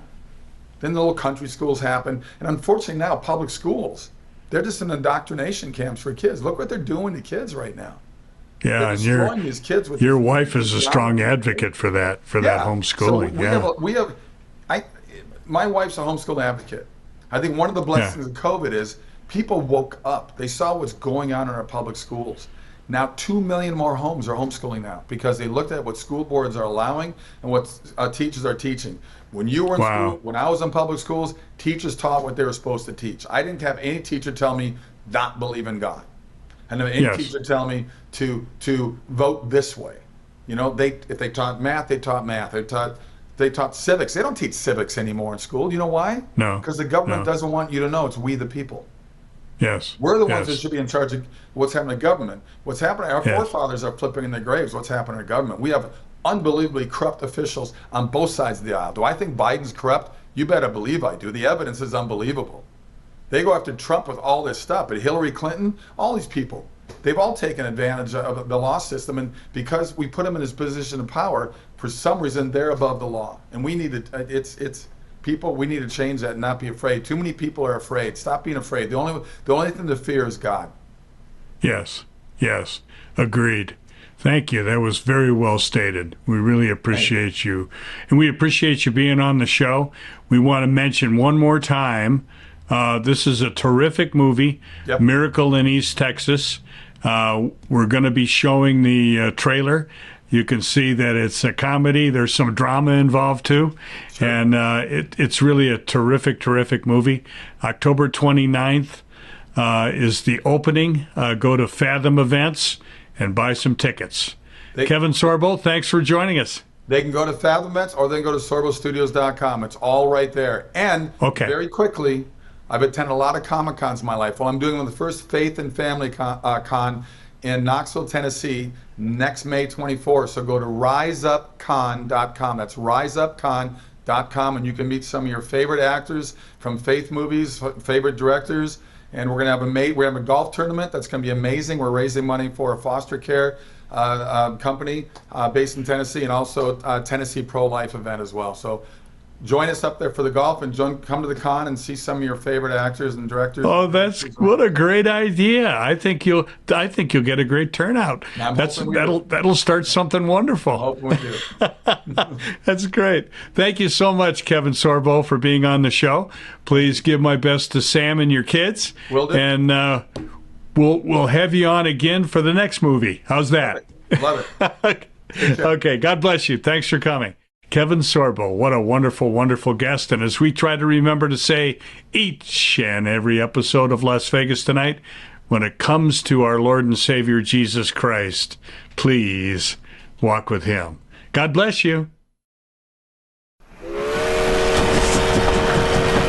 So this is Texas. Very flat.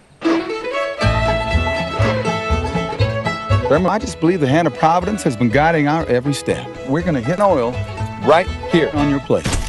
Doc Boyd and Daddy. While they weren't much good at actually finding or drilling for oil, they both possessed an unusual facility for convincing people that they could do just that. Oil! I've never felt it so strong in all my life. Widows were the mother's milk of the petroleum hustle. Love is not time's fool. And now that they had a well, it was time to hit every widow they could find in a 3-county radius. It's well. We can't bring it in. We've already sold close to 500%. Yeah, so? You can only have 100% of anything. I just wanted to be square with you because I care for you, man. Give you back the $1,000 I took. That you swindled from other widows. I don't want you here. I want you out of my house. We gotta take what we got and get it as far away from Texas as we can get. You want me to walk away from it? We're crooks. We've conned all those old ladies. Yeah, we con those old ladies because that's what we do. I'm an oil man.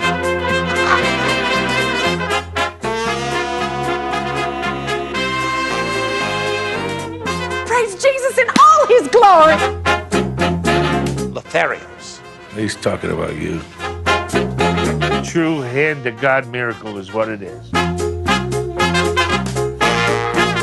That's the gospel truth. Leave the rest up to Jesus! God's own bounty. Oil. Black gold. Amen. Amen.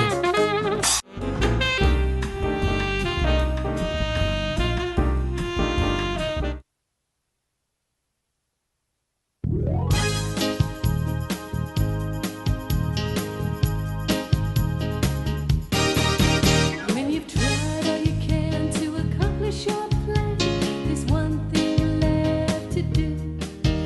You can still stand tall with your back against the wall. Yes, I have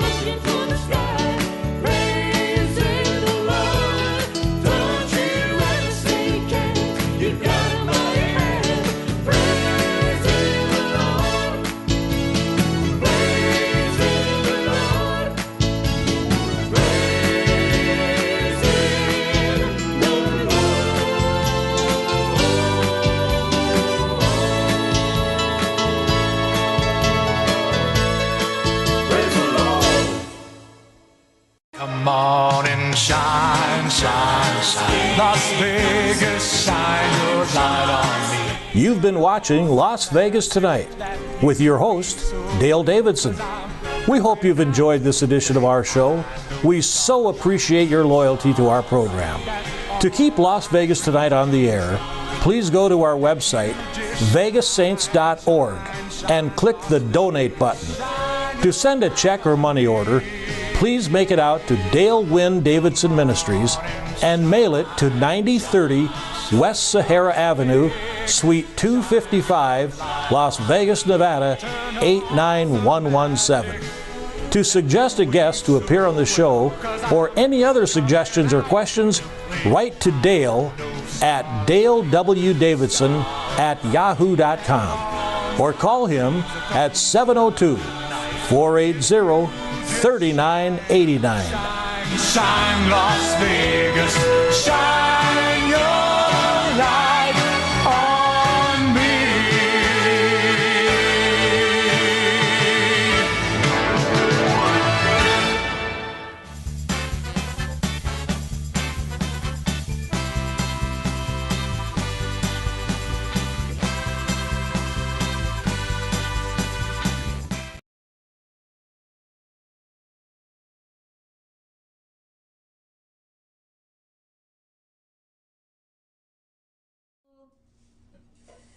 Money, money, money, it's so funny in a rich man's world.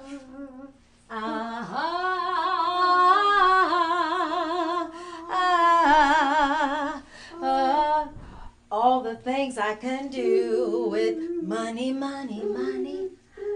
It's so funny because Tina deserves it. She got back her 40 million. It's a trillion. Now I gotta find a rich boyfriend.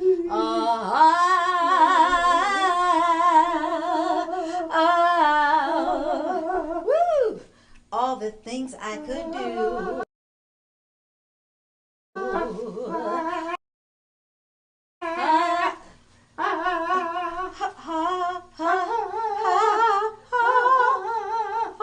No, wrong note, darling. It's not. Oh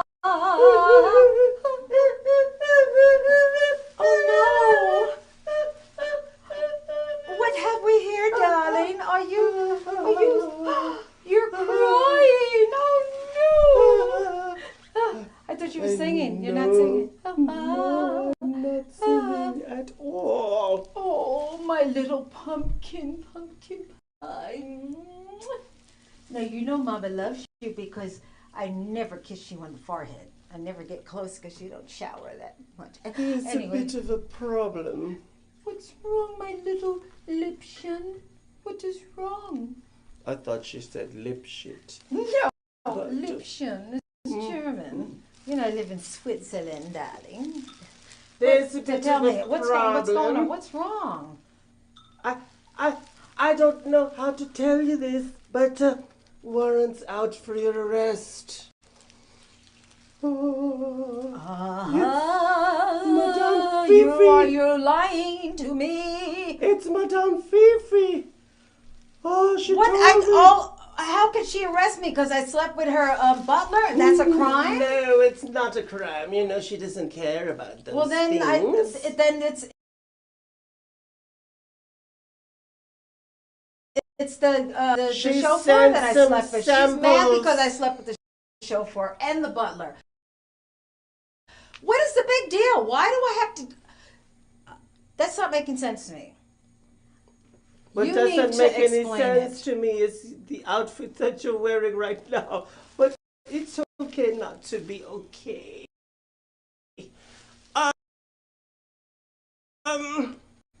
It's okay not to be okay. What are you becoming Christianese now? Usa. Oh, that's right. Usa. Positive. We're doing the feng shui and the feng shui. Okay, all right. Wait.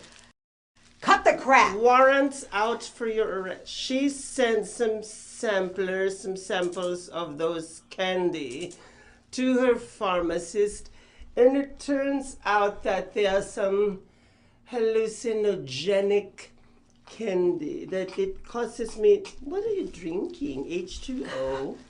No, this is alcohol in here. I need more. Boy, bring me some alcohol now. Okay. Okay, I know you're joking, right? Okay, We have to leave right now. ass. We have to leave right now. We have to escape. I just called. I just called Pepito, my pilot. We have to leave right now.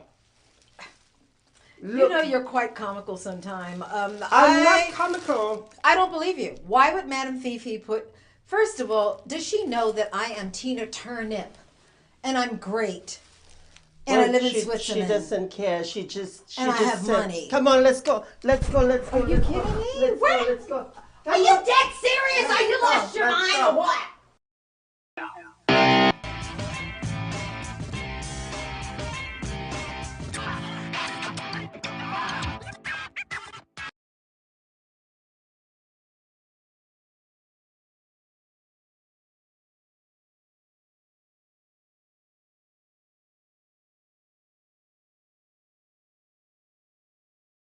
Live streaming on social media is the best new way to interact and bond with your community. Do you love to encourage, motivate, and empower others, but you do not know how? Well, your opportunity starts with us on social media shows. We have 20 shows a week live streamed across the globe, with a reach of over 80,000 and growing. So you can host your own show, and you can be anything you want to be. So let's bring the community together, and let's bring the world to you. Join us now.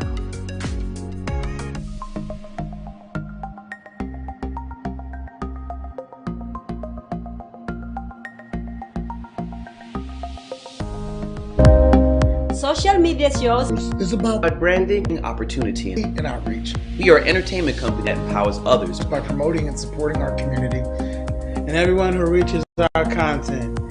Here on social media shows, Here we're a family. We are family. We are family.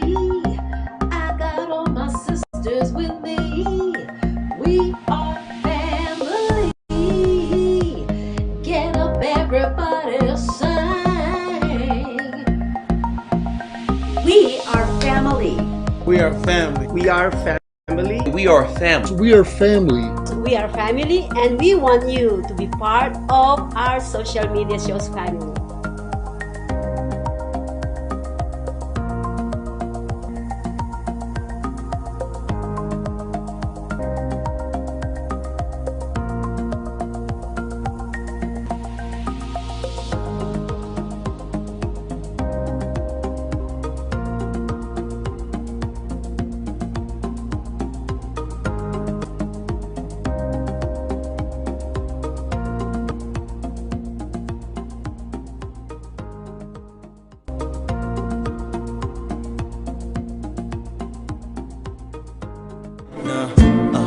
Listen, check it.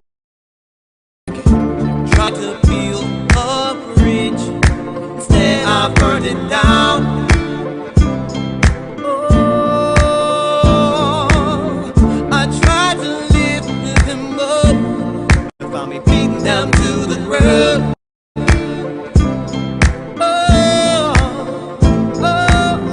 I was too weak to face my pain.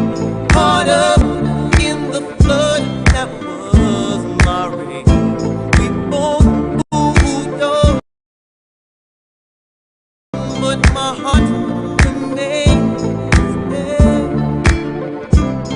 Oh, what I put you through.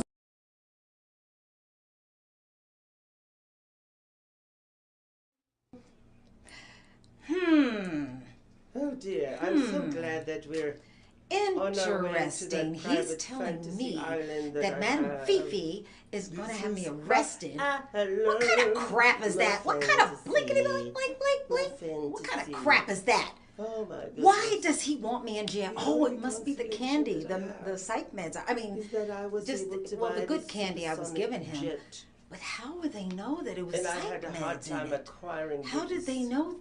because I'm going of all to the kill him. I am going to paperwork get and him. I'm going to eat him for lunch. bureaucracy that I And had then to he go carries through all in that order to cash get around. this Maybe I supersonic can drug jet. him and get into his wallet, take out all that money that is in there, But at and then any I can rate, just wallow in the I think money. I'm And going to take a nap. I'm going to kill him. I am going to strangle him.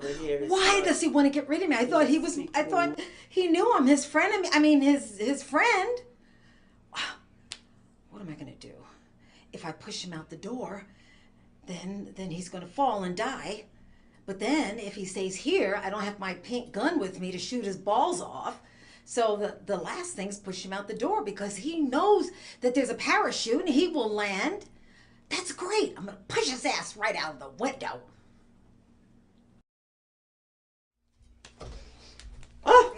Is it because your outfit doesn't match? That's why you're throwing your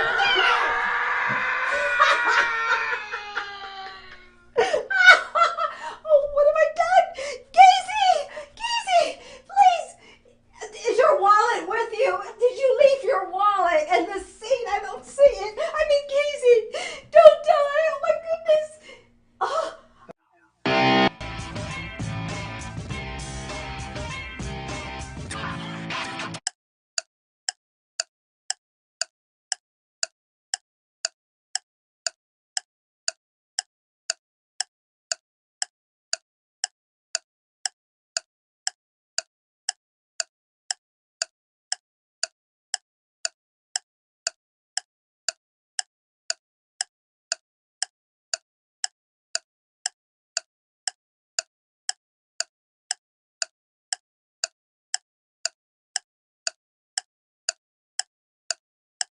We've reached the age of live streaming on social media shows.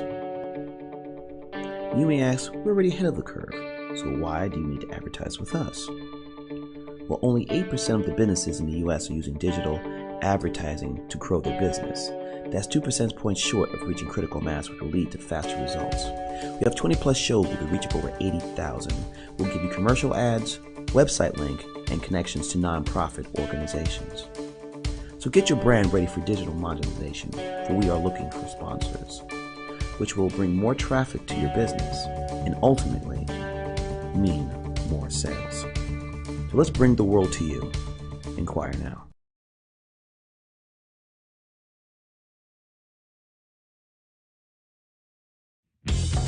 Social media shows are looking for independent assigned artists to show off to the world for a brand new show.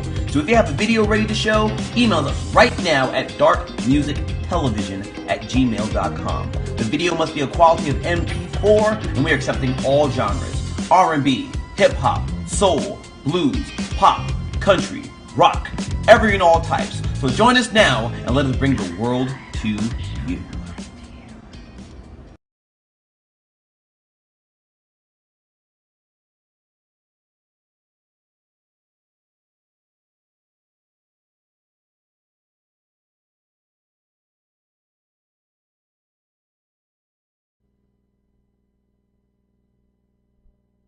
Well, hello there, gorgeous and fabulous girls and boys. I am Geezy, and if you need a good shot in the arm and a good laugh, watch my show. It's after that fabulous show called Fab Life, and this comedy show is called Geezy and His Frenemies. So be there. And be square. Oh, don't be square, be round. I'd like you round so you'll roll with laughter. And now, Mr. DeMille, I'm ready for my close-up.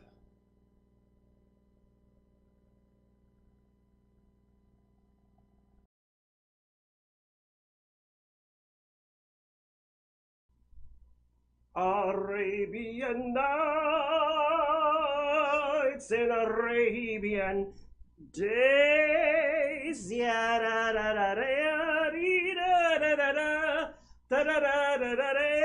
I can't believe that murderous biatch threw me out of the plane. At night, everything that's not Him disappeared behind that door. And on that door I disappeared too. But now I'm floating with my supersonic power. Uh-huh, uh-huh, uh-huh, uh-huh. All the boys in the club. Tina, how are you? Oh my goodness. So good to see you. Oh goodness, here we are on the plane. I love it. Where's Geezy? He's in the bathroom, I guess. Cheers, darling. Oh, cheers. He's in the bathroom. That's so strange. And how have you been doing? Oh, were you with the guys that had no clothes on? No, I was with the wonderful men in the back, though. That was good. That's what I'm talking about. They had Imbecile. clothes. They had clothes. mean, They had some clothes. Did Oh, he? goodness. So, I wonder when Geezy's going to get back. Ooh. What? What's he doing out the window? What? This man is outside the window. How did this happen? Casey, what are you doing? Oh my God! Oh, the poor baby! Oh my goodness! Oh my God! Get him! Somebody call the pilot! Oh my God! Call the pilot! Casey! Call the pilot! Oh my God! I'm freaking out. Okay, calm down. Let me take some medicine. Candy. Did I take some of those candies? Why am I delusional? This can't be true. What is it? I must have taken one of these candies. I see something so unusual. It cannot be true. What are you doing? Okay, now, wait, is this Tina. angle better? Oh my God! Why are you freaking out? Is he really out there? Did you see it too? I saw you, imbecile. You're the one that told me he's out there. What do you think? Oh my goodness. What do you think? What is he doing out there? Oh my God. My goodness, I'm going to have a heart attack. How do we get him back in? How is he floating out there? I don't know. What is he doing? He seems alive. Oh my God. Well, I think I better go. I'm going to go hit the pilot. Alcohol. I'm going to hit the pilot. Welcome to the lifestyle of the rich. Very good.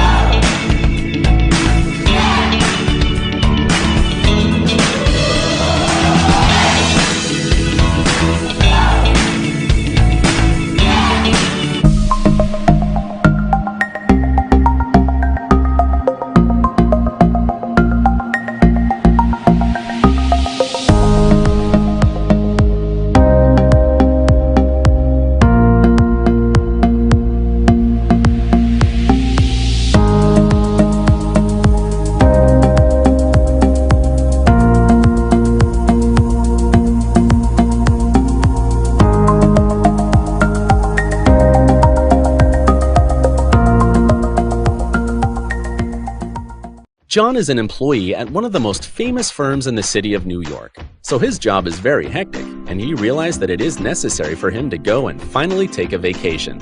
But he went on a vacation without planning out the details, and wasn't able to truly enjoy where he went because he had to think about so many things that he didn't plan for. Instead of enjoying his time away from work, he came back with more stress that he was not able to take full advantage of his vacation. But this year, a coworker suggested him to try World Ventures this time to make his vacationing more enjoyable and less stressful. They do not require you to plan anything outside of your transportation, which is also available at discounted rates. Your stay, your transport, and many meals are planned by the club. John liked the idea very much. He tries World Ventures, and his experience with the club was amazing, as he made many friends there with whom he had a great time. John recommends that everyone should try this club, as they are the best in business. See how the VIP-vacation-club.com can give you the right experience without all the hassle. Enjoy the VIP experience that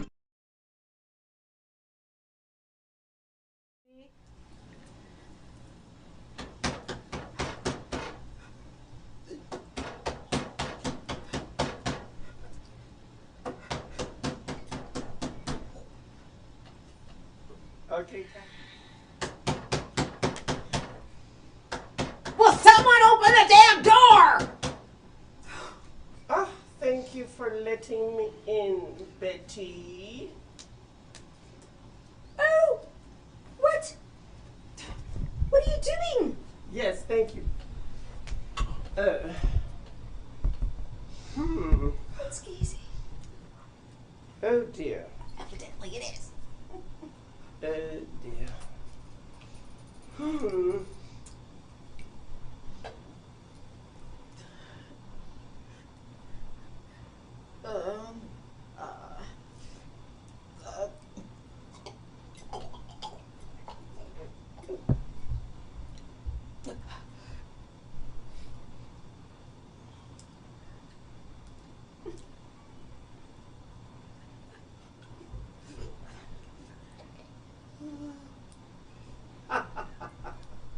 Well, madame, you're in big trouble now. But don't you worry. Your secret is safe with me. You owe me big time. You. Eyes on the prize, dear. Eyes on the prize.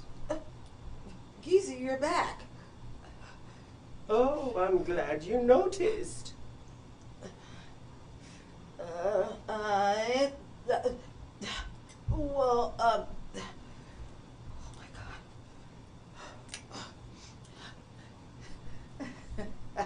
We're gonna work things out. Everything's gonna be fine, my lovely murderers. Shut up and sit down.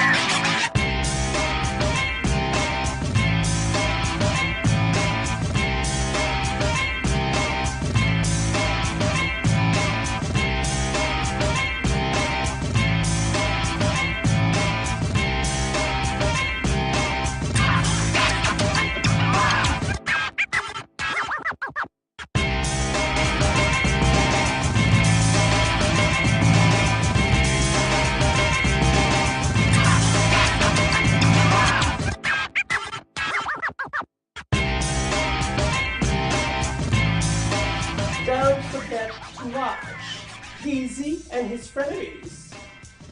Unhinged Insanity. Every week On Facebook, Instagram, YouTube, Periscope, and Twitter. socialmediashows.com. Geezy and Frenemies. So see you there. E.T. phone home. Kiss, kiss. Ooh, I love you. Love you, dear. Oh, kiss, kiss. Okay, I'm going over there now.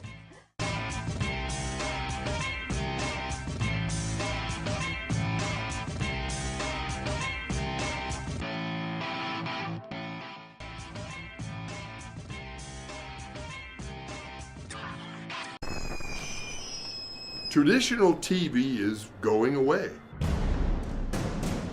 Hollywood is starting to fade. People are demanding real stories from real people. Our voices are now being heard in our own way.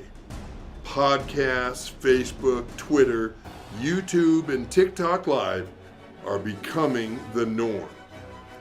Internet TV has now reached the highest demand in human history.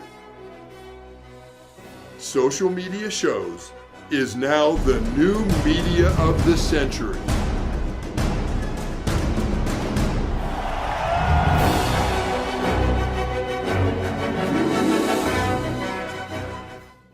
Hi, I'm Deacon T with Modern Word Ministries. It's great to be with you today. Just a short little promo for our show. Every Sunday morning we have service, and you can follow us at 10 a.m. Pacific Time on modernwordministries.org. And if you missed us or you want to see some of our older messages, go ahead and check us out on socialmediashows.com every single morning at 9 a.m. It's a great way to kick off your day, get a little bit of the word in you, get something uplifting, get you started off on your way. You know, if you're looking for prayer or you need some help, reach out to us. If you go to our website, again, that's modernwordministries.org, you can interact with me via telephone, via DM, text message, whatever you want. I'll get right back to you. So if you need prayer, you need help, you just need somebody to talk to, Modern Word Ministries is here for you. We are your church in the community. So until you see you next time, be blessed, everybody. Bye-bye.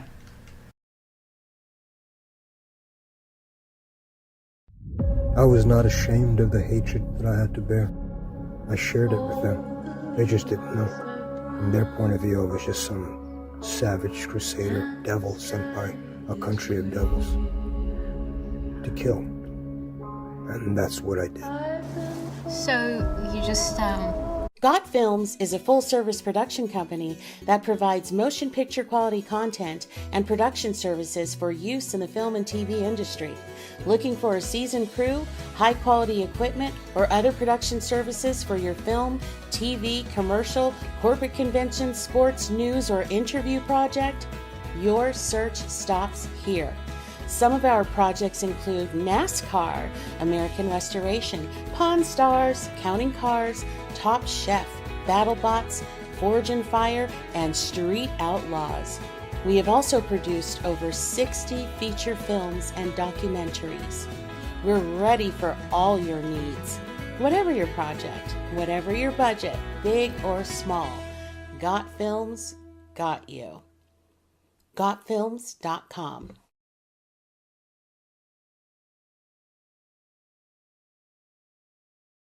And sit down.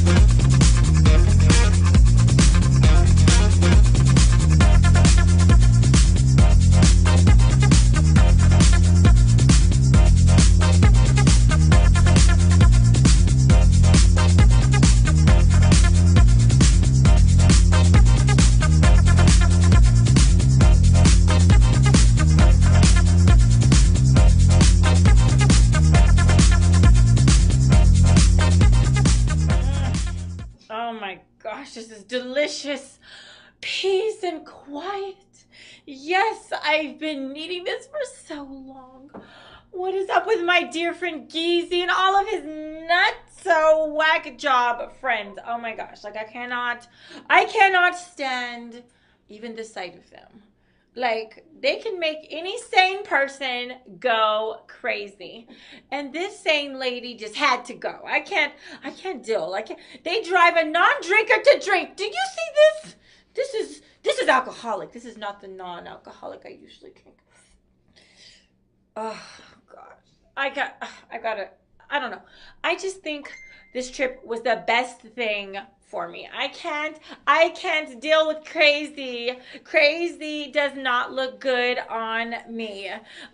This billionaire has to keep herself together because I shine, and I shine. And I shine some more. Yeah, I shine some more. That was catchy. The hashtag shine. And I shine some more. Yeah.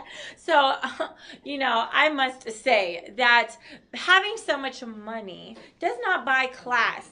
And, some of his folks may think they have some money, but they need to take a lesson from me in class. Because this lady is classy, sexy. That's how I roll. Classless. They're classless. Classless characters they are. Crazy and classless. CNC. That's Geezy's friend. CNC.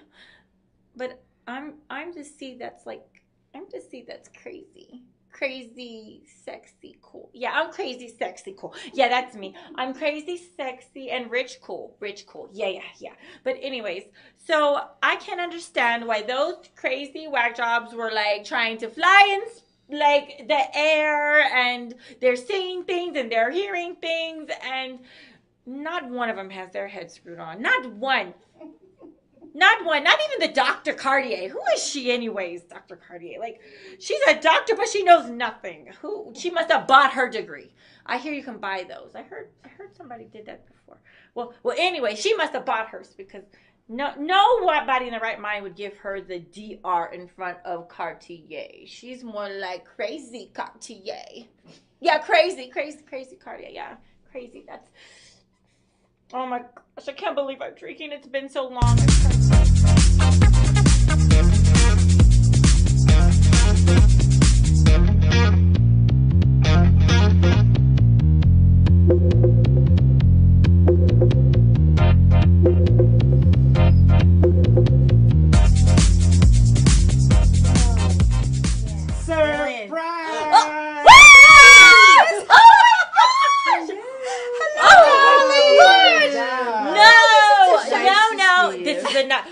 Okay, let me just try this again. Oh my gosh. What's up with that? No. Why did she say no?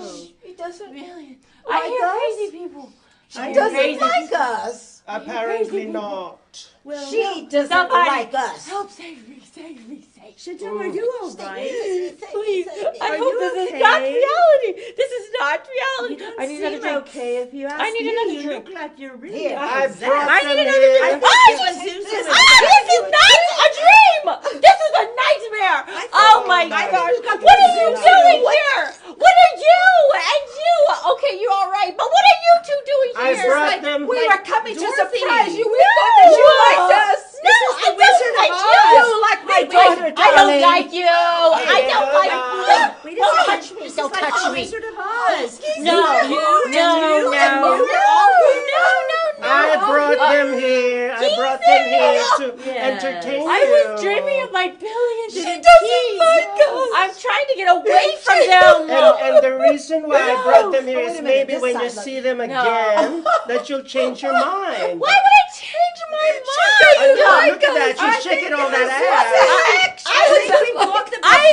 Billy makes me have my mind is this small now. How can I change it? I need to grow it back. I'm trying to get away from you people. She's shaking all that ass. No. Stop it. Go Well, you just did. No, go Just see. stop it. No, She doesn't like us.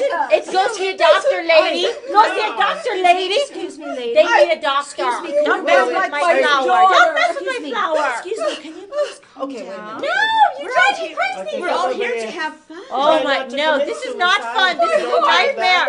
A bad dream. Somebody save me. I need to be saved. I need to be saved. Geezy, take them away. Alejandro, I've seen your heart. Take them away, Geezy. Take them away. I think we need to toast. Please, no, I don't want to toast with you. Oh, you're so sweet. You guys have driven me to drink. goodness. Did you know I never drank until y'all people came into my I life? heard you brought the best champagne on this train. Because you're wealthy. I wouldn't trust any drink you or you give me. No. I would never trust a drink you or you gave me. It was Never. from you. Y'all would try to kill me. Y'all are trying to kill me. Shut your mouth up. No, you shut up. Let's go have You're some more crazy. drink in the back. I'm certifiably crazy. I'm Yes. crazy. You all have fun Yes, in here. We'll yes. be back Get in your no butt on my time, face, okay? lady. Get up. Put my heel up your butt. Get out of here. Well, at least I got a butt. Whatever. Oh my God. Biachissimo. Crazy people. I got it. I need a drink. Oh Lord. Help me. I need to be safe. It's okay. Everything will be okay now, darling. No, I need this. No. It's okay. They're driving me crazy. No, it's okay. I brought them here to entertain What's her you. name? Batty Buchanan? She's driving me batty. It's okay. I can't take it. Okay, I'll be back in a few minutes. I can't take And then it. you'll be fine. I can't. I need You a will massage. take what I give you and you'll be fine. I need a massage. I'm tensing up, Geezy. I'm tensing I up. heard that there's a masseuse in this train. I need a massage.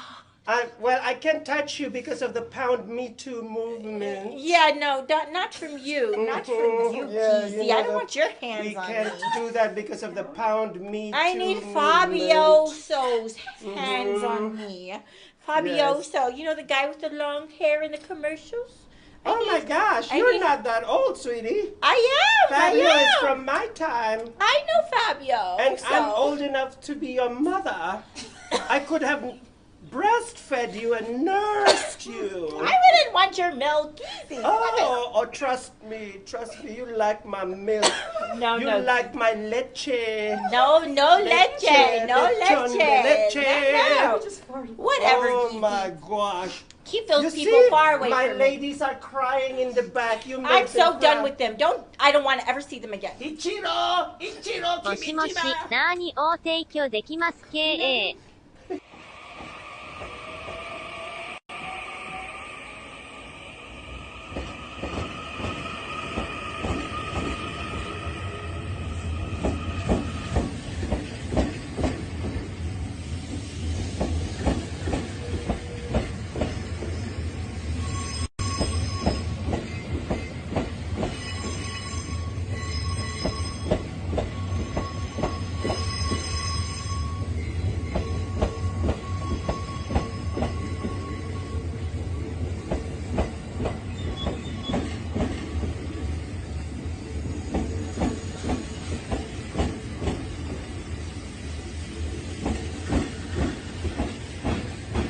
Shut up and sit down.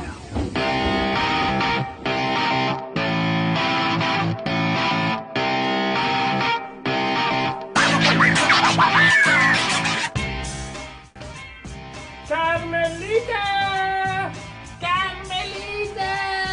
Did you take your medicine?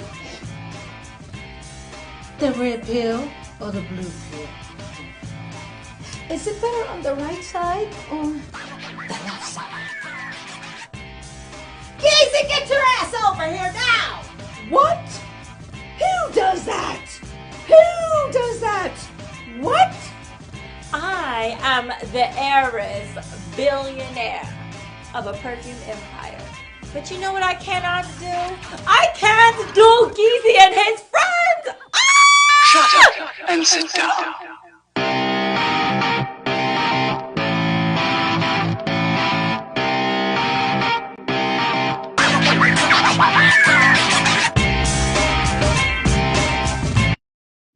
Social media.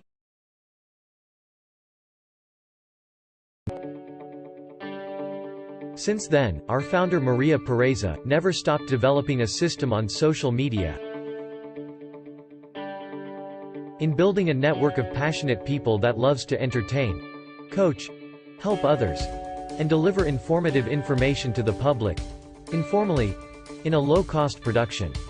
She built a platform that surpassed Facebook, Twitter, YouTube, and other social media live streaming, but exceeded the function of a podcast. Her main goal is to be able to broadcast on social media like a traditional TV setup involving a group of broadcasters, YouTubers, podcasters, and social media live streamers. Maria is building the confidence of non-actors and non-famous people that joins her to network. We are here to promote and support one another, to help our community grow collectively without inhibitions but with confidence and high self-esteem. We love to be in this family together. Our door is open to help you build your brand, opening opportunities for others, and outreach to our community. We welcome you to the family of social media shows. Thank you to our affiliates who trusted and hold us by the hand. We truly appreciate your support and we are looking forward to a longer relationships. GI Connections, VIP Vacations, James Presley Recording Studio, Power X Energy Drinks, Moke Experience, 22.3 Takeover Vegas Radio, Revolution Radio 2, Rhythm Vision, Westgate Resorts Las Vegas, The Giving Water, Whalers Creation, The Funk Jam, The Iron Monk Tattoo Society, GG Chic, Las Vegas Entertainment, Fantasy at Luxor, Action Shot Productions. Ask us to learn more how to be part of our affiliate today. As we continue to grow and build a brand, social media shows continue to develop and discover new possibilities to help one another. Our affordable services will help us move to the next level of our journey. Host your own show to inspire or entertain others for as low as $150 per month. You have 20 shows a week, live stream. We are looking for sponsors. We showcase your business products and services on our network to be seen by your target market for as low as $200 a month. That's 2 percentage points short of reaching critical mass, which will lead to faster results. We have 20 plus shows with a reach of over 80,000. We'll give you commercial ads, website link, and connections to nonprofit organizations. Let us promote and advertise your event, giving your venue the red carpet treatment. This platform allows venues that feature entertainment, singers, bands, DJs, comedy, fashion, corporate events, and family events to be showcased in a new direction that also involves your audiences starts at $200 an hour. We also provide video editing, website builder, commercial video for your business, music videos, photography, provided by our affiliates. As we build our community, we pay it forward. Our nonprofit organization GI Connections is all about giving back to our community. Join us create outreach programs to help our community and live a happy, peaceful, and unity. Let us bring the world to you. Shut up and sit down.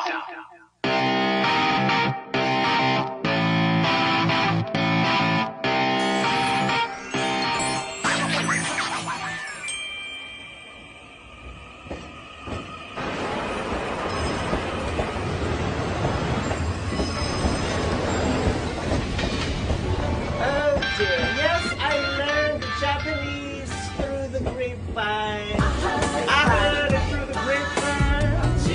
Are you like the singing raisins, like the California? Anyway, look, anyway. As the SWV. No, there was like a group. They were like called the California Raisins. They were the dancing, singing raisins.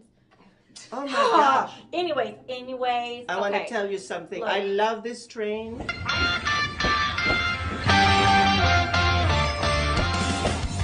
I loved it too until you crashed it. You crashed it. I'm gonna tell you something. Okay, no, y'all crashed my dream. I was dreaming of more money and I'm peace laughing with and joy calm, right now. and y'all just turned it into a nightmare by showing your face. I see you, and you make me happy. But I You make love me you, happy. Kiki, I'm but so those happy. those I'm so backs, happy. I can't. 1, 2, 3, Tres Amigos. I can't do Tres Amigos. And Tres Amigos. And I can't do it. am- Tres Amigos. And I am digging on me, digging on me.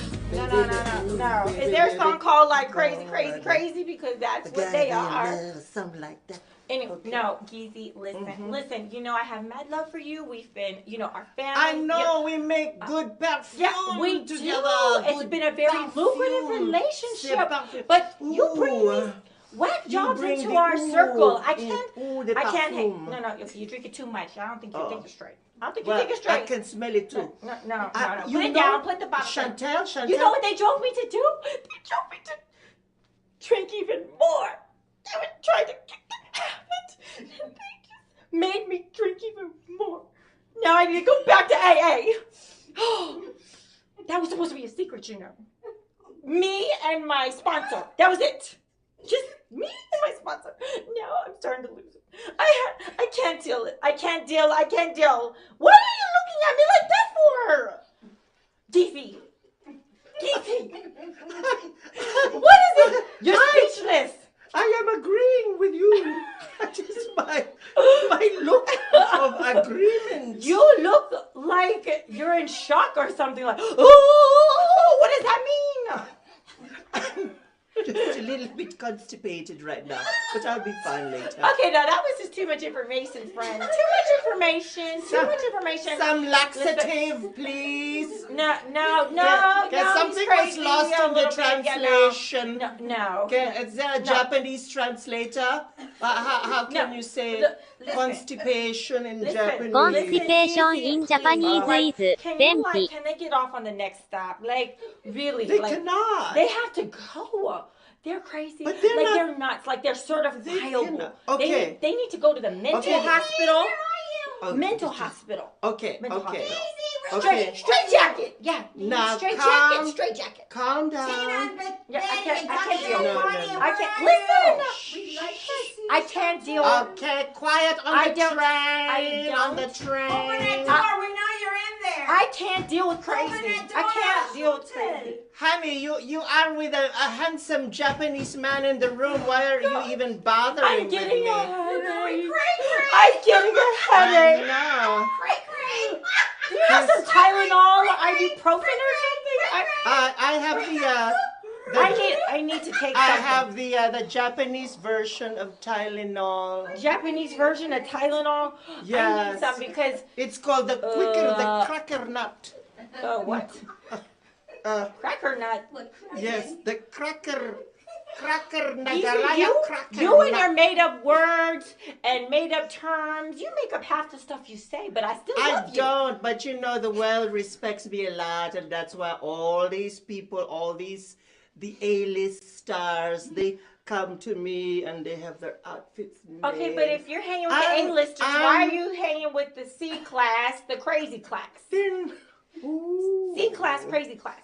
No, not C, not C like a Benz. I'm talking like, C like for crazy. Oh my gosh. Chantel. Police. Oh my gosh. No. See, they're taunting me. They're trying to drive me crazy. Darling, you're just hearing voices. No, I'm not it's just all hearing a figment of your fabulous imagination. I'm not imagining things. Geezy.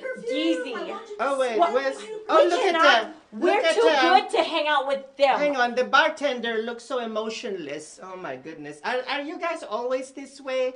No emotion at all whatsoever? They just can't believe what's going on. You brought crazy on the train, and now the train.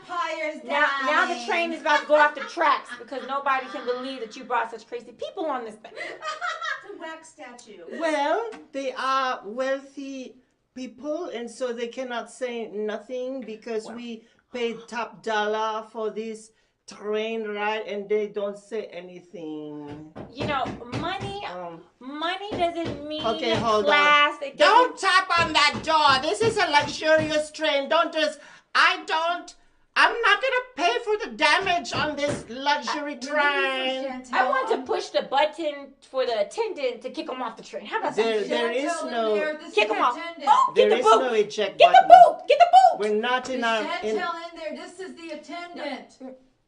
Oh. You left something at the bar. I thought they were Japanese over here. Why does she sound like she's from Brooklyn? I know, right? Oh my gosh. Right. She sounds like she's from the Brooklyn. Bronx. Jumping with a rock that I got. She got some crack rocks. That's right.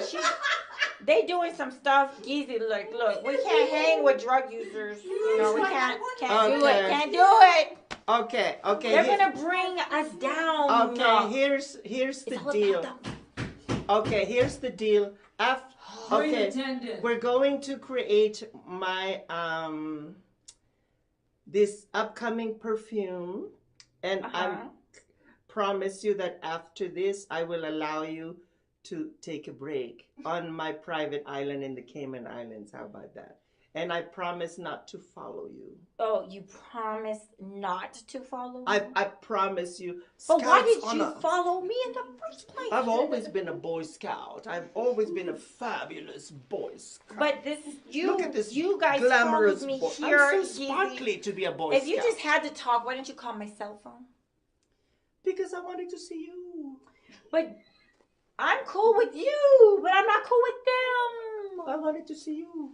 No, but see, we can't hang together with them around because they just, I can't, it's about the money, right? It's about the money. I have to use this wonderful brain I have. But And you- they pushed me to the limit. But your collaboration with me has made you even richer. I mean, you're with like you, not with $6 them. billion richer, mademoiselle. Okay, don't but- you just love that? Okay, I love the money. Yes, And pretty sweetheart, soon- but remember your pipe dream? listen to them. You said that you They're want... animals. They need to be in a cage. No, they're not. I know they're a bit of savages, but that's I am the okay. vampire of the past. Savages. Oh my gosh. Yeah, savages. They belong in a jungle somewhere. Let's go drop them off in a jungle. But anyhow, They can hang with Tarzan, the Eggman. Tarzan. I'm going cray cray. I'm going cray cray. Okay, will the voice say shut it down? Yes, I shut need up, to have a please. quiet conversation Yes, shut with up, Chantel shut because up. we are in the middle of a important business meeting. Yes, shut it up. See, More they don't champagne, control please. themselves. Encore du champagne, man. Oh, I forgot I wasn't in Paris. Oh, listen. We have done so well together, just us, okay? I don't To the understand why you have sound to here bring in my heart, a melody. Why do you always break out in song? But can't complete.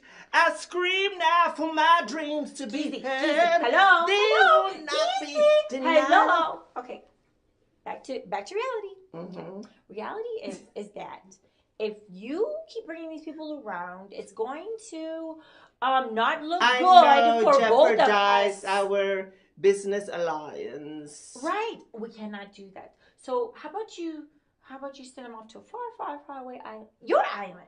You can send them off to your island. And leave them 10 boxes of food and say good luck.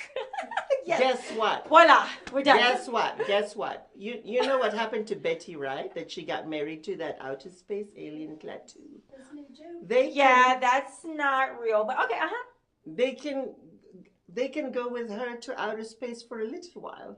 And then while they're gone, I'll send you off to Cayman Islands and then they'll come back. They're gonna take a ride on a UFO? Yeah. Yes, let's do it. Where are the tickets? I'll pay. Let's go. Listen, There are no listen up. We gotta tickets. go. It's a private luxury UFO. Okay, so what do we need to do? Do we Everybody's need a billionaire in this nightmare, including the alien Klaatu. Okay, listen. So, does she just call her alien husband and they make arrangements? She take them the like to alien the furthest Klaatu planet, like far Okay, away. the alien Klaatu embedded a sophisticated android in her brain, which also functions as a GPS. So she's being tracked down by Klaatu wherever she goes. Well, that's wonderful. That's great. So, it's wonderful. beam me up, It's so Scotty. Like, wonderful. tell her to beam up her to beam, Beam them me all up, Scotch yes, whiskey. Yes. Mm-hmm. Yes. Beam up the Sure. crazy. Beam up crazy. and cry. Yeah. Cry. Yeah. Let's do it. Let's do it. Okay, in the final analysis, we're going to create my last perfume. Well, not last perfume with you, but last perfume before you go on a vacation. Yes. How about that? Yes, darling. I need a And what are we break. going to call this perfume? Let's hear it. How about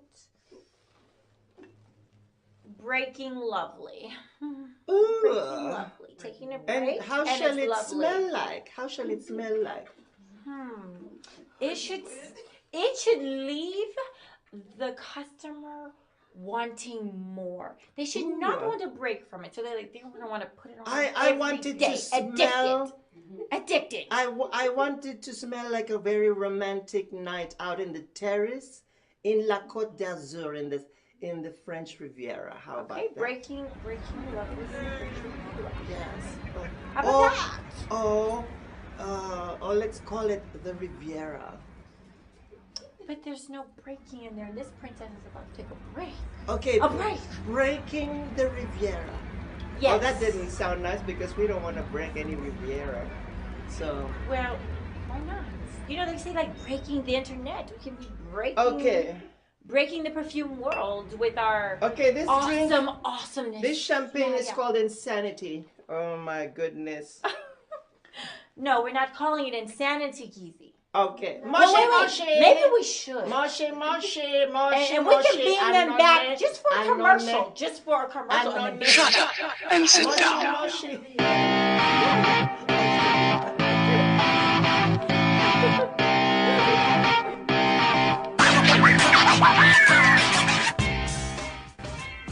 Carmelita! Did you take your medicine? The red pill or the blue pill? Is it better on the right side or the left side? Geezy, get your ass over here now! What? Who does that? Who does that? What? I am the heiress billionaire of a perfume empire. But you know what I cannot do? I can't do Geezy and his friends! Shut up and sit down.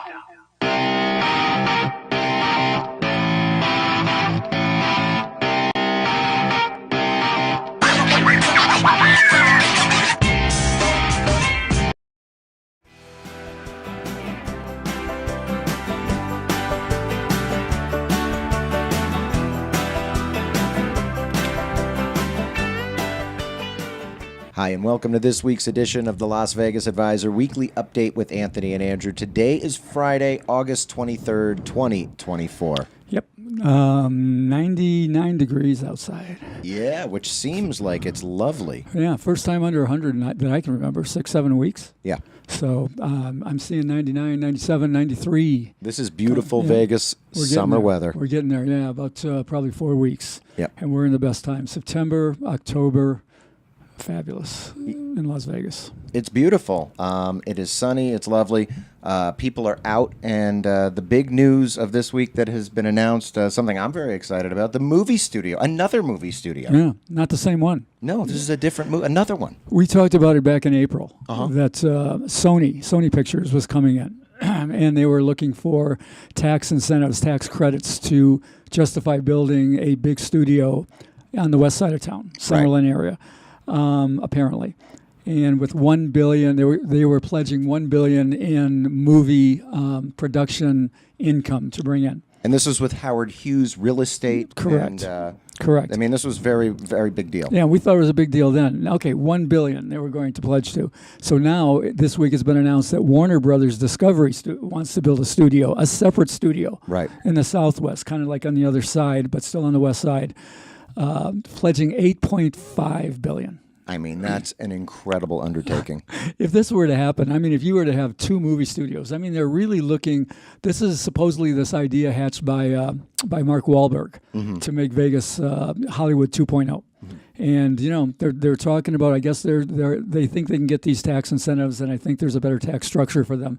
This could be the next. You know, I mean, it's a long shot and a long ways away, but this could be the next Hollywood, or like you say, Hollywood 2.0, something pretty similar. Well, me being somebody who's born and raised in Los Angeles and around the entertainment industry my whole life, I got to say this is really exciting, and I believe it's going to bring a lot of people from the entertainment industry to Las Vegas. Yeah, it would be cool. So we'll find out. The thing is, we won't know till next year, because it goes in the legislature will vote on it next year. But both of them, you know, I can't believe there's going to be 2. I mean, there's going to be one or the other. I don't think they're going to compete. But something very well could happen. Well, give those content creators that tax credit, and they'll come. And staying with the news, We have a correction to make from 2 weeks ago. Anthony, what happened? It's on me, man. It's all on me. I talked about the new casino coming from the Boyd Group. That's right. And I called it Cascade Crossing. Mm-hmm. And nobody saw that it's Cadence Crossing. And someone corrected us in the comments. Somebody did finally. I mean, nobody here. We watched it down. We had other people in here watch it down. We watched the show. Cascade, it just rolled right off, and I thought that was it. But the new, all right, so to refresh everybody, $100 million resort for Boulder Highway in the place where Joker's Wild is. And that's another thing. In that same one, I was saying Joker Wild. Right. But it's got an S on the end of it. So it's Joker's Wild. They're going to, it's not due until 2026, but they're going to build it next to Joker's Wild. And it's called Cadence. I almost said it again. Almost said Cascade. It's called Cadence Crossing. All right, so look out for it. It's on the edge of town. It's going to be a Boyd property, so if you're a Boyd player, go check it out. So that means it'll be Now, here's something we kind of talked about in the live stream during Beer Friday. I get excited anytime we talk about the Palms, but this is kind of sucky. So what's going on with the Palms Buffet, Anthony? Big price increase. Yeah. Yeah, so I mean, when we do the live stream, it's fun. But we only get, 4,000 or 5,000 people as opposed to 10,000 to 15,000. So we figured we'd run this one again. Right. Some of you have heard this already, but the Palms has raised prices across the board, mostly by $10. So, what was a $32.99 brunch buffet is now $42.99. What was a $42.99 prime rib buffet is now $52.99. And the big lobster buffet raised by $15. Yikes. So yeah, it's now $79.99. So the prices are up. Again, when you're a member rewards, if you're an LVA member and you've got member rewards, you get a 2-for-1 or 50% off. That's right. So that brunch, the lobster buffet is only $40. So now you're saving for a husband and wife or boyfriend, girlfriend, or whatever. 2 people, you're saving $40 on this one now. Pretty good deal. Goes from 80 to 40, and you just ate the brunch. The brunch for Yes. $42.99, which would be $21.50 with the member rewards. That's right, and it's even though there is a price increase, that brunch I think is a steal because it does have these crab legs. You said all you can eat crab legs, right? Yeah. Big snow crab. Yeah, big snow crab, and they had a wide variety of breakfast. Some of the greatest dessert bar I've seen. So It's a great buffet. It's a really good buffet. I mean, I can't really bust them for doing this. I mean, it was kind of underpriced, and they're getting lines galore still. I mean, people, usually, not always, but I mean, we'll see now as they've raised these prices. They're still getting lines for sure for lobster, and we mentioned a few months ago that have to make reservations for that. Right. We've heard recently that the reservations go all the way out to possibly 2 months. So if you want to go to the lobster buffet, man, call in right away and make reservations for that. Yeah, this is a good one that you want to plan ahead on. Yeah, for sure. And one other thing about buffets, there was a rumor, a potent rumor. Everybody thought it was true that the Bellagio was closing theirs. And it was going around everywhere. It was all over social media, and people were talking about it. The idea was they were going to turn it into a food hall like everything else. Notice we don't even say food court anymore. Everything's a food hall. But the MGM came out with a statement and said that's absolutely false. So, of course, MGM would never lie to us, would they? Never. Probably not. But as of now, at least, that is false. Bellagio Buffet is not going away. Yeah, all right, now here's a deal, but you got to act fast. Yeah, you got to be coming into town like this week. Yes. All right, because this one only lasts till the end of August. But we know we have a lot of people that are in town that watch the show. And all of you locals can take advantage of this. They didn't really promote it. Like, we didn't even learn about it. We'd have said this a couple of weeks earlier if we'd have known about it. But this is Boulder Station 30th anniversary. Yep. And they are doing at the bars, I presume, I don't know for sure, but we did confirmation that they're doing $1 margaritas and $1.99 shrimp cocktail at the bars of Boulder Station through the end of August. So you got a week, right? You got a little over a week to do it. And not to be insulting, but geez, it certainly seems like Boulder Station's been around longer. 30 years. It opened in 1994. Yeah. It seems like it's been there since like the 80s. But here's the interesting thing about Boulder Station. Yeah. It was the first in the gigantic expansion of station casinos. Because for years, station casinos was only Palace Station. That was it. And the Bingo Palace before that, it was called the Bingo Palace, changed to Palace Station. And it remained the Palace Station for over a decade. And then finally, about almost a decade and a half, and then in 1994, they opened Boulder Station. And that opened the floodgates. Now we know there's stations everywhere: Sunset Station, Red Rock Station, Green Valley Ranch Station, whatever, Texas Station, come and gone, all of that. But Boulder was a big deal when it opened up. And I remember going there. The place was, everybody wanted to see it. Yeah, it's big. And now it's like their stepchild. It's like their stepchild. They don't hardly care, but they are doing this dollar margaritas, $1.99 shrimp cocktail, good through the end of the month. All right. Well, happy anniversary, Boulder Station. All right, football season is here. The contests are up, and LVA has done a bunch of research. Yeah, we do every year. We check. Nothing has changed. Okay. It's like the contests are the contests. It's almost like Circuit came in, hit everybody over the head, and nobody wants to take them on anymore. But there are, as we've talked, there's going to be the 2 Circuit contests, Survivor and Million. There's going to be the Westgate Super Contest. These are all 1,000 entry fee. There's also going to be the Golden Nugget Ultimate Football Challenge, another 1,000 entry fee. That one you can pick college games. Okay. It's the only one where you can pick college games. There's the Westgate Super Contest, which is $5,000 entry fee. Okay. All right. All those I just mentioned are 1,000. This one's 5,000. There is, and then there are the $25. Oh no, there's one more. There's a $200 also at the Westgate, which is a season over/under. Like, okay, so how many wins over/under will the Falcons have? How many wins over/under will the Steelers have, and so forth. You pick every one. That one's kind of a fun one to play, but you don't really know how well you're doing. You can just kind of guess on that. But that's a $200 entry fee. And then you have the $25 entry fees, which are 2 at station casinos. Okay. Last Man Standing College. I kind of misspoke. I said that was the only college. This isn't all college. But Last Man Standing College and Last Man Standing Pro. Okay. And then the William Hill has their $25 contest as well. So those are all of them. We've got all the information up at LasVegasAdvisor.com, all the details. That one's behind the paywall. So this is for members. You can click in and get all the data there. Now, interestingly, we counted up if you were to enter every single one. Mm-hmm. It would cost you $9,275 to play one entry in every contest that we just mentioned. All right. That's pretty cool. $275. Take a wild guess if you were to play the max in every. I didn't tell you this one. Okay. So if you were to play the maximum number of entries, for example, Circa Survivor, you can play up to 10 times. Right. 10,000 right there. Right. So what I was going to do is I was just going to times it all by 10 and just take that as an average. So I was going to guess 90,000. Okay. Not quite, because a lot of them don't have that 10 times, right? Right. $32,025.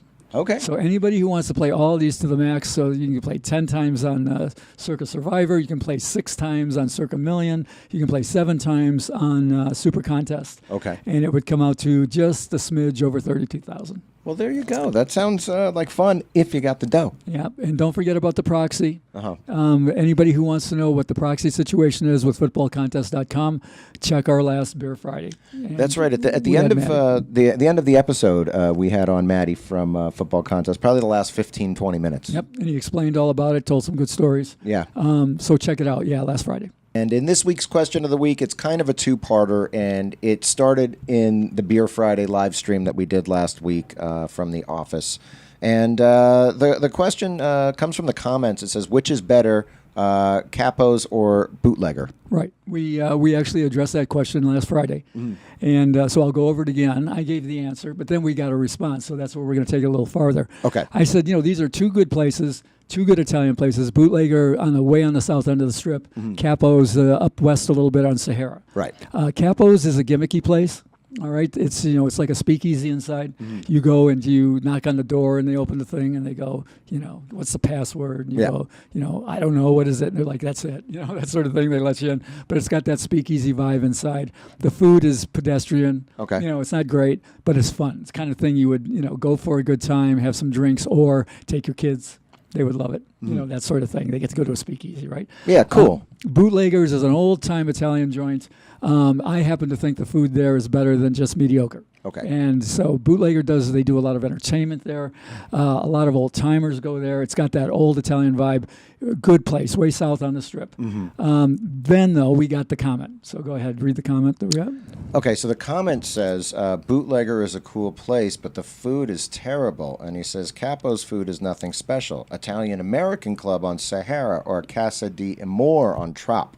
Okay, so we thought, what the heck? We might as well talk about the Italian restaurants in There's Vegas. so many good places in gosh. Vegas, by the way. And there's so many Italian restaurants. Right. And now these are all the ones that are outside of the casinos that we like. Inside of the casinos, there's some really good ones too as well. But they're much more expensive. Sure. We're not even going to talk about them. All right, so let's go to this guy's recommendation. First of all, like I say, I disagree. I think the food at Bootlegger is fine. Okay. I don't see a problem with that at all. Well, I haven't had the food at Bootlegger because I went there to drink and to do their sign-up bonus. They used to have a They used to, they don't have it $50 anymore. sign-up Yeah. bonus. So he also mentioned Casa de Amore. Now, that's way down on the east end of Trop. Sure. It's a good place, but it's pretty expensive. All right, Casa de Amore is no bargain. All right, another one I would put in that category is Ferraro's. Ferraro's, more expensive, been here for decades. It's Great incredible. food. Ferraro's is incredible. Some say best ossobuco in town. Sure. I mean, just terrific food there. All right, but now we're going to talk about like the joints. What I call the Italian joints. Okay. All right, so one of them, a couple of them, of course, that we just talked about, Capo's and Bootlegger. The commenter mentioned Italian American Club. Well, now that's one we always talk about every so often. It just comes up on the show because it's a Las Vegas staple. Right, IAC we call it. I'm going there tonight. There you go. Take some pictures. I'm having dinner there tonight. Yeah. I think the place is great. You want to see old timers? I mean, you want to see a vibe. I think the food is very, very good. Prices are very, very good. Now all of this stuff is subjective, right? I've got a friend who's Italian, and he's like, I hate IAC.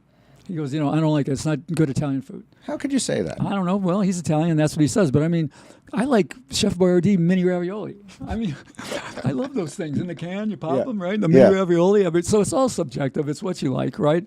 But I think IAC has really good food. And the guy who took exception is the exception. Most people I've taken there really like it. Right. So you can see this in the comments, but just take Anthony's word for it when it comes to all this stuff. It's pretty good. I've been around to a lot of these. All right. So another good one, Chicago Joe's. It's in a converted house downtown. I haven't been. Chicago Joe's is very cool. Great place for a date. Okay. All right. Now, there's a lot of controversy about this. Batista's Hole in the Wall. I love Batista's because I have an emotional connection to it, and I've ordered a bunch of different things there that are all good. It's another one with a great vibe. Yeah. I remember when we started our message boards on LasVegasAdvisor.com, there was a huge, gigantic thread. It went on and on and on. People arguing that Batista's was either good or lousy. Right. Right? I think it's fun. And with every entree, you get unlimited red wine. So I'm good on Batista's Hole in the Wall. I think the prices are decent. I like the vibe. I think it's fun. Now we've said that it's not the best wine in the world, no, right? It's not the best. It's rot gut. Yeah. But whatever. It's fun. Look, I like the taste of free, baby. Yeah, we're not going to the fanciest Italian joints in town. We're talking about we're talking about the joints. Right. And by the way, Batista's has giant portions. So, yes, it does. That is an added value. Especially how bad could the spaghetti and meatballs be? Yeah. And then you get a giant bowl of it and you take it to go. Cool bar. People walking around playing their whatever their Italian banjos are called. That kind of thing. It's good. It's really fun. There's a place called, not many people know this one, the Sicilian Ristorante, RIS Ristorante, the Sicilian. I don't know that one. That is down Tropicana. Okay. Same way. Before you get to Casa de Amore, you will run into the Sicilian Ristorante.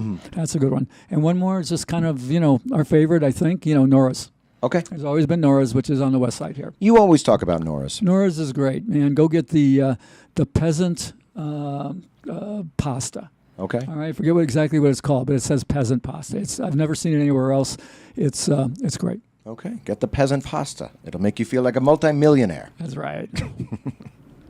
And for this week's Jackpot of the Week, It is, every now and then it happens, but it is actually me. I hit an 8 spot, an 8 out of 8. Can you believe that, Anthony? Yeah, no, I can't. And I'll tell you why in just a minute, but let's set this up, Andrew. Okay. I mean, we've been doing this show for, 2.5 years now or something? Known each other for longer than that. Yep. And I have told you over and over and over again that Keno is a bad game. Don't play Keno, Andrew. It's not a good game. Not good. Don't do it. Yeah. And so tell them what happened. Well, I got a wild hair. I decided to play some Keno because I do like it. When the music's playing, when you're having a beer, hitting the button, it's just it's a lot of fun. And I like the low denom. I was only playing 5 cents, denom. Okay, so you had 5 cents. You had how much in? 15 cents per play. Yeah, I was I was fluctuating, because I was playing 8-card Keno, and so I was fluctuating between anywhere from 10 cents per card to 20 cents per card. And it paid $1,500. That's right. All right. So an 8 spot pays $100 per penny. Okay. So where were you playing? I was playing at the Palms. I was playing 15 cents, and I won $1,500. So it's really hard for me to tell him to quit playing, right? When things like this happen. Now, let me tell you how rare this is. I've talked to a lot of people who play Keno. I've told this story to a few people since. It happened a few days ago. One woman I know, a bartender who plays Keno every day, says she's played for decades and has hit only 2 8 spots in her life. Wow. All right. It's a 1 in 230,000 shot. That's a lot. 1 in 230,000. All right. So put that, I guess to put it in perspective. It's like hitting the lottery. Well, it's 1 in, to hit a Royal. We all know how tough that is. That's about 1 in 40,000. Right. So this is significantly harder. Yeah, 6 times harder. Mm-hmm. And so, so you did it. Interestingly, though, you look at how Keno scales. You talk about that 1 in 40,000. A 7 spot is 1 in 41,000. Okay. So, but you go from a 7 spot, 1 in 41, to 1 in 230 for an 8 spot just by going up one number. That's how difficult and tough it is to go. Yeah, it's a big delta. And that 7 spot is pretty hard to hit too. I've hit a few, but wow. Like hitting a Royal. How many Royals do you hit? It's a good way to put it in perspective. It's the same probabilities. Yeah. So, we really, Andrew, we need to do a show on it. Yeah, definitely. I'm telling you, Andrew, people they need to know what these numbers are. Because we got one guy here who's going, here's what I did, and everybody's going to go, let's go play Keno. And I'm like, no, everybody, don't do that. Right. That's Anthony's advice. No confusion here. Anthony says if you want to, play video poker over Keno, Well, again, let's just put it, I'm about the numbers. Yeah. So let's put it in perspective. If you're playing a typical bar video poker game, you're looking at about a 4% disadvantage. Okay. Here you're looking at anywhere from 9, if you're lucky, to about 12. More often the higher end of that. So it's 3 times worse. Okay. To play Keno. And we've heard the stories, people who started off fast and ended up not so good. So you always talk about your friend who won $30,000 one year, and then the next year he lost $60,000. This was another bartender I knew, and his first year in Vegas he won over $30,000, and 1 year later he'd lost the 30 plus another 30. So you got to be careful. Yeah. But congratulations, good jackpot. Thank you. All right, that's it for this week's Jackpot of the Week. Thank you for liking, for sharing, for subscribing, for leaving positive reviews on Yelp and Google. Remember, you can go into the description box, you can become a member, and you can also click on the link to leave those Yelp reviews. Anything else to add, Anthony? Yeah, I'm going to give everybody a heads up about next week's show. Okay. We're going to have a guest. Like as we've said, we're working on building out this studio. We're getting close on that. And we're going to be bringing in more guests, as we said. So next week's guest is going to be Brady Cannon. Okay. And Brady, interesting guy. He's starting. He's been in the business of gambling and sports reporting for basically his whole career. Okay. And he's going to do a show called Las Vegas Football Contest. I don't know exactly when it's going to drop. I know he's shooting it today. Mm-hmm. And so we'll have all that information. We'll get it out there when we can. But Brady is also a former winner of the Hilton Super Contest, now Westgate. That's cool. And it's not going to be just him. He's going to have James Salinas, who has also won that contest. And they're going to have Mike Pritchard, who was a Las Vegas football player, came from one of the high schools here and went on to many years, I think All-Pro a few years for several NFL teams. Okay. So, it's going to be a good show, Las Vegas Football Contest. We'll get you all the information this week if we can, and if not, definitely watch next week's show, and you'll hear all about it. See you next week.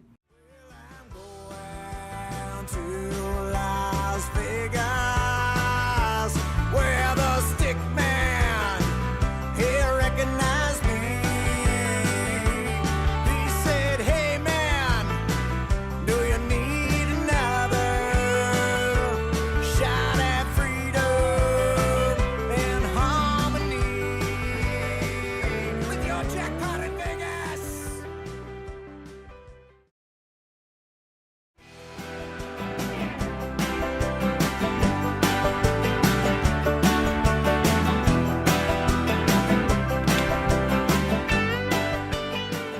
Hi, and welcome to this week's edition of the Las Vegas Advisor Weekly Update with Anthony and Andrew.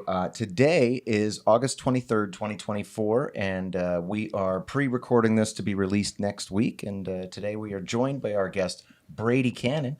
And Anthony, why don't you go ahead and give us a little background on Brady? You guys have known each other for a while. Okay, Brady, I'm going to tell a little bit of your history. All right. You just, all right. just yell Just at me keep or it wave to the your, good stuff. wave your hands if I do it wrong. So I'm gonna talk about what I know, and then you'll tell us more later.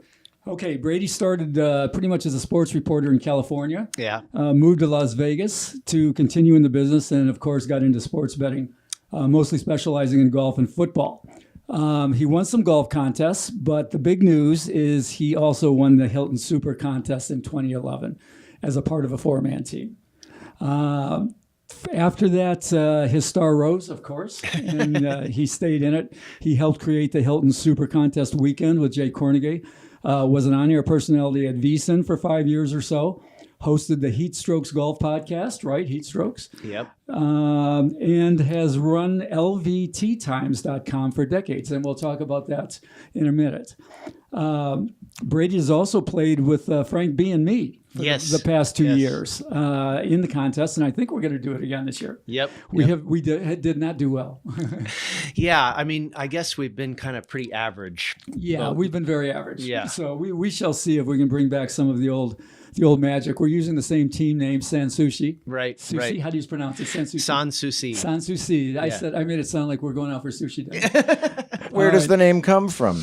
That's a great question, and it's a fun story. The original team in 2011, Sanssouci, when we won, Sanssouci is French for without worry, or the way it's typically translated is no problem.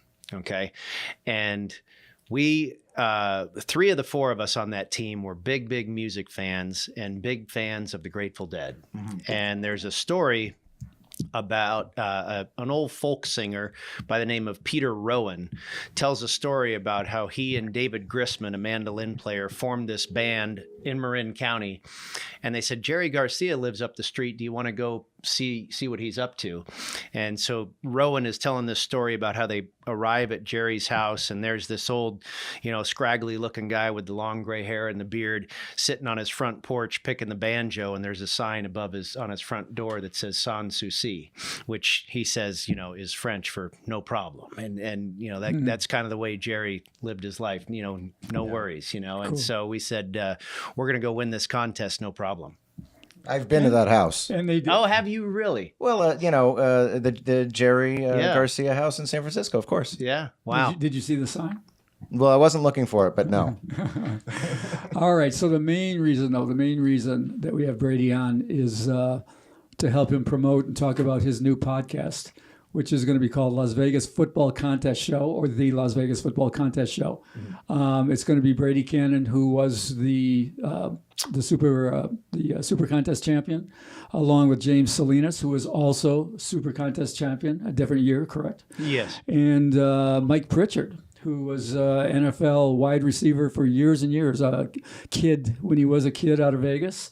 Went and won the national championship with Colorado Buffaloes. Right. And then wasn't he all league a couple of times? He was the MVP of that national championship team in 1990. Yeah. And then he was a first-round draft choice, selected 13th overall by the Atlanta Falcons, played for the Falcons, the Broncos, and the Seahawks 9 years in the NFL. Yeah. Wow. All right. So we're going to get to that, in a minute, how Mike Pritchard will contribute to what you guys are going to do. The show debuted last Friday. Yep.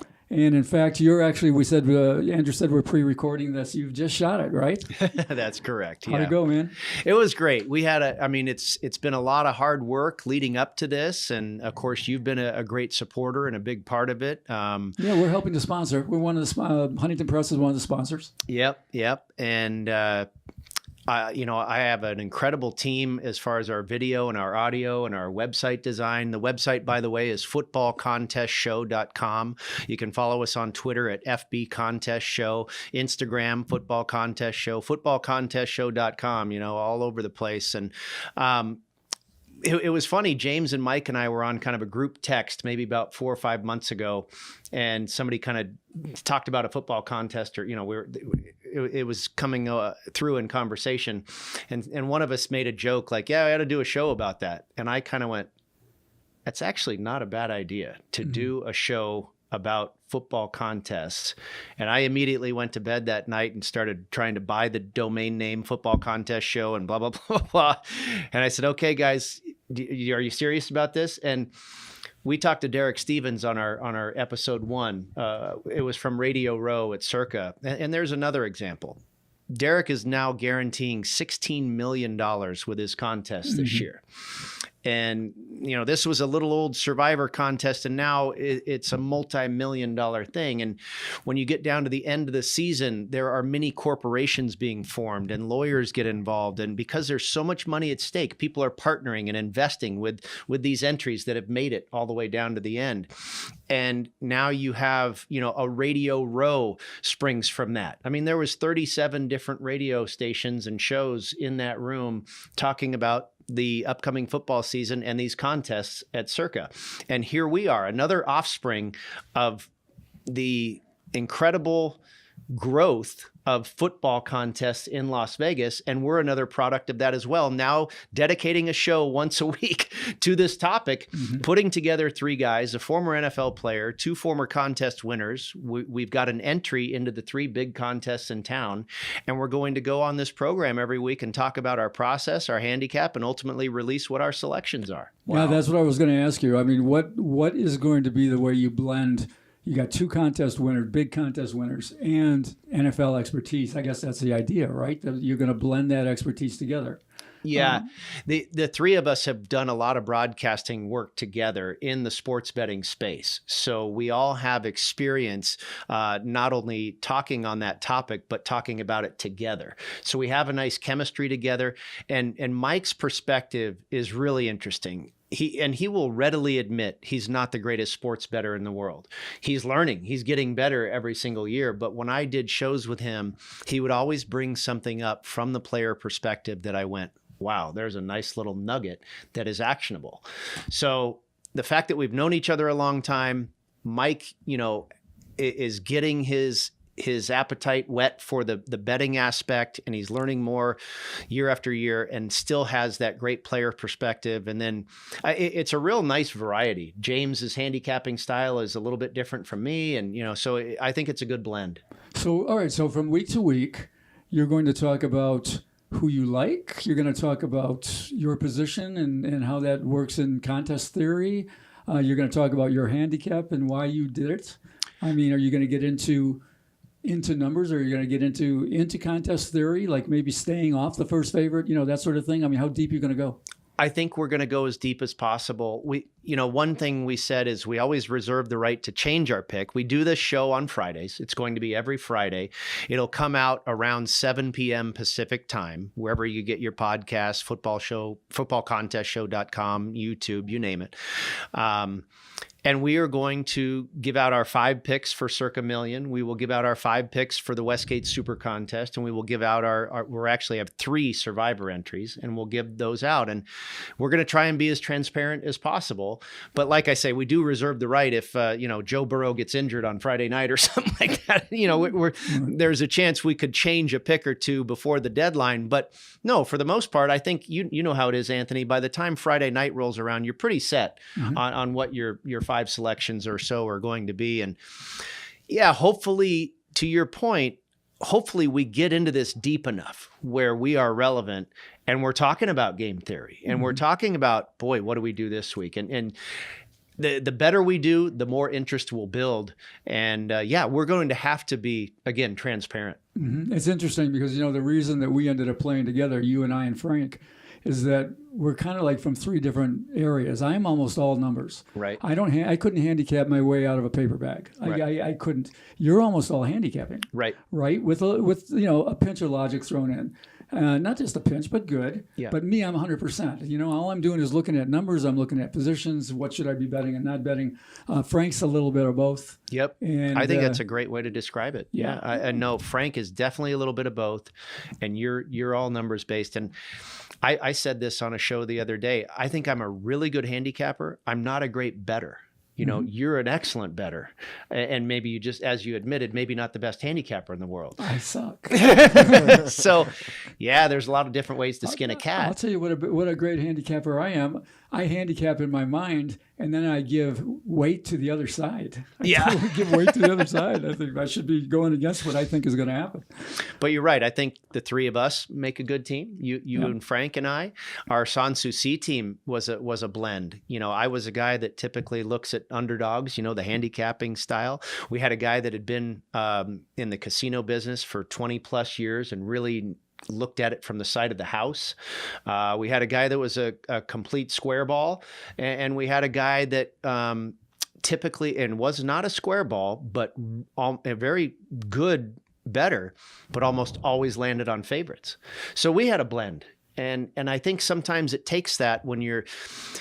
You know how it is, guys. To win these contests these days, you have to hit pretty darn close, if not better than 70%. Mm-hmm. It's hard for one person, I think, to kind of luck into that. But when you have a blend where maybe, you know, this guy's hitting 65 and this guy's red hot and he hit this, and I almost think sometimes your chances are better at getting a team hot than getting one individual hot. Yeah, we've had some discussions over the year between the 2 years between the three of us that, you know, every once in a while I've been friends with Frank a lot longer than I've been friends with you. Right. So I'm more comfortable talking with Frank, and I'll say to Frank, I'll go, we got to put our foot down. Yeah. I go, you know, Brady really likes us, and we both don't like the other side. We got to put our foot down. Yeah. And that's sometimes hard to do with a team. It's a great comment, Anthony. And we talked about that today. And we've talked about it too in being teammates. And this is true. Mike Pritchard talked about it, you know, and that's why he's great having that professional element as well.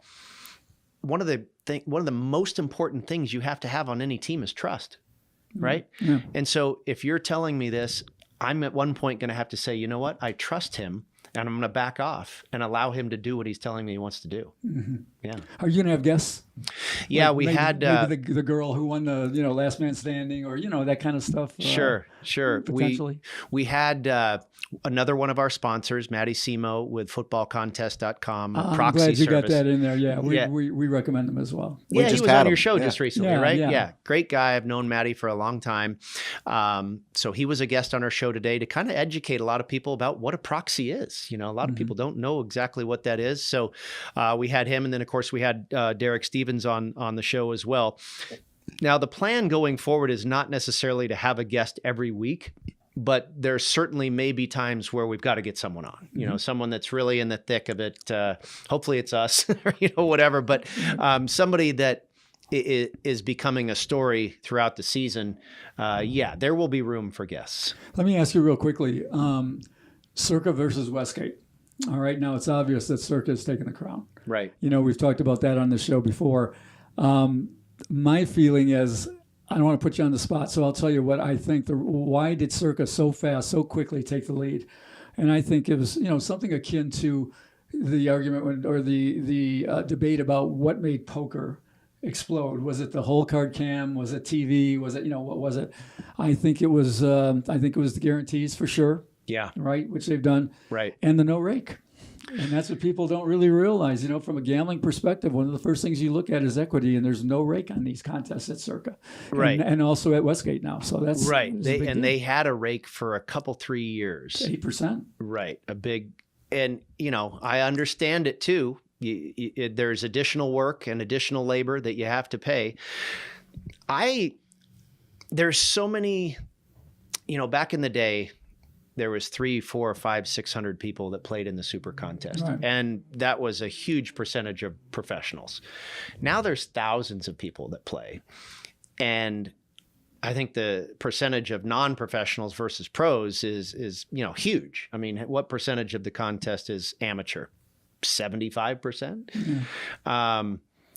And I don't know if those people really understand a rake or not. So I think it is massive. About, you see $1 million, now you see $8 million, $10 million. I think that's the big draw. Yeah. Interesting. One last thing on this, then we want to talk about how you won the Super Contest. Okay. All right. One last thing. We looked at the numbers. We just put everything together of where the contests are this year. So, it's not just the ones you're talking about. Will Hill has their $25 contest, and Station has Last Man Standing. Golden Nugget has, their football contest, $1,000 entry fee, much smaller than these others. Just for your information, if you were to play one of each, you were to play every contest, one entry, you'd be out of pocket $9,275. Wow, that's more contests than I thought there were. If you were to play to the max all contests. By out of pocket, I don't mean you're going to lose that much, because you can. That's why you're playing. Maybe you win.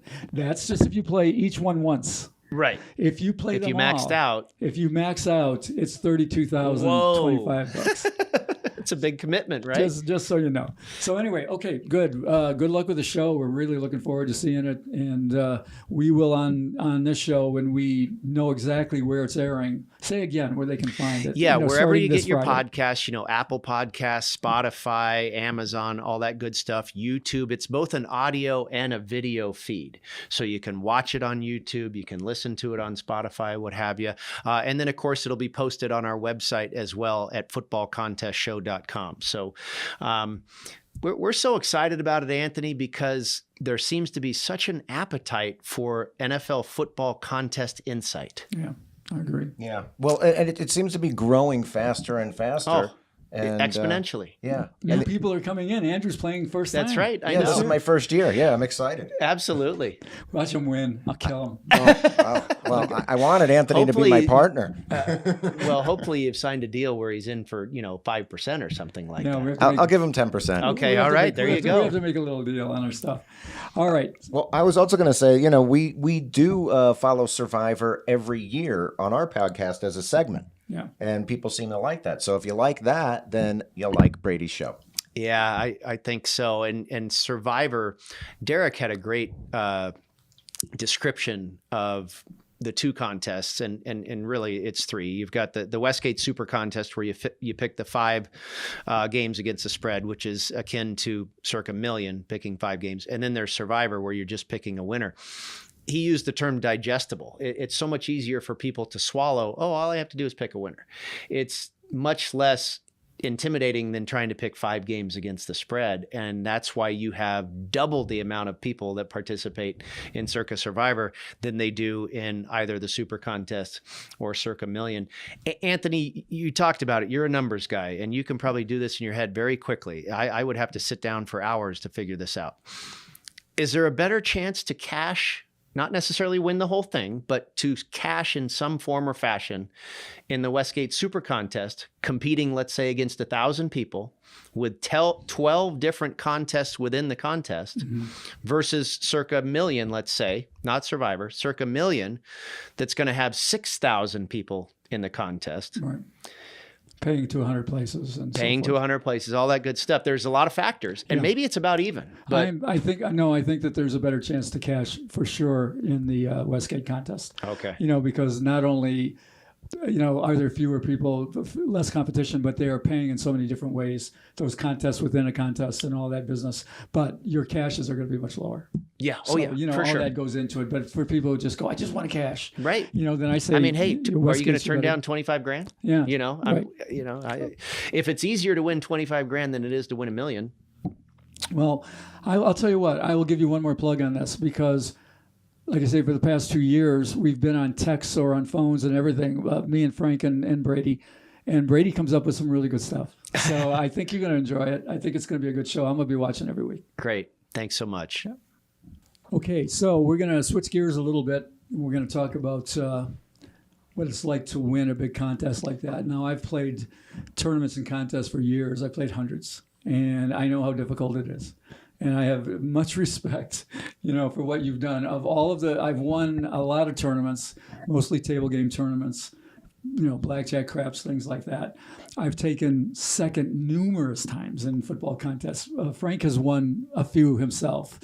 but I'm the only one between the three of us who never won outright a football contest. So tell us a little bit about that, winning that thing. First thing, how much did you win? Nobody has said. How much did you guys win? And it was a pretty darn big prize, $320,000. Nice. Not too Okay. bad. Nice. Yeah, I mean, that was pretty legit. There was 517 participants in the Super Contest in 2011, and that's when it was just really starting to grow. I think the next year there was 750, and the next year there was 1,200, and pretty soon the Super Contest got up to about 3,500 people before Circa came around. When my partner on the football contest show, James Salinas, won. He won almost $1 million. He won a little over 900,000. There was, I want to say, about 2,000 people in the contest at that time. He won after you, right? He won in 2015. Okay. And what's interesting, maybe we were supposed to do a show together all these years.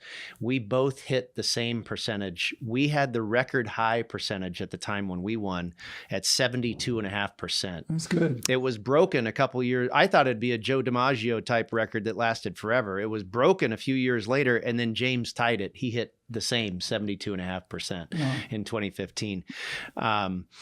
But we won a good chunk of change. That's back when the entry fee was $1,500. So there's a little bit more money in the pot. We won the 3-week mini contest at the end. And we also got an extra $10,000 for hitting better than 67%. So we swept the board. Wow.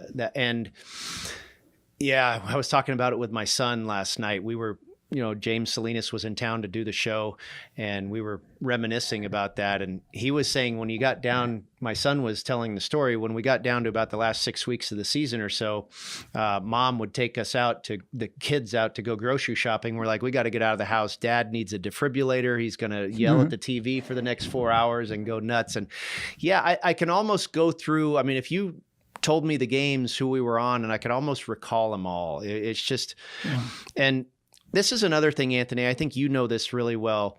You can be the world's greatest handicapper and have a tremendous season and hit 62 or 63 or 65%. Getting to 70, 72, there's a 5 to 10% window that's pure luck. Yeah. I think you can have a great season, but I remember putting us over the top and ultimately winning a contest was every pick six and fumble and weird bounce at the end of the game seemed to go our way. Yeah. Every coin flip, we won 85% of them. Wow. So. Well, so anything 70% and above is ridiculous. Right. You know, when all these touts yell and scream about 70%, they're full of shit. No, they're not doing that. I mean, one of the reasons you can hit 72% is that you only have to pick X number, and you're dealing with some stale numbers, things like that. So there are things that go into that. To try to say you can hit 70% plus over a season is virtually impossible. It's pretty darn tough. So these are good numbers. Show me your ring, man. Yeah, I wore this. I told my wife earlier today, I said, it's your favorite time of the year, honey. Football contest season in the air and all that stuff. And she said, what do you mean? I said, I get to wear my ring. And she, oh, God, that. Look at that big gaudy thing. Yeah. You were with me, I think, when I got this. Mm-hmm. We were at Oasis, an after party. They had a ring ceremony or whatever. And so it is this time of year that I like to put it on. I'll probably wear it for every show, the football contest show. Sure, I got to why wear not? it, right? So my wife will be happy. I get to wear it all year long. I want a big gaudy thing like that. Yeah. It says Sans Souci on here. I mean, it's pretty cool. It says 320,000. It's got the year, it's a pretty cool piece. Very nice. Yeah. Wow. Yeah. That is really cool. Yeah. Okay, so that's a big ring. It is. I mean, a lot of the things I was going to ask, we talked about in the section talking about the show itself, which is mostly like your strategy, and you mentioned that that you do a lot of handicapping, you listen to your partners, the whole thing like that.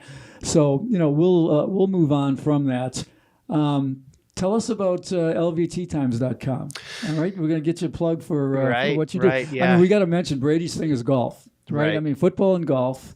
I know that you are highly respected as a golf bettor, and I don't just mean contests. I mean that you bet golf on the side, and that you've done well, and you have a great reputation. So, tell us about your business. Yeah, thank you very much. Like you talked about, out of college, I was a sports reporter in San Francisco. Then I came to Las Vegas. and got in the radio business, eventually stopped doing that and got into the golf business. And I worked for Billy Walters, who I got to see recently at the Bet Bash at Circa and gave him a big hug. He's a big part of my upbringing in the golf business, and opened a course with him called Desert Pines. But after being on the golf course side for I guess about 5 years, I got into the Tee Time reservation service business here in Las Vegas, which is a very prevalent, service out here in Las Vegas. And I work with all the hotels and their concierge. And, somebody walks up to the concierge and says, "Hey, I want to play golf. What do I do?" "Oh, well, let me call Brady." And so we make tee times for people all over the city and beyond, and private clubs and public courses. And, a lot of people come here. People don't come here for golf. Golf is one of the amenities. And they often don't know, "Hey, I hear golf's great here. What do I do?" "Oh, well, let me let you talk to this guy that's been doing it for 30 years, So and we don't charge a fee. We're a free service. I always say all we do is help. If Anthony says, "Hey, I've got a buddy coming in, I want to play golf with him. What should I do?" "Well, what are you looking for? What's your criteria?" And it's like if somebody walks up to the concierge and says, "Hey, we want to go somewhere for Italian food." You're not going to recommend the French place, right? We want to find a golf course that matches their skill level, their needs for location, level of difficulty, budget, So there's a lot of different factors that go into, trying to provide the best, optimizing what it is that they want. And I started in the tee time business in around 1999-ish and owned my own company for 13 years, BK's Golf Services, LV Tee Times. And then I sold that company to a national tee time service called Tee Times USA. And they retained me to continue to run Las Vegas for them. That's really the timeline of my upbringing in the golf business. Cool. What a great service. I mean, so you got some buddies that come out, they're weekend hackers or something, and they can call you up, and they can get online, I reckon, with you, right? Yep. And say, "Look, here's who we are. This is how we shoot. How much does it cost? What should we do?" Yeah, exactly. It's just guidance, and it's free guidance. So if it costs $100 to play golf, or it costs $350, or even at the Wynn, it costs $800 to golf, I'm not going to charge you a penny more.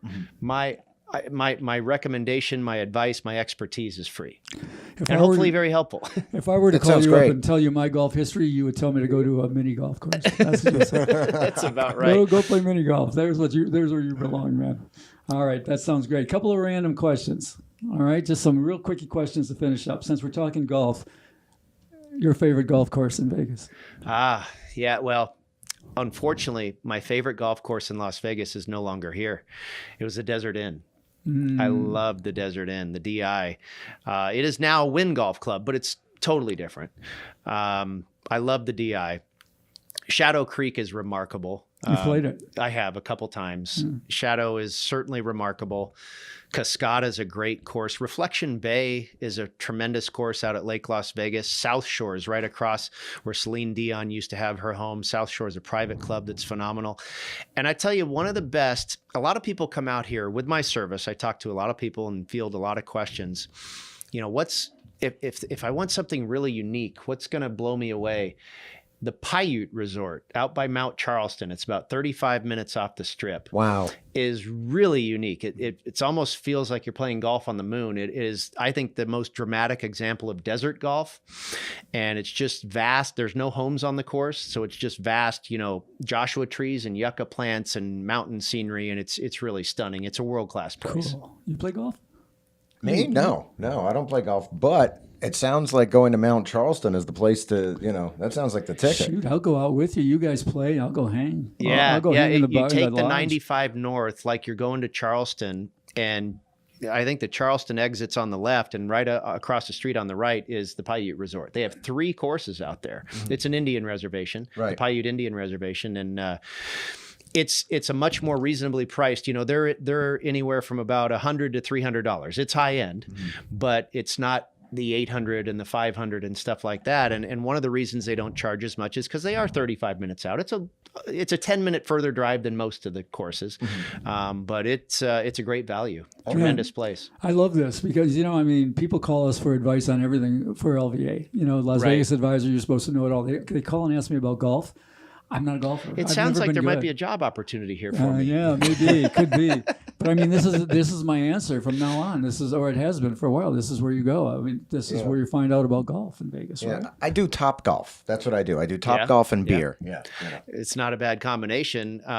Top Golf's a great thing, and a lot of people opt for that. I think it's really neat how, Anthony, you know this. First of all, golf, I think, is probably the last 20 years the biggest growth of any sport as far as betting. Yeah. Golf betting is, and COVID gave it another shot in the arm when it was the only thing you could bet on. But also now there's this new wave of nighttime social golf, like Top Golf. You know, there's like 3 or 4 of them in town now.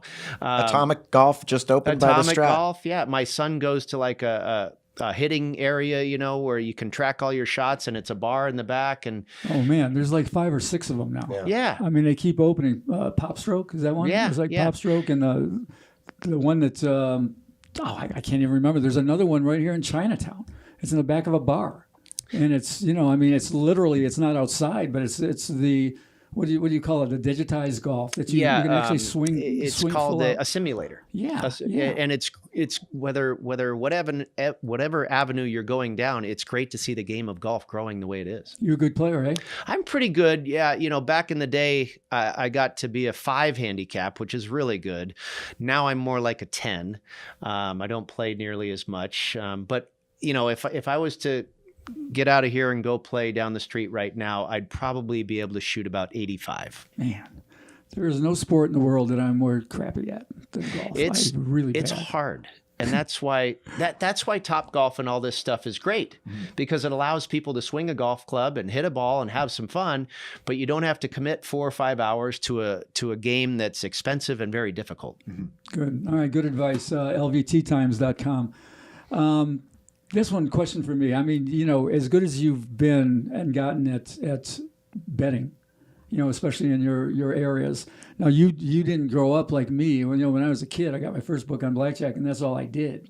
You know, read them. You come to Vegas, a babe in the woods, right? Oh, You know, yeah, totally. How did you learn? Did you learn just by being around the right people? Did you learn by reading a specific book? If so, what would be a sports betting book you would recommend, if any, or how did you learn?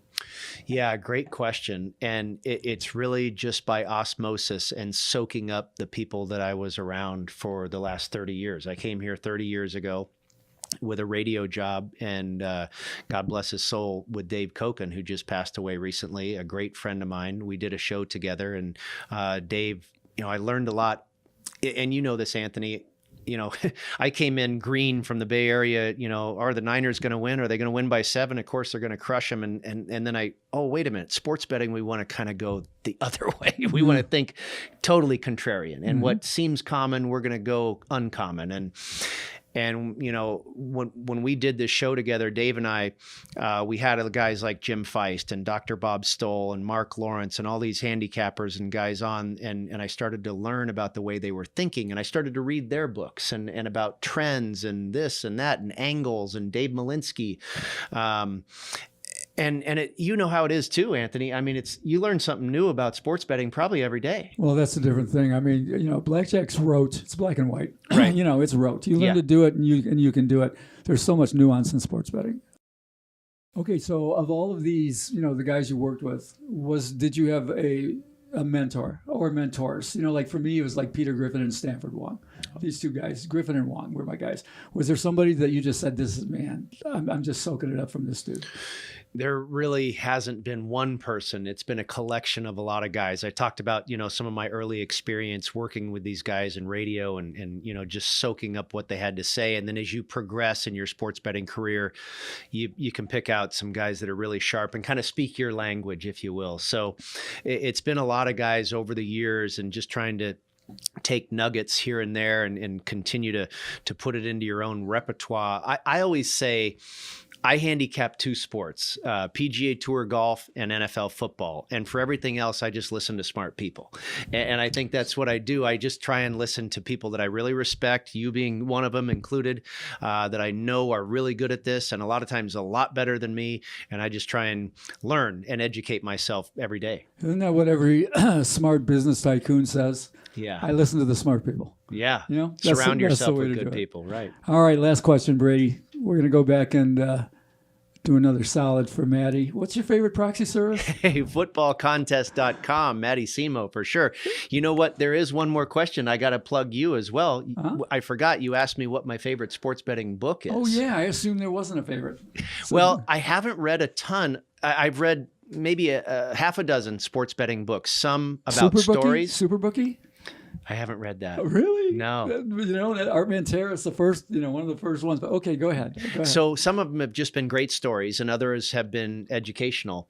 But my favorite one is about the stories, and that's one you published, And Then One Day by our friend Chris Andrews. One day, Chris, yeah. Chris knocked it out of the park with that one.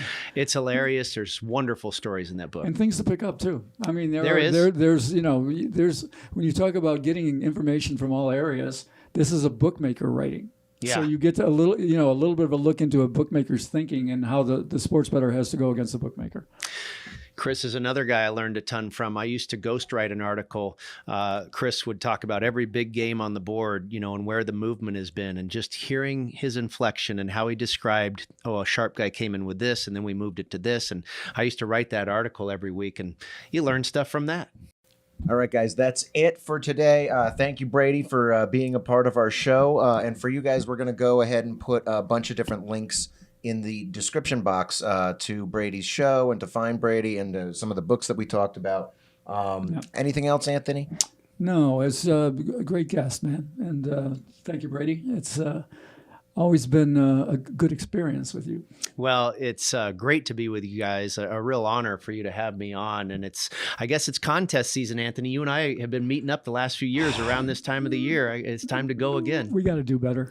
Yeah, we do. We do. Thanks, everyone.